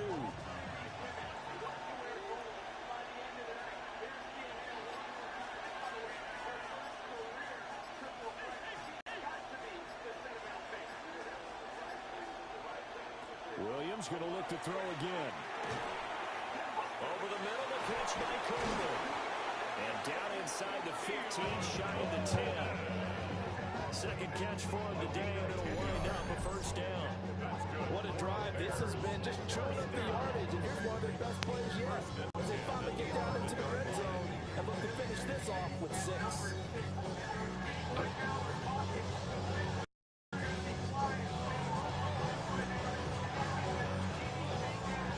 First and 10 at the 11.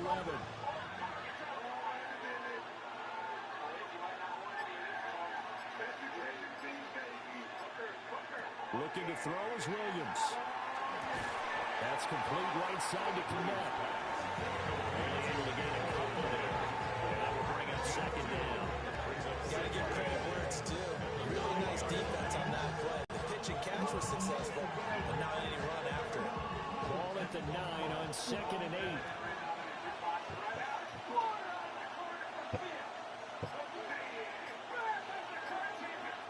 To the air, Williams. And that is caught. Touchdown, Bears. From 8 yards out. And the Bears are able to extend their lead in the final seconds of this 3rd quarter.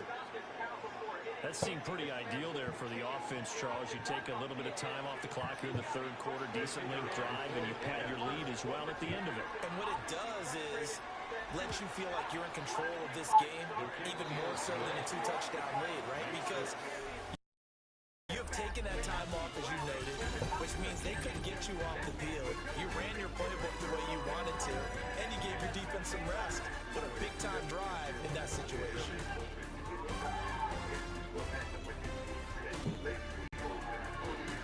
Back now at Ford Field, where the 4th quarter will begin with a kickoff following the score on the final play of the 3rd quarter.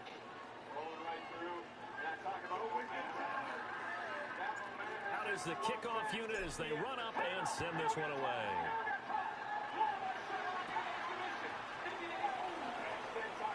Oh, what a move. And he'll take it up past the 25 to the 26-yard line. Time for another look at this Lions offense.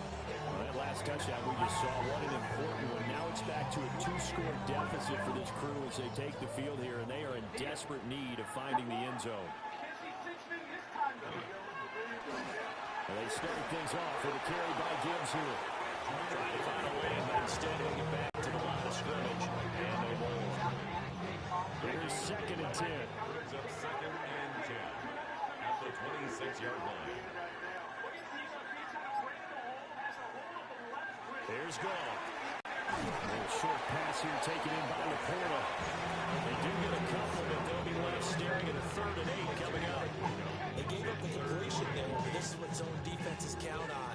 Catching the ball and not much run after the catch.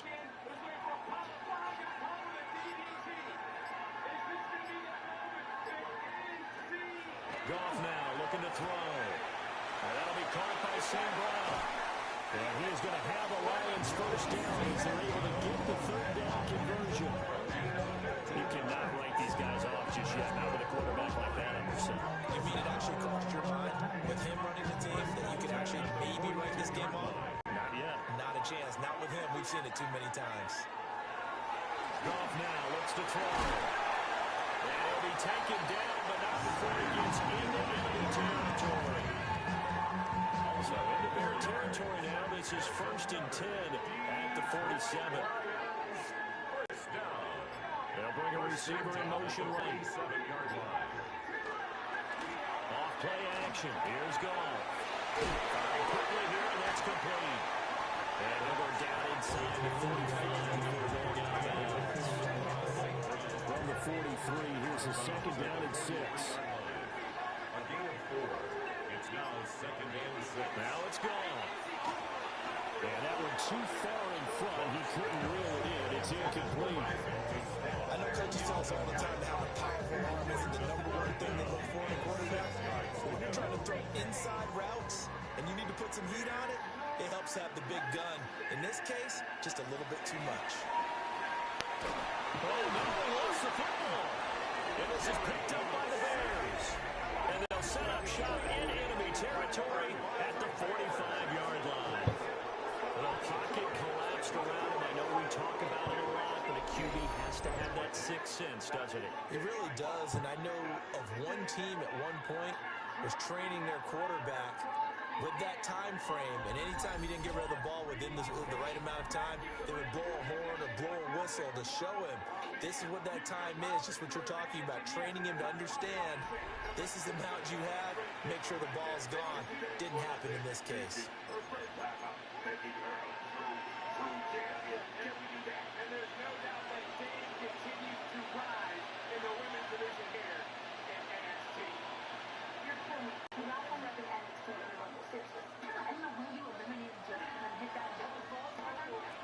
Following the fumble recovery, Williams. And his throw is going to be incomplete. I think he's got to be careful not to force anything into coverage right there. There weren't really any throwing lanes. But the best part for him, he's got second and third down to fall back on.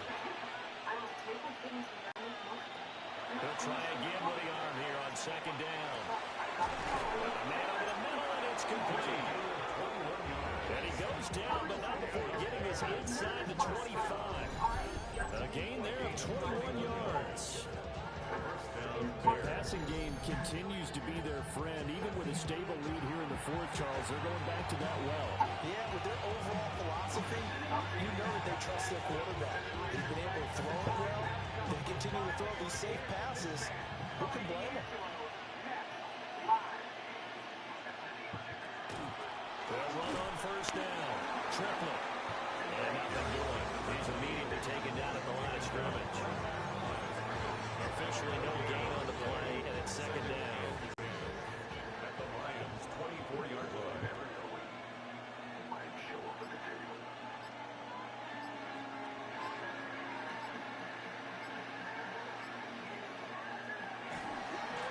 They'll keep it on the ground. Triplet. And they've got it inside the 10 at the end. 241 yards rushing for him here as he starts to draw closer to a 1,000-yard campaign. Every great running backs coach I've talked with has always talked about when you have great vision, you're not consciously thinking about your cuts and your moves, you're just doing them. And I think that's what we're seeing tonight. He's about to run them into submission, hasn't he? You took the words right out of my mouth. I was just going to use his way in. Not giving up there. He's got a Bears touchdown. A great play there. With his third touchdown so far, number 13 now on the year. And the Bears look like they're going to get back in the win column as they extend their lead here in this fourth quarter.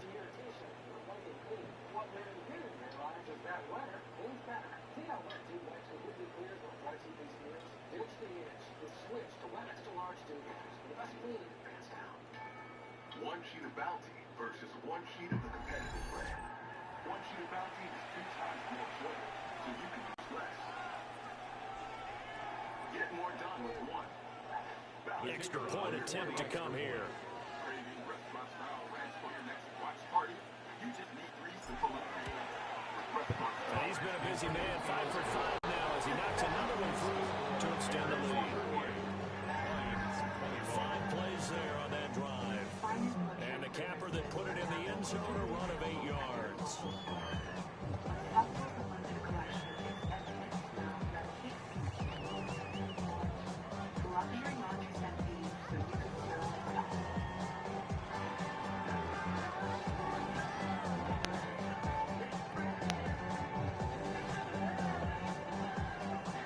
The Bears send the kicking team out there, and they will send this one away. There's a lot of things that we do as police officers. And a decent defensive return out to the 27-yard line. And Detroit back in possession of the football. This game, it has had no shortage of offense. They've been able to put up a decent amount of points on this side, Charles. They just have not been able to keep pace with the other offense they're going against here. Yeah, it's a good way of pointing things out because now it's not a total loss because, as you said, they've scored some points, so there's some plays they can build on, moments where the game plan actually worked. But overall, they were just out personnel. They were going up against a team that's playing at an elite level. This 2nd and 4. At the 33-yard line. There's Goff. A short pass here taken in by Laporta. 8th catch for him now. It's been a big factor. And it's a first down. And the Lions, first down. 1st and 10 at the 40-yard line. Back to throw. Goff. A little short pass here taken in by Laporta. And he gets this one to midfield before he's brought down. It's a gain of 10 for the Lions and a first down. Well, those are the types of plays they probably wish they had made more of in the first 3 quarters. And this deficit going to be tough to overcome here in the 4th. But a nice first down and a pickup on that throw. Yeah, and this is where as coaches, you're looking for an execution even though the scoreboard is going against you. You want to find out who's going to fight, who's going to scrap, who's going to keep their heads up and continue to play. First down. Despite the score, despite the deficit, no quitting this guy. He's running angry, running through arm tackles. He wants to change what that scoreboard is saying. So from the 39 now, they'll come up on a 1st and 10. To throw is gone. Going quickly there, but it's incomplete. Nice progress down the middle. It's halted by that incompletion. They could try for some safe yards here to get things moving again, or keep throwing it and pushing it downfield to try and pick up bigger yardage. Gone. Over the middle and taken in by Laporta. And he's going to have another first down as the tackle's made here at the Bears' 12-yard line. That'll wind up a gain of 27 on the catch and run.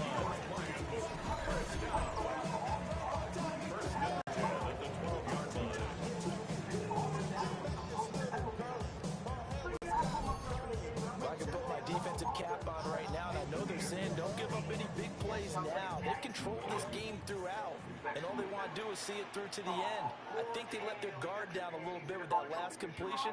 Sometimes when you're trying not to give up bigger plays, you don't react as fast as you should on other throws.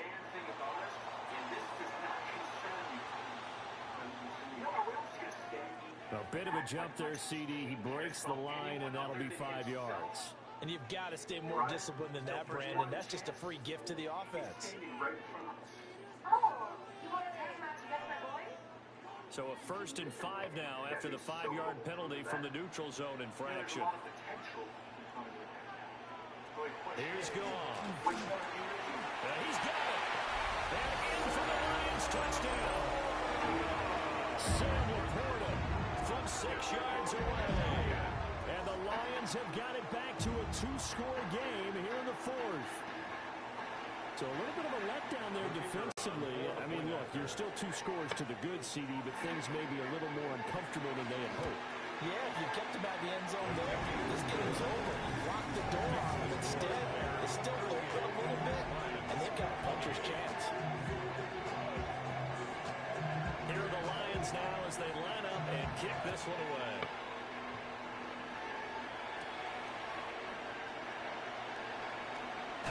Now a hit and a loose football.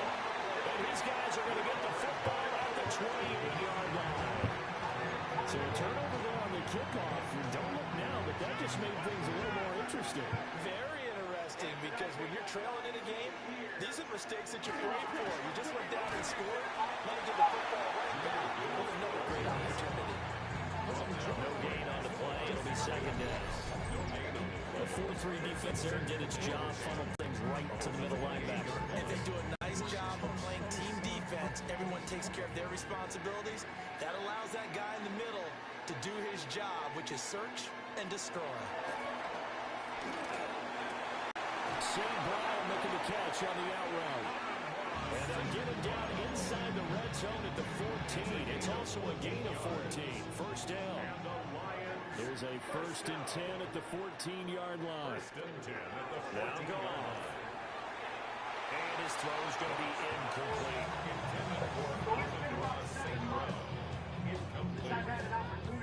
It leads to 2nd and 10. Now a 2nd and 10.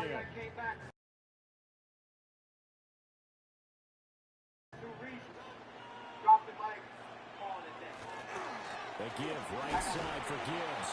Slipped one tackle, but no more as he's knocked to the deck behind the line of scrimmage. It'll go as a loss of a yard, so now they deal with 3rd and 11. Well, Brandon, he's had a great day, but sometimes the other guys make a play against you. What's that expression they like to use in the NFL? Those guys get paid too, you know. Yeah, in college they say, hey, they're on scholarship too. In the NFL, they're getting paid too. With the day he's had, you can have one going. And this is going to be intercepted. Picked up on the shot right. And the Bears are going to get the football back at their own 17.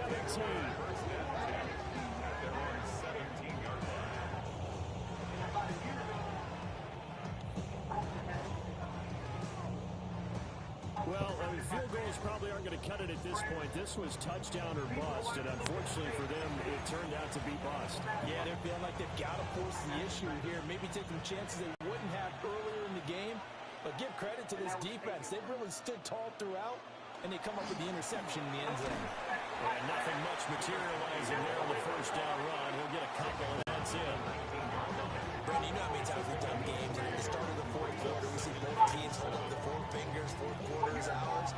Well, how about this drive? You saw the 4 fingers for 4-minute offense, and this offensive line has really hunkered down and established themselves. Now, this is where they say, put the game on our shoulders, we'll lead the way, right? No doubt about it, and let me tell you, if you're a running back, all you want to do is get behind those big fellas, have a little vision, and find some space. And a solid way to do that on the first play of the drive there. Play action. Now Williams. There's a short throw. It's caught by Kmet. And he takes us beyond the 35 before going out of bounds. A good pickup, 17 yards and a bare first down. Well, clear running situation, trying to take time off the clock. He ran the previous play, set that play action up nicely. Boy, did they ever, because they had shown the ability to run the football. So now you lose your keys as a defense. You dive for the running play, and they hit them over the top.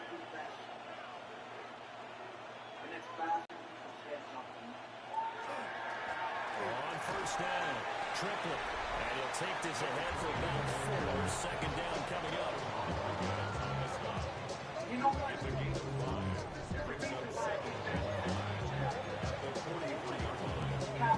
Here's a 2nd and 5.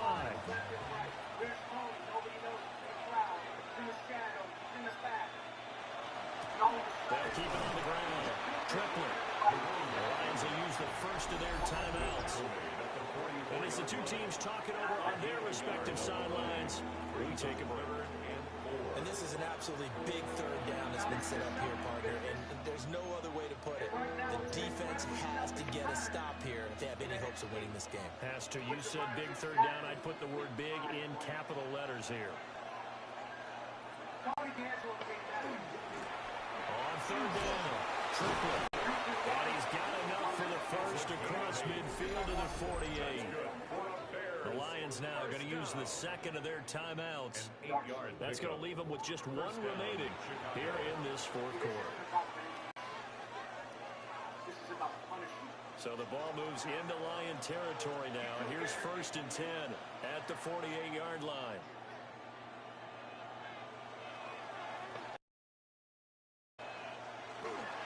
A carry here for Trevor Etienne. The Lions quickly now are going to use the last of their timeouts. And as the two teams talking over on their respective sidelines, we take a break.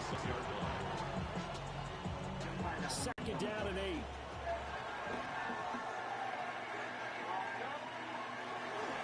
They'll go play action here with Williams.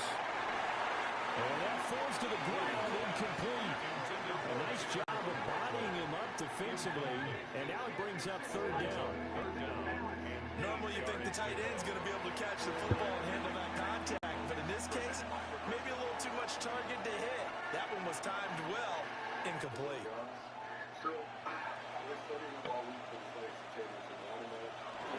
On third down, here's Etienne. And a pretty good burst right there as he'll take us down to the 33. Mark that down as a pickup of 13, and the Bears have the first. Bears, first down. First and 10 at the 33. This has been a tremendous drive to this point, and this is all you want, playing with a lead in the fourth quarter. If you can keep the ball on the ground, keep the sticks moving, you're going to be in good shape to finish this one off.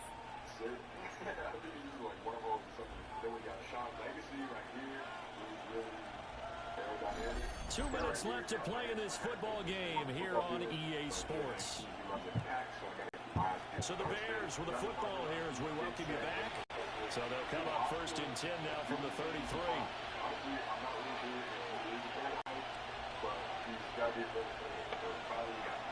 Etienne once more. It's a 6-yard pickup, but it gets him to second and 4. I like it. I like the call. Still an opportunity to run the football and chew up a little more time on the clock.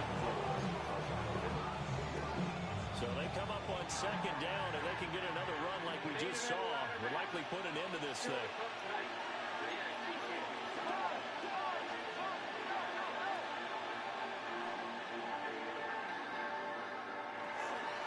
Shotgun snap, and again to Etienne. Give him a yard on the run there, and that's going to set up a third down and 2. I like the call there because that was one to take time off the clock and get them closer to getting out of here with a W. In the mind of the play caller, all you want to hear is tick, tick, tick.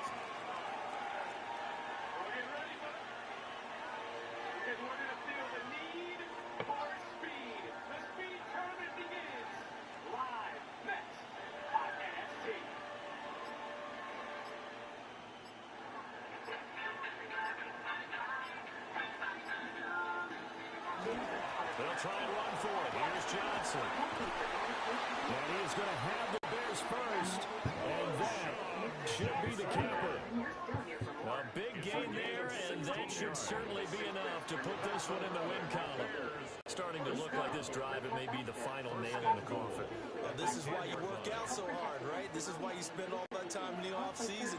This is why you have those OTAs and minicamps. For these situations, these scenarios, to run someone into the ground and secure a victory. Don't get CASHAPP if you're allergic to the vaccine or its ingredients. Tell your doctor if you have a weakened immune system. Common side effects include injection site reactions, feeling tired, headache, They'll try and run. This is Johnson.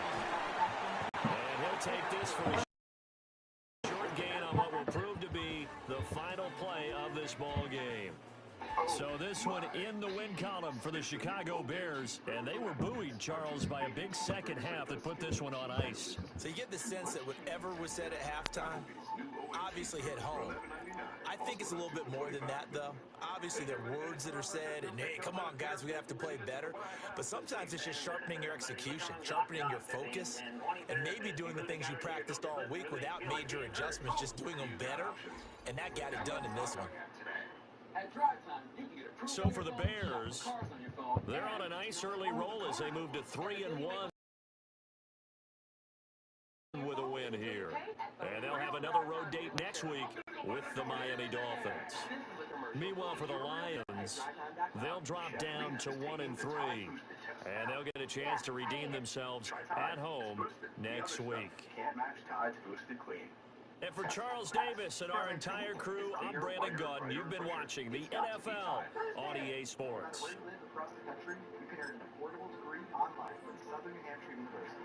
the first in my family to go to college.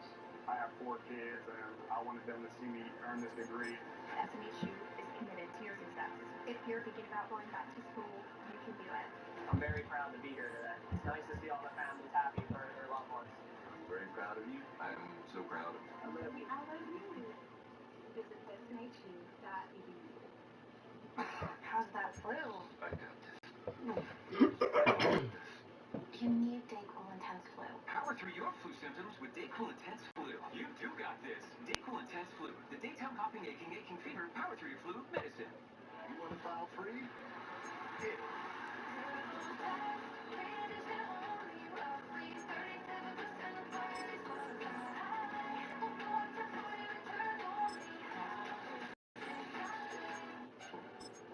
Mopping is hard work, but I thought it was the only way I can get my floors truly clean. And then I tried the Swiffer Power Mop and realized I can get cleaner floors without the extra work. It has a built-in solution that breaks down dirt on contact, and the pad's hundreds of strips scrub away sticky messes, even from grout lines. Okay, Power Mop. Plus, it's 360-degree swivel head, cleans up along baseboards and even behind the toilet. So ditch the bucket and all the hard work that comes along with it with the Swiffer Power Mop. Watch Scrabble with Emmy award-winning host Brett Ferguson. All right, take it easy. Scrabble.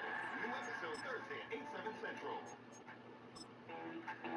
Watch his contestants spell their way to glory or disaster. Catch an all-new episode of Scrabble, hosted by Greg Ferguson, this Thursday, 8/7 Central, right here on the CW.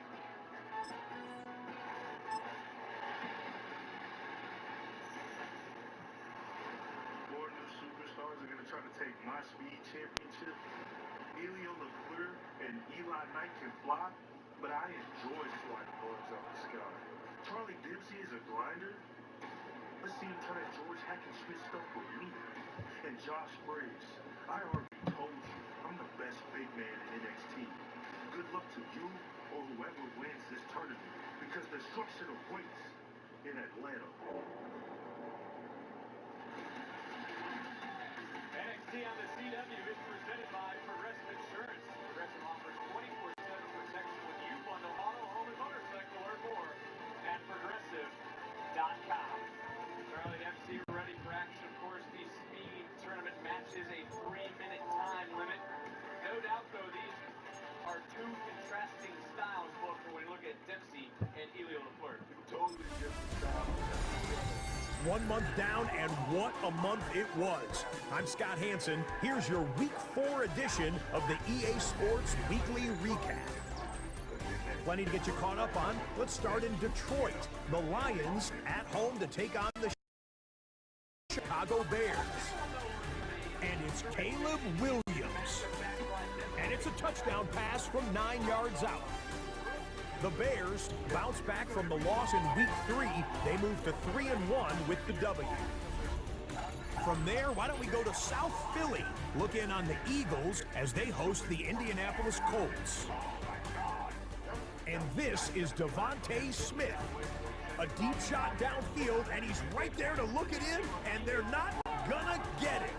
75 yards this one goes. The catch and run for the score. The Eagles are now 4-0. What a first month as they continue to roll. Lastly, let's go out to Santa Clara. The 49ers hosting the LA Rams. And this is Matthew Stafford. He's going to find his man here. This, one of his 3 touchdown passes on the night. The Rams find a way to pull this one out as they escape with the narrow win. So that'll do it for us. 1 month of the season is in the books, and it will only get better from here. Until next week, I'm Scott Hansen. Good night from EA Sports.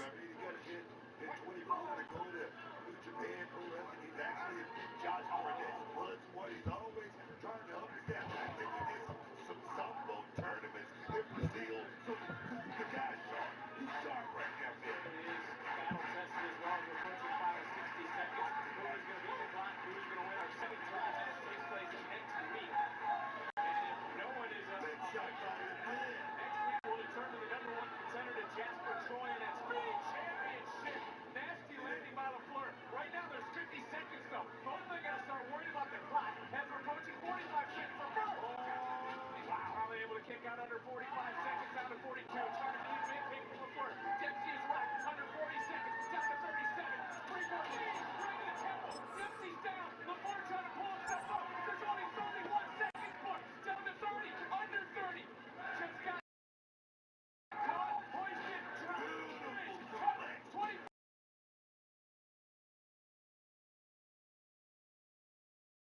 Seconds. Trying to get to 3. We're now approaching the final 20 seconds. Dempsey understanding the urgency. Trying to lock it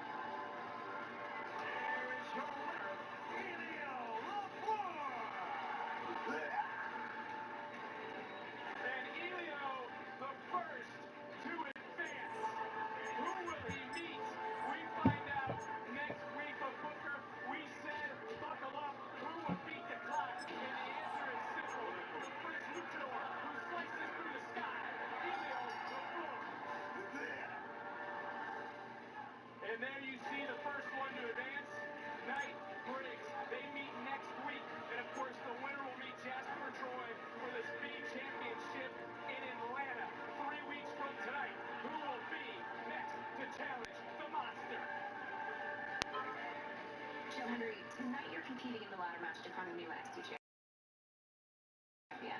But after the attack last week, I think it's pretty clear that you're not at 100%. And ladder matches are notorious. Do you feel like you're ready?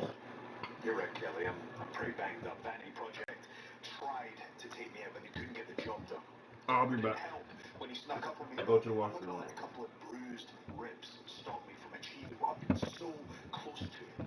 Last year was the biggest year of my life. I had my WrestleMania moment. I was TNA World Champion. I was releasing songs. I was having fun, but this smile has been hiding frustration, disappointment, because for the last 7 months I've been without a championship. And I didn't just come to NXT to entertain. I came here to be a champion. So that means that no matter how many times I get knocked down, I'm going to get back up and I'm going to continue to climb that ladder. Because I'm going to give the WWE Universe an even bigger reason to believe in Joe Hendry. Say his name and he appears. New NXT champion.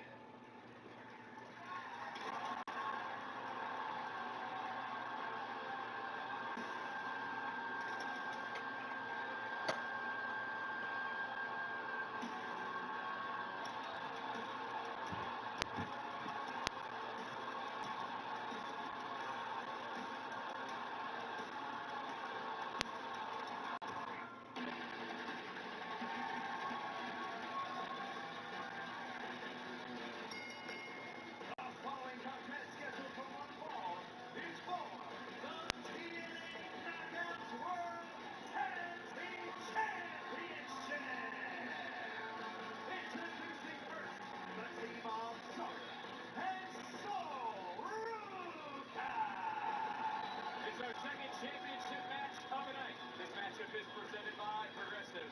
Who leads the TNA Knockouts Tag Titles? Find out next. Introducing new frosted sodas and floats. Only at Chick-fil-A. Everybody come and clap your hands. Or don't you know when you dance, you got to smile. You can't try to try it a while. You'll be surprised. Floats, hop, spin, and slide like an original. The original Chick-fil-A chicken sandwich and new frosted sodas and floats. Only at Chick-fil-A. Incoming dishes! Dawn Power Wash flies through 99% of grease and grime in half the time. It absorbs grease 5 times faster. Even replaces multiple cleaning products. Sosa's got game. Dawn Power Wash, the better grease getter. Taxes chasing updates. Now Taxes is a TurboTax expert, doing it all for you, so you can chase this feeling. Now this is Taxes.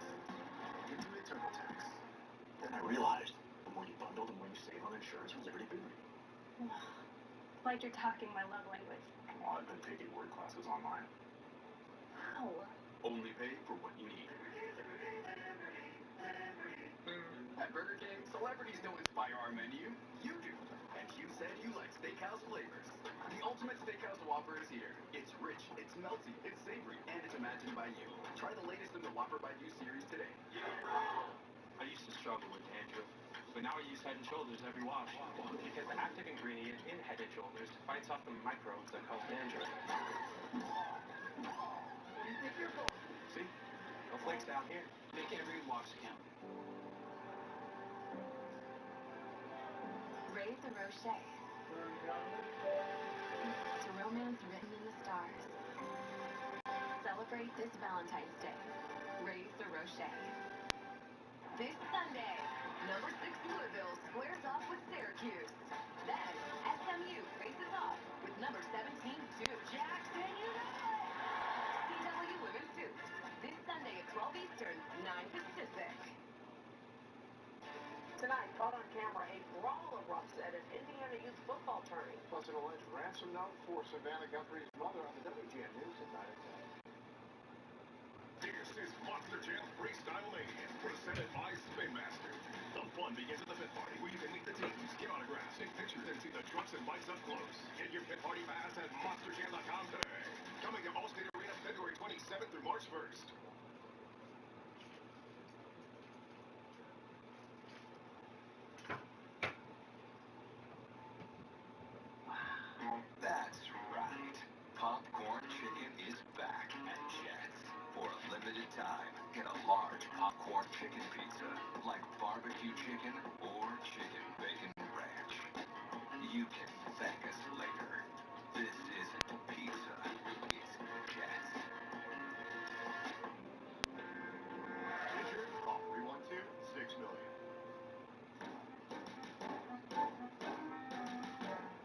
coal mines, huh? Dad, there's another storm brewing and we just want to be ready. For what? Another power outage.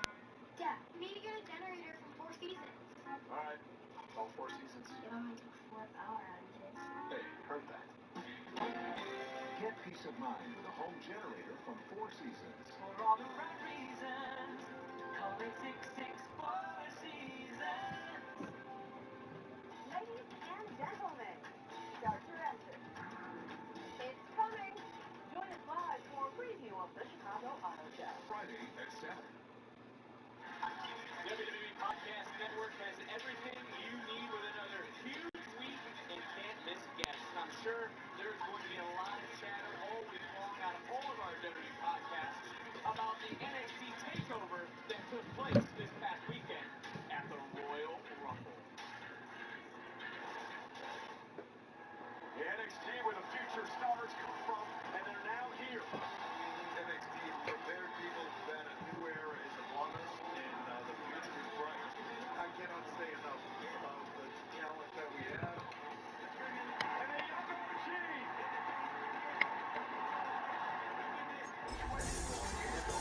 That young man has a lot to be proud about. Waddle advised this moment is a knockout. We are about 15 or so miles northwest of world-famous Miami Beach as we are set for football at Hard Rock Stadium in Miami Gardens.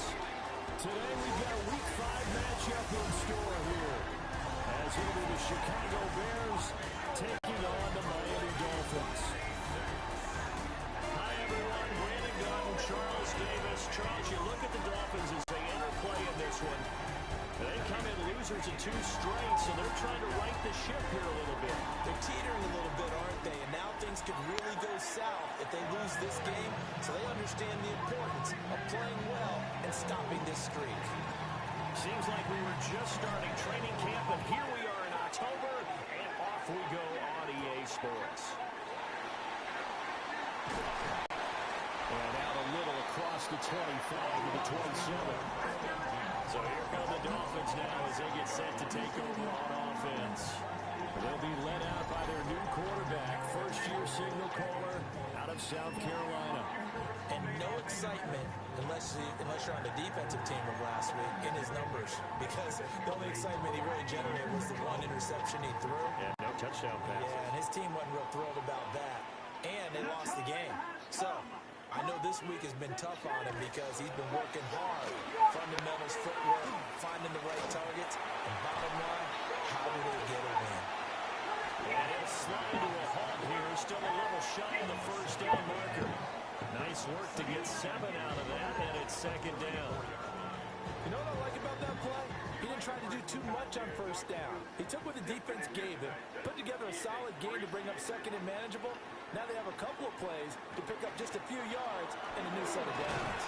And he'll be brought down shy of the 40 at the 38-yard line. You see the numbers on the ground a week ago for HM. 17 carries, 81 yards, and a touchdown. I can't remember the last time we did a game and a coach didn't talk about establishing the run first. But they've lost 2 straight games, so they still want to do that. But they've got to have some contingencies, some other options. Expect them maybe to throw it a little bit to open up things and maybe run it a little bit more later in the game. Well, this defense for the Bears, they were terrific a week ago in that win over Detroit. Yeah, what stood out to me on tape, the way they were flying to the football. So that tells me that they've got all their assignments down and they're playing with extreme confidence. Now they'll switch it up here and look to throw. And that'll be incomplete. Took a pretty good shot as he tried to pull that one in. Couldn't hang on 3rd down. They'll be in search of 8 yards here as they hope to convert the first down. On 3rd down, he'll drop the throw. Fighting through pressure. Nowhere to go here. He lost the football. Offensively lucky they were able to keep the football, but now 4th down, so they'll have to boot it away. I do think, though, they're going to look at this as a positive. 1, they recovered the fumble, so they retained possession. But 2, being able to punt it changes field position for them. Imagine if that turnover takes place there. Now your defense has to go onto the field and try and hold. Instead, they get a little breathing room.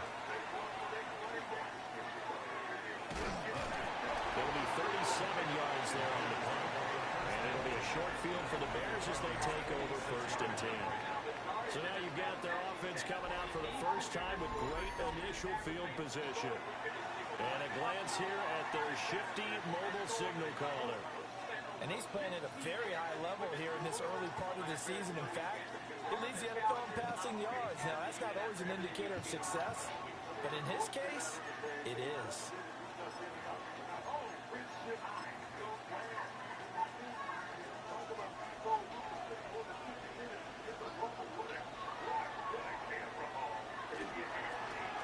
They'll run on 1st down. Triplet.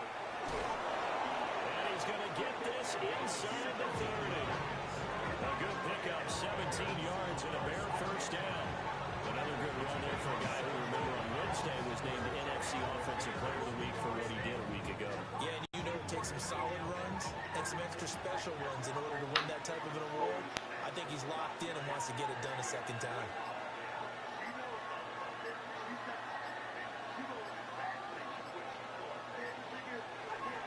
Running game working. They'll stick with it on 1st down. And he is met at the line of scrimmage, and he goes down right there. Now a stoppage here as it looks like we've got a Dolphin shaking up on the play. We'll get an update when we come back to Miami. 2nd and 10.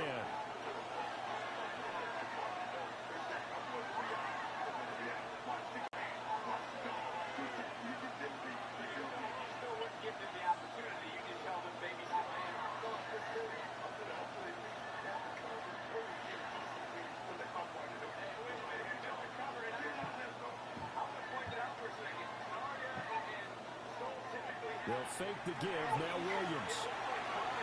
And that nearly an interception here on this opening drive, but he gets a reprieve. It's 3rd down. He was all over that route defensively. Now, they had 2 picks last week as a unit. Couldn't quite grab that one. Patience, Grasshopper. Patience. It's early in this game, but you like the fact that they're around the football early. They're going to be upset they didn't haul that one in, but at least they're there at the moment of truth to make a play on it. By the way, where did the Grasshopper thing come from? I know it's been around for a long time. Yeah, you know, I'll have to tell you that some other time. All right, back to football. He wasn't the primary target, but I think it was almost like a check-down situation, wasn't it? Yeah, hoping he can break some tackles, a big tight end, but he couldn't do it. Yeah, get it to that big frame and hope he could scatter some bodies, unable to get it done.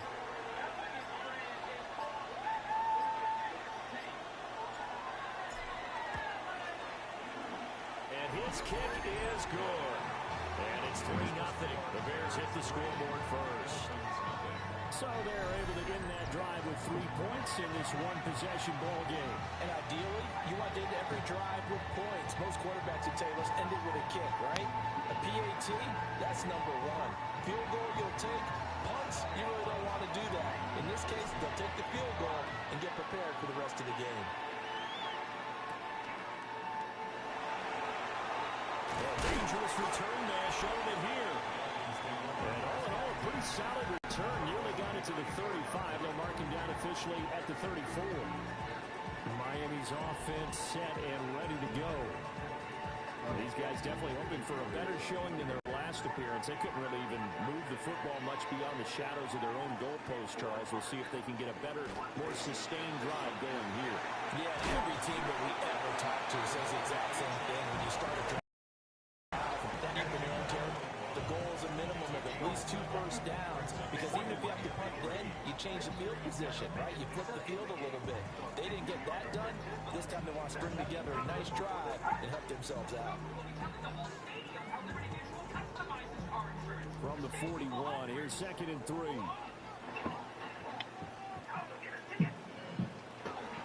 Now a first carry for their fullback. And he will be brought down at about the 43 that time. You look at this Bears defense. They're in the spot statistically that you don't want to be in against the pass. Number 32 in the league, dead last. And the easy thought process is that stopping the run is the least of their problems because they're facing the #1 passing team in the NFL. But if they don't stop the run as well, then that just opens up the passing game even more. They've got to do both. 5 yards on the play there as the drive will continue. obviously bit off a pretty decent game.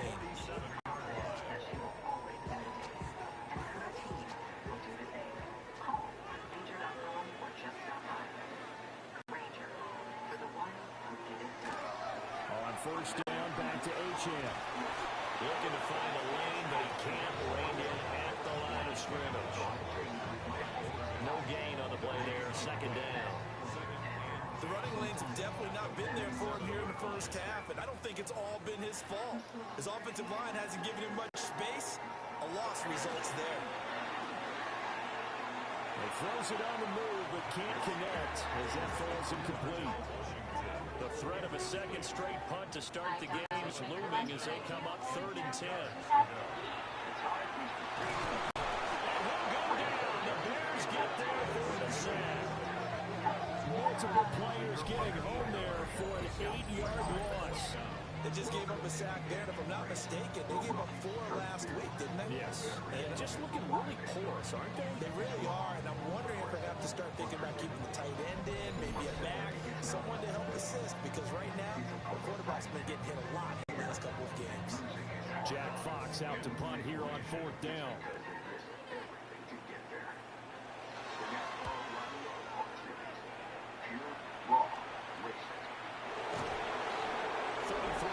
Is the distance on the punt there.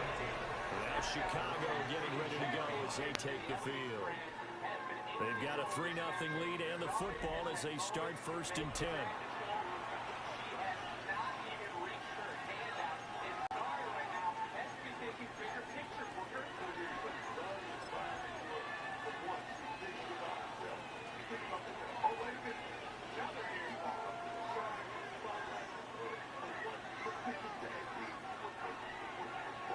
Here's Williams. There's a short throw. It's caught by Komet. Well, the result here, a pickup of 8. Leaves him with 2 to go on 2nd down.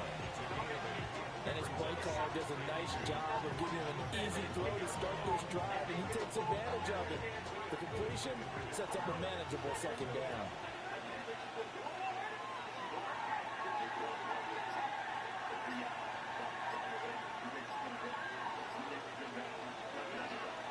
Play action, here's Williams. In trouble, and he's taken down. It's on Bradley Chubb shooting in there for the sack. And this is what you've got to do against a quarterback like him. You've got to keep him in the pocket and not let him get to the perimeter, because once he gets outside, that's where he can really hurt you.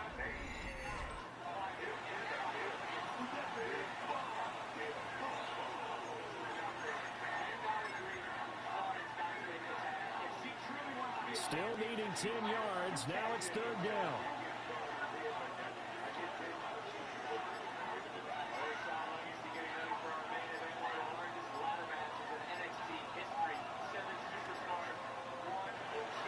Off the play fake, it's Williams. And it is caught. And just shutting him out there. And he has a big gain inside the 40 before being dropped. A 1st down and then some. Give him 29 yards.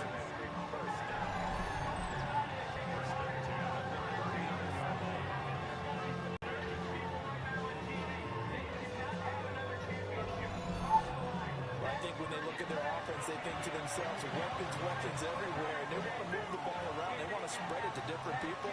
But you absolutely know they want to get this man involved as well, and that's what they just did on that play.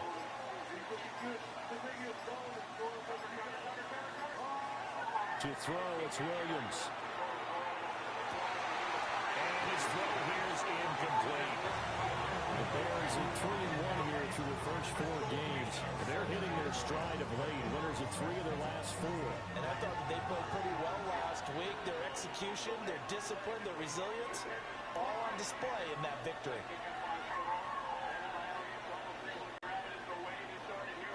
Throwing is Williams. Over the middle is going to find Burden. Now we're going to get a stoppage.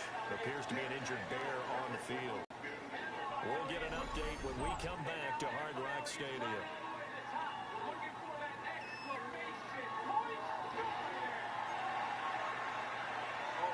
So they just need 1 yard here to pick up the 1st down.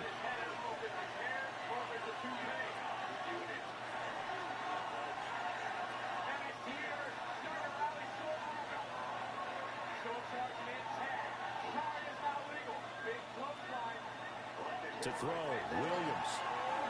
Able to find the open man. That's complete. And he will have the Bears first down by a couple of yards as they're able to convert there on 3rd and 1. Got to say, I was a little surprised to see him, Charles, come out in the shotgun on 3rd and less than a yard. Yeah, but the way the NFL is nowadays, we hardly ever see anyone really run for it on short yardage.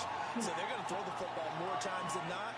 That was a nice, easy rhythm throw right there, and they pick up the first down. And that is incomplete.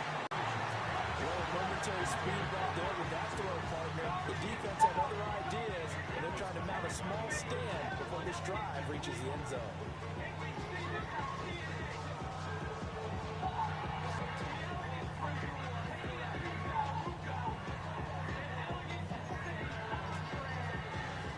An incomplete pass on first down. That leads to a 2nd and 10.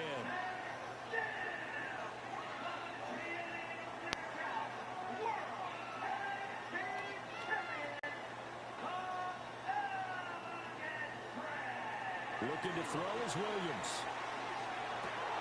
That's caught. It's Coleman. And brought down, but not before they get it inside the 10 to the 7. 19 yards on the pickup there, and now they'll have it 1st and goal.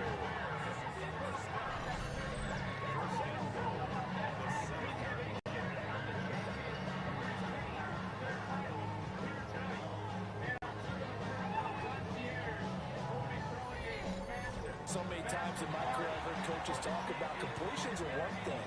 But as long as we're there at the catch and we get guys on the ground, we can live with that. But if you're going to give up 10, 12, 15 yards after the catch, then your defense is going to be in a lot of trouble.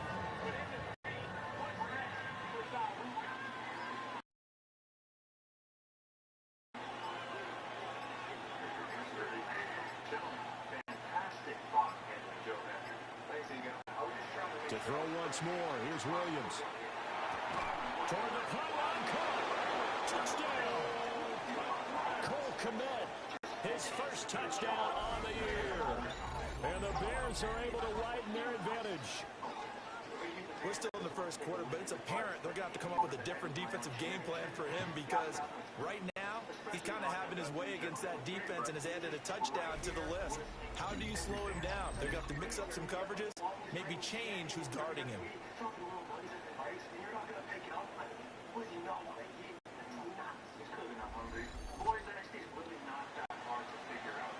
One after here coming up. And we'll see if this rain affects the team's decisions going forward. But they kick it here, and it's good. So that drive consumes 9 plays all told. And it was all capped off by Cole Kmet with a touchdown catch.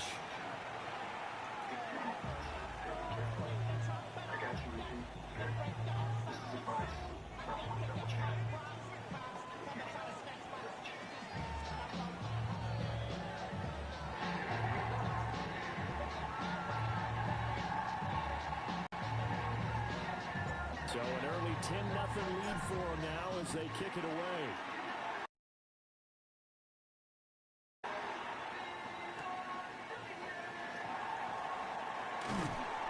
And able to take it past the 25 and up to the 28-yard line. Out comes the Miami offensive unit now. They get set to take over. They've shown precious little here offensively thus far as they try again with a first down now. Looking to put a drive together. And they'll send Waddle in motion left. Now a play fake here on first down. Pressure and he's taken down. A Bears sack. Buried by multiple defenders on the drive's first play. And that is the 3rd sack this offensive line has allowed this first quarter. Yeah, that puts him on pace. Let me do the rudimentary math here. To be sacked 12 times in a game, I know he's not going to go for that. I wonder if it's going to reshape what they decide to do on offense in terms of play calling. Well, I can tell you what, he popped up, shaking his head, frustrated right now behind center. Brandon, we saw these defenders flying to the football in their win last week, and nothing has changed. They're still moving around quickly and forcing incompletions. An incomplete pass on that last play, and that means they'll need to come up with something here on 3rd down. Now a shotgun snap is looked at the bottle. It's out, it's loose. And this is picked up by the Bears. So they take over not only in enemy territory, but in the red zone at the 16-yard line. That's a down and distance coach. He's always talking about trying to avoid, isn't it? I mean, that's third and long. And you just know they're pinning their ears back and coming after him. Sometimes even with extra pressure. And he knew that. I mean, he knew they were coming. He just fumbled it. Yeah, he knew it. The offensive line knew it. Everyone did. Yet the pressure was still there, and he ended up coughing it up. And also better to your toughest message, even on the go. Get more done with one. Bounce, the quicker picker-upper. Oh, now this guy's going that one. So the ball down to the 16 here for 1st and 10. Following the fumble recovery, Williams. Now they go screen. It's complete. And so close. He gets it to the 1. Out of bounds right there. It's a really nice 15-yard pickup, and now it's 1st and goal. And that's not a play that you see all that often at the start of a drive, but some teams, they don't mind doing it. And that one, well sold by the offensive lineman. They showed the pass, and then they got out into space, able to get some good blocks downfield, and allow the play to be successful. And he will fight his way in. Not giving up there. He's got a Bears touchdown. A great effort there with his 14th rushing touchdown on the year. And the Bears are able to strike quickly to add on to their lead. So that's now 10 touchdowns for him on the year. He's into double figures, and we're not even to the halfway point of the season yet. Parker, doesn't it speak to how well he works with this offensive line? They know he doesn't need a giant alley to run through. He just needs a little seam. And he's so good at being patient, waiting for things to develop, and then accelerating when it does appear.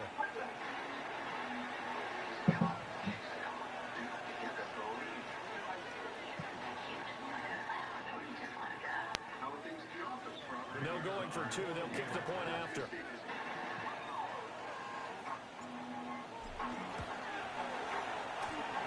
point after through the raindrops, up and good. And that makes our score 17-0.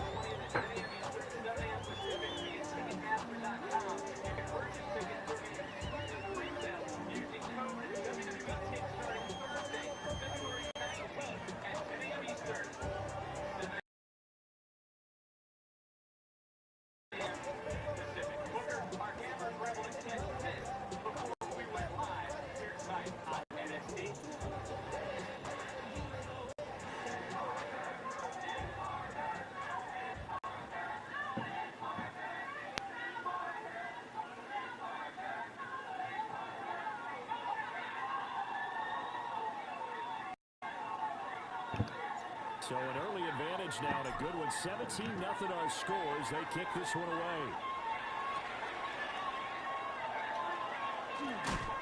And he takes this near the 25. Just a little pass there. Call it the 26. Miami set to take over. Still in the first half, but this offense has struggled. Haven't really been able to get anything going, not only in the points category, but in the yards category. We'll see if they can do better here on this drive. Looking to put a drive together.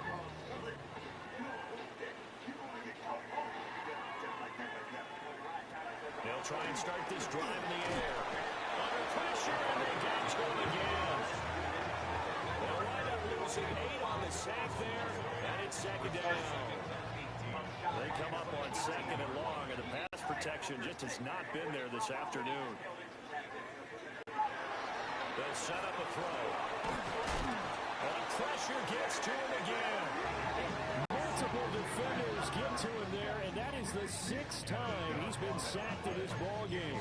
So, Brandon, we sat in with a lot of coaches. When they talk about things they want to accomplish offensively, I'm not sure that sack and sack are on their play sheet. Now on 3rd and long, they'll look to throw.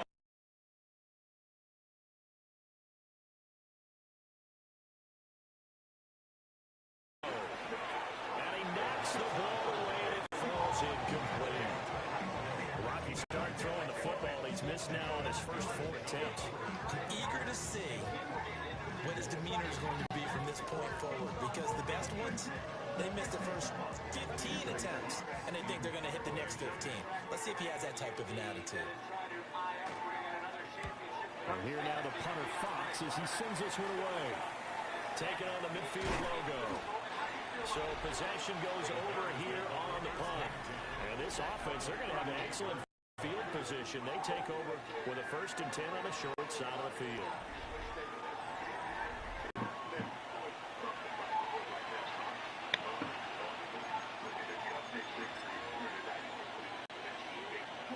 So here's a 1st and 10 at the 38.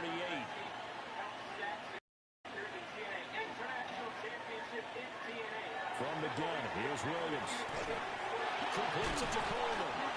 And they'll get him down after a pickup of 8, 2nd and 2. I'll give him credit there. Nice job on the drag route. Bring the receiver across the field and he catch it in stride and turn it up. He was able to do just that, although he's just a little bit short in the first down.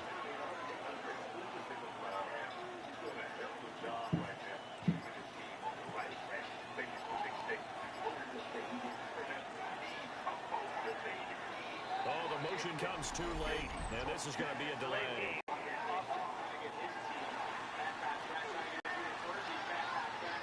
That flag accepted, and it backs the offense up a little bit.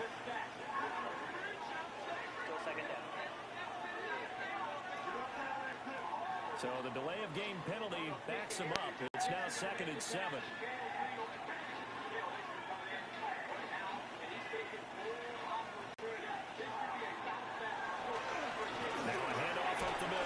Triplett. And not much running room. Down to the 32. 3 yards on the pickup. That's going to set up an interesting 3rd and about 4 to go.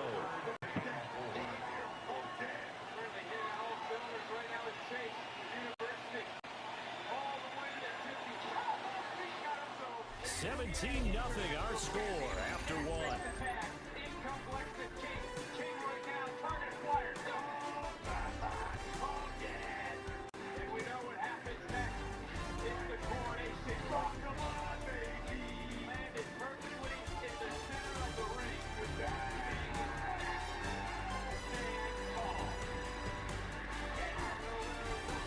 With the football, we get set to begin quarter number 2 as they've got it with a 3rd down coming up.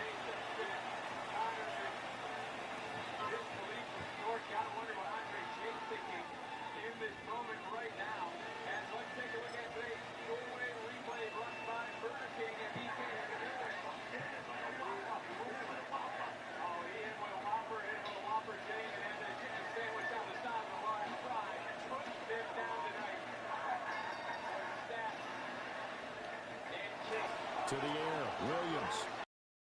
And that's going to be incomplete. The coverage too good there. The contact popped the ball free, and it's 4th down. Oftentimes when you're losing a game and the team's still throwing with this kind of a lead, you start playing a little more physically. And they took that opportunity right there to be extremely physical and force that incompletion. Now we've got a field goal coming up here for Chicago. Kicking into a headwind here in the 2nd quarter.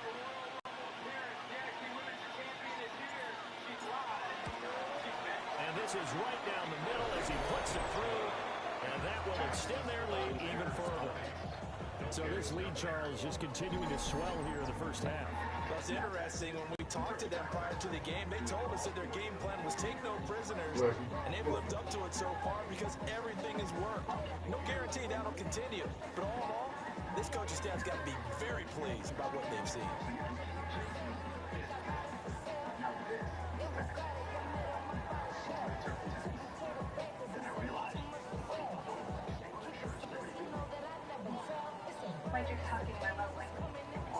Set now to kick this one away, and off it goes.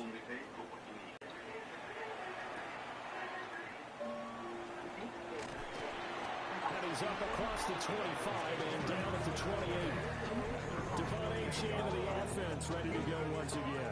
They haven't been able to get him on track. They haven't been able to get this offense on track. No points so far. Maybe it's time to start doing a few different things. Throwing the ball a little bit, maybe featuring other people touching it for a while, and then you got a chance to come back to it when things have changed a little bit. They have to make an adjustment. Now, still time for him here as we sit in the second quarter. They go play action here on first down. They'll swing this out wide. Here's Achane. He'll be hit down at the 33. 5 yards on the play. Now that's the type of play gives you a chance to win. Nothing forced downfield where you don't have a guy open. Swing it out to the back, on maybe even check it down, whatever you want to call it. Gain of 5. You're just trying to get 4 on first down. They're ahead of the chains now. And he went backwards. He'll be down at the 30. It's a loss of 4. Now third down. Defensively, he has been a presence in their backfield in the first half. Had a sack earlier, and now he comes up with a big tackle for a loss. Right now, new Bet365 customers bet $5 and get $200 in bonus bets, win or lose. So you can turn that $200 into something bigger when you bet on money line, spread, total, player props. $200 in bonus bets when new customers bet $5. I know where I'm going to bet from now on. Download the app today and see why it's never ordinary at Bet365. Early birds get the vacation rental. Book your week-long stay early on Vrbo and save over $530. That's the way to 30A. Vrbo. Book early and save. Imagine your home totally organized. At Closets by Design, we specialize in providing affordable, custom-built storage solutions with built-in and beyond. Back to throw here. He's got his target. That's complete. And he'll have it past midfield almost to the 40 before being taken down. A first down and then some. Give him 29 yards.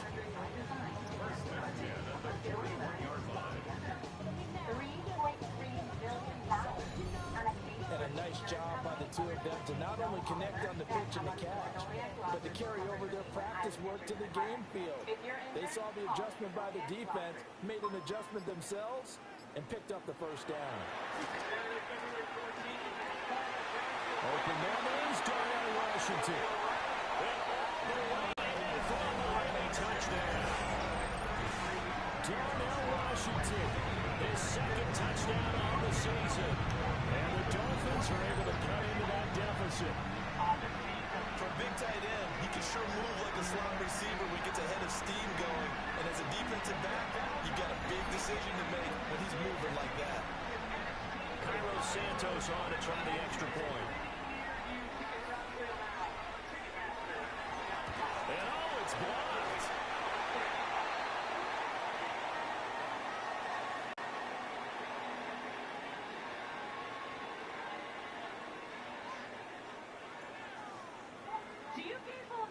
So it goes as a fumble, but the key thing, not a fumble loss. Yeah, that stat's big, isn't it? I mean, I remember watching teams play. The ball might be on the ground a number of times during the game, but the other team doesn't get it. That's a huge difference in the ball game. And in this case, they were able to retain possession. And they'll get him down inside the 30 to 27. The Chicago offense set to get started. And thus far, the weather has not slowed this offense down one bit. They've looked good so far in the first half. They certainly have. And think back to our meeting with the head coach. And we asked him because we saw the forecast for this game, didn't we? We said, hey, have you prepared for this? And he talked about the different drills that they've done in adverse conditions, the wet ball drills, things of that nature.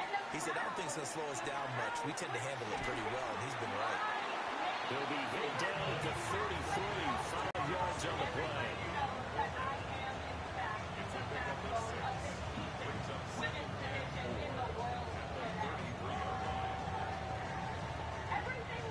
Second down and 4. Back to throw. Williams. This one complete to Coleman.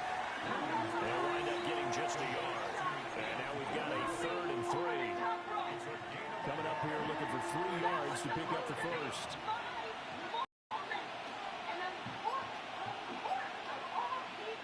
On 3rd and short, they'll try and pick it up through the air. And this is going to be incomplete. That might be the 3rd down stop that they needed because they've had a lot of trouble slowing down this offense in the first half. This might be their opportunity to get off the field.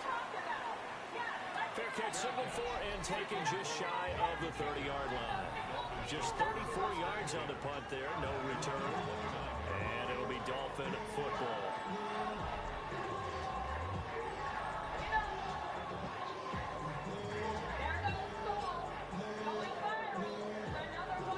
The Dolphins at the line ready for their next drive.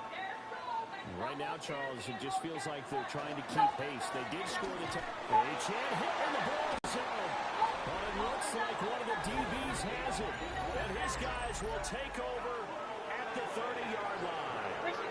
All these years we've been watching the game, I start to get the sense that whenever it rains out, those guys have to touch the ball and carry it. They're extremely resentful about that weather. Yeah, I'm just happy I'm not resentful that we have a roof over our heads. I know that much. Yeah, maybe we won't fumble our play sheets here as we just saw the fumble happen on the field. Getting set to go again as we look at the back, heading onto the field again. The passing game, they've had more success there than the running game. Maybe something they game plan for. How come they didn't tell us about it? Because they wanted to keep it a secret. We did ask, didn't we? But I think what happened in this one is they've realized that they've established the run pretty well, and teams are going to key on that. They thought they could open it up and have success through the air, and that's exactly what's going on. They've had success at least so far here in the second quarter. And this will be incomplete. Physical play on the football there, and it's 2nd down. But 2 good plays on this one, Brandon. The first one at the quarterback because the pressure affected his throw. And I think it forced him to throw away from his designated target. And how about the second bit of pressure downfield? Receiver going up for the pass, helping force that incompletion. And 2nd and 10, he'll look to throw again. There's a short one caught by Loveland. They get 6. That'll leave them with 3rd and 4. And there wasn't much room for the big tight end to do much after the catch. At least he was able to pick up a solid game to help his offense continue to move in the right direction. Well, they were handed great starting field position on this drive, and now they face a 3rd and 4.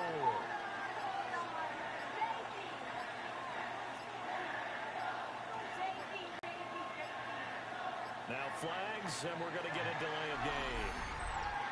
Delay of game.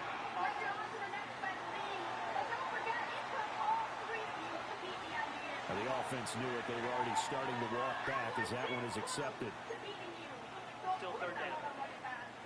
Instead of a 3rd and 4, now they have to manage a 3rd and 9 after the delay of game. Up the middle they go. Triplet. And this defense rallies, and they stop him short of the 1st down, right near the 24.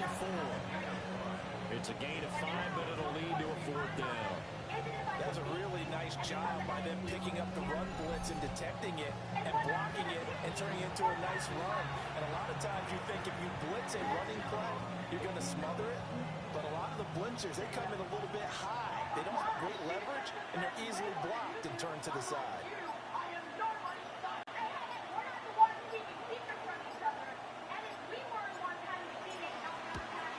And his kick is indeed good. And that will extend their lead even further. So the fumble recovery had them set up in ideal field position, but they can muster only 3 points out of it. Yeah, when you're able to force turnovers, especially when it results in field position like they had, you really want to make it hurt. Here, they take the field goal. That's definitely not what they were hoping for.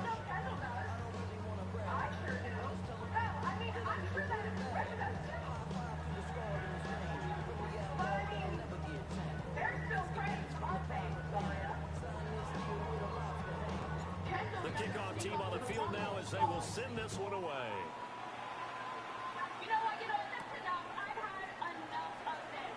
Oh, a heck of a move. And able to get this out to the 25. Now comes the Dolphin offense now as they get set to take over here. And last time they coughed it up, led to a field goal. They're fortunate that it only led to a field goal, but still, they're not happy about it. Could you sense the relief, though, when they only gave up the field goal? And they were able to trot back out on the field and start this drive. A little more pep in their step because they didn't cost their team a touchdown. But they know they've got to do it a lot better than they did on the last possession. Coach will just be relieved, though, if they recoup with a score here. I think Coach will be ecstatic to see them pick themselves back up and now take it downfield and punch in the end zone without turning it over. With a rookie quarterback out there, you're definitely going to find out how he handles adversity because this one so far hasn't gone according to plan. He's got to fight through it and show him what he's made of. He'll try again with the arm here on second down. Fair to say, hasn't been his best game throwing the football, but also not getting a lot of help out there either. Yeah, you nailed it pretty well, you know. He's got to throw it better, got to get more help. Obviously one that should have been caught. They got to find a way to bring those two elements together so they can make some progress in this one. Right to the right sideline, and it falls incomplete. How about some applause for the defense there? They forced him to throw that one into coverage, and just like that, they're staring at a fourth down. Well done. So they're forced to punt on fourth as this one's away. And it's fielded at the 34. The 39-yard punt, a return of 5, and the Bears take over. There again is the running back as he trots onto the field. We're in the second quarter. They've got the lead. The lead, though, not so much because of the ground game, because of their air attack, Charles. So what they're seeing so far is the possibility of things loosening up later in the ground game. Through the air first, maybe they have to start respecting that even more as the game goes on, and then there will be running lanes to find later. Yeah, trying to get him more involved here on this drive, maybe. Good starting field position for them as they come up 1st and 10 at the 39-yard line. Throwing to start the drive. Williams into space at the 45. And brought down across the 50 to the 49-yard line.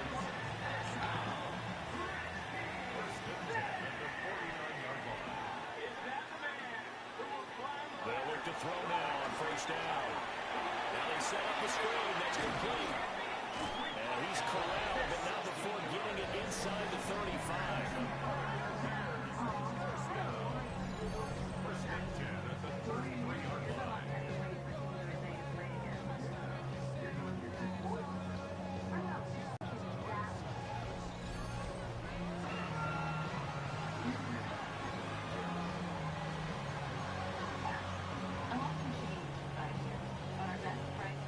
Back-to-back good plays have them on the move on 1st down.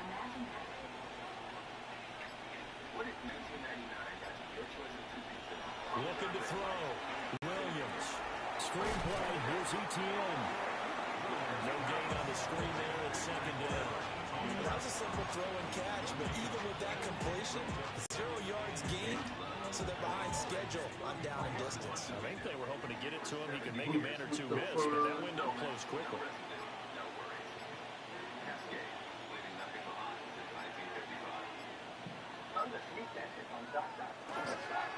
Now again, right side.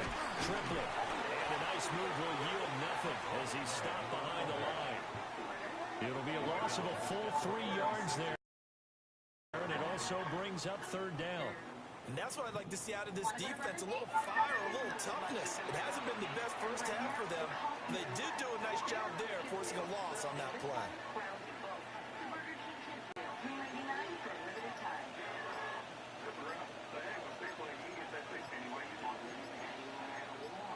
Looks like they'll move things around here. Oh. On a delay of game there, they could not get the playoff in time. Frustrating for the head coach, frustrating for the offense. Sometimes you have to get the play call in a little bit quicker. And they'll accept that penalty. After the delay, they're backed up even further for 3rd and long.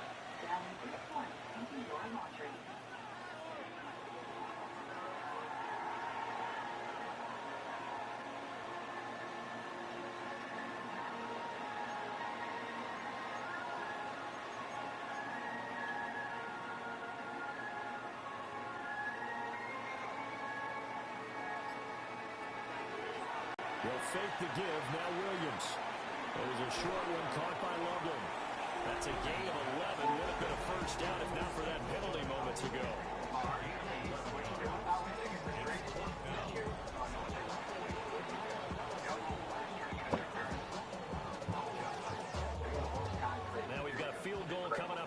Chicago. From the left hash, this from 46. Just had a question about the wiring inside there. Progressive can save you from killing your parents, but we can't save you. And his kick is good. And that will extend their lead even further. So no touchdown that time, but they do get 3 more, and now they have even more of a cushion. It's been a terrific first half offensively, so it's hard to blame them for not getting into the end zone there. But the way they've been moving the ball in this one, I don't think these will be their final points of the game.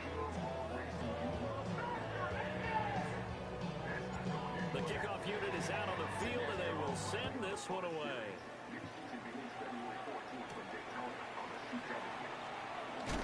And this return going to come to a quick end as he is belted at the end of that one.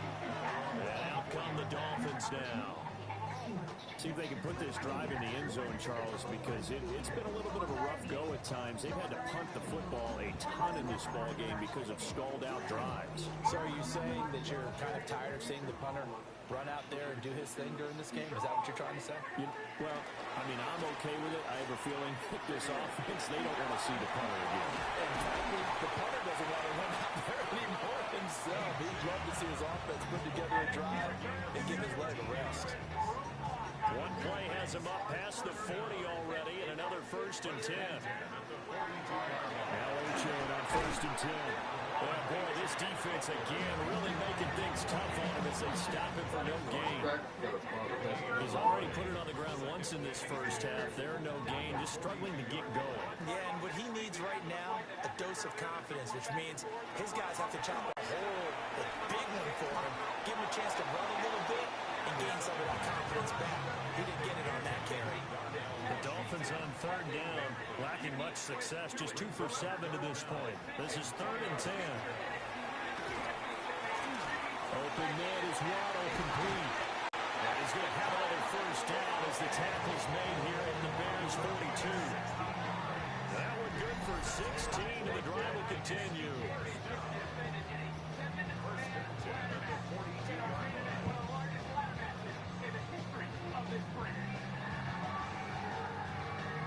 These guys have definitely been outplayed in the first half. I like their countenance. I like the way that they're having panicked out there, the way they're carrying themselves. They're starting to move the ball, and what you have to do, maintain your poise and start to put together some drives. Play action, they'll throw. That one caught by Tyreek Hill. That good for 21 yards on the catch and run. That's what we're used to seeing from him right there. Plays like that, why he's number 4 in the league in terms of receiving yardage. Able to make adjustments all along the way. It doesn't matter where he lines up, where he releases from. Multiple rushers break through the drop-in for the 7th time this game. Offensively, they're going to have to figure this out before next week. 7 sacks in one game. Yeah, that's more than any quarterback should have to do. And if this continues on, there will be another quarterback in the game because no one can stand up to this week after week. 2nd and 13. Nowhere to go here. He lost the football. But I think a Dolphin was able to fall on it. Yes, they'll keep possession here. We always hear a lot of veterans on the defensive side of the football. They talk about smelling blood in the water, putting pressure on a rookie. They got to him there to force it free, but couldn't recover. And you mentioned the pressure. Rookie quarterback, you're going to bring more pressure at him at all times because you don't know how he's going to hold up. He was fortunate there.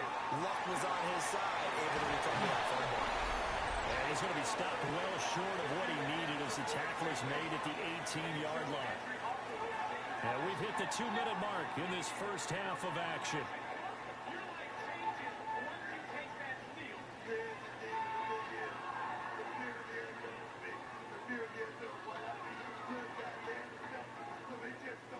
Now Cairo Santos, who was briefly a member of the Bears, on for the field goal try. Santos' kick is up and through. So he's been automatic to this point of the season, and he connects on the field goal there. And what a luxury it is to have a kicker you can depend upon, partner, because he hasn't missed all year long. Converts on that one as well. And kudos to you. You didn't jinx him. Out is the kickoff unit as they run up and send this one away.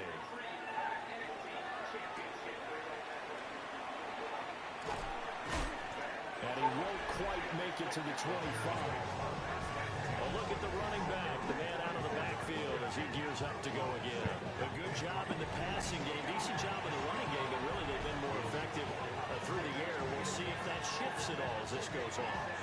Thus far, it feels like they're calling this game in reverse. Normally you run to set up the pass. Here it feels like they're passing, hoping to set up the run and be more effective later on in the game. You can do it both ways. We usually talk about it in the reverse, however. No doubt about it. Here's Williams. They'll try and set up the screen. It's complete. And from the 25, they work this to the 29, a gain of 4. Nice job by the defense figuring that play out and holding it to a short game, but I don't think the offense is going to be daunted. They actually accomplished their goal there. Now they've got them aware that they can throw a screen at them, maybe to slow the pass rush down a little bit, and they can throw it downfield. Now a handoff up the middle. Triplett. And they get him down, but not before he takes it across the 40-yard line. Mark that down as a pickup of 13, and the Bears have the first. For a lot of guys playing this game, there's no better feeling than running right through a tackle. He's able to lower his center of gravity and churn his legs for a really nice pickup.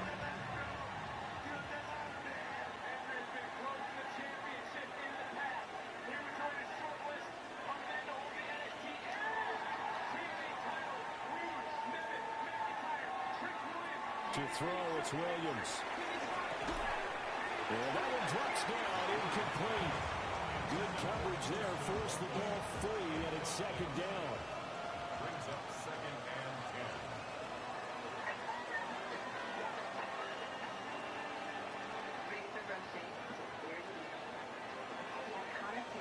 10. To throw, Williams. Looking middle, and that's complete. That helps the completion percentage, but not much else, and now it's 3rd and 10. Now the Bears going to call the first of their timeouts as they'll stop the clock with 26 seconds to go until halftime.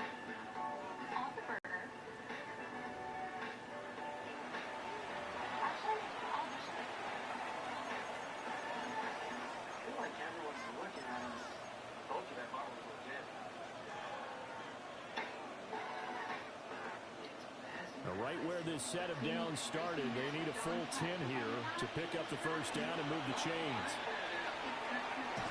Over the middle, it's complete. Now the Dolphins going to burn the first of their timeouts. So as they talk it over, we step aside. Now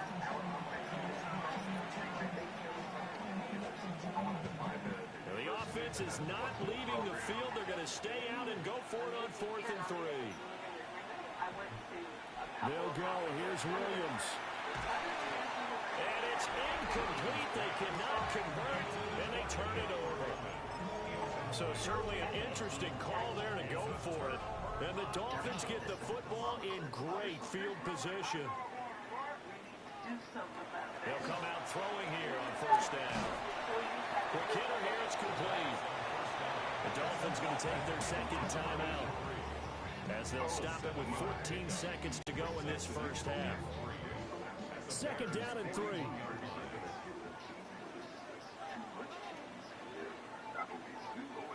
In motion, Hill. Second and 3.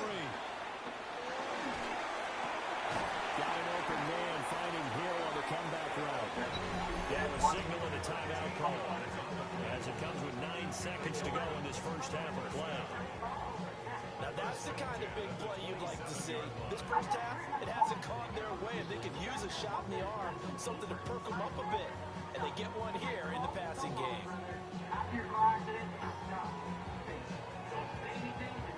So even though it's first down, here's the field goal unit on now to try to get 3 before halftime. Santos' kick is up and through, and that will close the gap down to 14. So not the greatest of first halves for him, but a little ray of light here at the end. The late turnover becomes 3 points before the break.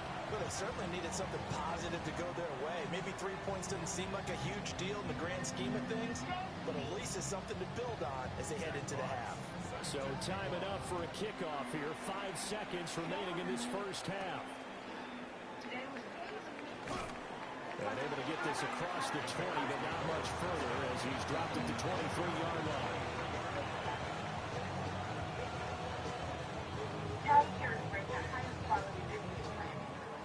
At the line, prepping for their next drive, the Bears offense. And they'll have time for one play. There's 2 seconds on the clock. And he'll get this up to the 34-yard line. So halftime straight ahead, and that means we go to Scott Hanson. It is our EA Sports halftime report. Scott, take it away. Our tour of the league starts now. It starts in Cincinnati, the Bengals at home to take on the visiting Dallas Cowboys.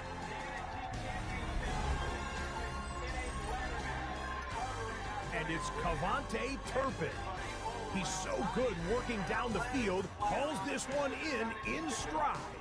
A 43-yard touchdown. The Cowboys use a late score to celebrate the come-from-behind victory. From there, it's off to Atlanta. Let's look in on the Falcons. They're playing host to the Carolina Panthers. And it's DeAndre Swift.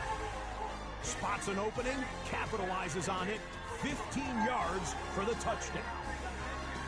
The Panthers trying to get back over 500 in the early parts of the season. They lead at the break.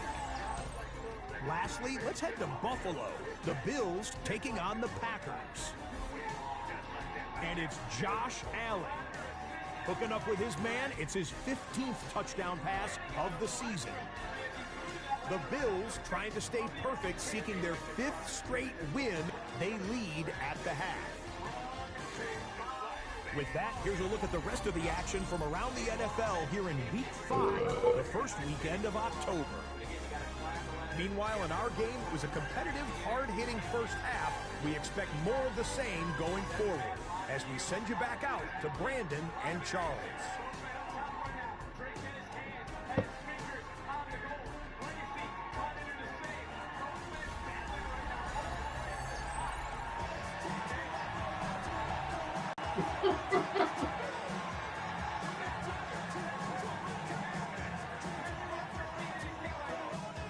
Forecast calling for more of the same. The rain set to continue as we are underway in the second half. And up to about the 26-yard line, just across the 25. The Bears offense and their running back getting set to go once more. And you have to imagine this defense saying, how do we stop this guy? He has run roughshod through him to this point in the third quarter. The Bears offense ready to go for their next drive. And Charles, they've got the lead. Put your coaching hat on here now. What's the game plan for the second half?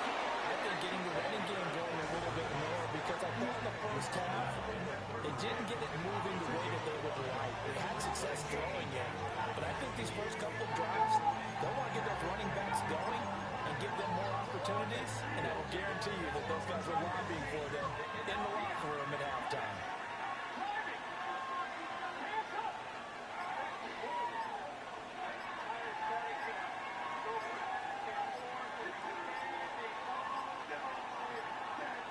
And they're not going to get this one off in time. It'll be a delay. Delay of game.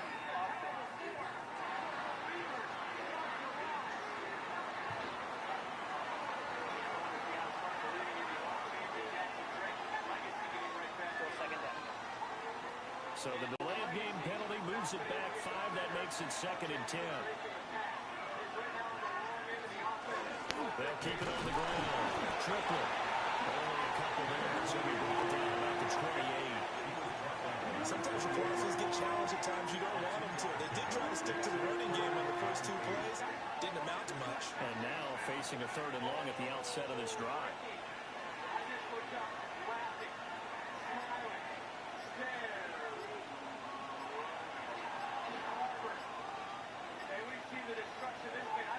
Play clock down to 0, and that's going to be a delay. Delay of game.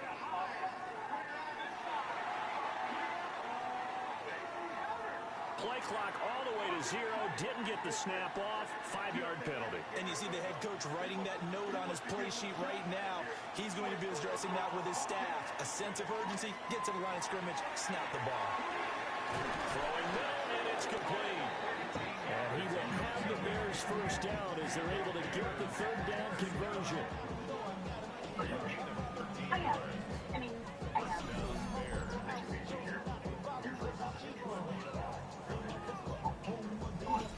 I'll tell you what, a lot of those mid-range throws have been available because sometimes teams get too concerned about the deep ball. They leave too much space in front of them, and these guys have been taking advantage so far.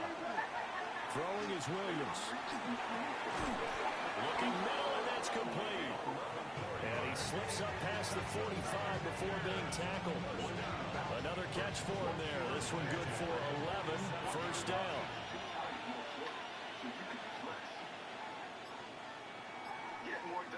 Looking to throw is Williams. And he fires one incomplete. Offense was moving a little bit out and back on their heels, but they earn a brief pause by forcing the incompletion. That gives them a quick chance to regroup and try and mount a stand before they're backed up even further. Well, that'll be incomplete. He took a shot as he let that go. And it's going to bring up a third down. The good signal callers would never go back in the huddle and play the blame game because they need those guys to protect him. But on that last one, his offensive line, they lost their leverage very quickly, and that's why they were able to get to him and hit him as he tried to throw the football and force an incompletion. Good contain. No gain on the screen, and they'll bring up fourth down. And I know that one didn't work out the way they felt, but I don't think it was a bad time to call this play. You're thinking on third down, you might possibly see some pressure. You might see a blitz. So they tried to set up the screen, but that one was well read, and they stopped him for no gain.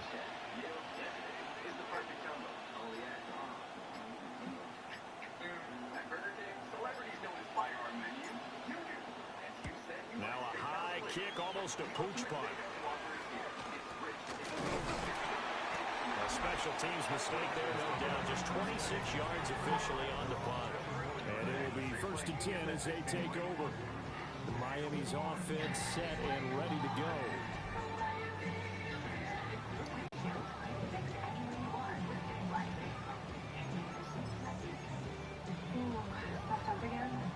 Looking to put a drive together. Hill going to go in motion right. Now a play fake here on first down. And that's going to be incomplete. Not only did he have a chance to scan the field there, it felt like he had a chance to scan it twice. The protection was that good. Unfortunately for him, the coverage downfield, equally good. Throw caught by Achane. They'll get only 3 there, so it leaves him with a 3rd and 7 ahead. And we see another pitch and catch there to the running back. His position just continues to evolve. They become just as critical to the passing attack as a lot of receivers, tight ends, because their ability to make people miss in the open field can really generate big plays for an offense. Oh, now it's free. Hill fumbled it. And he's going to be brought down short of the first at about the 31-yard line. And the defense not able to get it. From a defensive perspective, what's that moment like when you realize the ball is loose? It is a moment where all concentration goes right to the football. This is something you've talked about in all your preparation for the game. And you probably talked about since training camp. Knock the ball free, take it away from the other team, and now you have that chance. There's a little bit of deflation when they end up recovering it. They knocked it free, but couldn't take it away.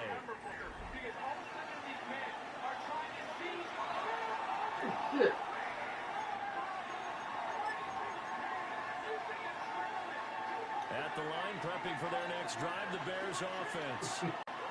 This crew had to punt last time they had the ball, but when you've got a lead like this, you can tend to play the field position game. You are to an extent, especially if you like your defense, because you have the lead, you've been controlling the game. But why put them in a tougher spot? You want to get out there and get something done on offense and maybe take command of this game yourself.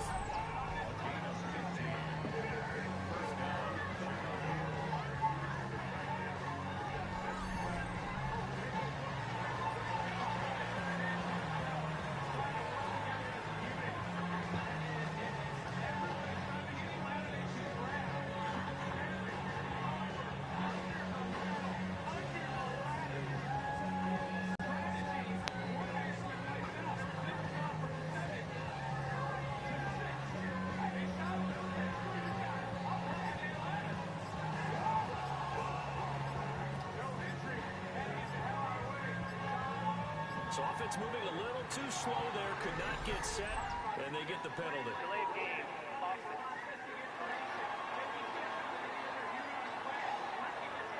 Play clock hit 0. Don't know what went wrong there, Charles, but it's going to cost them 5 yards. Has to be some organization from the sideline. Sometimes when you're trying to decide on what play to send in, the play caller has to move a little bit faster.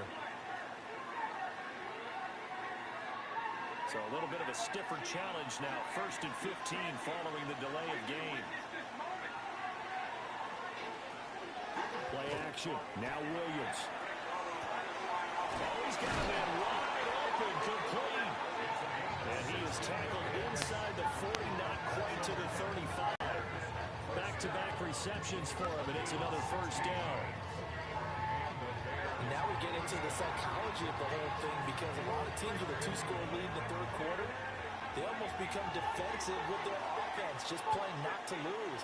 I think with this team, you got to figure at this point, this is a great spot for them to go into attack mode, really try and put the hammer down and finish this one off.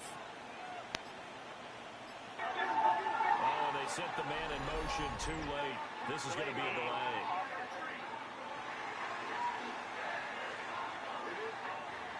Not enough sense of urgency there. Play clock hit 0, 5-yard penalty. Now, I like your point there. Not enough sense of urgency. People walking up to the line of scrimmage, you got to get up there and get set and be ready to go.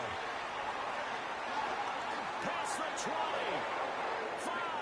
Touchdown, Chicago. A great play there. With touchdown number 15 of the year and 2nd of the game. And the Bears take a 3-touchdown lead. Well, I guess when you look back on it, it was just a matter of time until he popped a big one like that. And, you know, at halftime, you and I discussed it. They had done a nice job on him in the 1st half. But there were a couple of occasions where it felt like he might wiggle out of traffic and take it to the house. Finally here in the 2nd half, that got done. A good hold of these rough conditions. The point after is up and good. And a lead now to 3 touchdowns at 21.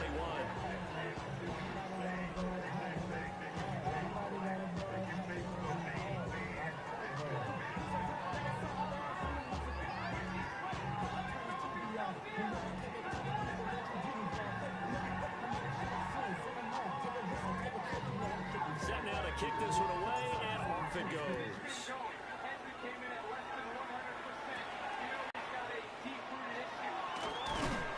And he'll take it up past the 25 at the 26-yard line. Out comes the Miami offensive unit now. They'll get set to take over. I kind of feel like they've reached a do-or-die point in this game, Charles. If they're going to try to pull off an impressive comeback, it has to start right here, right now. Yeah, now they've got a final chance to get out of this situation, but they also understand they've got to move the ball and move it fast. In addition, they need to save as much time so they can get 2 more possessions. They'll try and start this drive in the air. Throwing middle, but it's incomplete. Nowadays, quarterbacks don't mind throwing into coverage because of the confidence they have in their receivers to come down with the ball. But sometimes you have to be careful you don't get too confident and throw an interception. Once again, they'll come up on the 26-yard line, 2nd and 10. They'll look to throw here. And this will be well too low for him to bring in. It's incomplete. They have to like what they've done defensively here at the outset of this drive. They forced a couple of incomplete passes, bring up a 3rd and 10. Don't be surprised to bring a little pressure on this snap. This offense in desperate need of a conversion as they come up on 3rd down. He'll look to throw. Trying to lay one up deep. Well, had his hands on it, couldn't bring it in. Pretty symptomatic of how this game's been going. That's some good closing speed there defensively, because that looked open for a minute. That's great work with the ball in the air. Never gave up, converged on his man, and broke the play up. On 4th down, the punt team is on as this is sent away. They'll score that a 36-yard punt, and that will come the offense as they take over. The visitors' offense and their running back getting ready to go back to work. And as you take a look at the numbers, you have to imagine he was the topic of the halftime talk for this defense. We've got to find a way to slow him down. That's probably what they're saying. But nothing that they have done has worked so far.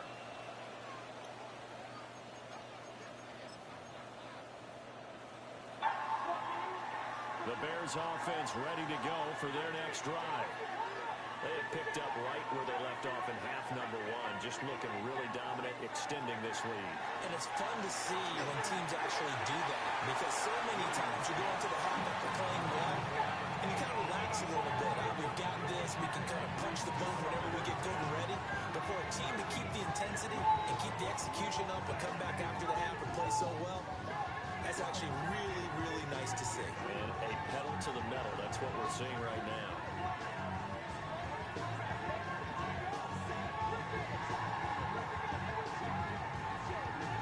Yo, Hendry! So now 2nd and 10 after the incompletion on first down. To the air, Williams. Oh, it's a screen pass. That's complete. 9 yards, not quite enough, and they'll be left now with 3rd and 1. And they've used him in the passing game to great effect so far. And here they get it to him again on the screen, and it turns into a nice positive play.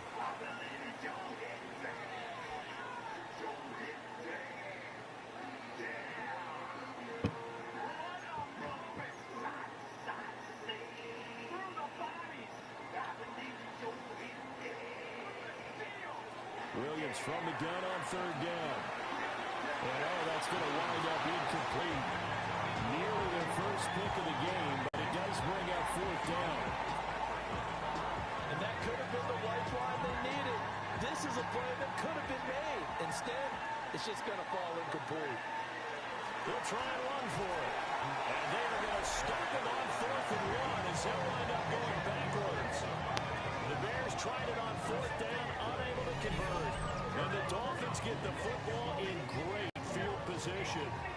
So they've gone for it twice now on 4th down in this game, and both times unsuccessful. I wish we could hear the headsets now between the head coach and the offensive coordinator. Now that they're 0 for 2, if they get into a 3rd situation, head coach might say, hey, you got anything for this one? Might get radio silence back.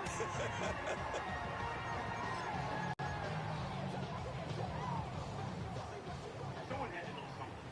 And we just wanted to, behind the scenes, we have victims for our family. They'll start out here with a jet sweep. And that is not fooling anyone. He never had a chance to turn the corner there. And they'll go backwards right away. About the suspects just ahead. She was just a really caring person and genuine. And an arrest in the deadly shooting of a bar owner in suburban Moments. Police say she was killed after giving up the money. She's being remembered tonight, and what we're learning about the arrest of the suspect. I've never seen anything like that. I was just like, wow. Reaction tonight after a brawl broke out at an Indiana youth football event. We're learning conflicting reports about who's to blame. WGN Investigators takes a look tonight. Well, the temps on the way this week, which could mean some relative relief in the weather. Nature's Saturday maps out changes and our next chance for precipitation.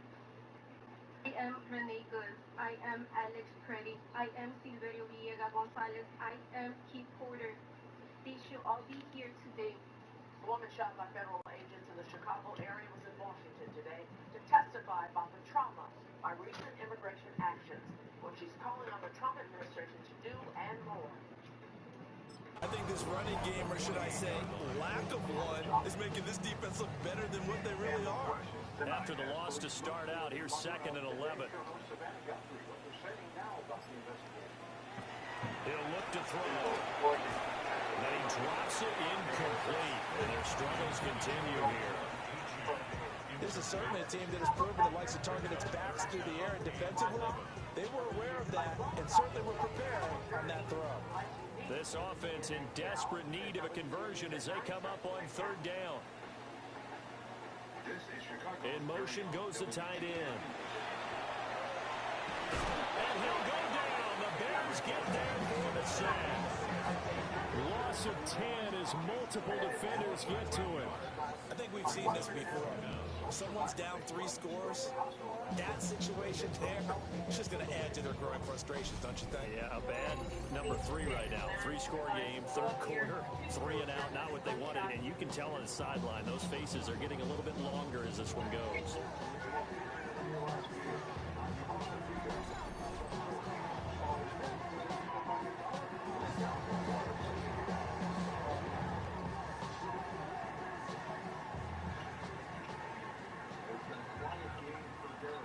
The Dolphins will send out the punter now as he's on here to punt it away.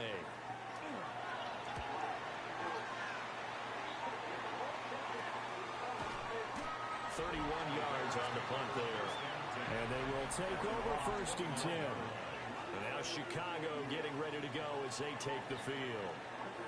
They're just looking to do more of the same. They were good in the first half. They've extended their lead so far here in the second half. Oh, they're just looking good on hitting on all cylinders right now. And sometimes that means a head coach who really has a finger on the pulse of the team may not have anything to say at all. May tell the rest of the coaches, a little bit. Just back it off a little bit. This team has it under control. I remember hearing about Bob Knight years ago in basketball, getting ready to give the final speech before the gold medal game in '84. And on the board, Michael Jordan had written, "Coach, after all we've been through, there's no way we're losing tonight." He didn't even give a pregame speech. Wow, interesting. Well, right now, no speech is needed. He's able to bring to 1 tackle, but it slowed him down enough that he could only manage getting back to the line of scrimmage. Well, sometimes you just have to give credit to the defense. Great job there at the point of attack, holding up. They won their battles at the line of scrimmage, left him no space to try and run. Really nice job swarming to the ball carrier. And that is incomplete. A lot of force bearing down on him there. He could not hang on. It's 3rd down.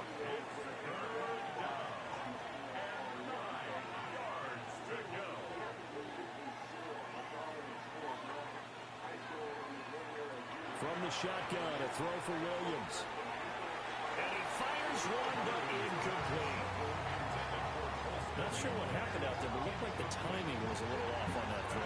Well, you know I'm a defender, so what am I going to say? Great defense. Darn right. They did something to disrupt that time. Here comes the Bears punter now as he's on to kick it away. And he gets it away, and it's a laser. Headed for the sidelines. And this will be out of bounds at the what here? The 12-yard line.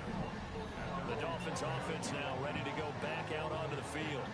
And right now these guys, they're shuffling a little bit, maybe doubting, because 3 straight drives have ended with them punting the football away. Yeah, so you start pointing fingers at each other a little bit, asking a lot of questions. What are you seeing? What are you getting? Maybe trying to narrow down your playbook a little bit and maybe get simpler rather than more complex in order to try and crash together a drive. That'll be a loss of 7 on the sack, and it brings up second.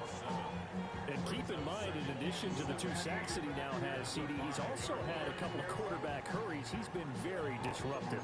To put it mildly, and it reminds me of the time I asked an offensive tackle who struggled like this in a game. He said he was telling the coach, "Hey, what do you want me to do? This guy's just eating me alive." And the coach finally just looked at him and said, "Applaud."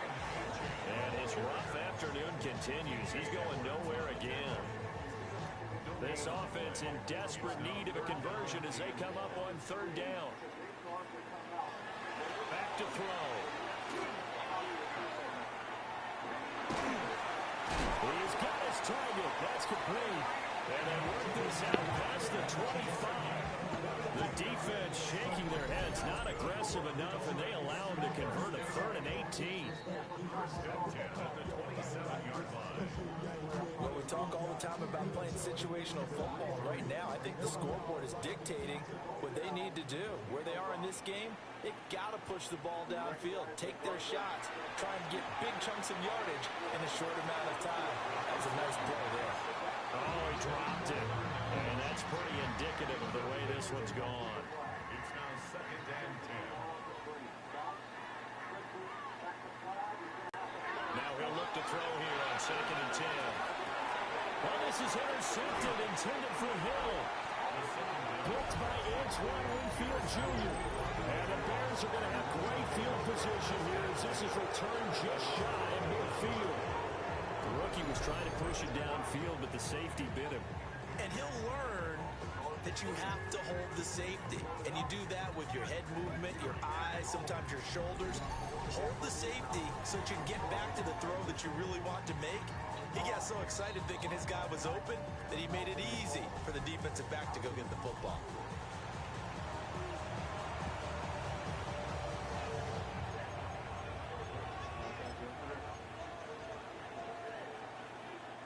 At the line, prepping for their next drive, the Bears offense. They start near midfield following the interception as they begin 1st and 10. It's a short one here, complete to his tight end. Now we're going to get a stoppage. Appears to be an injured Bear on the field. From the 46-yard line, a 2nd down and 6. Back to throw. Williams. Throwing left side here, and it's complete. 7 yards there and a 1st down.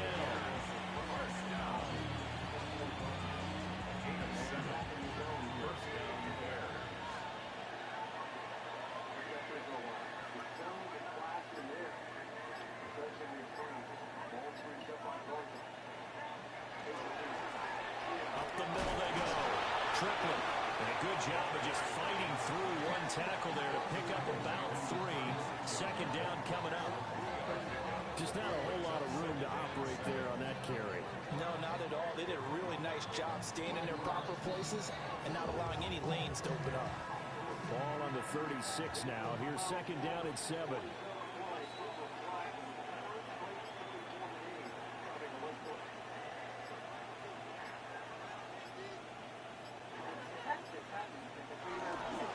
They'll keep it on the ground.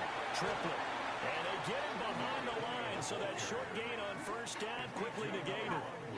This will be a loss of 3, and now a much tougher 3rd down looming. Hey, a lot of points have been scored in this game against them, but tally that one on the side of the defense. Do you think maybe, possibly, it could be a little bit of a changer for them? Maybe not a game changer, but a little bit of a momentum one that maybe they can string together some pretty good plays and slow them down.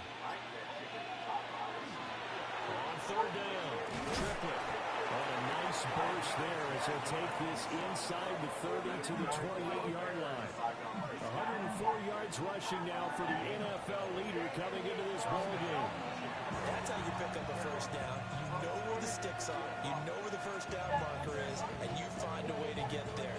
That's called having vision. He had a lot of vision last week, didn't he? NFC Offensive Player of the Week. He was dominant. Now a fake on the jet sweep, and off the play action, he'll look to throw it. Well, this one almost intercepted. Had a chance to come down with it in the end zone, but could not hang on. 3rd quarter from Miami. This is 2nd and 10.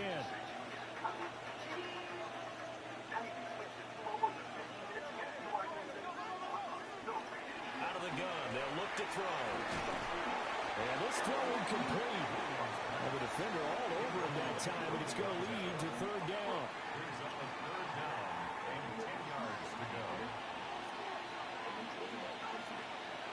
Working out of the gun, Williams. And that's going to be incomplete.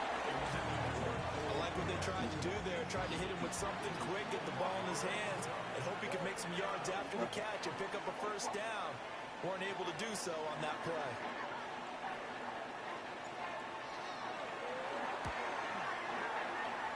And he missed it. He missed it just wide of that left upright. It's no good.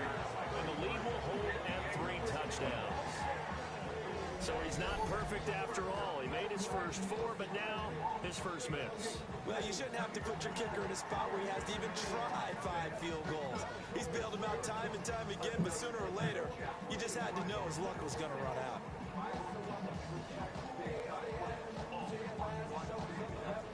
First down Miami as they get set to start the drive.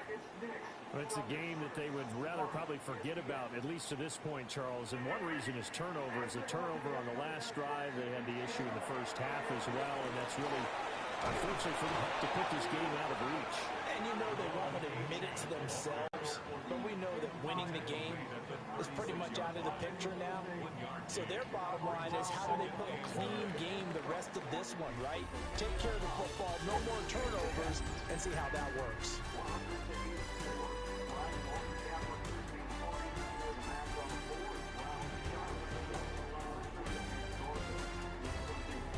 Back now in Miami.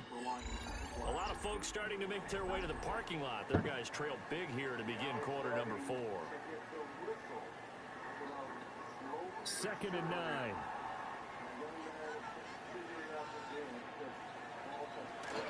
They'll drop the throw. Pressure, and he's taken down. A big sack. They'll wind up losing a full 9 yards here on the sack. Now it's 3rd down. We'll see where they go for this play call. Obviously tough in this spot, backed up. Now on 3rd and long, they'll look to throw. And pressure coming, and they got it once again. T.J. Edwards providing a little deja vu, back-to-back sacks, and now they're staring at a 4th and long. And you hate to say it with a rookie quarterback. He's done some good things, but overall, looked a little bit overwhelmed back there, hasn't he? He certainly has, but in his defense, he hasn't had a lot of time to throw the football. You like the way I said that? In his defense. In his defense, I got it. You see what I did there? Yeah, he needs better protection, that's for sure. To the right side and intercepted. He's to the 10. And they will score. A pick 6 for a Bears touchdown. Little choice, Charles, but to go for it right there, and that pick 6 will be the icing on the cake. Yeah, you don't know how many more possessions you're going to get, so really you're almost at the point of no option. Have to go for it. Bottom line, though, is defenders know that as well. They know you got to throw the football. Had the right defense call, able to make a nice play on the ball, and that's all she wrote.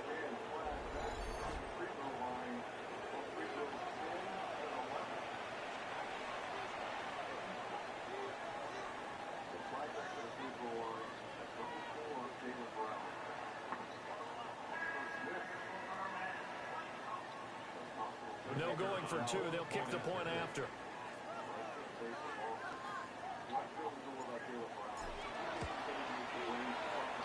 Extra point right down the middle. And that'll increase their lead to 28.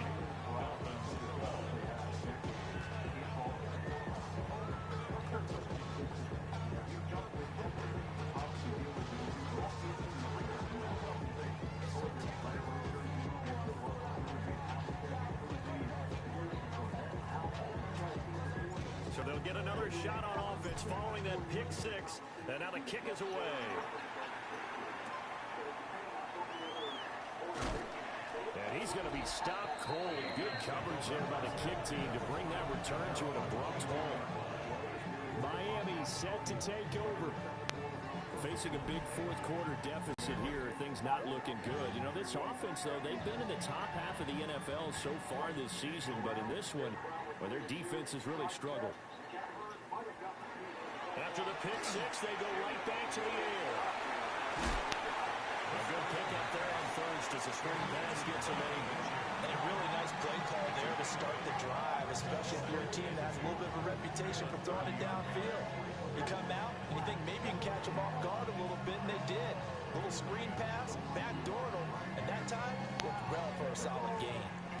Ball on the 30 now. Here's 2nd and a couple. In motion, Hill. A run straight ahead with H.M. And they get him down, but not before he takes it across the 40-yard line. That one good for 13 and a Dolphin first down. We'll definitely see some open running lanes, and he's taking advantage of it right now, but that shouldn't be a surprise. Defense has the lead. They're playing for the pass first. So signs of life in what's been a dormant offense in this second half. Here's 1st and 10. Now they'll send Waddle in motion left. They go play action here on 1st down. Tyreek Hill. And he's finally down at the 21-yard line. That one good for 37 yards. Well, my dad would say sometimes, I'm just scratching my head here trying to figure out what was going on there defensively. How did you lose him in the middle of the field? If you're going to lose a receiver, make sure it's someone on the short side of things. Nowhere to go here. He lost the football.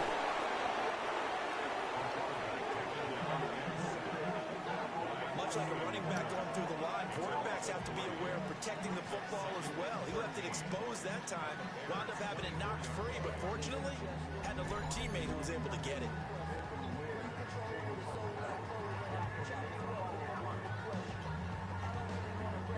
The fumble on first down. Now here's second down.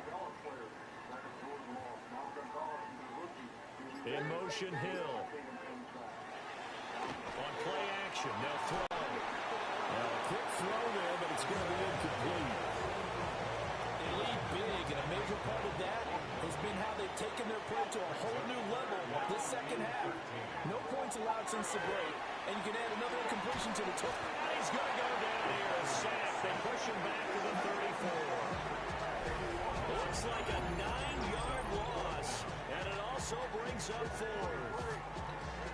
You can just see it in their body language. They're starting to see victory on the horizon now, and if it comes to fruition, they got to give a game ball to the front 7. Defensive line has taken charge and controlled this game. Face a challenge of stopping this opposing offense, and they've done so with ease.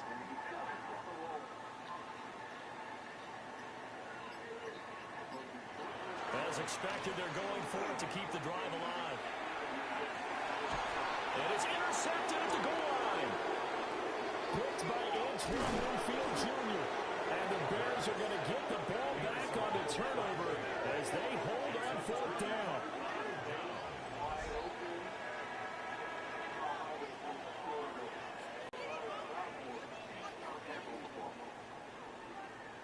Certainly not what he was hoping for, Charles. That's now 3 interceptions in this ball game. But there's a lot of knowledge to be gleaned every time you throw an interception if you do things the right way.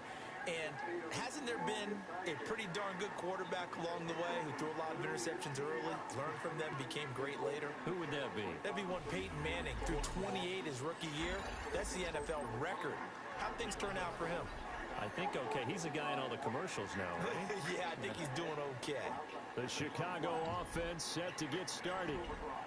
And after the interception, they are sitting in an even better spot with the ball and a comfortable fourth quarter lead.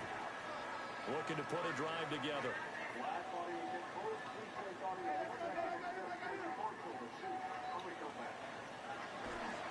They'll start this drive out on the ground. This will be stopped about 2 yards shy of the marker. 8-yard gain, 2nd and 2. 8 yards on the pickup. Brings up 2nd and 2.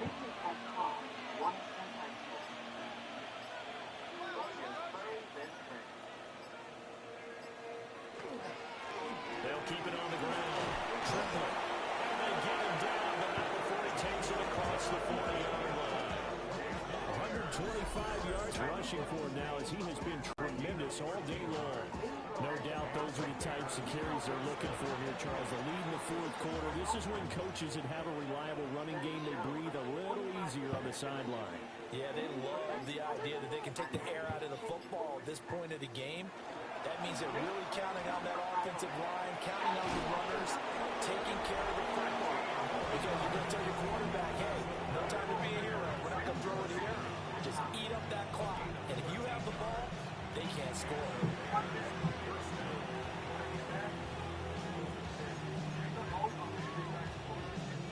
So now 1st and 10 as they've crossed into Miami territory at the 44-yard line.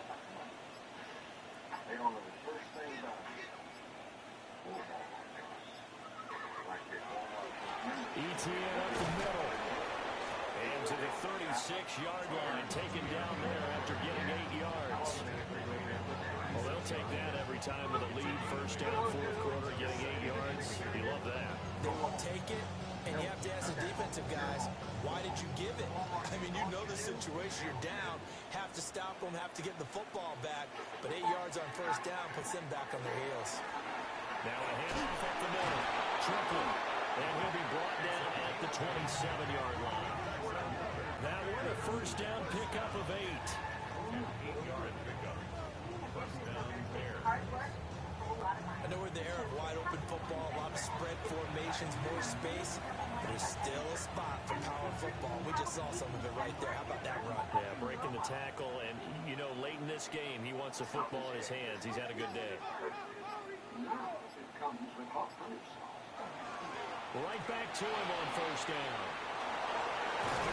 And they are able to stop it, but he does take it into the 2. A big hitter there, a first down gain of 26 yards. Well, we're beyond the tone setting right now. This guy's been a bell cow all day, and they'll continue to rely on him to move the chains, drain the clock, and lead his team.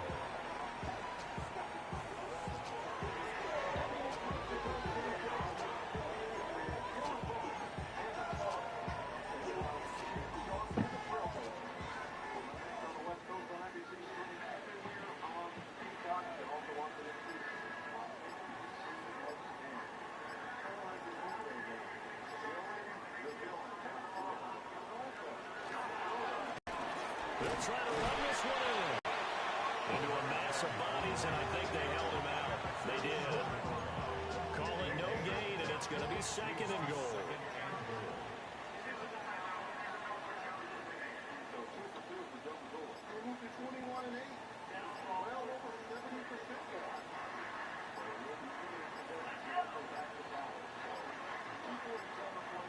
Oh, the motion comes too late, and this is going to be a delay.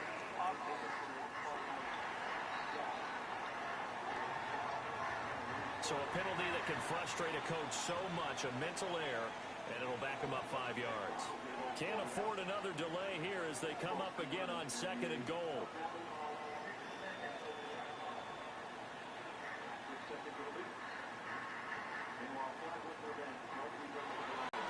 Following the penalty, they'll go back to the run game. And he gets it a little bit closer. He takes it from the 6 inside the 5 to the 4. Third and goal as they look to pour some more salt in the wound.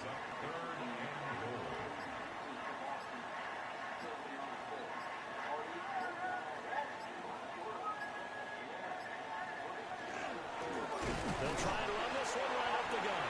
And he'll get blown up behind the line of scrimmage. Back at the 6. Now we've got a field goal coming up here for Chicago. From the right hash, and this one just a chippy.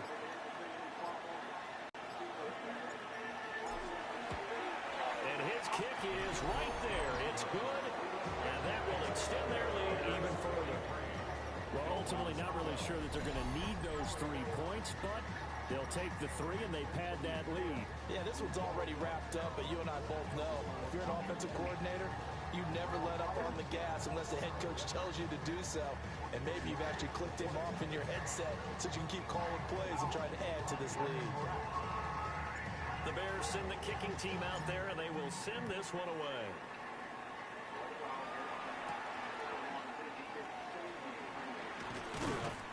And they will wrangle it down a couple yards shy of the 30. The Dolphins offense now working their way back onto the field.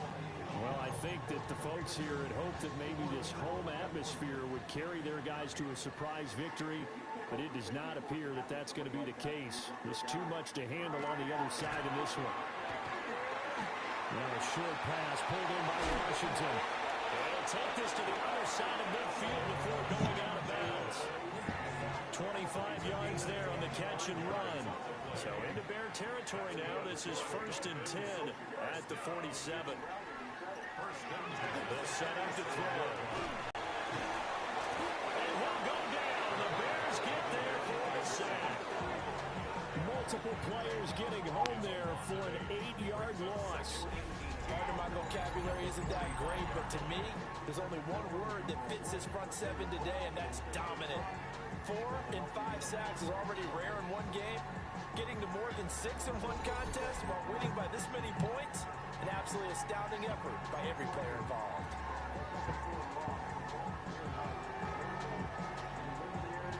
Got to imagine the pass rush will be equally intense here on second down following the sack. It's 2nd and 18. They'll look to throw. Oh, he'll want that one back. Incomplete. He doesn't drop too many in that department. 3rd down. And that's another play that's painted the picture of this game overall. It's been a blowout. It's been continually fueled by big turnovers and stops for one side and an inability to advance the ball from the other. An incomplete pass on that last play, and that means they'll need to come up with something here on third down. Now a shotgun snap as they'll look to throw. And that will be incomplete. This has obviously been a bad loss, but one of the few things they can still do is try to throw the ball all the way to the end zone and get some points on the board so they're not shut out over the final 2 quarters of this game. And they're indeed going to go for it here on fourth down. So trailing here in the last quarter. Let's see how this plays out. And this one is incomplete. The Dolphins can't convert on fourth down. And it'll be a turnover on downs. Here's the Chicago offense coming back out onto the field. Been a very strong performance for them, really, on both sides of the football. The turnover on downs, the most recent example, and now, obviously, they're in a great spot here. If you're over on the bench right now, you're shaking hands with your teammate, you're hugging him, give him a little dap. Been a big, big performance for them. Now you just don't get careless, take care of the ball on the way out. And he can only manage to get a couple. 2nd and 8 coming up.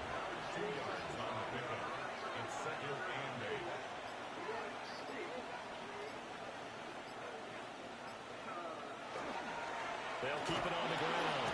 Trembling. Now a loose football. The ball comes out. And this is picked up by the Dolphins. And his guys are going to get the football at the 37-yard line.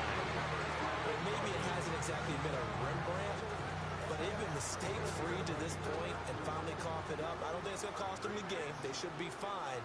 But, boy, they're going to hate that, going back and watching tape and being able to say we were that close to achieving our goal of 0 turnovers during the game. A little blemish, but as you say, still comfortably in command.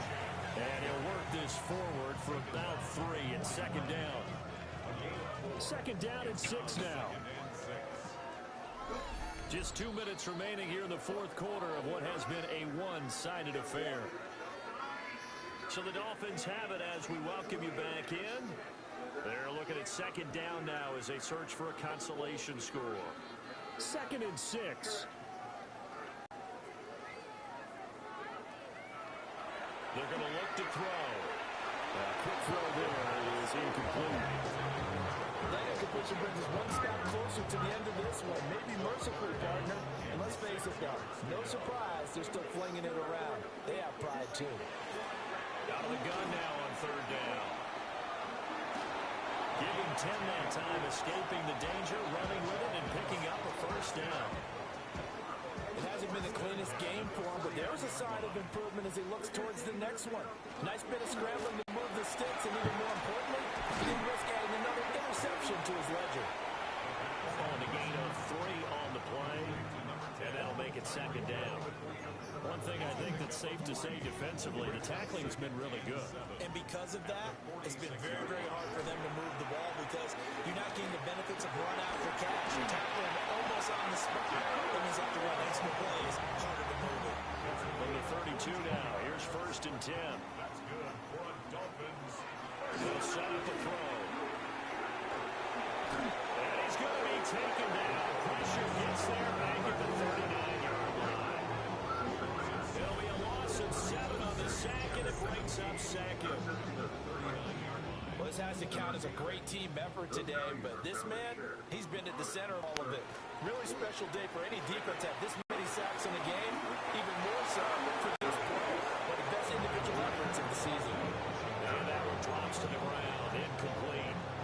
Clock stops here just inside of 20 seconds, 19 left. Looking to throw. And that is incomplete. Down to 15 seconds now.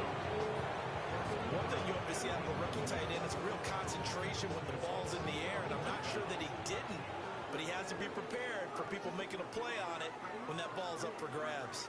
Got to try it here. He's back to throw. They'll let this go deep for Waddle.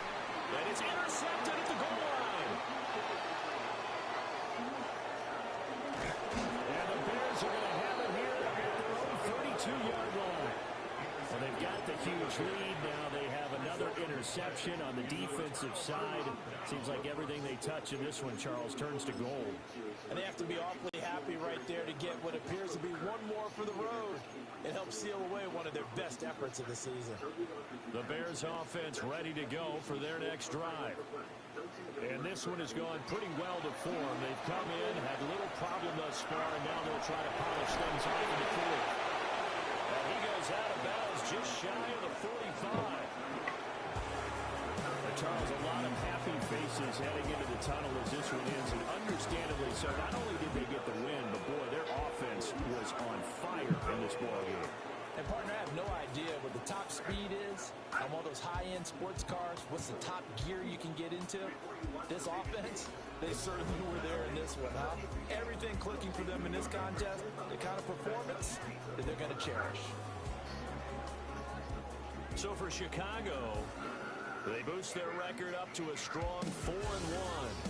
And they'll get another road date next week as their opponents will be the Minnesota Vikings.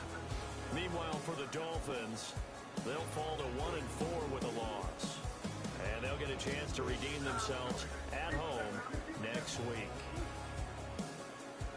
So for Charles Davis and our entire crew, I'm Brandon Gaudin. Next game, guess what? Charles and I will be here again. It's the NFL on EA Sports.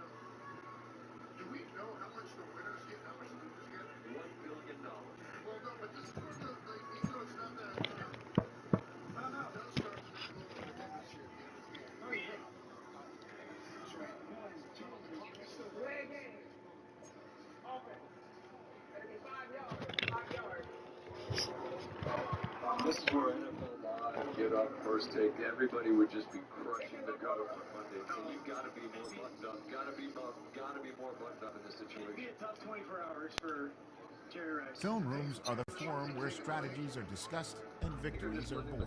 Each person there has a voice, and a chance to step forward with what they believe is the key to this week's game. At the 6 or 7 yard line, then I would be inside the 5. 6, 7. 6, 7. Look at you.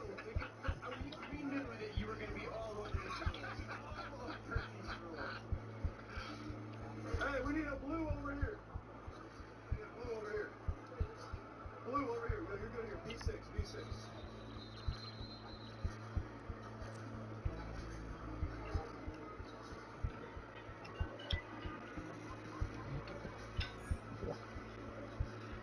So I'm going to flip it to him so he can run it. So he's going to be yellow. You're yellow, dude. Okay? So I'm going to flip it to you. And then you're going to do whatever you want with it. All right. All right. Now, I'm no expert on signals, but it does appear that coaches were telling Derwin James to do this, which I think means blitz. Yeah, but imagine he'll be that late, that rusher from 7 yards of depth. Yeah.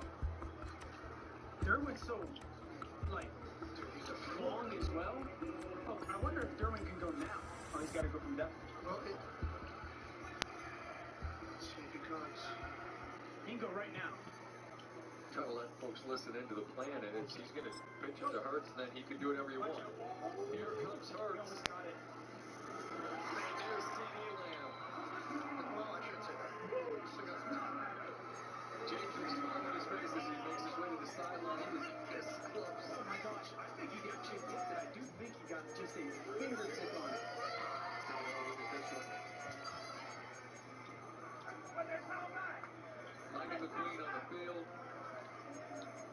was down like 18 in the second quarter. They've outscored the AFC 30-8. That play from the game right before halftime. What's happening? Did you get a finger on this? Hurts. Let CD climb the ladder. Come on, fellas. Come on. We got to go celebrate. A couple of his former teammates in Dallas, big contributions. Pickens a touchdown grab. Lamb a touchdown grab. The GOAT had to win here, right? Well, I mean, Young could have done it as well. Would have worked out either way. Guess no gold medal for the AFC, although 24 seconds, I'm going to say 24 seconds. I don't know how that could happen. Yeah. Got a flag on the vehicle now. He might be significant offender. Let him blitz.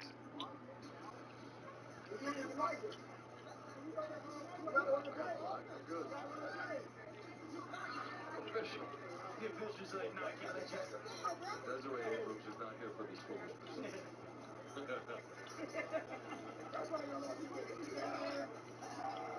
He tried.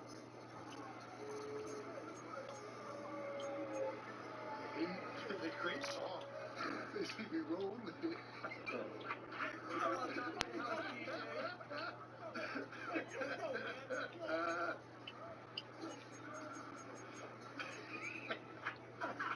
Jerry ran many hills back in the day. That's nothing to push.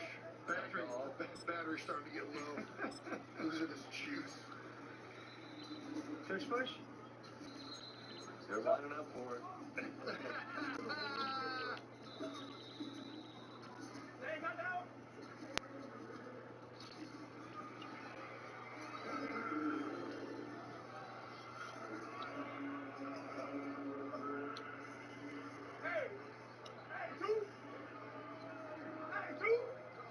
That'll do it. The NFC with a massive comeback. A 30-8 second half. Erasing the deficit. And the NFC will celebrate as they are the victors of the 2026 Pro Bowl games. NFL honors coming Thursday, the Super Bowl game coming Sunday. Tonight the NFC gets to celebrate its victory here. Laura Rutledge will hand out some hardware when we continue from San Francisco.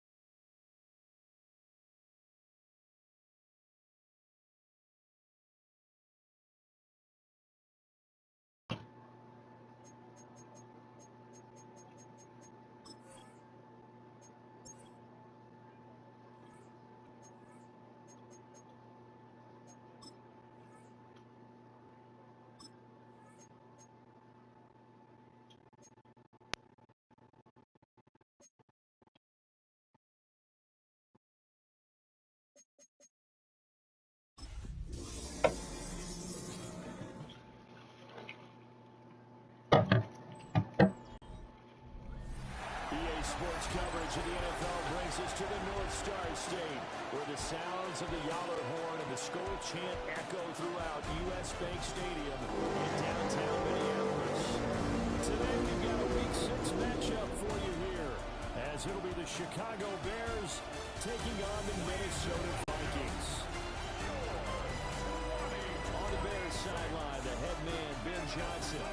These guys certainly playing with some confidence right now. 4-1 to start the season. On the other side is Vikings head coach Kevin O'Connell. His guys ready to show out in front of the home fans as they try to send them home happy at the end of this one.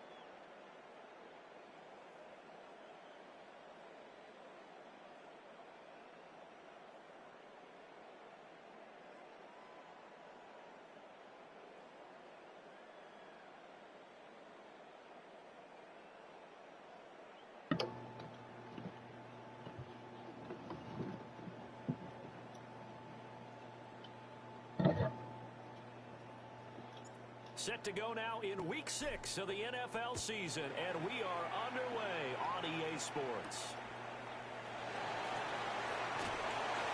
And he returns this to the 22. So here's the Viking offense making their way out. And they'll be led out by their third-year quarterback. And there was a positive in last week's loss. No interceptions thrown by him. But he only threw one touchdown pass, and you know he wants that to improve. He might have considered that as part of the reason that they couldn't take the win last time out. I believe we'll see a more aggressive version of him this week whenever they're nearing the end zone. They'll run. This is Jordan Mason. Breaks the tackle. He's got room to run. And a short pickup to about the 25. You look at this Bears defense. They really played well in that win last week against Miami. One thing you always look for when you're evaluating a defense, how opportunistic are they? How many takeaways do they get? How about last week's game? The number was 6. Phenomenal performance. Had his hands on it, but dropped it. The rookie making a little bit of a rookie mistake. Third down. Well, that's not the way you want to start. A first pass attempt and a first drop all in one. Well, you've got plenty of time to make up for it, but obviously not the way you want to get things started. Got to shake that off and get going. McCarthy operating from the gun. Pass complete to Addison. And this won't do it. He needed 6. He only got halfway there. Receivers love having the reputation of being go-to guys on third down, and he was fighting like he really wanted to have that reputation, didn't he? I mean, he came very close to making that a first down. Broke the one tackle, but couldn't spring himself free. And they punted 3 times in the loss last week as he sends this one away. It's a 45-yard punt and a decent return there of 9 yards. So here now the Bears offense for their first drive of the game. And they'll be led out by a guy who has a couple years under his belt in the NFL, their third-year quarterback. And it felt like in watching the game tape, he got everyone involved last week. He was a manager. He really was. That's a great way to put it because they ran the ball some, they threw it accurately. 1 touchdown pass, so he didn't, break the bank doing that, but he didn't throw any interceptions. That's the bottom line. That's why a defense loves a quarterback like that. Doesn't put them in bad situations. Certainly no settling into the drive there. They came right out on the first play and attacked the middle of the field for a big gainer and a first down. A big hitter to start the drive has him up near midfield here for 1st and 10. Now a give, right side. Triplet. And he's got it across the midfield stripe and into Viking territory. Well, look there at his numbers on the ground a week ago. He was creeping up toward 200 yards. Thought he was going to get there. Didn't quite make it, but also 2 rushing touchdowns. And even if he only got about half those numbers this week, his team would take it in a heartbeat, wouldn't they? Because last week, he was spectacular. They'll keep it on the ground. Triplet. Calling a gain of 3, but not enough to move the sticks. It'll be third and about a foot or 2. Pretty good job defensively. Thought he was going to get it, but they knew where that marker was, and they stopped him just short of it. What it does is emphasize that strategic football and situational football is not just played on the offensive side, is it? Defense understanding, as you noted, where the first down marker was and making sure they didn't get there. And he's taken down inside the 30. First down for the Bears, a gain of 15. First down. A gain of 15. First down, Chicago.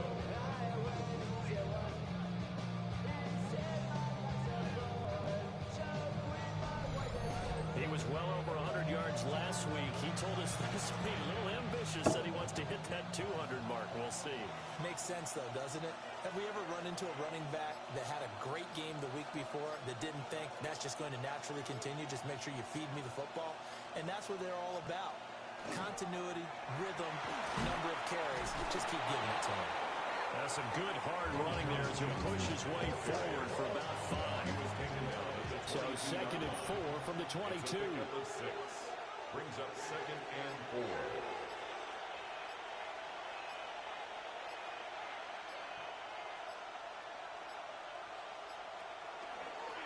Up the middle they go. Triplet. And they've got it inside the 10 at the 8. Sets him up nicely. 1st and goal. It was a pickup of 14. Quite the opening line march they're on right now. It looks a lot like what we saw in practice prior to the game, doesn't it? Because on that last big practice beforehand, you go through your offensive script. You go through your play calling. You go through all the stuff and establish things. And it looks like it's going like clockwork right now for them.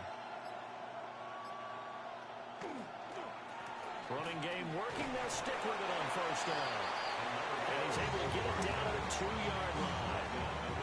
44 yards rushing for him now to this point. That's good hard running right there on 1st and goal. That gets him down to the 2 and puts a lot more pressure on that defense. From the 2 now, 2nd and goal.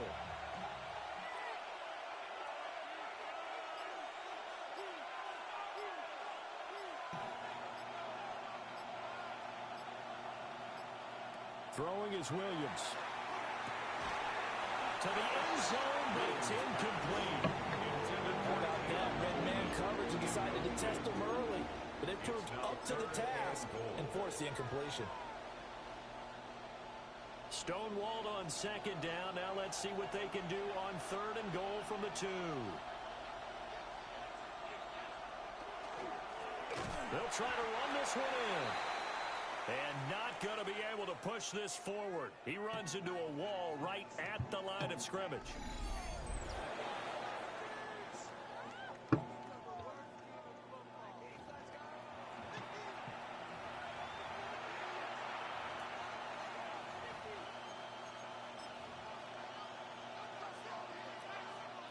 Can this defense hold him out? Here we go now. 4th and goal from the 2. They run. It's Johnson. And nowhere to go. He's going to be stopped behind the line. Johnson kept out of the end zone on 4th down. And the Vikings, they come up big down near the goal line. Here are the Vikings now to start their next drive. And they are a game under 500 now following the loss a week ago. And this is a team, Charles, that just has not been able to string victories together. Yeah, they're certainly going the wrong way, aren't they? Because it looked like they had things pointing in the right direction, but now they've lost 2 straight. And that means this game is vital, extremely important, because if they fall 2 games below 500, the road back into playoff contention, awfully difficult. There go play action. Here's McCarthy. Throwing quickly there, but it's incomplete. And this passing game's whole offense really didn't show up in the loss last week, and it hasn't started all that great here either. And they can't let that incompletion become an uh-oh moment. Like, oh boy, here we go again, just like last week. Each game is its own entity, treated as such. This one caught. It's the tight end Hawkinson. And he's finally taken down, but not before he reaches the 14. A big play there for Minnesota. 55 yards. 1st and 10 at the 14-yard line. And normally when you think about huge field-flipping plays like this, it's that shifty slot receiver, that burner on the outside. Not here. That's a tight end doing work down the field. Where's the oxygen mask? He's going to need it after that one. A big, big play. Jefferson going to go in motion right. McCarthy off the play fake. To the right side and complete to Jefferson. And he goes backwards here, losing yardage back to the 16. Heck of a play there to get to him quickly and get him down for a loss. I think they did a really nice job getting ready for this game, scouting, watching film, and understanding defensively what the play design was.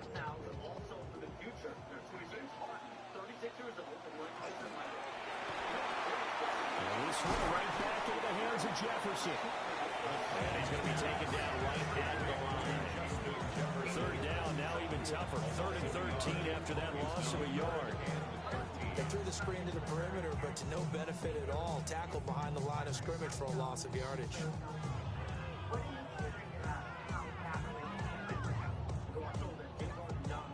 So 1st and 2nd down went the wrong direction. They'll try to do better here on 3rd and 13.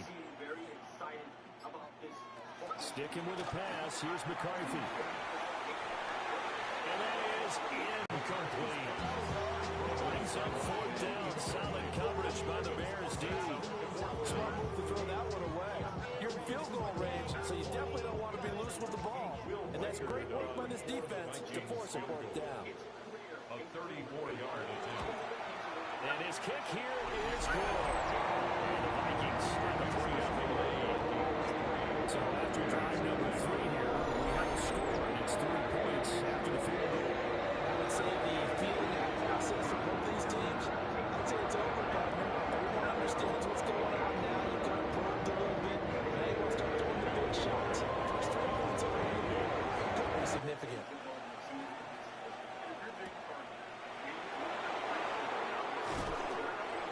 takes it across the 20 as his guys will set up shop at the 23-yard line.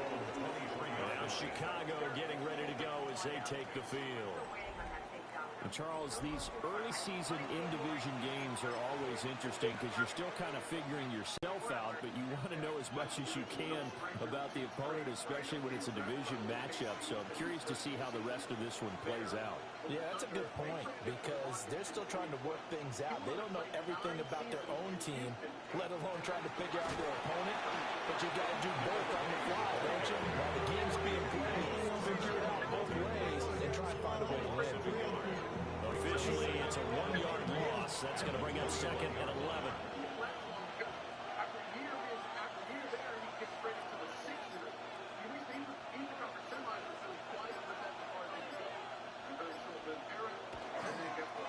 They'll keep it on the ground. Triplett. And he'll be out at the 35.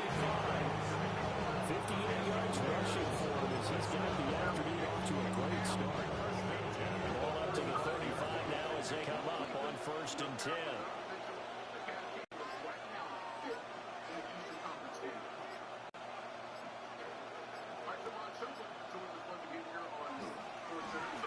Now a handoff up the middle.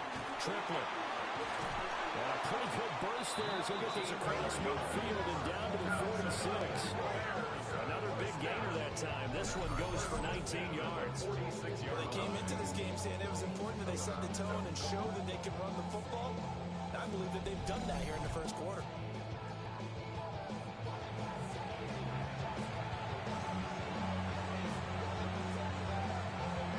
From Viking territory now, they'll come up 1st and 10 at the 46.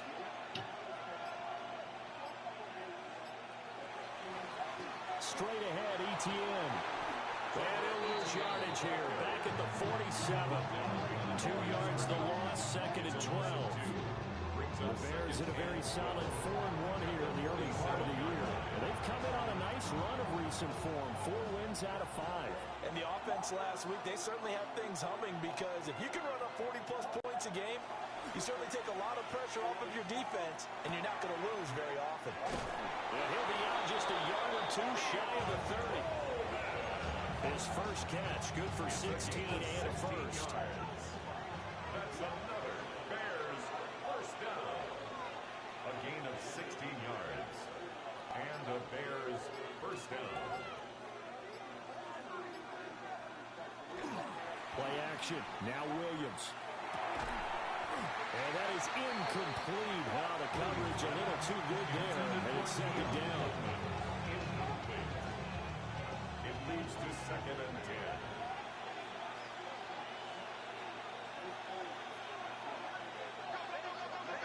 Here's Williams.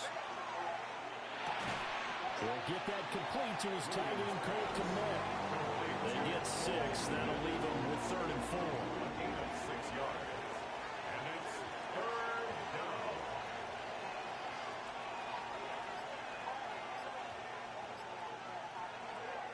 Off the play fake, it's Williams.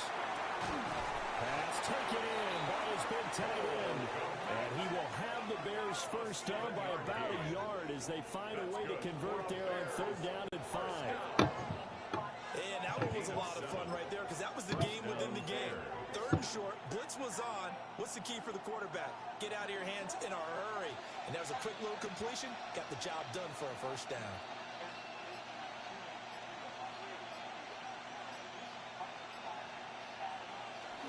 They'll go play action here with Williams.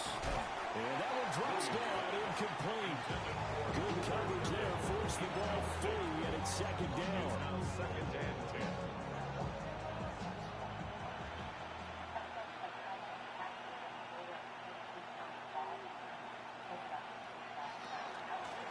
Up the middle they go. Triplett. And he is in. Touchdown, Chicago. A great effort there. His 16th rushing touchdown on the year. And the Bears are able to answer the early 3 points and take a first quarter lead.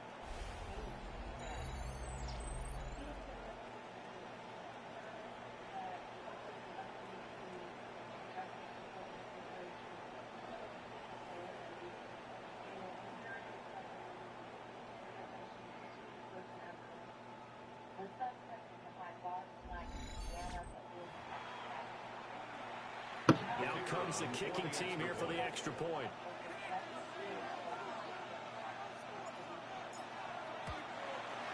He's got it. They'll see that opening drive field goal and raise it a touchdown, and that makes it 7-3.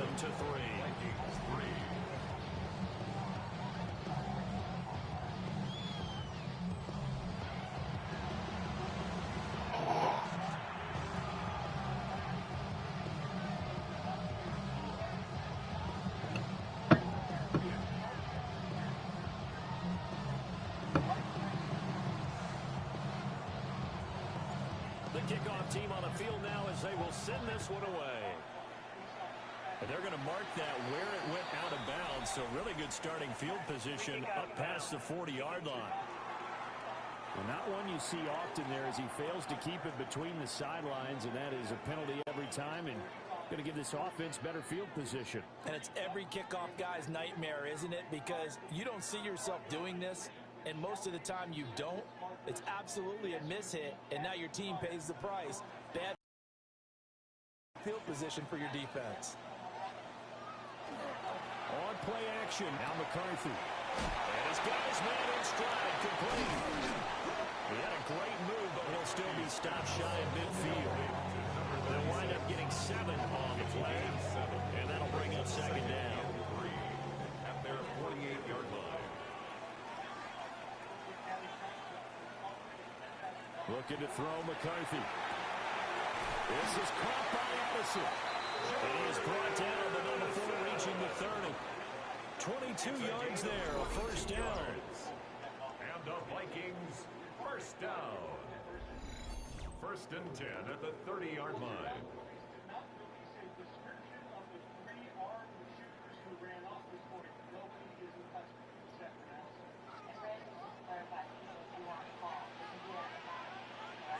Now McCarthy. Wide open receiver, complete. And they will eventually get him down, but he's inside the 5 all the way to the 3. A very solid gain of 27.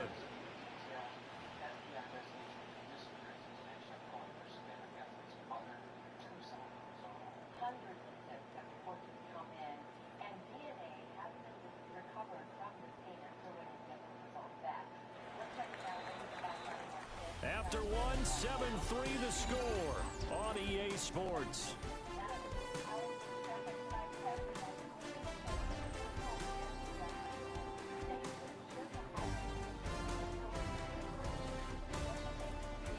Second quarter now from Minnesota. It's the Vikings in possession of the football as they go to work on a 1st and goal.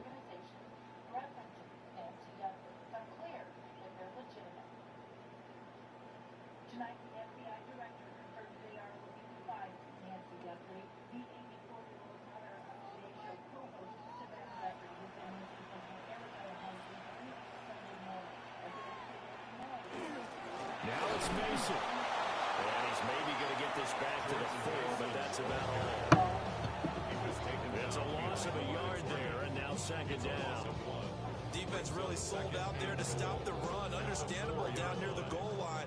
Now on second down, you have to wonder, might we see play action here and a flip right over the top?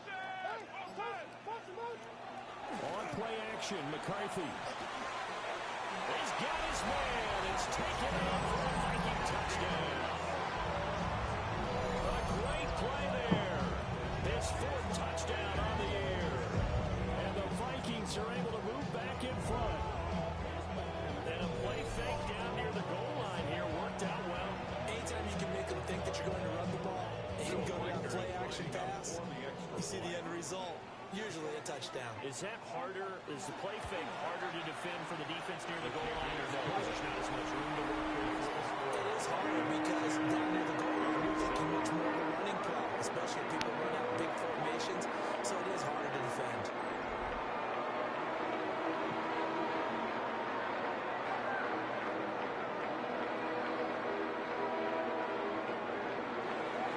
Minnesota's kick team ready, and the Vikings move it away.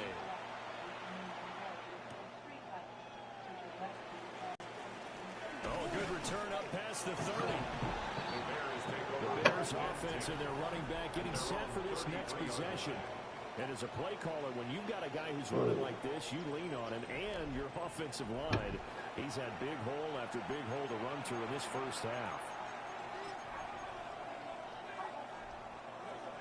At the line, prepping for their next drive, the Bears offense. This drive here beginning probably with a pair of motivated groups. Remember, the offense scored a touchdown on their last time out. Looking to repeat that in Charles' defense. They were very frustrated after giving up 6 the last time on the field. And frankly, it's just a battle of wills in a lot of ways because you know they're both motivated. They both game plan for this drive, and they both have specific outcomes in mind. To me, it just comes down to who can execute better and which side can step up and assert its will over the other. Throwing the out route, incomplete. It's Coleman. Just a gain, a couple there. And now it's 3rd and 3. And it's 3rd down.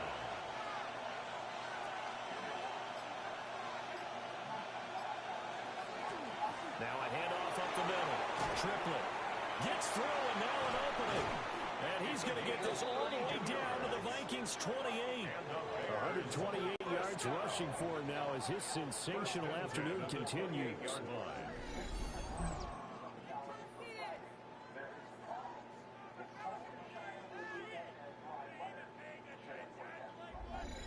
Ordinarily, 3rd down is a passing down, but how about that explosive run right there? And when you get a run like that, that means everything came together.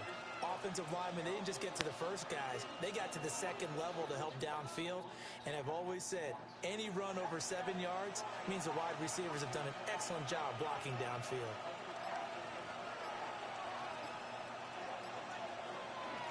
Right back to him on 1st down. And he can only manage to get a couple. 2nd and 8 coming up.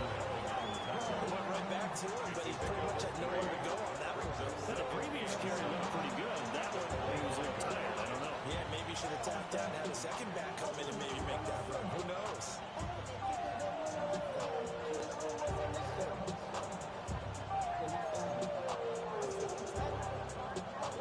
They'll come up 2nd and 7. To the air, Williams. Open man down the field, that's Burton. And they work this near the 5. He'll be stopped at the 6. 2nd catch for him today, and it'll wind up a 1st down. Boy, how about the speed with which this offense can get down the field? It's taking them no time at all to get down here, and now they're set up with a 1st and goal.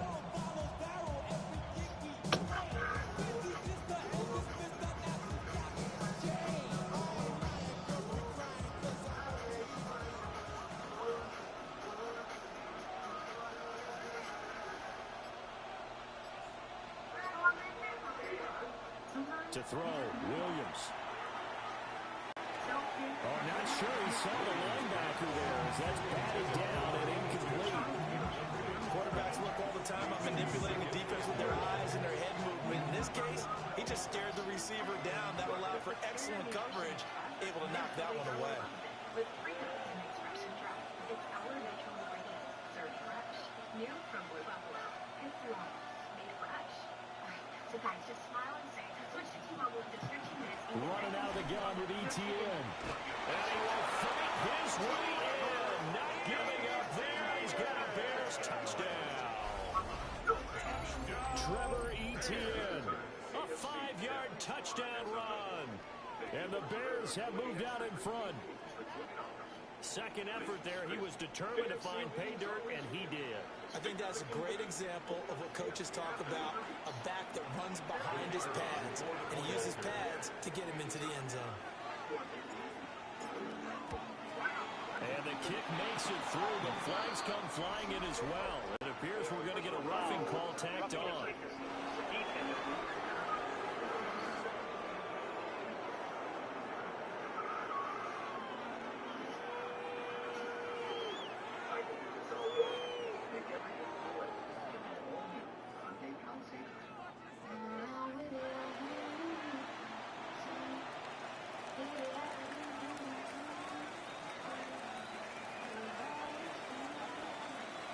After the roughing penalty on the PAT, they'll kick off from 15 yards further upfield.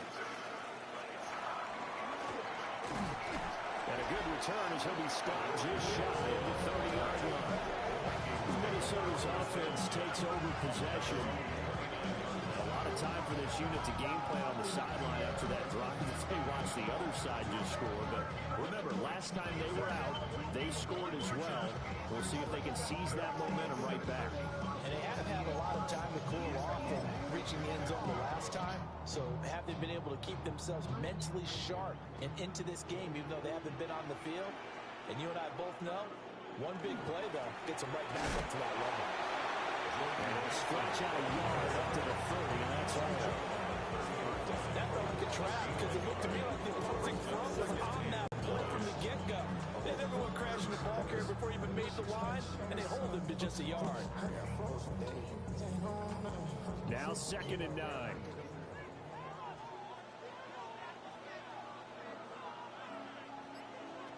Throwing is McCarthy. He lets one go deep for Addison. And his throw will be intercepted. And the Bears will take over here just shy of the 30. And Brandon, this is a real nice job defensively, getting inside the quarterback's head and figuring out, okay, where's he going with the football? Because you can make an educated guess defensively, not all the time, but sometimes. And when you're right, you've got a decent chance of coming away with the football. The visitors' offense and Caleb Williams set to go to work once more. And he's an early front-runner for MVP of the NFL here in the first half of the season. As you can see, he's a league leader in passing yards at this stage of the game. Looking to throw is Williams. He's got this complete to Burden. And he'll be taken down, but not before they work it across midfield. The extra effort after the catch makes it good for a gain of 26 and also a first down. Kind of a dangerous throw there. He's off balance when he gets rid of it. But this is all about a quarterback knowing what he can get away with. And that time, it turns into a completion and a healthy gain as well. From Viking territory now, they'll come up 1st and 10 at the 46. Let's talk about the Grizzlies, because obviously we were expecting them to make moves into the sky. Now a give, right side. Triplett. And he is out of bounds inside the 35.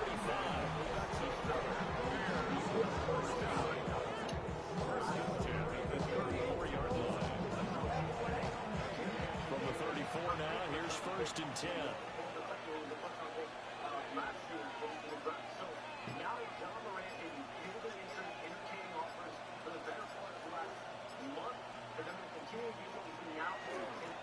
They'll keep it on the ground.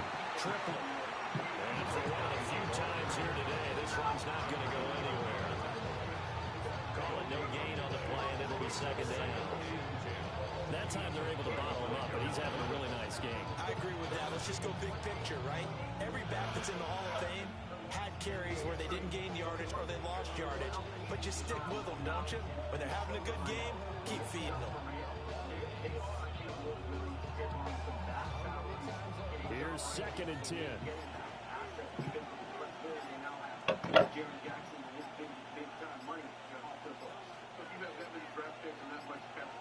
Flag comes out, and that's because the offense did not get the play off in time. And you can see the head coach, he is not happy. Everyone getting away from him right now because he's frustrated that they didn't get the ball snapped in time.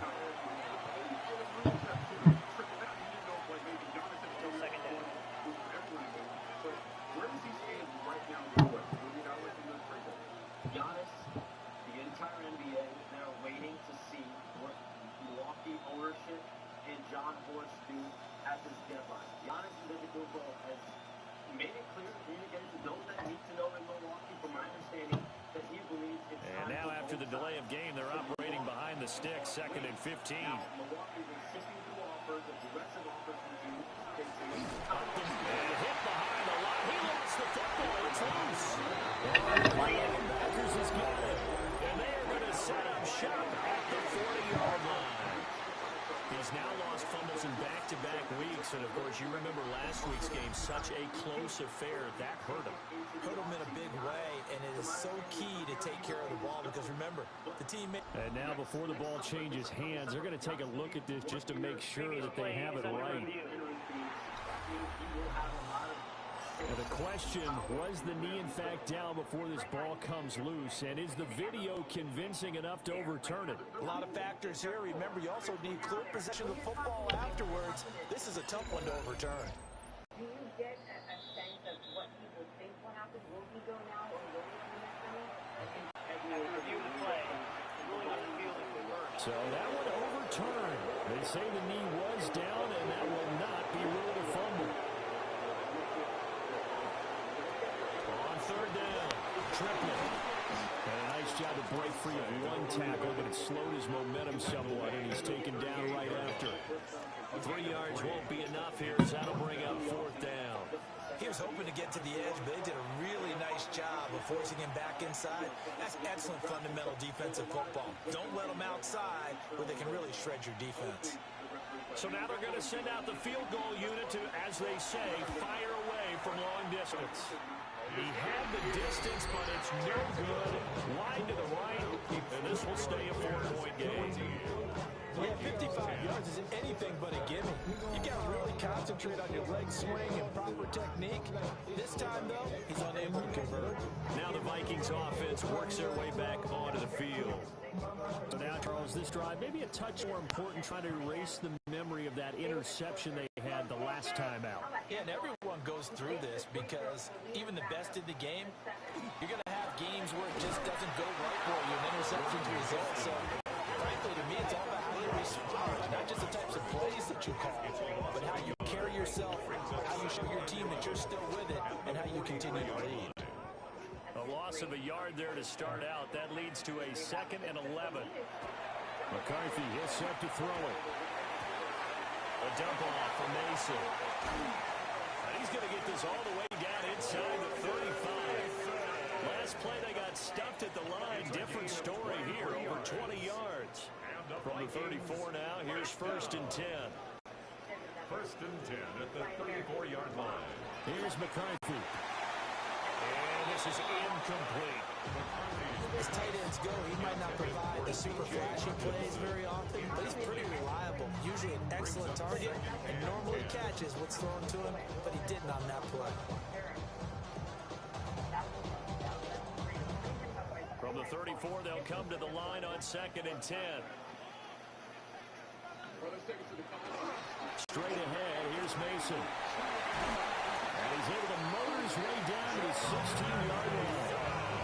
46 yards rushing for him now on just 6 carries to this point. Good push up front and that run in between the tackles. Let's play the leverage game here. Offensive line just got lower than the defensive front, and they were able to get their pads on them and move them backwards and create space for their running back to roam. So the ball down to the 16 here for 1st and 10. Now run straight ahead to Ward. And he's able to break out one tackle, but then quickly brought down. 3 yards on the pickup there, and it'll be 2nd down.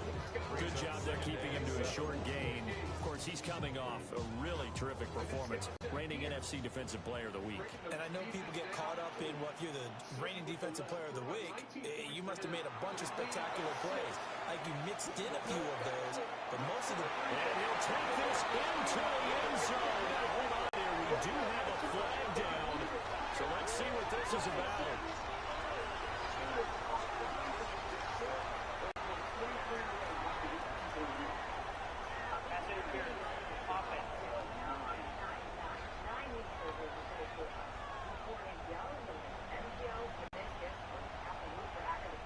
So erase the red zone score. They'll have to dial that one up again.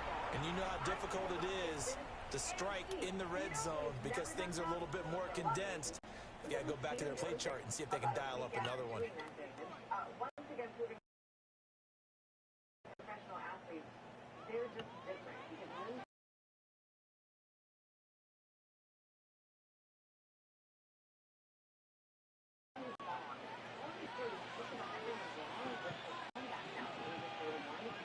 to the air with McCarthy. Got a man, and he hits him in stride. And he will score. Touchdown, Vikings. A great effort there with his 2nd touchdown here in this 1st half. And the Vikings Vikings have yet again retaken the lead. Right down the middle. And it's now 17-15.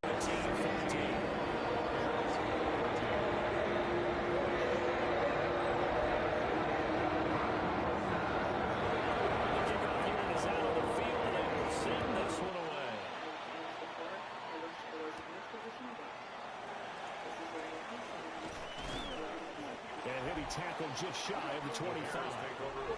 The Chicago offense set to get started.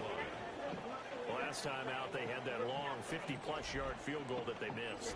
And I'm sure on their sideline, they're thinking to themselves, okay, do we still want to try one if we're in that position again? And I would dare say that the answer would be yes. They're going to have a lot of confidence in their kicker. But just to be on the safe side, I'm sure they told their offensive guys, can we get a little bit closer this time? Closer. Yeah, you know, I'd rather get in the end zone first and foremost. But if all else fails, less of a field goal attempt for him. And a short pickup to about the 27. It'll be second down. Wonderful, a little bit discouraged out there, shaking their heads a bit, looking at each other. I think they thought they'd get a lot more out of that call. Sometimes you do get the running lane you want. And other times, the defensive front, they just break up the play before it can get going. They'll keep it on the ground. Triplet. And he'll fight forward maybe to the line of scrimmage, but that's all. 2 runs in a row, but only 2 yards to show for him. He's having a big game running the football, but that one will hurt the yards per carry a little bit. Yeah, but the average he's got so far, that's the type of average he wants to take with him to contract negotiations, doesn't it?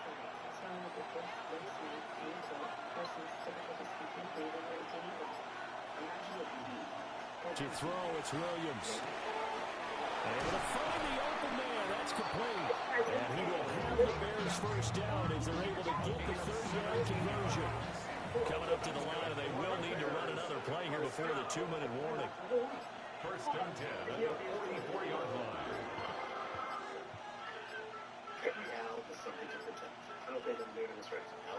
Now the Bears going to call the first of their timeouts. They'll have 2 remaining as we step aside here in this second quarter. They've all got something to protect, whether it's these arrows, actually have a purpose, your objective, and the investment, retirement, and insurance know Prudential can help protect your life support. Who's yours?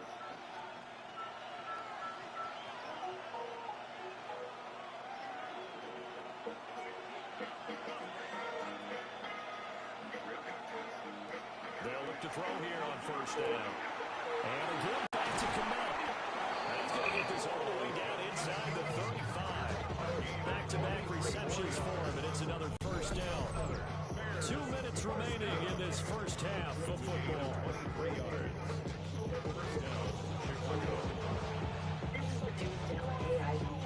From Viking territory now, they'll come up first and 10 at the 34.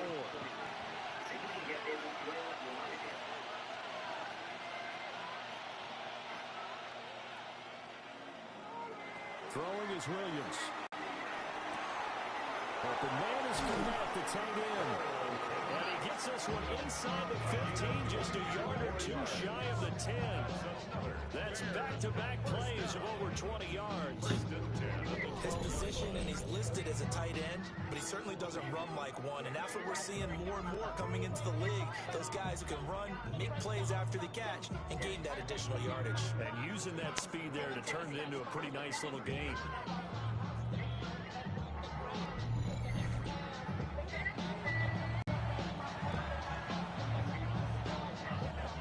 From down at the 12, it's first and 10.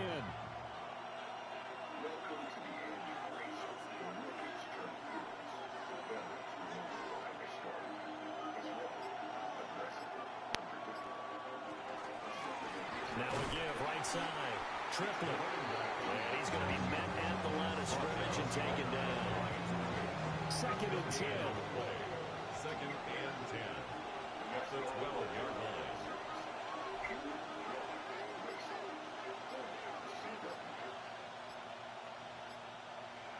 Working out of the gun, Williams.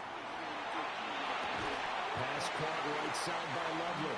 And this play gets blown up. They'll lose yardage. Back at the 17. They missed a field goal on their last drive. Here they need something to even get into field goal range on 3rd down. Looking to throw. Williams. And he's got his man in stride, complete. And he is in. Touchdown, Chicago. Cole Kmet in the final seconds of the first half. And the Bears have taken the lead here in the final stages of this first half. On that third down call, the goal was to get the ball to their tight end and pick up a first down, but he wasn't satisfied with just that. They got the first down. That was the gravy. He decided to take in the whole meal and rumbled in for a touchdown. If Luka looks, I feel like he has to be tired. If Luka looks, the baby has kept him up too late the night before, and he's just tired and needs a day. All right, number 7, Cam Boozer. Taking it to the top level. No elevators needed. How do you like your punch? Wait for the red. Dude takes down BYTE. An extra point forthcoming.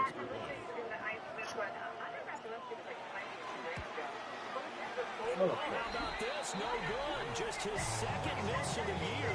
And our score will stay right where it is.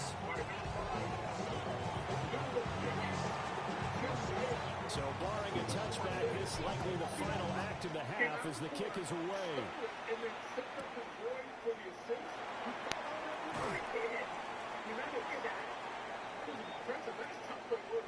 So halftime straight ahead. Let's get you down to the Sunshine State. It's Scott Hansen with our EA Sports Halftime Report. All right, Brandon, thanks much. Week 6 is here, starting to get a little bit of a sense who the contenders are and who the pretenders are. Let's hop in. Our tour of the NFL starts now. It begins in Cleveland. The Browns at home to take on the Texans. And it's the veteran, and he's still got it, Joe Mixon. Gets past the line of scrimmage, gets room, gets it in. 22 yards on the touchdown. The Texans get back to 500. They even their mark at 3-3. Next up, why don't we go to Foxborough and check in on the Patriots? They're playing host to the Buffalo Bills. And it's James Cook. He's looking for an opening, gonna find it, a 17-yard touchdown on the ground. The Bills trying to move to 5-1. They're playing well. They have the lead again at the half. Lastly, let's get down to Miami. The Dolphins hosting the Seattle Seahawks. And it's Sam Darnold. He's gonna find some open space, and he is gone. 32 yards on the touchdown run. And time for one more look at the rest of the scores from around the National Football League. In the game you're watching, it's been tight throughout, a field goal separating these two sides through 2 quarters. As we send you back out to the stadium with Brandon Godden and Charles Davis.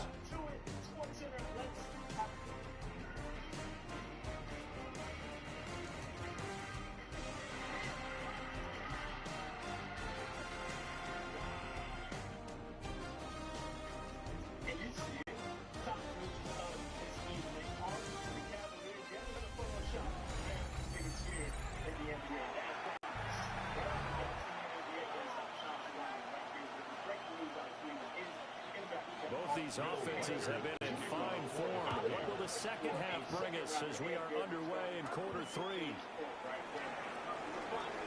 The lane opens here. He's past the 30. Now that should give him a spark. He's across the 40 to the 43. This offense headed back out. Captained, of course. Hey, G-Man. He's been a tough guy to contain. Thanks for the offer, but I'm going to pass. Reflect that, as you can see right here.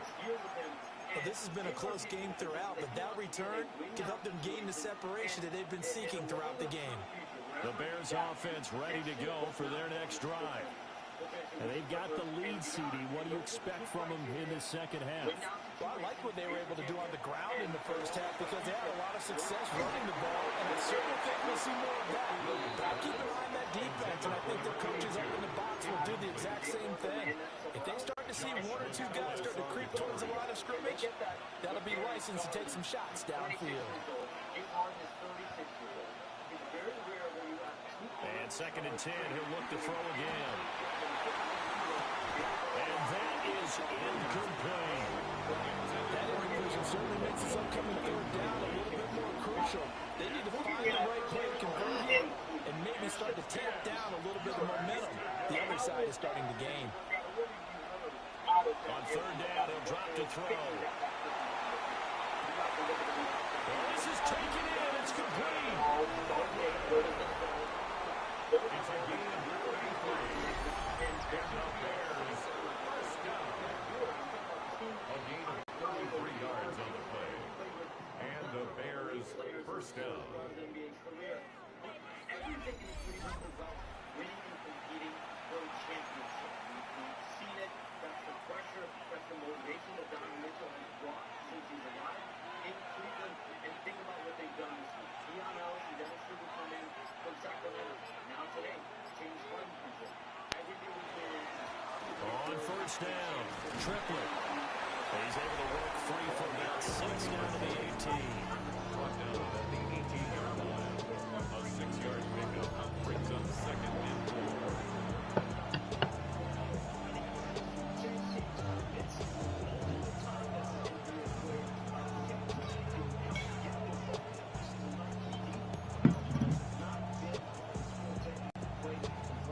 Here now, second and 4.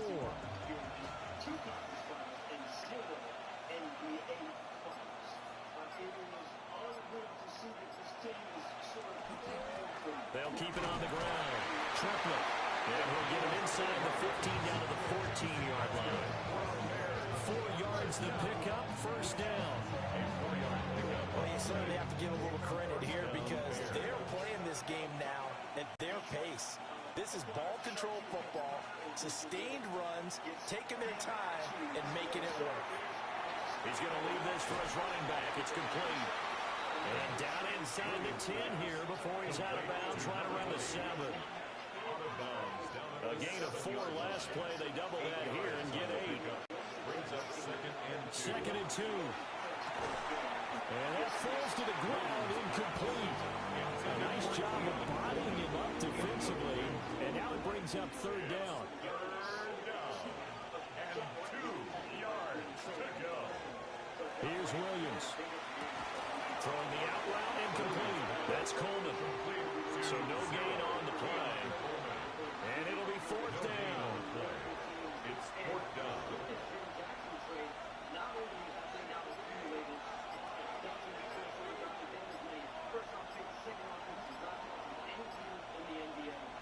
They'll go. Here's Williams. And it's caught. And the Bears are going to have first and goal as they try to finish off this drive with 6 points. I remember in pregame when we were talking to him on the field, and he took his gloves off and showed us his fingers.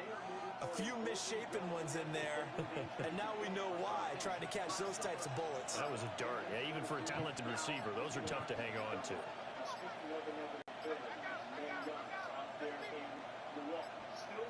Oh, and they sent the man in motion too late. This is going to be a delay.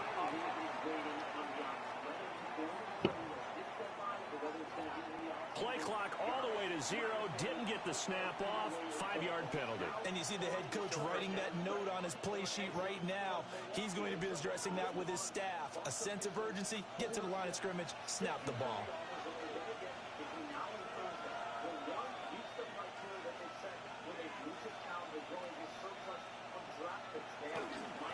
One back in the backfield, he'll get the carry.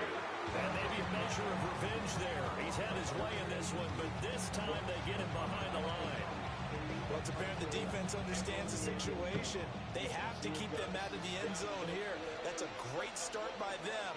A loss on that play. Can they force them into a field goal attempt and still give their offense an opportunity? On second and goal, they'll give it to him again. And he takes this one in for a Bears touchdown.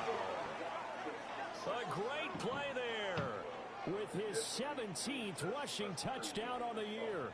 And the Bears take the opening kickoff of the third quarter and drive right down the field to extend their lead. Extra point splits the uprights. These guys will take a 10-point lead. So that one a long 11-play drive. And in the end, it's capped off by a 7-yard run.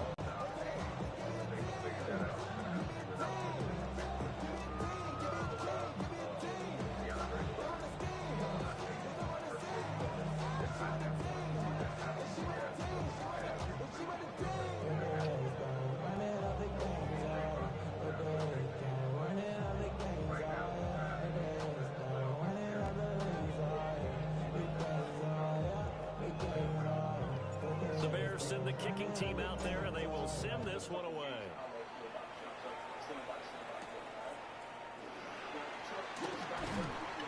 And he'll go down as this drive will start at the 25-yard line.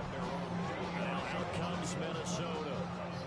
They make their second half debut here. Things are looking a little bit tougher now. You give up the points there, Charles, that touchdown drive on the other side. So now it's a two-score game here. Got to be careful. They certainly do, and I'm just wondering at halftime if those guys just looked into each other's eyes and realized what they've got to get done and come out a little bit more charged up, because if they don't get some kind of points here, the next drive, that can make this a free-possession game. A loss of a full 3 yards, and now it's second down.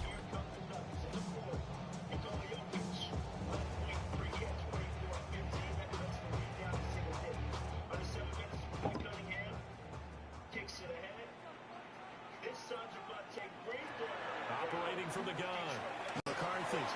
And his throw is going to be incomplete. He was trying to find Justin Jefferson there. And it's third down. Brings up third down and 13.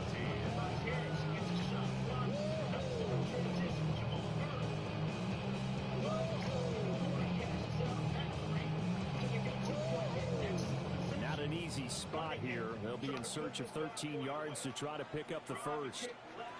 Now on third and long, they'll look to throw. They'll try to do this himself. And he nearly got the first himself, but it appears he's going to be about a yard or two short. Able to pick up a dozen yards, but they needed more. Fourth down. That looked great when he first took off, because in my mind, there was room to run, and he had the marker in his sight.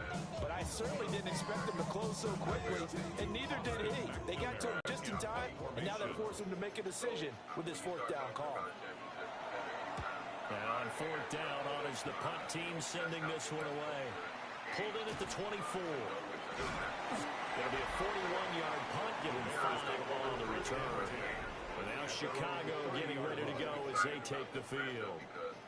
And they'll just simply be looking to build off the confidence of the last time out where they scored a touchdown. And confidence is powerful, isn't it? When you scored once, you feel like you can go back out there and get it done again. Doesn't matter what the defense throws at them. They feel like they're in a groove right now, and they want to get out there and show it. Yeah, hoping to stay in that groove here this go-around. They're a good basketball team. We should see the Pistons, if not make a run at it this year or next year. They'll start on the ground here on first down. And they'll get it up just short of the 45 of the 44. 177 yards rushing for him so far in this one as he nears 1,400 for the year.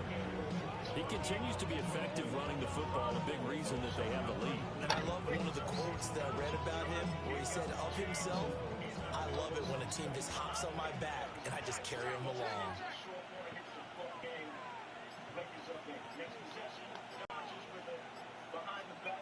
Back to throw now on first down. There's a short one caught by Loveland. And he's out of bounds just before the midfield stripe at the 49. Now second and 5.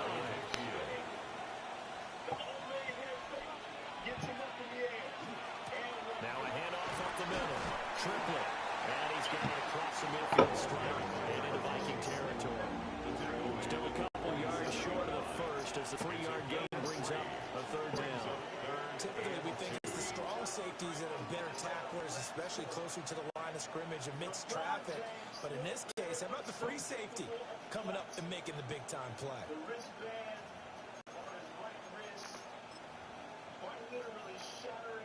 They need 2. Here's third down.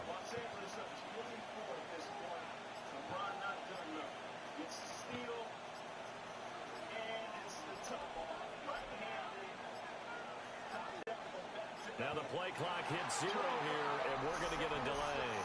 Delay of game.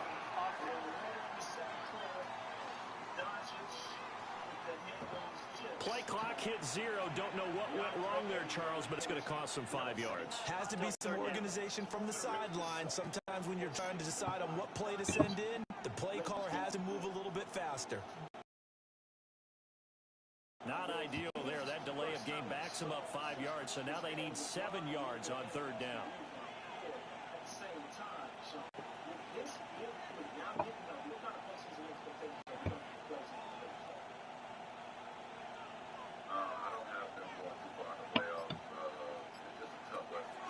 They'll fake the give. Now Williams. Pass taken in by his big tight end. And this is going to turn into another first down as the tackle is made at the Vikings' 27-yard line. Excellent play there on third down. Give them 25 yards. First and 10 at the 27-yard line. We often hear the phrase sure-handed tight ends, and he certainly fits into that category. Plus, he's got a quarterback who knows to look his way when they need a big pickup. And on this play, he finds it for the first down. From Viking territory now, they'll come up first and 10 at the 27.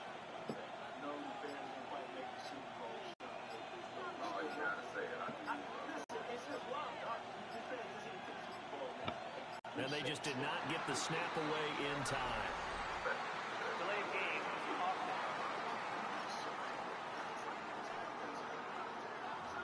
Not enough sense of urgency there. Play clock hits 0, 5-yard penalty. Yeah, I like your point there. Not enough sense of urgency. People walking up to the line of scrimmage, you've got to get up there and get set and be ready to go.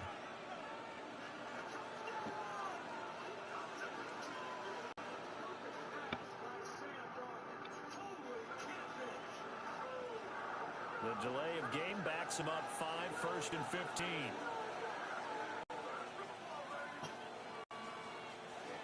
The Seahawks into the Super Bowl 60 with an explosive offense that ranked first, league wide, yard per reception.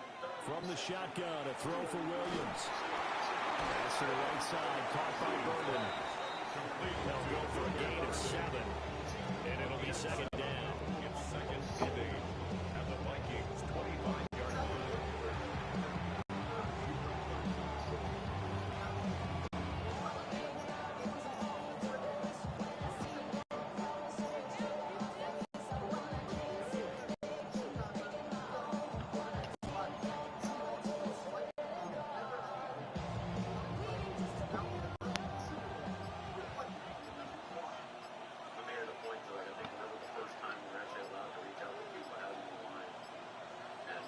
They just do get the playoff as he'll look to throw. He's unable to hold on to that defensively. A potential game changer, but it falls incomplete. They got the win last week despite not having any interceptions. Tried to come up with one there, could not. But there's a stat category called PBU, pass breakup. That's important too, and they got one. Yeah, there's no doubt about it because at least you're there. Knocking the ball away, offense isn't possessing it, making plays downfield, and you just continue to harass the receivers, harass the quarterback, and maybe big play does occur down the road.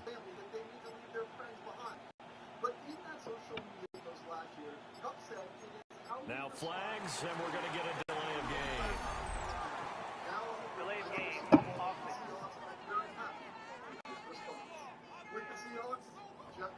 So a penalty that can frustrate a coach so much, a mental error, and it'll back him up 5 yards. Third down.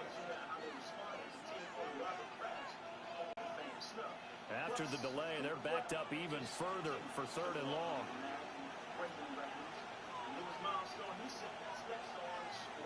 To the air, Williams. And he comes back with one complete. And he'll get this to the 23, but that'll be well short of what he needed. They do get 7 out of that, but not enough to prevent a fourth down.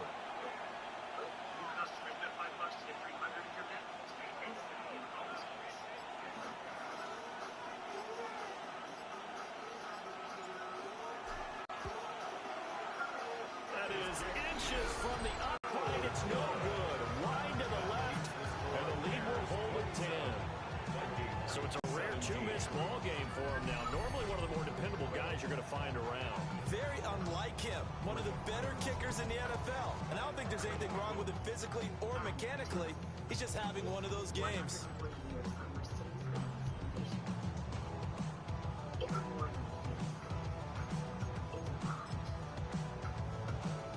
The Minnesota offense about ready to get this next drive underway. Charles, a very uninspired effort the last time we saw them out there was a quick 3-and-out, and they punted the football. Yeah, you never want to get stopped so soundly during a series, but what we're even worse now is letting it happen again right here. They got to get going. They'll wind up losing 8 on the sack there, and it's second down.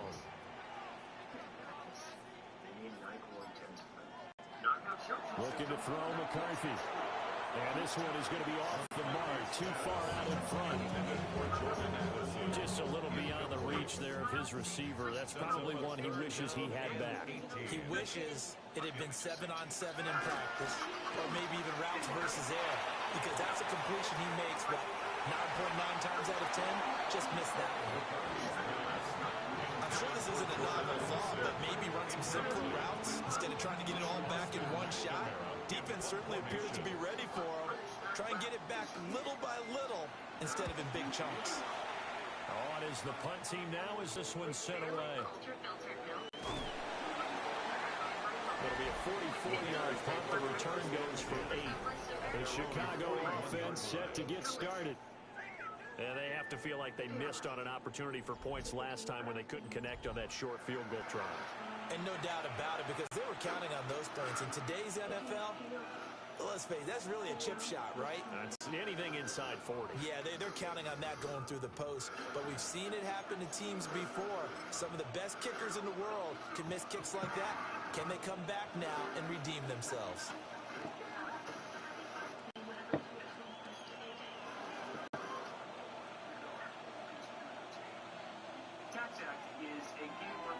On play action, here's Williams. Coleman has it here right side. And just 3 yards on the catch there. He couldn't get away. And that's going to bring up second down. They like going to him in the slot. He catches it over. I think this comes under the heading of until they stop him, why not go back to him? He has something going really well. Great working relationship with the guy throwing the ball, and they keep making the connection.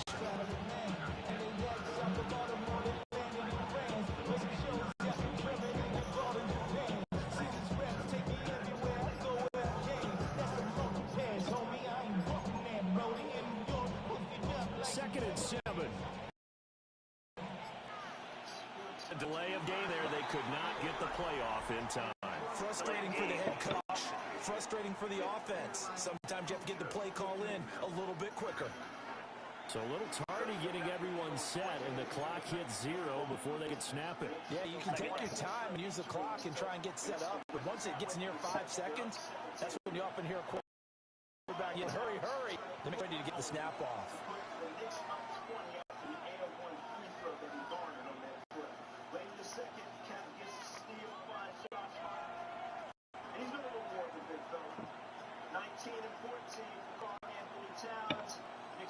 Took a 27-point lead into the break. We moved to the third. Nobody back on defense for Washington. Josh Hart and Mikal Bridges. And boy, again, they won't get this off in time.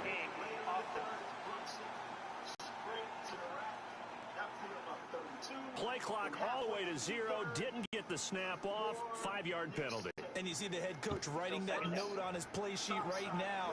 He's going to be addressing that with his staff. A sense of urgency, get to the line of scrimmage, snap the ball.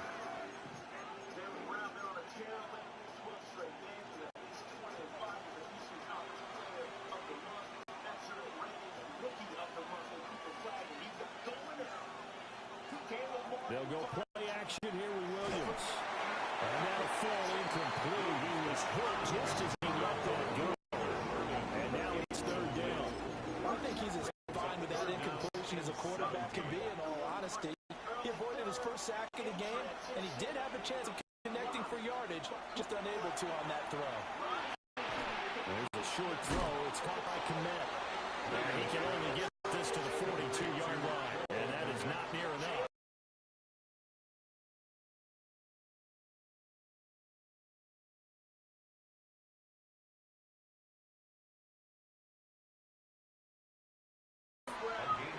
That's good. The completion there for 7 yards. And that'll bring up 4th down. That's certainly playing down in distance very well by the defense, isn't it? Take whatever you want underneath, by all means. Here comes the Bears punter now. this offense has moved the ball. He hasn't been needed till here in the third. And he was called on 3 times in the win last week as his first one here's away. And a nice special teams job here. This is going to be down inside the 10 at the 7-yard line.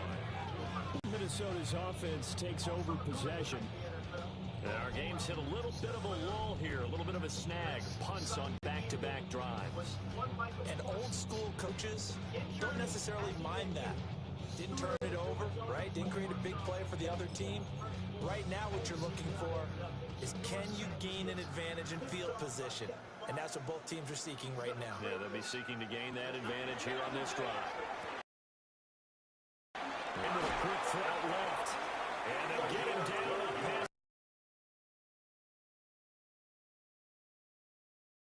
The 15, just shy of the 20. Right off the bat, it's a first down to start the drive, 12 yards. And this is what they're going to need more of. It's the third quarter. You're trailing. You've got to come out with a renewed sense of purpose, and that's a nice way to kick off the drive with good yardage and a first down. Mason going to get it on first down. And he'll get this up to the 30-yard line. 54 yards rushing now on 8 carries for him so far. I think they like this drive a little bit better there, partner. Running game helping out, picking up some of the slack. Because remember the last drive, they went 3 and out.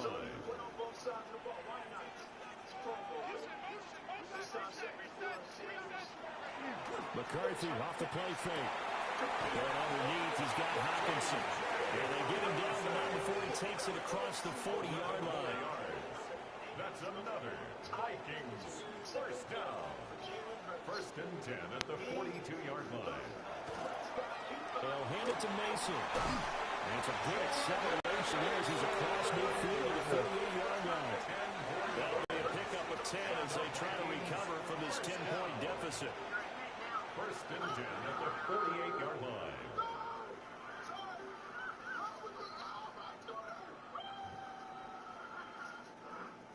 Parsons having the time of his life even when he's not suited up. NFC Nelson comes back up in the 60s. And they're not going to get to the line to run another play. So we will switch ends as the third quarter has come to a close. You are watching the NFL on EA Sports. And we return, welcoming you back to Minneapolis.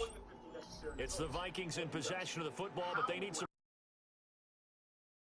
points. They're trailing here to start the fourth. Parts of the most recent season they won, not being enshrined in the Pro Football Hall of Fame is beyond me. But it's not on Sal Paolantonio's shoulders. He's just trying to sort this out for all of us. Here at their team hotel, while the New England Patriots prepare for their 11th Super Bowl appearance in the Robert Kraft era, the news that their team owner did not make the Hall of Fame for the 14th straight year was dismaying and disappointing, not only around the team, but the entire New England sports community. I just said I'm hella shocked. I said, especially for running the program that he has and being like one of the most winning programs in sports history. I'm very confused by that. I don't feel like that's valid. I would just say that that's unfortunate. I would say that in my experiences with Robert, it's more than deserving, and he'll be in the Hall of Fame. I'm not in charge of deciding when that happens. For Robert Kraft not to get into the Pro Football Hall of Fame is absolutely ridiculous. Go back to 2011 under the CBA. Jeff Saturday came out and said Robert Kraft saved football. Think about that. It's not just the winning he has done. He deserves to be in the Pro Football Hall of Fame. And shame on those guys for not voting him in.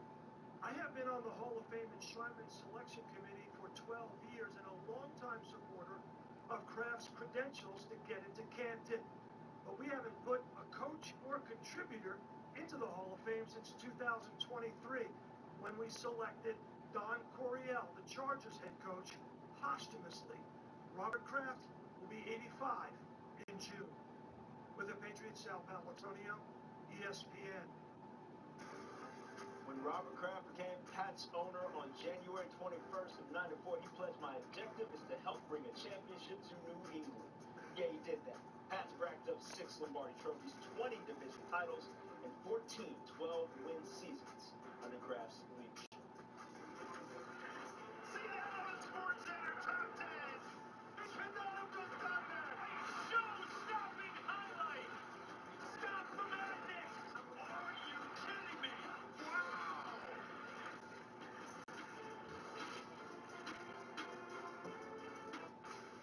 I saw today an actual GOAT named Will Harris.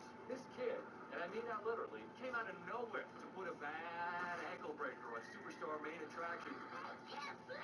Do horses have ankles? Can we check the horse's ankles? Now Maine is a meme. He's going to want to stay off the internet for a while, like the rest of his life.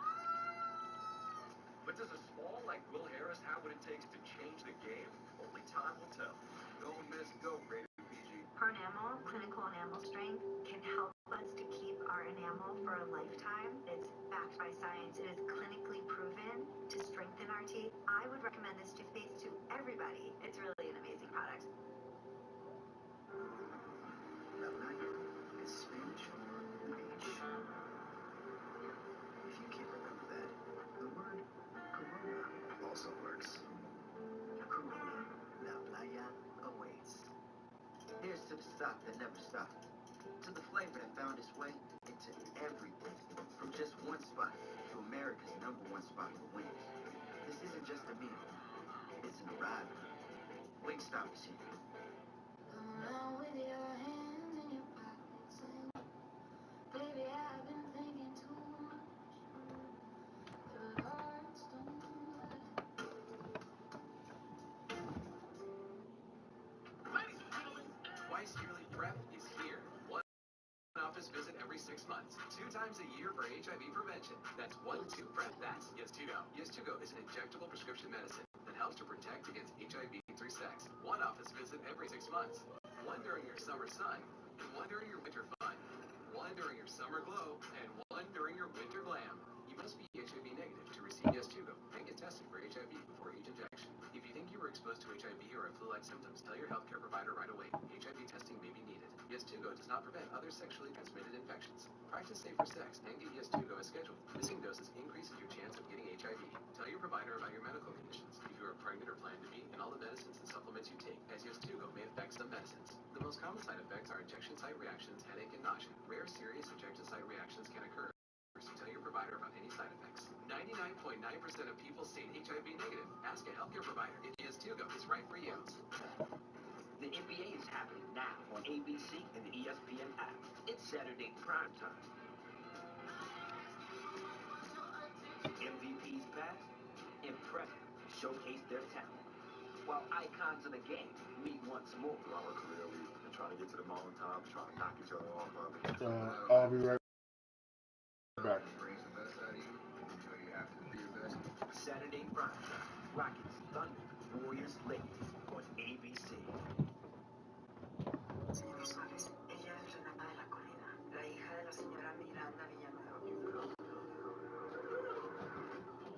Ella es lo que más amo en este mundo. Y en ti confío plenamente para que me mandes a la frontera. ¿Qué está pasando con tu papá? Entérate dónde está en este momento.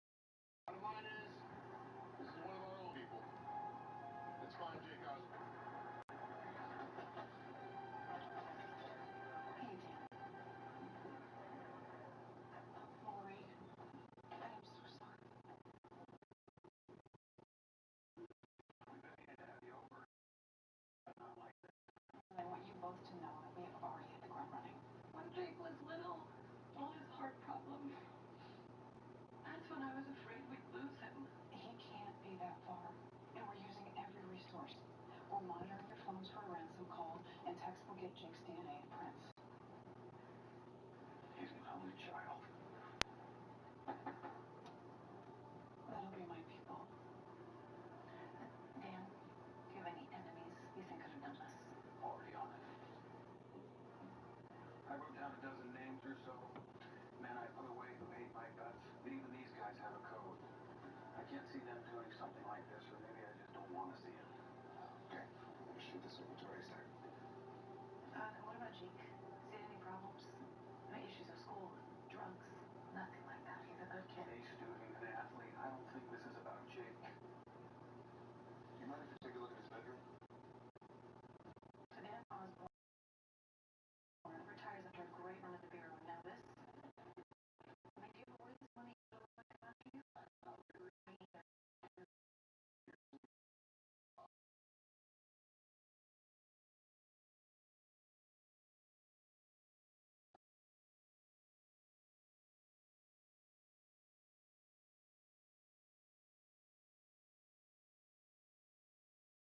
I mean, I guess I was pretty wild at 17 too.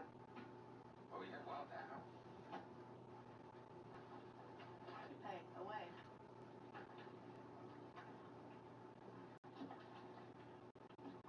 There's gonna be like $5,000 here.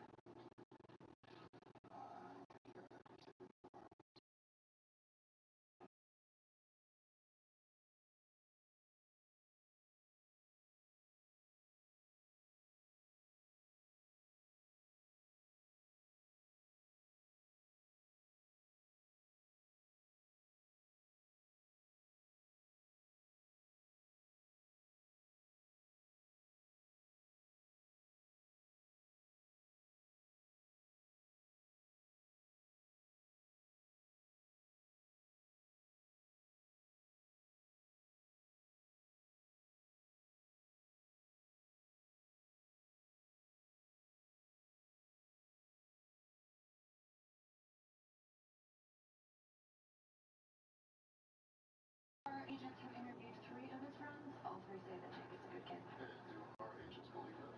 No. Well, this just gets sketchier by the second. Come on, people. What is Jake into? I don't know, but somebody was into it with him. ERT found Jake's prints all over that money, but they found another set too from a student at the school.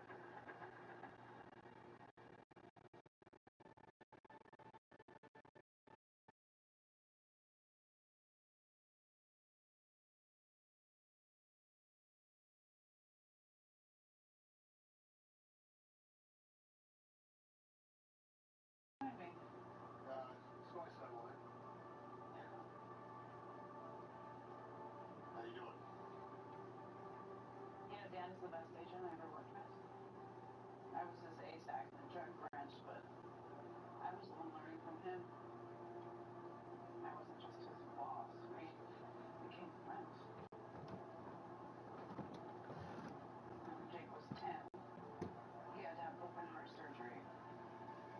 I want to know if you live for how long. For all of it. What can I do? Keep me looked in on this case. Give it to me straight. I want to know everything. Leads, rumors, theories, all of it. Of course. Here's the latest. However, Jake got that money and another student is involved. Beth Kimball.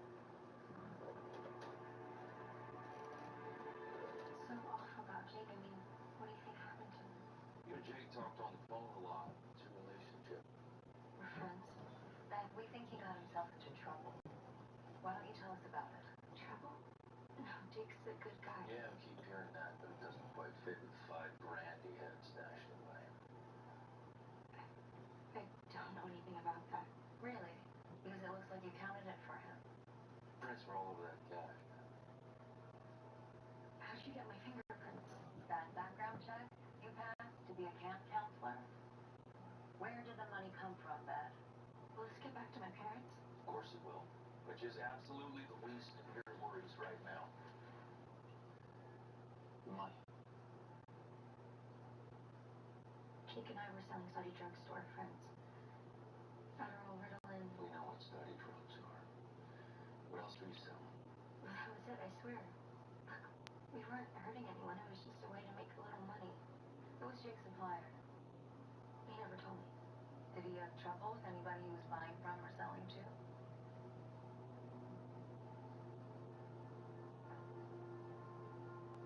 Beth. Jake was abducted. You're his friend. If you know something, you need to tell us.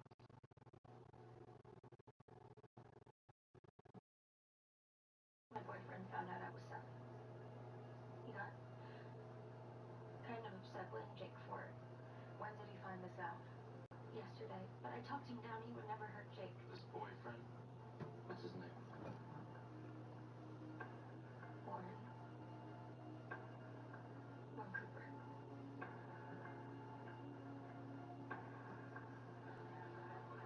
Y'all made me a picture of Warren Cooper. He's a senior varsity wrestler. He's got a black belt in Taekwondo. School principal says he's been suspended twice for fighting.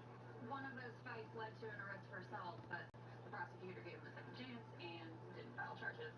Sounds like he has anger issues. Can we place him at the scene? Not yet, but it looks like he sent encrypted texts the exact same time Jake received them. Really? Have agents yank him out of class and bring him down here. He didn't show up for school today. Says you'll follow on Warren Cooper. Did you see this kid in the neighborhood this morning? Has Jake ever mentioned Warren Cooper? Definitely not. Or maybe this is just some kind of high school staff. This Warren kid, what's his beef with Jake? We think it's about a girl. A girl? What is my son mixed up in? You owe me a straight answer. He's selling stimulants for studying.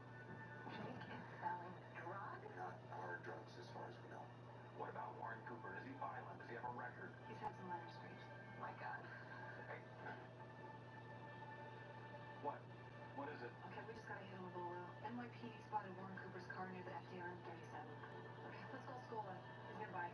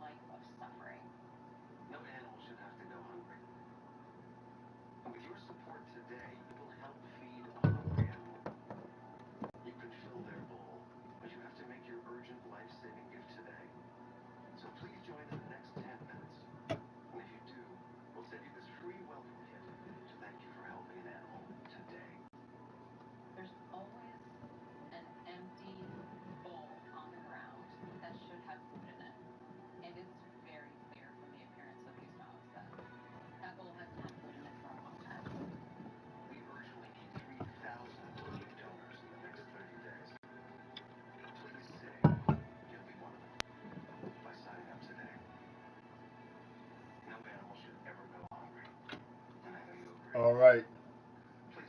Thanks for giving me that time. Let's finish this game, and we should be on our way to 12 hours. So signs of life in what's been a dormant offense in this second half. Here's 1st and 10. Now McCarthy. And they go backwards here. Losing yardage back at the 48-yard line.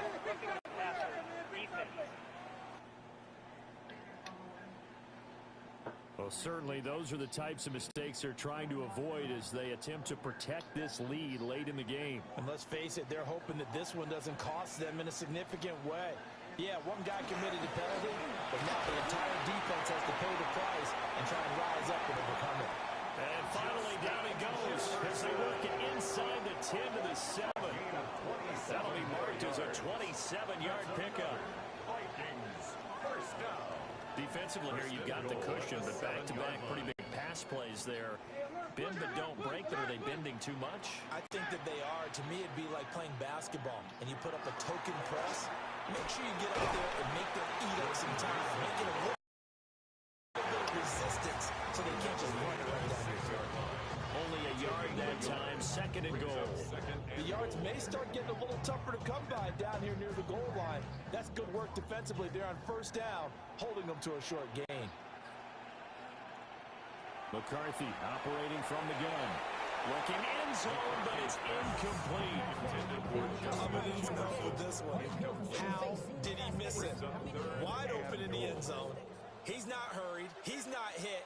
And somehow, incomplete? Yeah. What happened? During film study, that's one where he's just going to shake his head, not be able to believe it. 6 points go by the wayside on that one.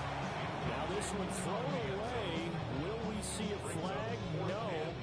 I'll say there was a receiver nearby. Pretty generous call, but either way, it's 4th down. A 23-yard attempt. And this one is right through. And this is back down to a 7-point game. All right, so they needed 2 scores to get back in the game. The field goal there, maybe not exactly what they wanted, but the necessary first step. There's still time remaining, and there's enough time to get it done. They've got to get at the least a 3 and out here to get the ball back, preferably a takeaway.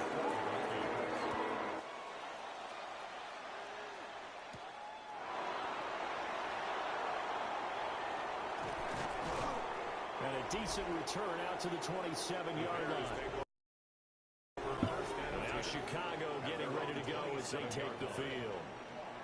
Their lead back down to 1 score after the field goal a moment ago, so they'll be looking to string together a few first downs, likely on the ground as they begin 1st and 10. Looking to put a drive together.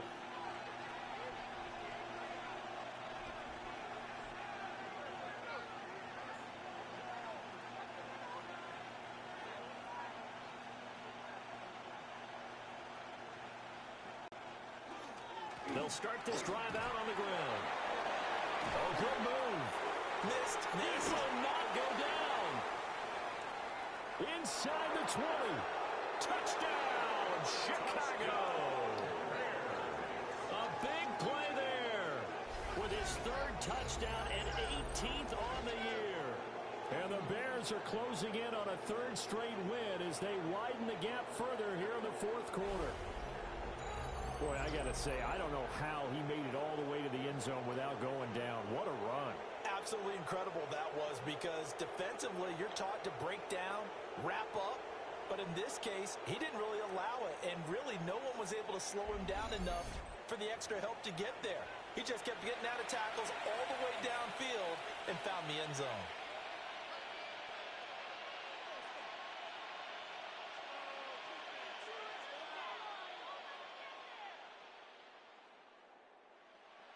No going for 2. They'll kick the point after.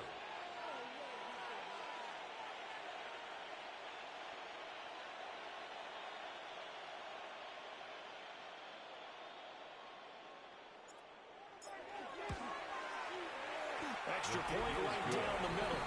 And a lead now up to 14. So I'm not sure if they drew that play up to score, but it scored indeed. 1 play on the ground and into the end zone for 6.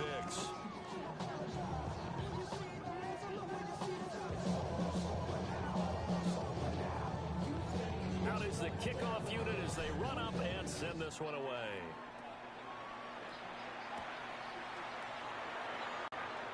Shreds him with a stiff arm. And he brings us out past the 20 to the 24.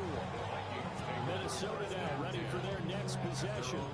Their drive last time, it stalled out. They were forced to take the short field goal. And the key phrase, you nailed it. Forced to, because you know coaches look at these short field goals as a last resort, right? To them, that's not how drives are supposed to end. You're supposed to put 6 on the board. That's a consolation prize. They go to the county fair. You don't get the big stuffed animal on that one, do you? No, you don't go top shelf. That's bottom shelf material.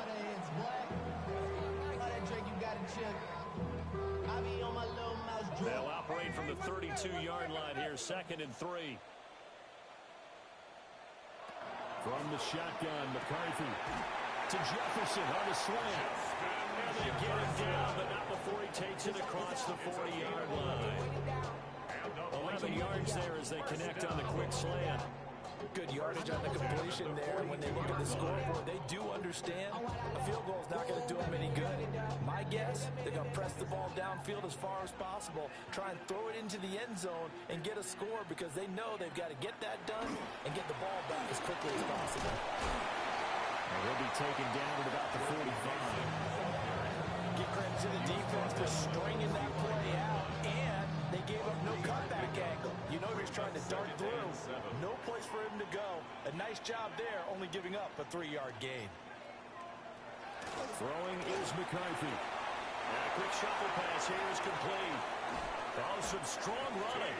And he'll be out just a yard or two shy of the 30. It's a gain of 23 yards the pickup there. And the Vikings. It's so important to tackle well against these guys.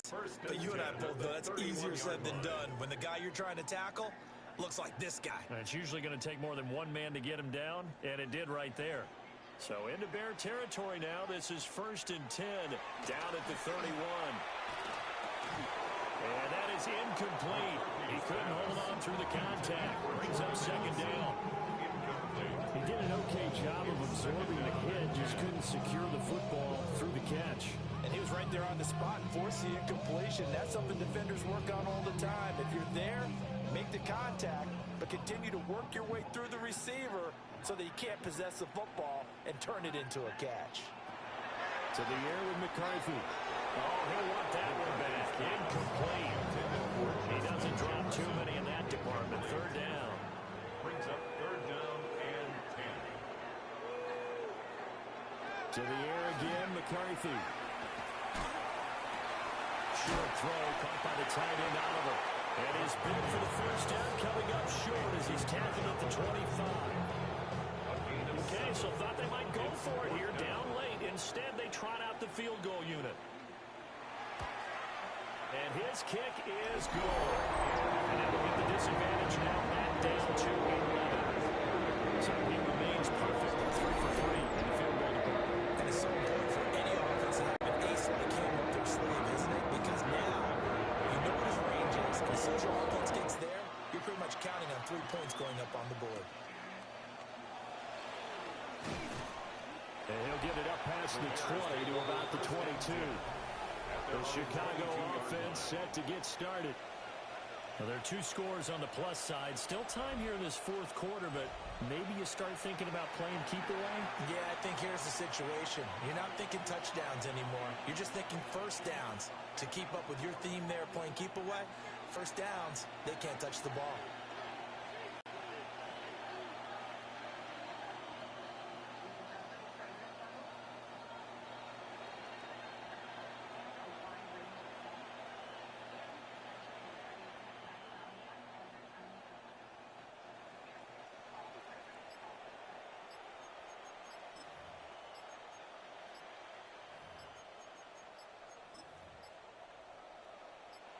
Looking to put a drive together.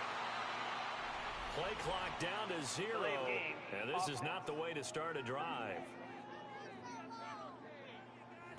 Well, you got to think Charles Atwin's on the quarterback as everybody was up at the line of scrimmage. He just didn't call for the snap in time. Yeah, I think he needs a little bit better awareness out there because you got to know when the clock's in single digits and either snap it or get a timeout call if you have one. And able to break one tackle, but they're quickly brought down. But a nice little gain. Ball on the 27. Here's second down and 5.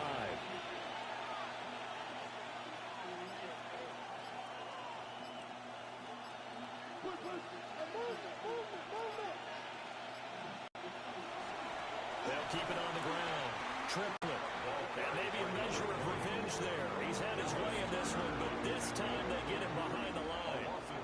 Here's 3rd and 7. Third down.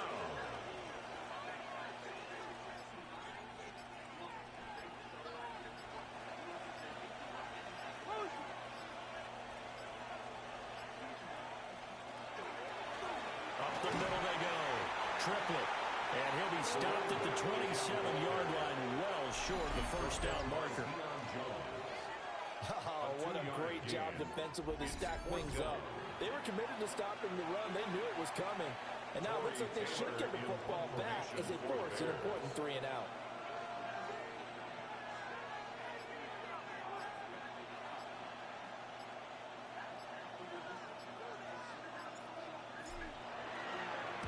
And now a high kick here as they'll try to cover this one.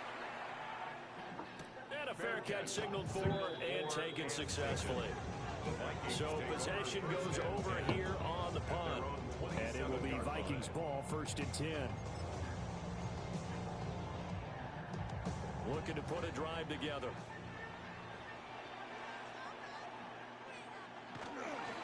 On the give, it's Mason. And nothing much materializing there on the first down run. He'll get a couple, and that's it. Well, we looked at each other right when he flinched. We knew that that flag was coming. Yeah, offsides, easy call, mark off the 5, and keep it moving.